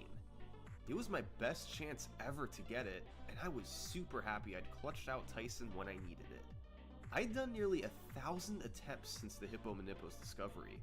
It was mostly a brutal RNG grind, with some heartbreaking deep runs mixed in. But at long last, the sub 15 was finally real. Even though I was thrilled with the run, I was still interested to see if I could take it lower. And right after this, the pandemic hit, and I had a lot of free time on my hands. So, I started grinding attempts harder than ever. And man, the game absolutely destroyed me.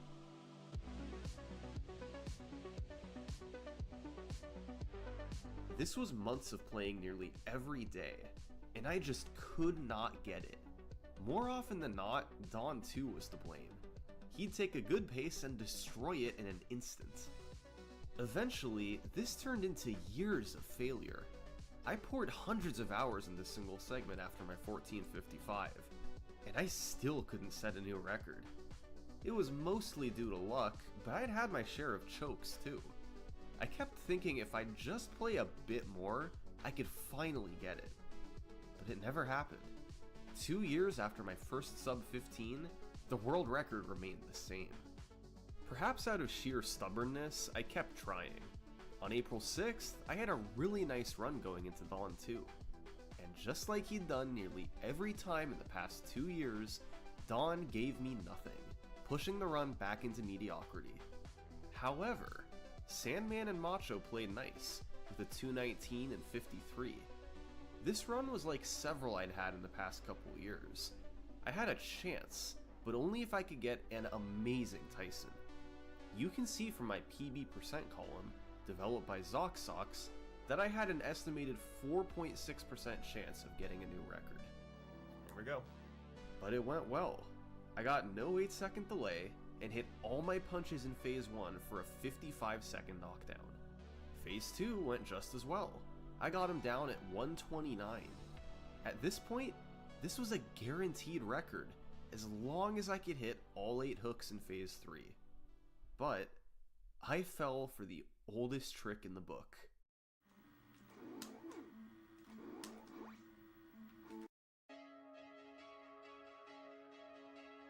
I dodged too early.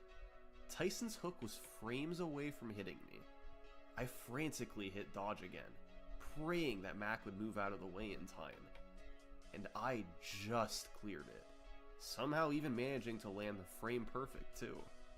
After surviving that, I knew I had this record.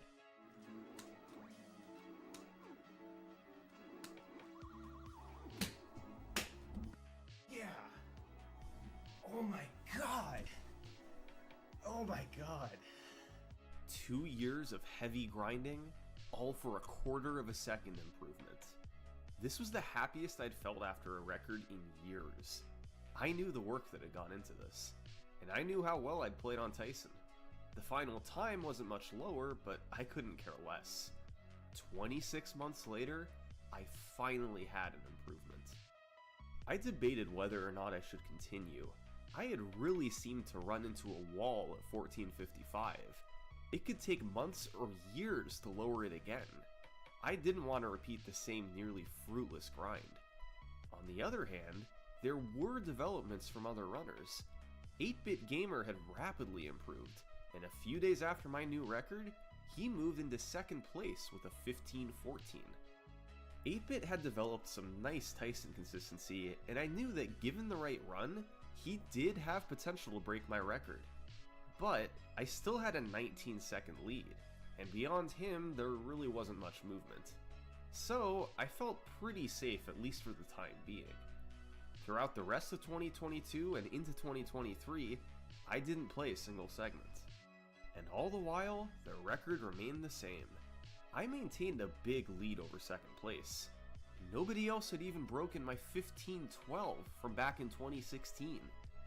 That time was nearly 7 years old now.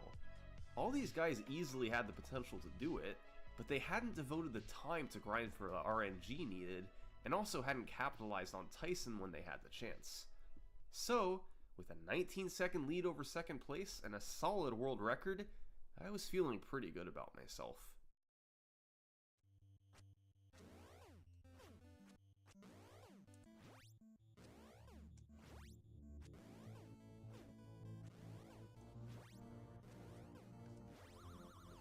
Let's go.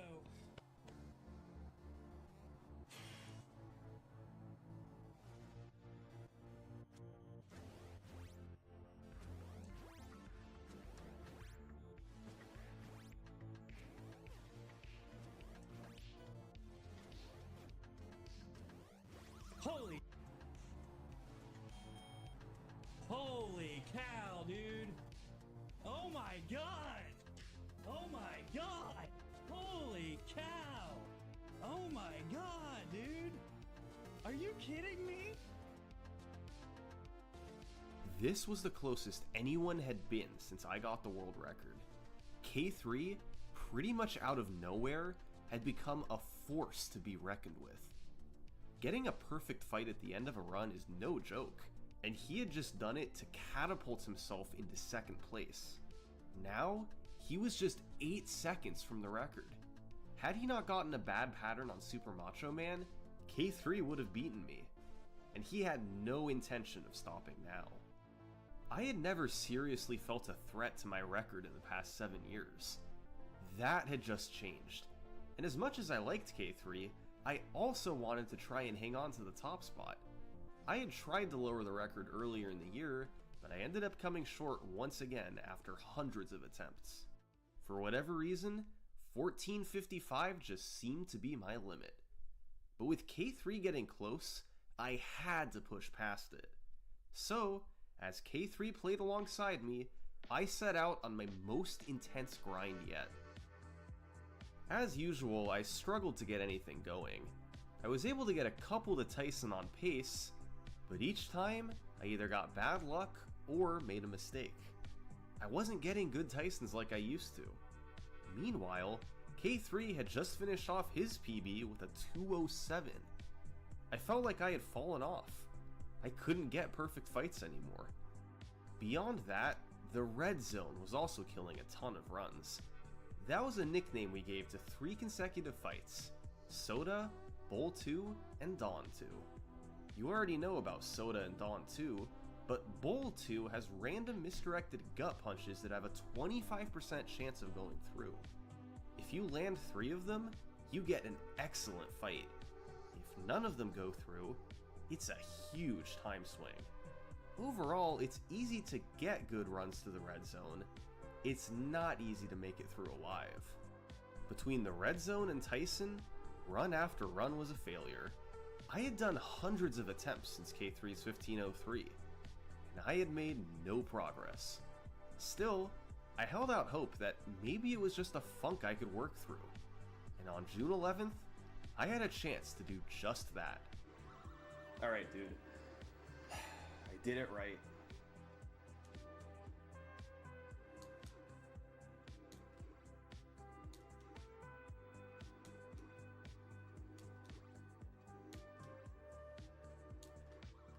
Yes, dude! Oh my god.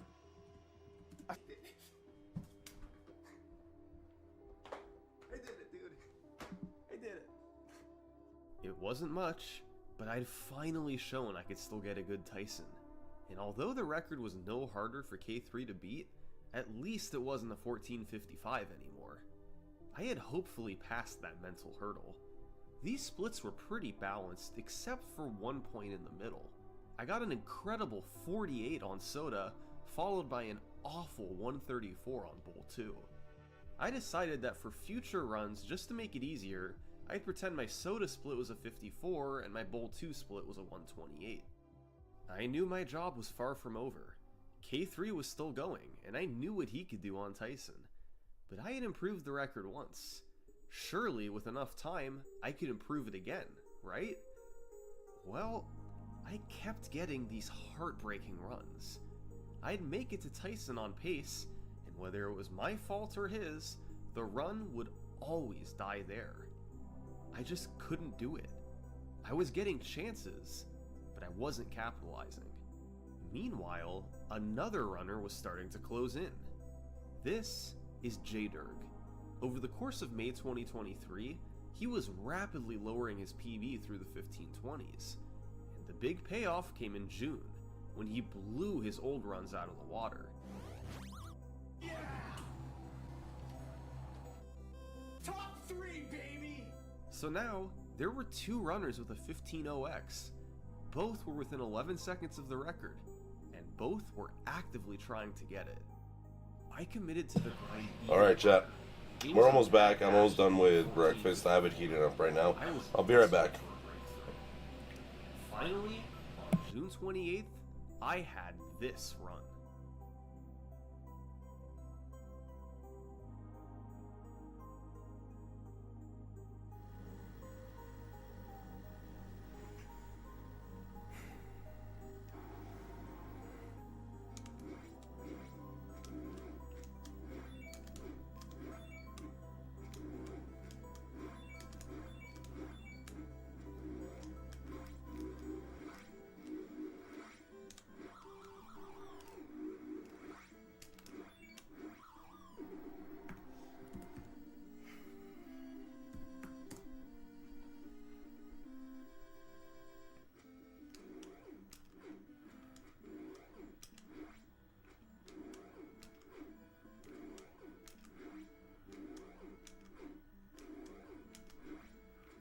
Alright.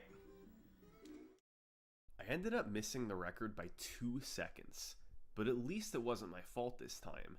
I had hit my punches on Tyson and just gotten unlucky. This was an insane pace through Sandman, my best ever by far, but it didn't matter with Tyson's 8-second delay, and that would become a trend over the next few days.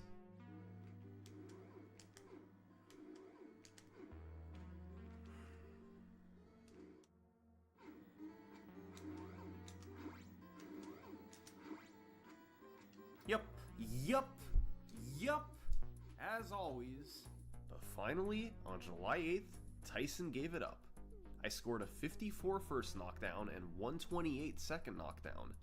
And once again, I had to hit all 8.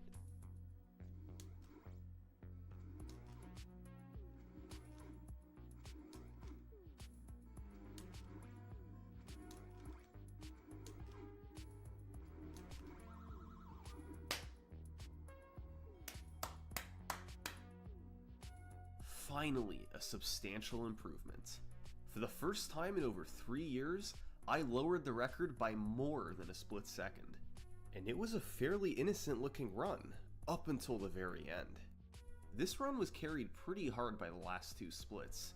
It was nothing special through Sandman, but a 51 Macho and 206 Tyson were incredible fights.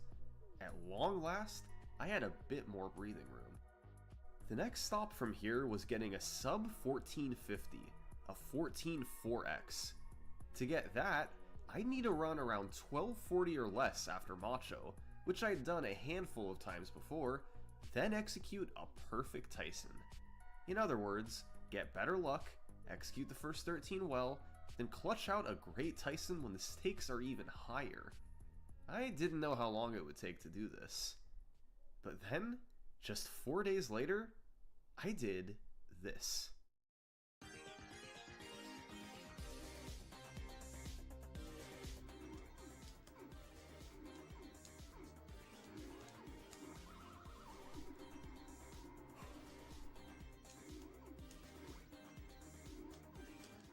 It's over. Wait, that was it. That was it. That was it. That was it. That was it. Ooh, that hurts. That hurts. I threw it away. I'd gotten no 8-second delay, but punched probably 1 frame too late in phase 2. With no mistakes, this fight could have matched my 206. A huge missed opportunity. I was getting in my head on paces like this. When I could see that I had a massive lead, I tensed up and tended to miss frame perfects.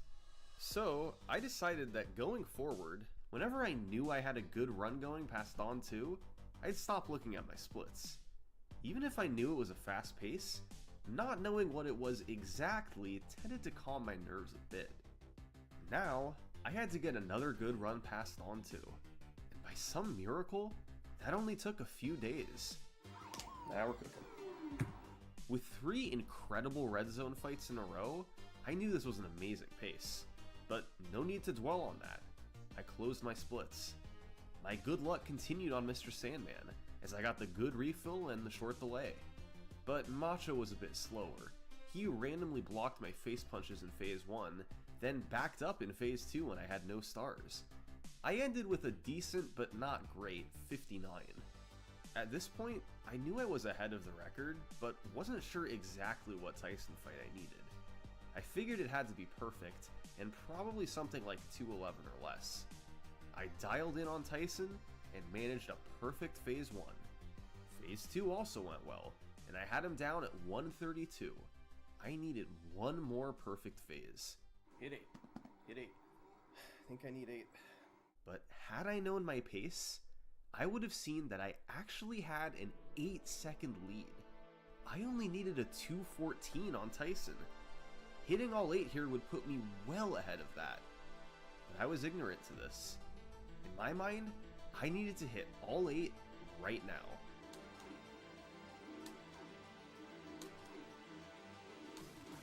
What did I get? What did I get? What did I get? What did I get? What did I get? What did I get?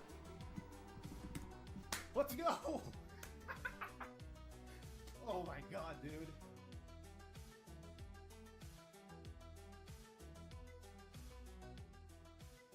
This one felt really good.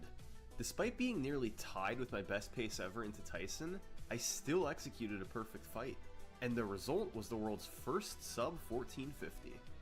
Now, it wasn't all perfect. My Bull 1 fight got pretty bad luck, and my Macho fight wasn't too fast either. And although I got no 8-second delay, Tyson did give several other short delays. But all in all, I didn't care. This was a record I'd been looking for years. I had regained a 15-second lead over second place. It felt really good about where the record was at. The only way to beat this time would be to get another perfect fight on a run close to or ahead of my pace into Tyson. And given that my fastest pace ever was a 12:37, that didn't seem too likely. So, although I kept doing attempts to lower it, I wasn't expecting too much. But I also wasn't the only one playing.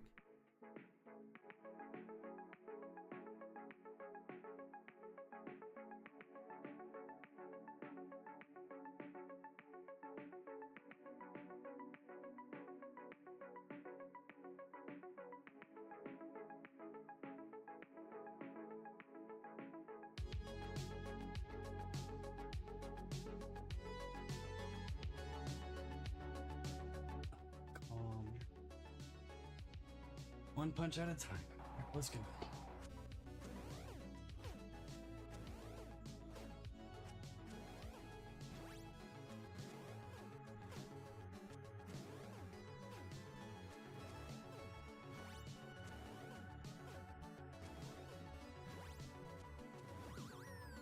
No, that's too much, dude. That's double switchback, dude.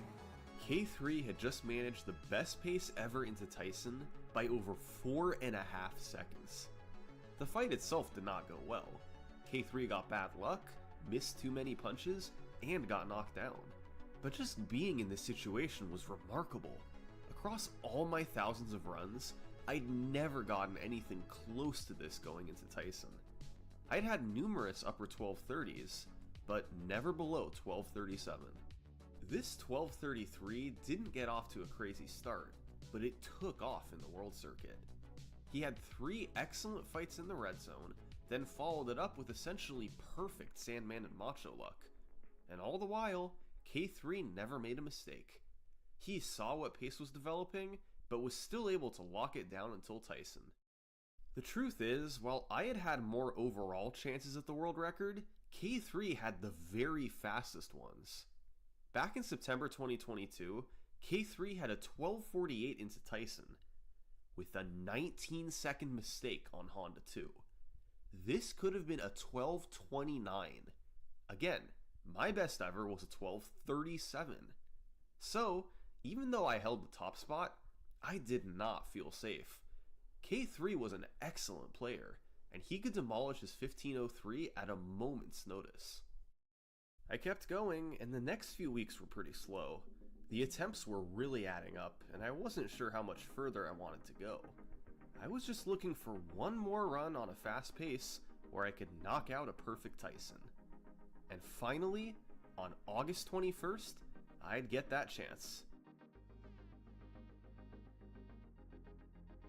This was an extremely balanced run. Throughout the entire world circuit, every fight gave me very good, but not perfect luck. I didn't gain or lose too much time anywhere. At the end of Macho, I had a 12:39, and I needed to gain 2 seconds over my 2:10 Tyson.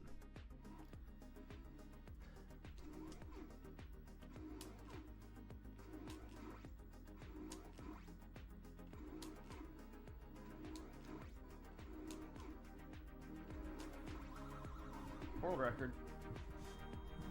World record! This was just a very clean and steady run. No split stood out as being incredible. It was just a great run from start to finish. Compared to what we've seen over the past 10 years, it's almost an anticlimactic record to end on. But 1446 is where the world record stands today. I never could have imagined the journey I'd go on when I first got the record in 2016. The remarkable 1512, the discovery of Hippo Manippo, Dawn 2 crushing my dreams, the sub 15, and the rise of some amazing competitors. All these factors combined to take the record to where it is today. That, and thousands of attempts. From the days of Matt Turk, through Sinister One's dominance, through Zallard's world record battles, and through my own reign with the record, Punch-Out has an incredible world record story. And I can't wait to see where it goes and who takes it there in the future. This has been the history of the Mike Tyson's Punch-Out world record. Thanks for watching.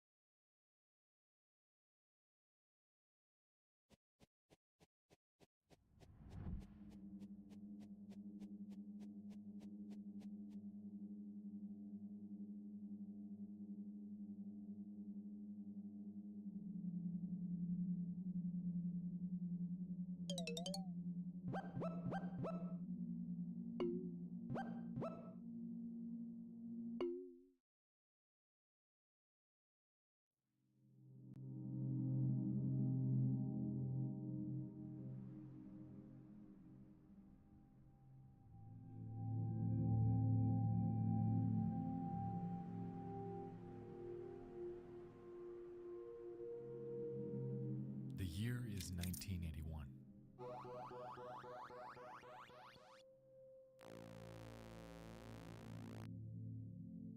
The popularity of the classic arcade is at its peak, often dubbed the Golden Age. Defender, Centipede, Pac-Man, Berserk, Space Invaders, you name it, you can play it. There is one game, though, that stands anomalous. It's a black sheep, a diamond in the rough.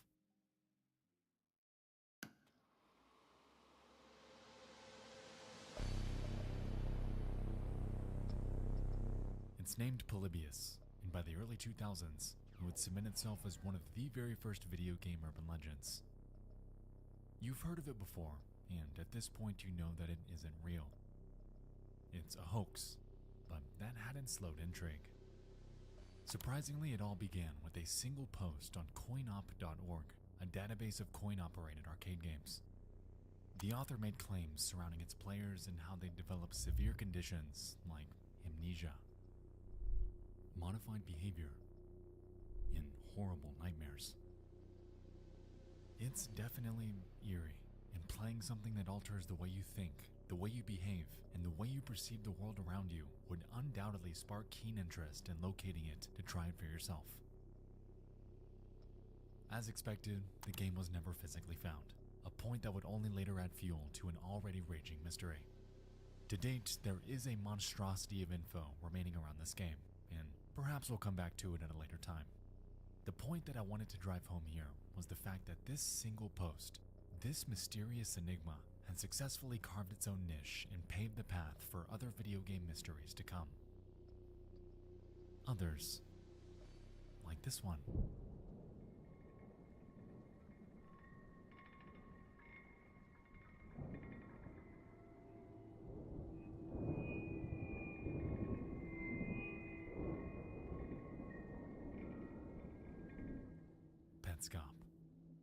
A video game with supposedly one single copy, and an obscure and disturbing relic with a myriad of secrets. Within this game, there exists a backstory so complex and so intricate that documents spanning hundreds of pages exist just to dissect the mystery within.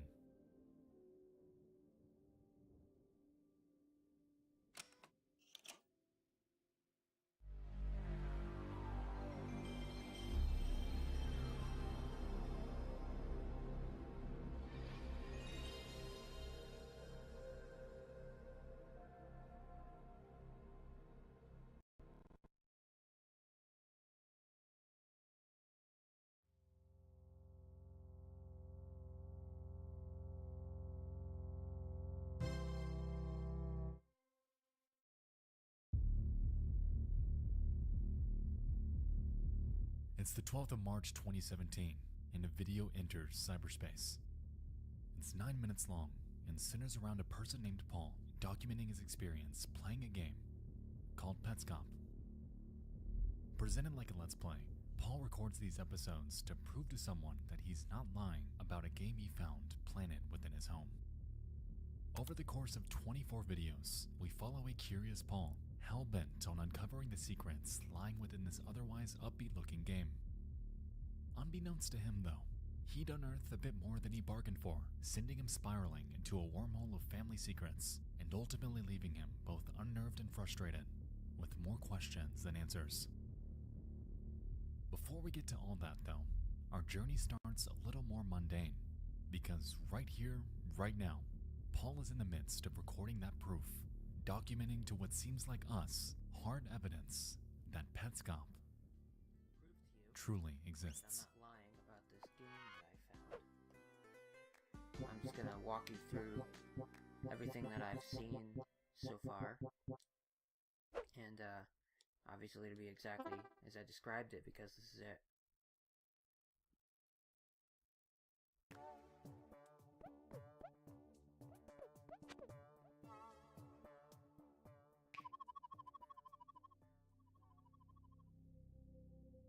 The game begins in what is called the gift plane.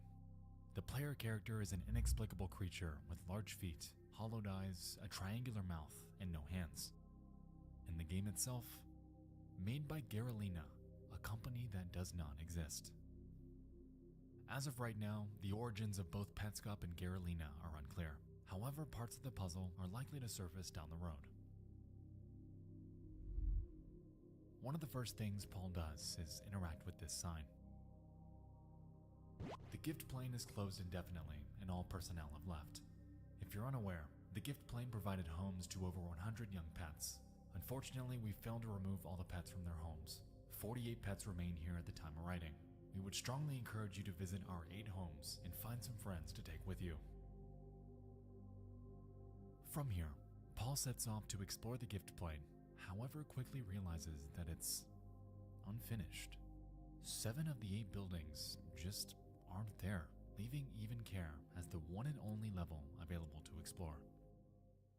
This actually is not the interesting part, but I'm just gonna show you, I'm gonna walk you through all this so you can see that this is exactly what I described.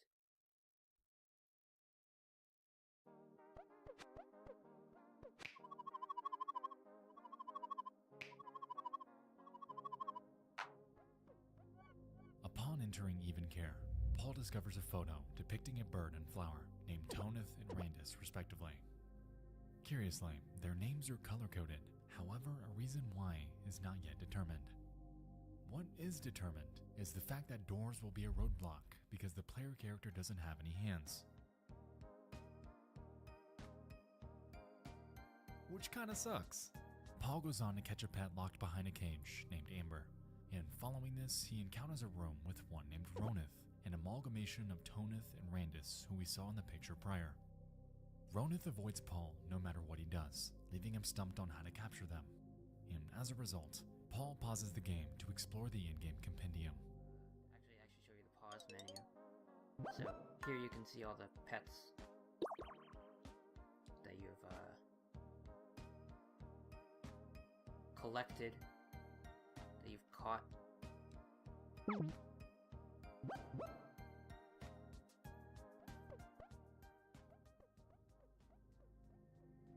While he flies through it, Amber's description is interesting. Amber's a young bull. She's afraid to leave home. If her home is good, this is not a problem. She's very heavy, and that makes her life a little harder, as well as yours. What's the safest place you can put her in? You should start thinking about that. If we can recall, Amber was locked behind a cage in what resembled a prison cell, and when Paul went out of his way to let her out, she would simply jump to the other. The only way to catch her was by surprise, by glitching through a wall, which leaves us to wonder why she was so hell-bent on staying within its confines. Even stranger is the item description within her room. It's a trophy, awarded to our Amber for being a real champ yesterday and today. She hasn't left her cage once. I don't know about you, but to me, it seems like she's being coerced into staying inside. The wardage is oddly confrontational and could be hinting at some sort of psychological abuse. Now, what the hell am I saying? This is a kid's game where we collect pets. I'm reading way too much into this, right? Right?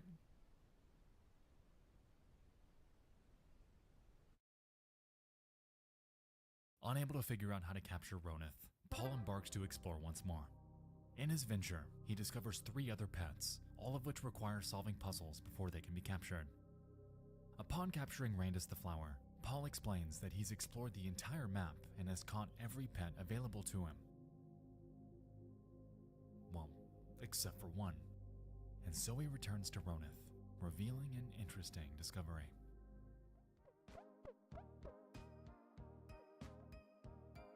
Alright, so I still can't catch this guy.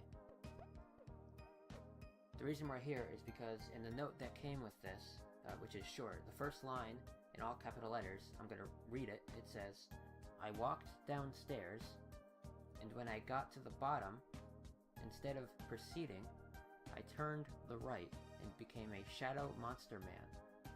Below that, a date, June 13th, 1997.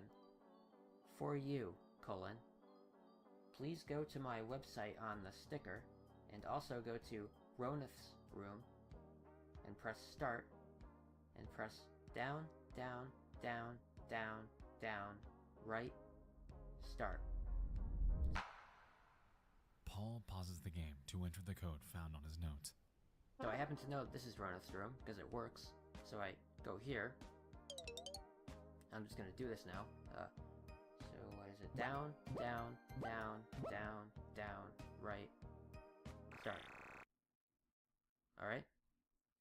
So you can see that it accepted it and the music stopped. I'm just going to go out this way here. Immediately, it becomes clear that something has changed. The music has stopped. Time stands still, and even Care sits completely lifeless.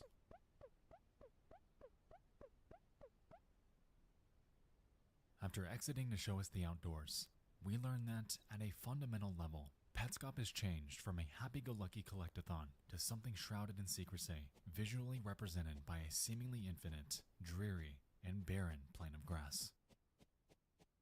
So there's nothing out here, as far as I've seen. But actually, I think there is something out here. I just haven't seen it yet. Because It sure seems like...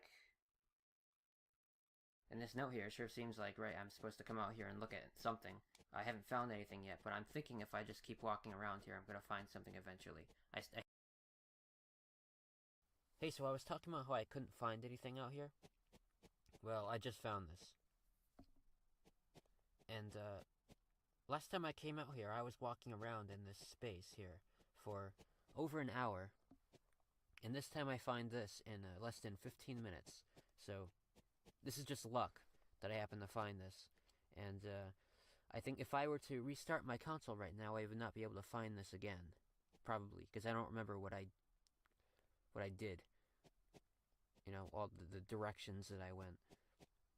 So I'm kind of scared to, you know, I want to keep the console on until I figure this out. The situation is that I cannot open this door. I probably can open the door, but I don't know what to do. So I thought I would just slip this in at the end. If you think you saw something that might provide a clue, please let me know. Alright, that's it.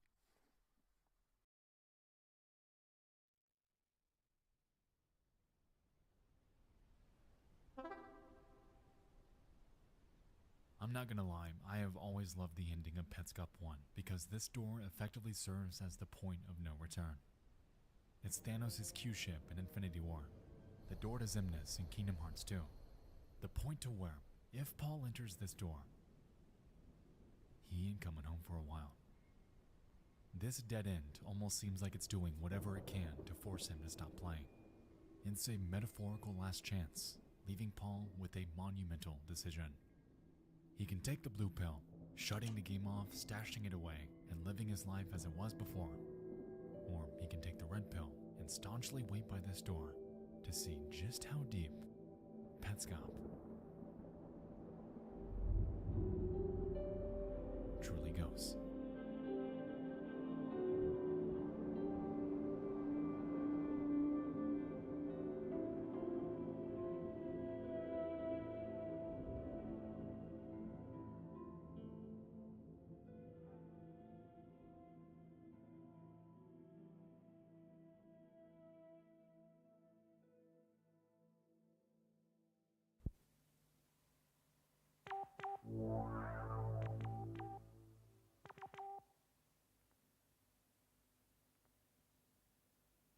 Alright. We got a long journey ahead of us tonight, but before we begin, I'd like to tell you guys about today's video sponsor, Guardio. To me, online security is invaluable, and it seems like each and every day, a new YouTube channel is being hijacked and converted to shilling some cryptocurrency. The possibility of my channel being taken from me like this horrifies me, which is why I trust Guardio to keep me safe. Guardio is a universal browser extension and mobile app that bridges the gap between new malicious scams and traditional antivirus software by safeguarding your internet activity as you use it.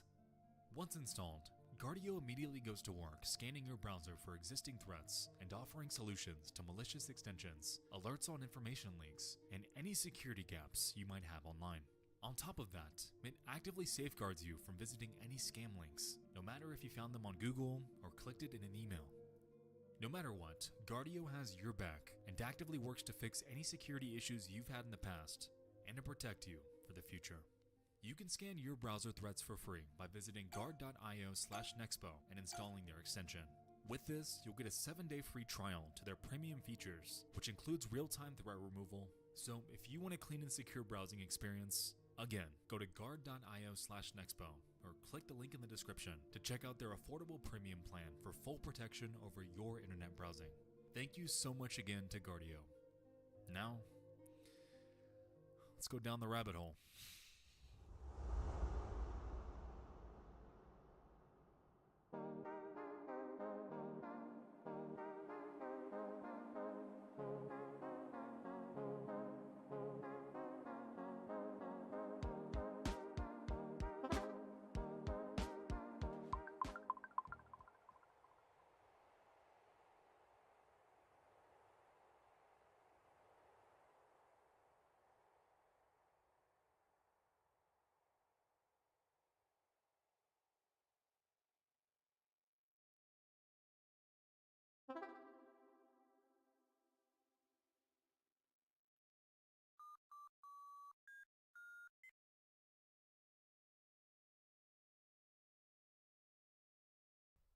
Hey, so, the door opened on its own. I was just in the other room for a couple of minutes, and I came back and the door was open, and I checked the recording, because I was recording, and the door just opens on its own. I didn't do anything.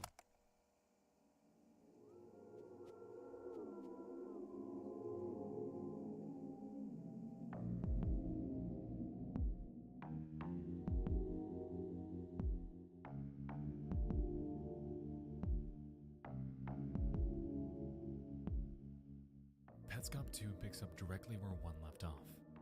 As we could see, the trapdoor had opened by itself, and as I'm sure we'd all do, Paul went inside. From here, we're introduced to a dimly lit and sprawling underground labyrinth full of corridors, living quarters, and even roads with active traffic. Upon poking around for a bit, Paul begins collecting the bits on the ground before he hears something beckoning in the distance.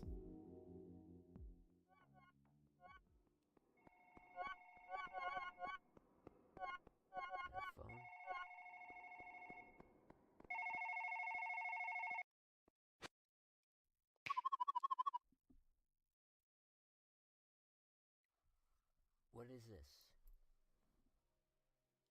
And so we're introduced to our first major character aside from Paul, someone denoted in yellow named Care, who, quote, left the room. Furthermore, we can see a bizarre flyer denoting a little girl in 3 emotional states. A being content, B appearing disheveled, and NLM appearing to cry into their hands. So we're not running around in circles later. Just know that both Care and this little girl are the same person. Which, of course, answers one unknown, yet begs a question. What do these emotional states mean? And why are they here? From here, Paul begins poking around some corridors. In his venture, he encounters 3 portraits, with the first showing a greenhouse, the second a windmill, and the third a school, in which a foreboding sound echoes upon examination.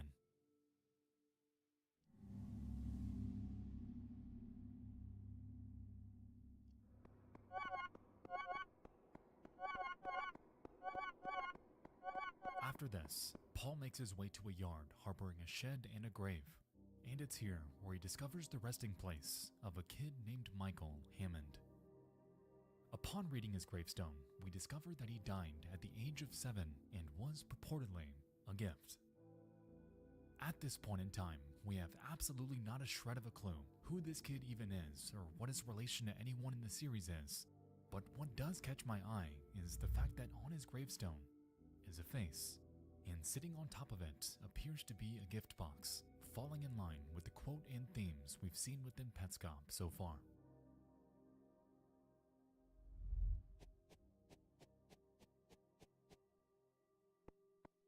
Upon entering the shed, Paul encounters a large daisy. He begins plucking the petals before stopping near the last one due to last-second apprehension. He heads out and into the other door, and surprisingly, encounters the girl from the flyer, Care NLM, standing on a plateau with a stem protruding from her head.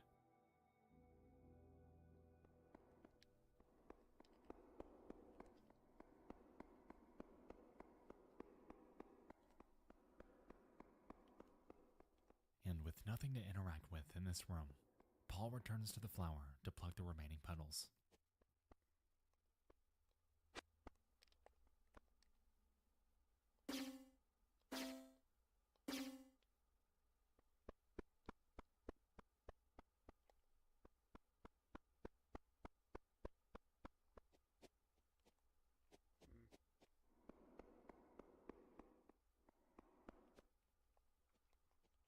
Okay.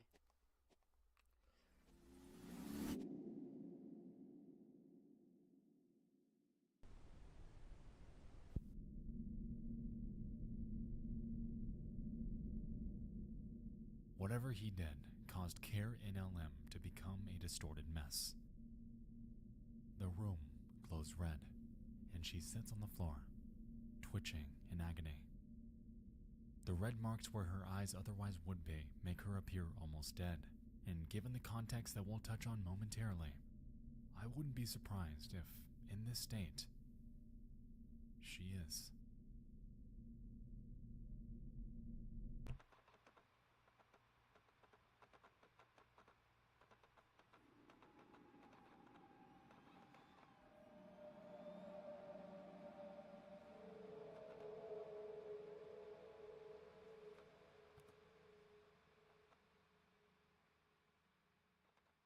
A few moments later, Paul encounters an obscure red object that he's able to interact with in the form of questions. He asks it, "What?" To which it responds, "I don't know." Curiously, behind it sits a screen displaying a windmill. And strangely, as Paul's observing it, the ominous sound from earlier plays once again.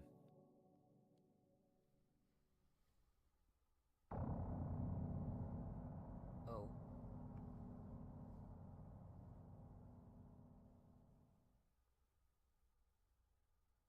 Alright, so it's been like 2 minutes, and when those sounds were playing, there was nothing happening as far as I could tell, and nothing has happened since.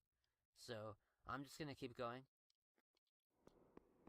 There's already been stuff that I could... Come on, Gary, hit them with the meow, meow, meow. Keep you updated. Wow, meow, meow. When you come home next month, and hopefully you're feeling a little more enthusiastic about that. Oh, I gotta go get my light on. I gotta put on the ring light.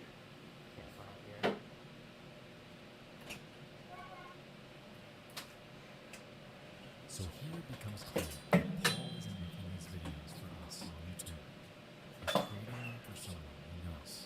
Someone he either lives or lived with at some point in time. We currently do not know who this is, so let's keep this context in the back of our mind moving forward.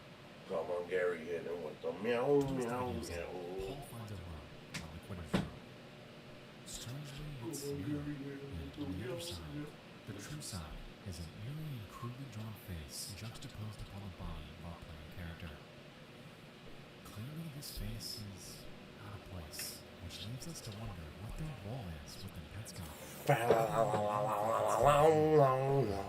Okay. My hair seems to be good. What sound do we have? We have like 16 minutes. Yeah, I can probably devour my food in that time.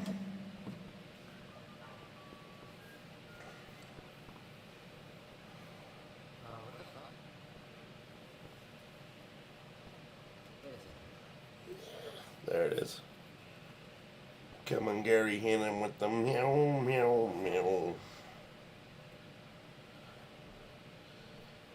Somehow, this girl exhibits movement on a road before correcting herself a few moments later. I have been awake. I've been grabbing breakfast and shit. I've been stopping by. I've been stopping by to talk to chat from now and then. I took my hit during 420.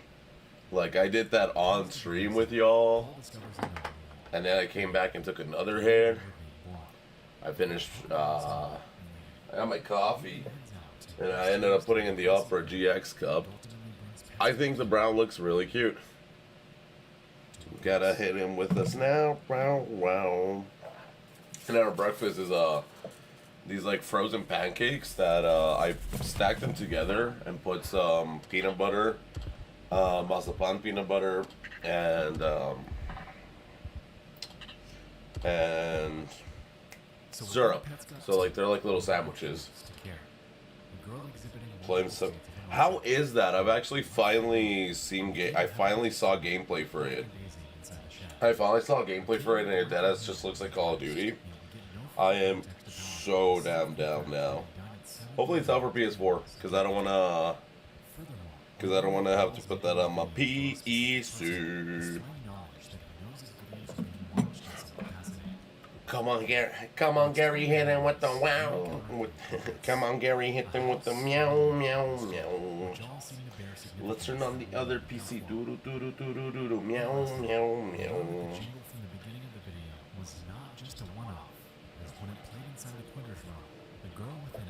There we go. So why did this happen? Why did that walnut Let me unclog my pipe. Had grapes for breakfast. Jesus. It's just an FPS, just like COD with operators, sadly. But guns go everywhere. Okay, as long as the guns go everywhere, I don't mind operators, actually.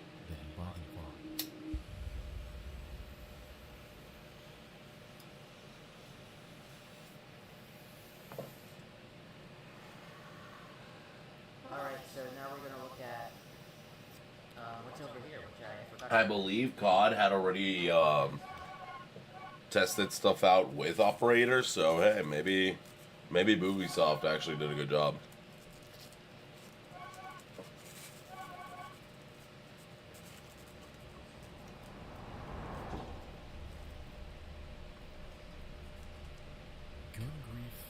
This is good. The phrase in the back wall, and also a quote from the story. Hmm.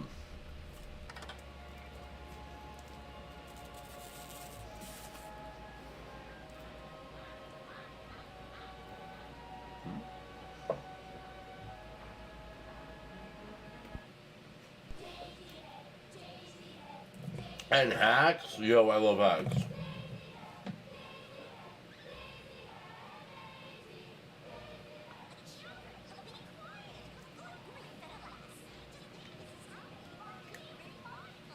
Okay, so I'm alright. This looks familiar. Ah, you can barely see it. Involves a little girl who suddenly Wait, I can loses probably. her head. Almost immediately, everyone in her school.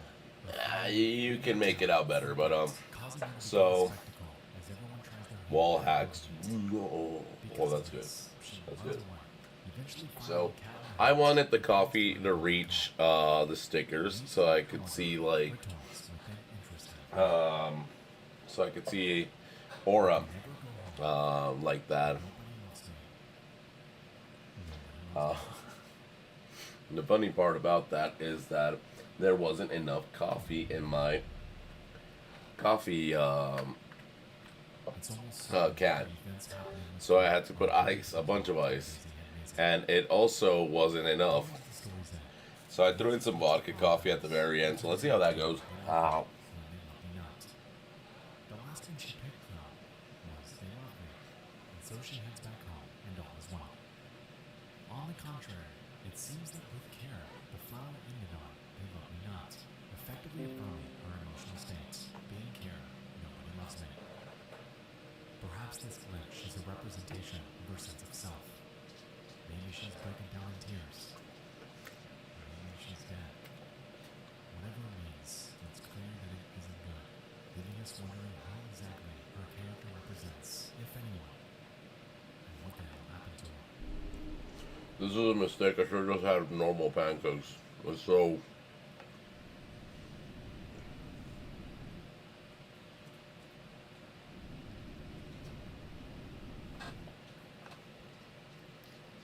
What was that for?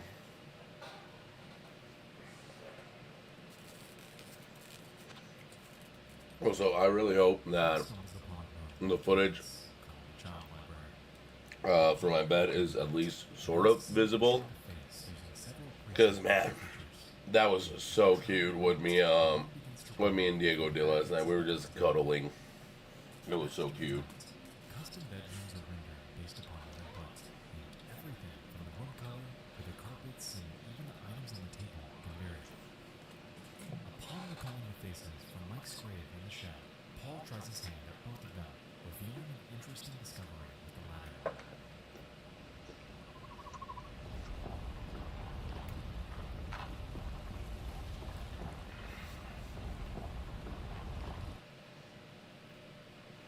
Here's the other room.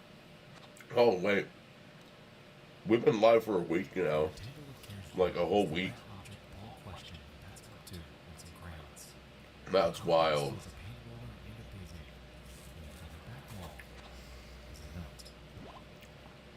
Your wife says care isn't growing eyebrows.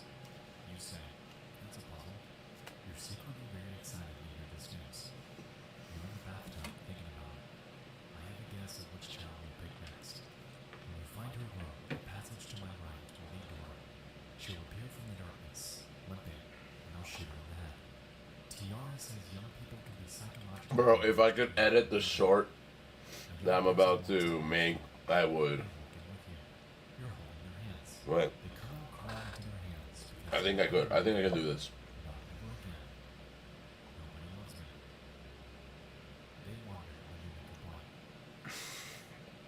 I was thinking about Turtle. I'd probably be finishing that up today. That as the new season, the drop of the new season, fucked me so hard, man. Like, if we had started streaming on Sunday, how we originally wanted to, it would playing Fortnite for as long as we did would not have fucked me over as much as it did. It would have fucked me over. Like, it wouldn't have really fucked me over because, like, we would have been finished with Cyber Sleuth like a whole day earlier. We probably would still just be finishing up today. But yeah, we would have been done if either A, I hadn't played Fortnite, or B, I had managed to. Fuck you, computer. But you had to update. Why'd you have to be in Windows 8, dog? If you had just been on Windows 10 from the very beginning, we would have all been good. But no, you had to go all the way down to Windows 8.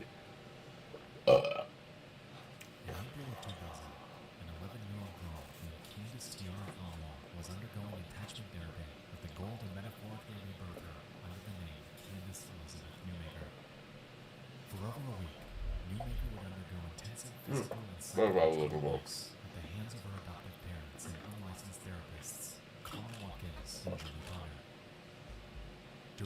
It's all your fault, laptop. Should have just been Windows 10 to begin with. I can't believe you. Alright, chat. We have 7 minutes to restart stream, or else we lose VOD. Hopefully, this will be the last stream reset. I'm going to load up a bowl so we could say, fuck YouTube, and take a hit within the first 5 minutes.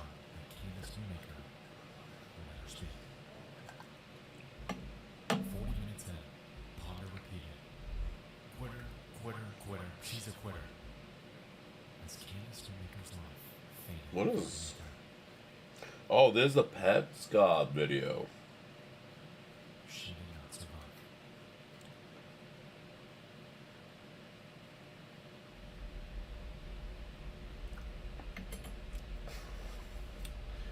Do you remember being born? I don't think anyone remembers being born, buddy. The connections between this order and Petscop were clear. However, in the years following Petscop's release, let's take out a little stabby stab.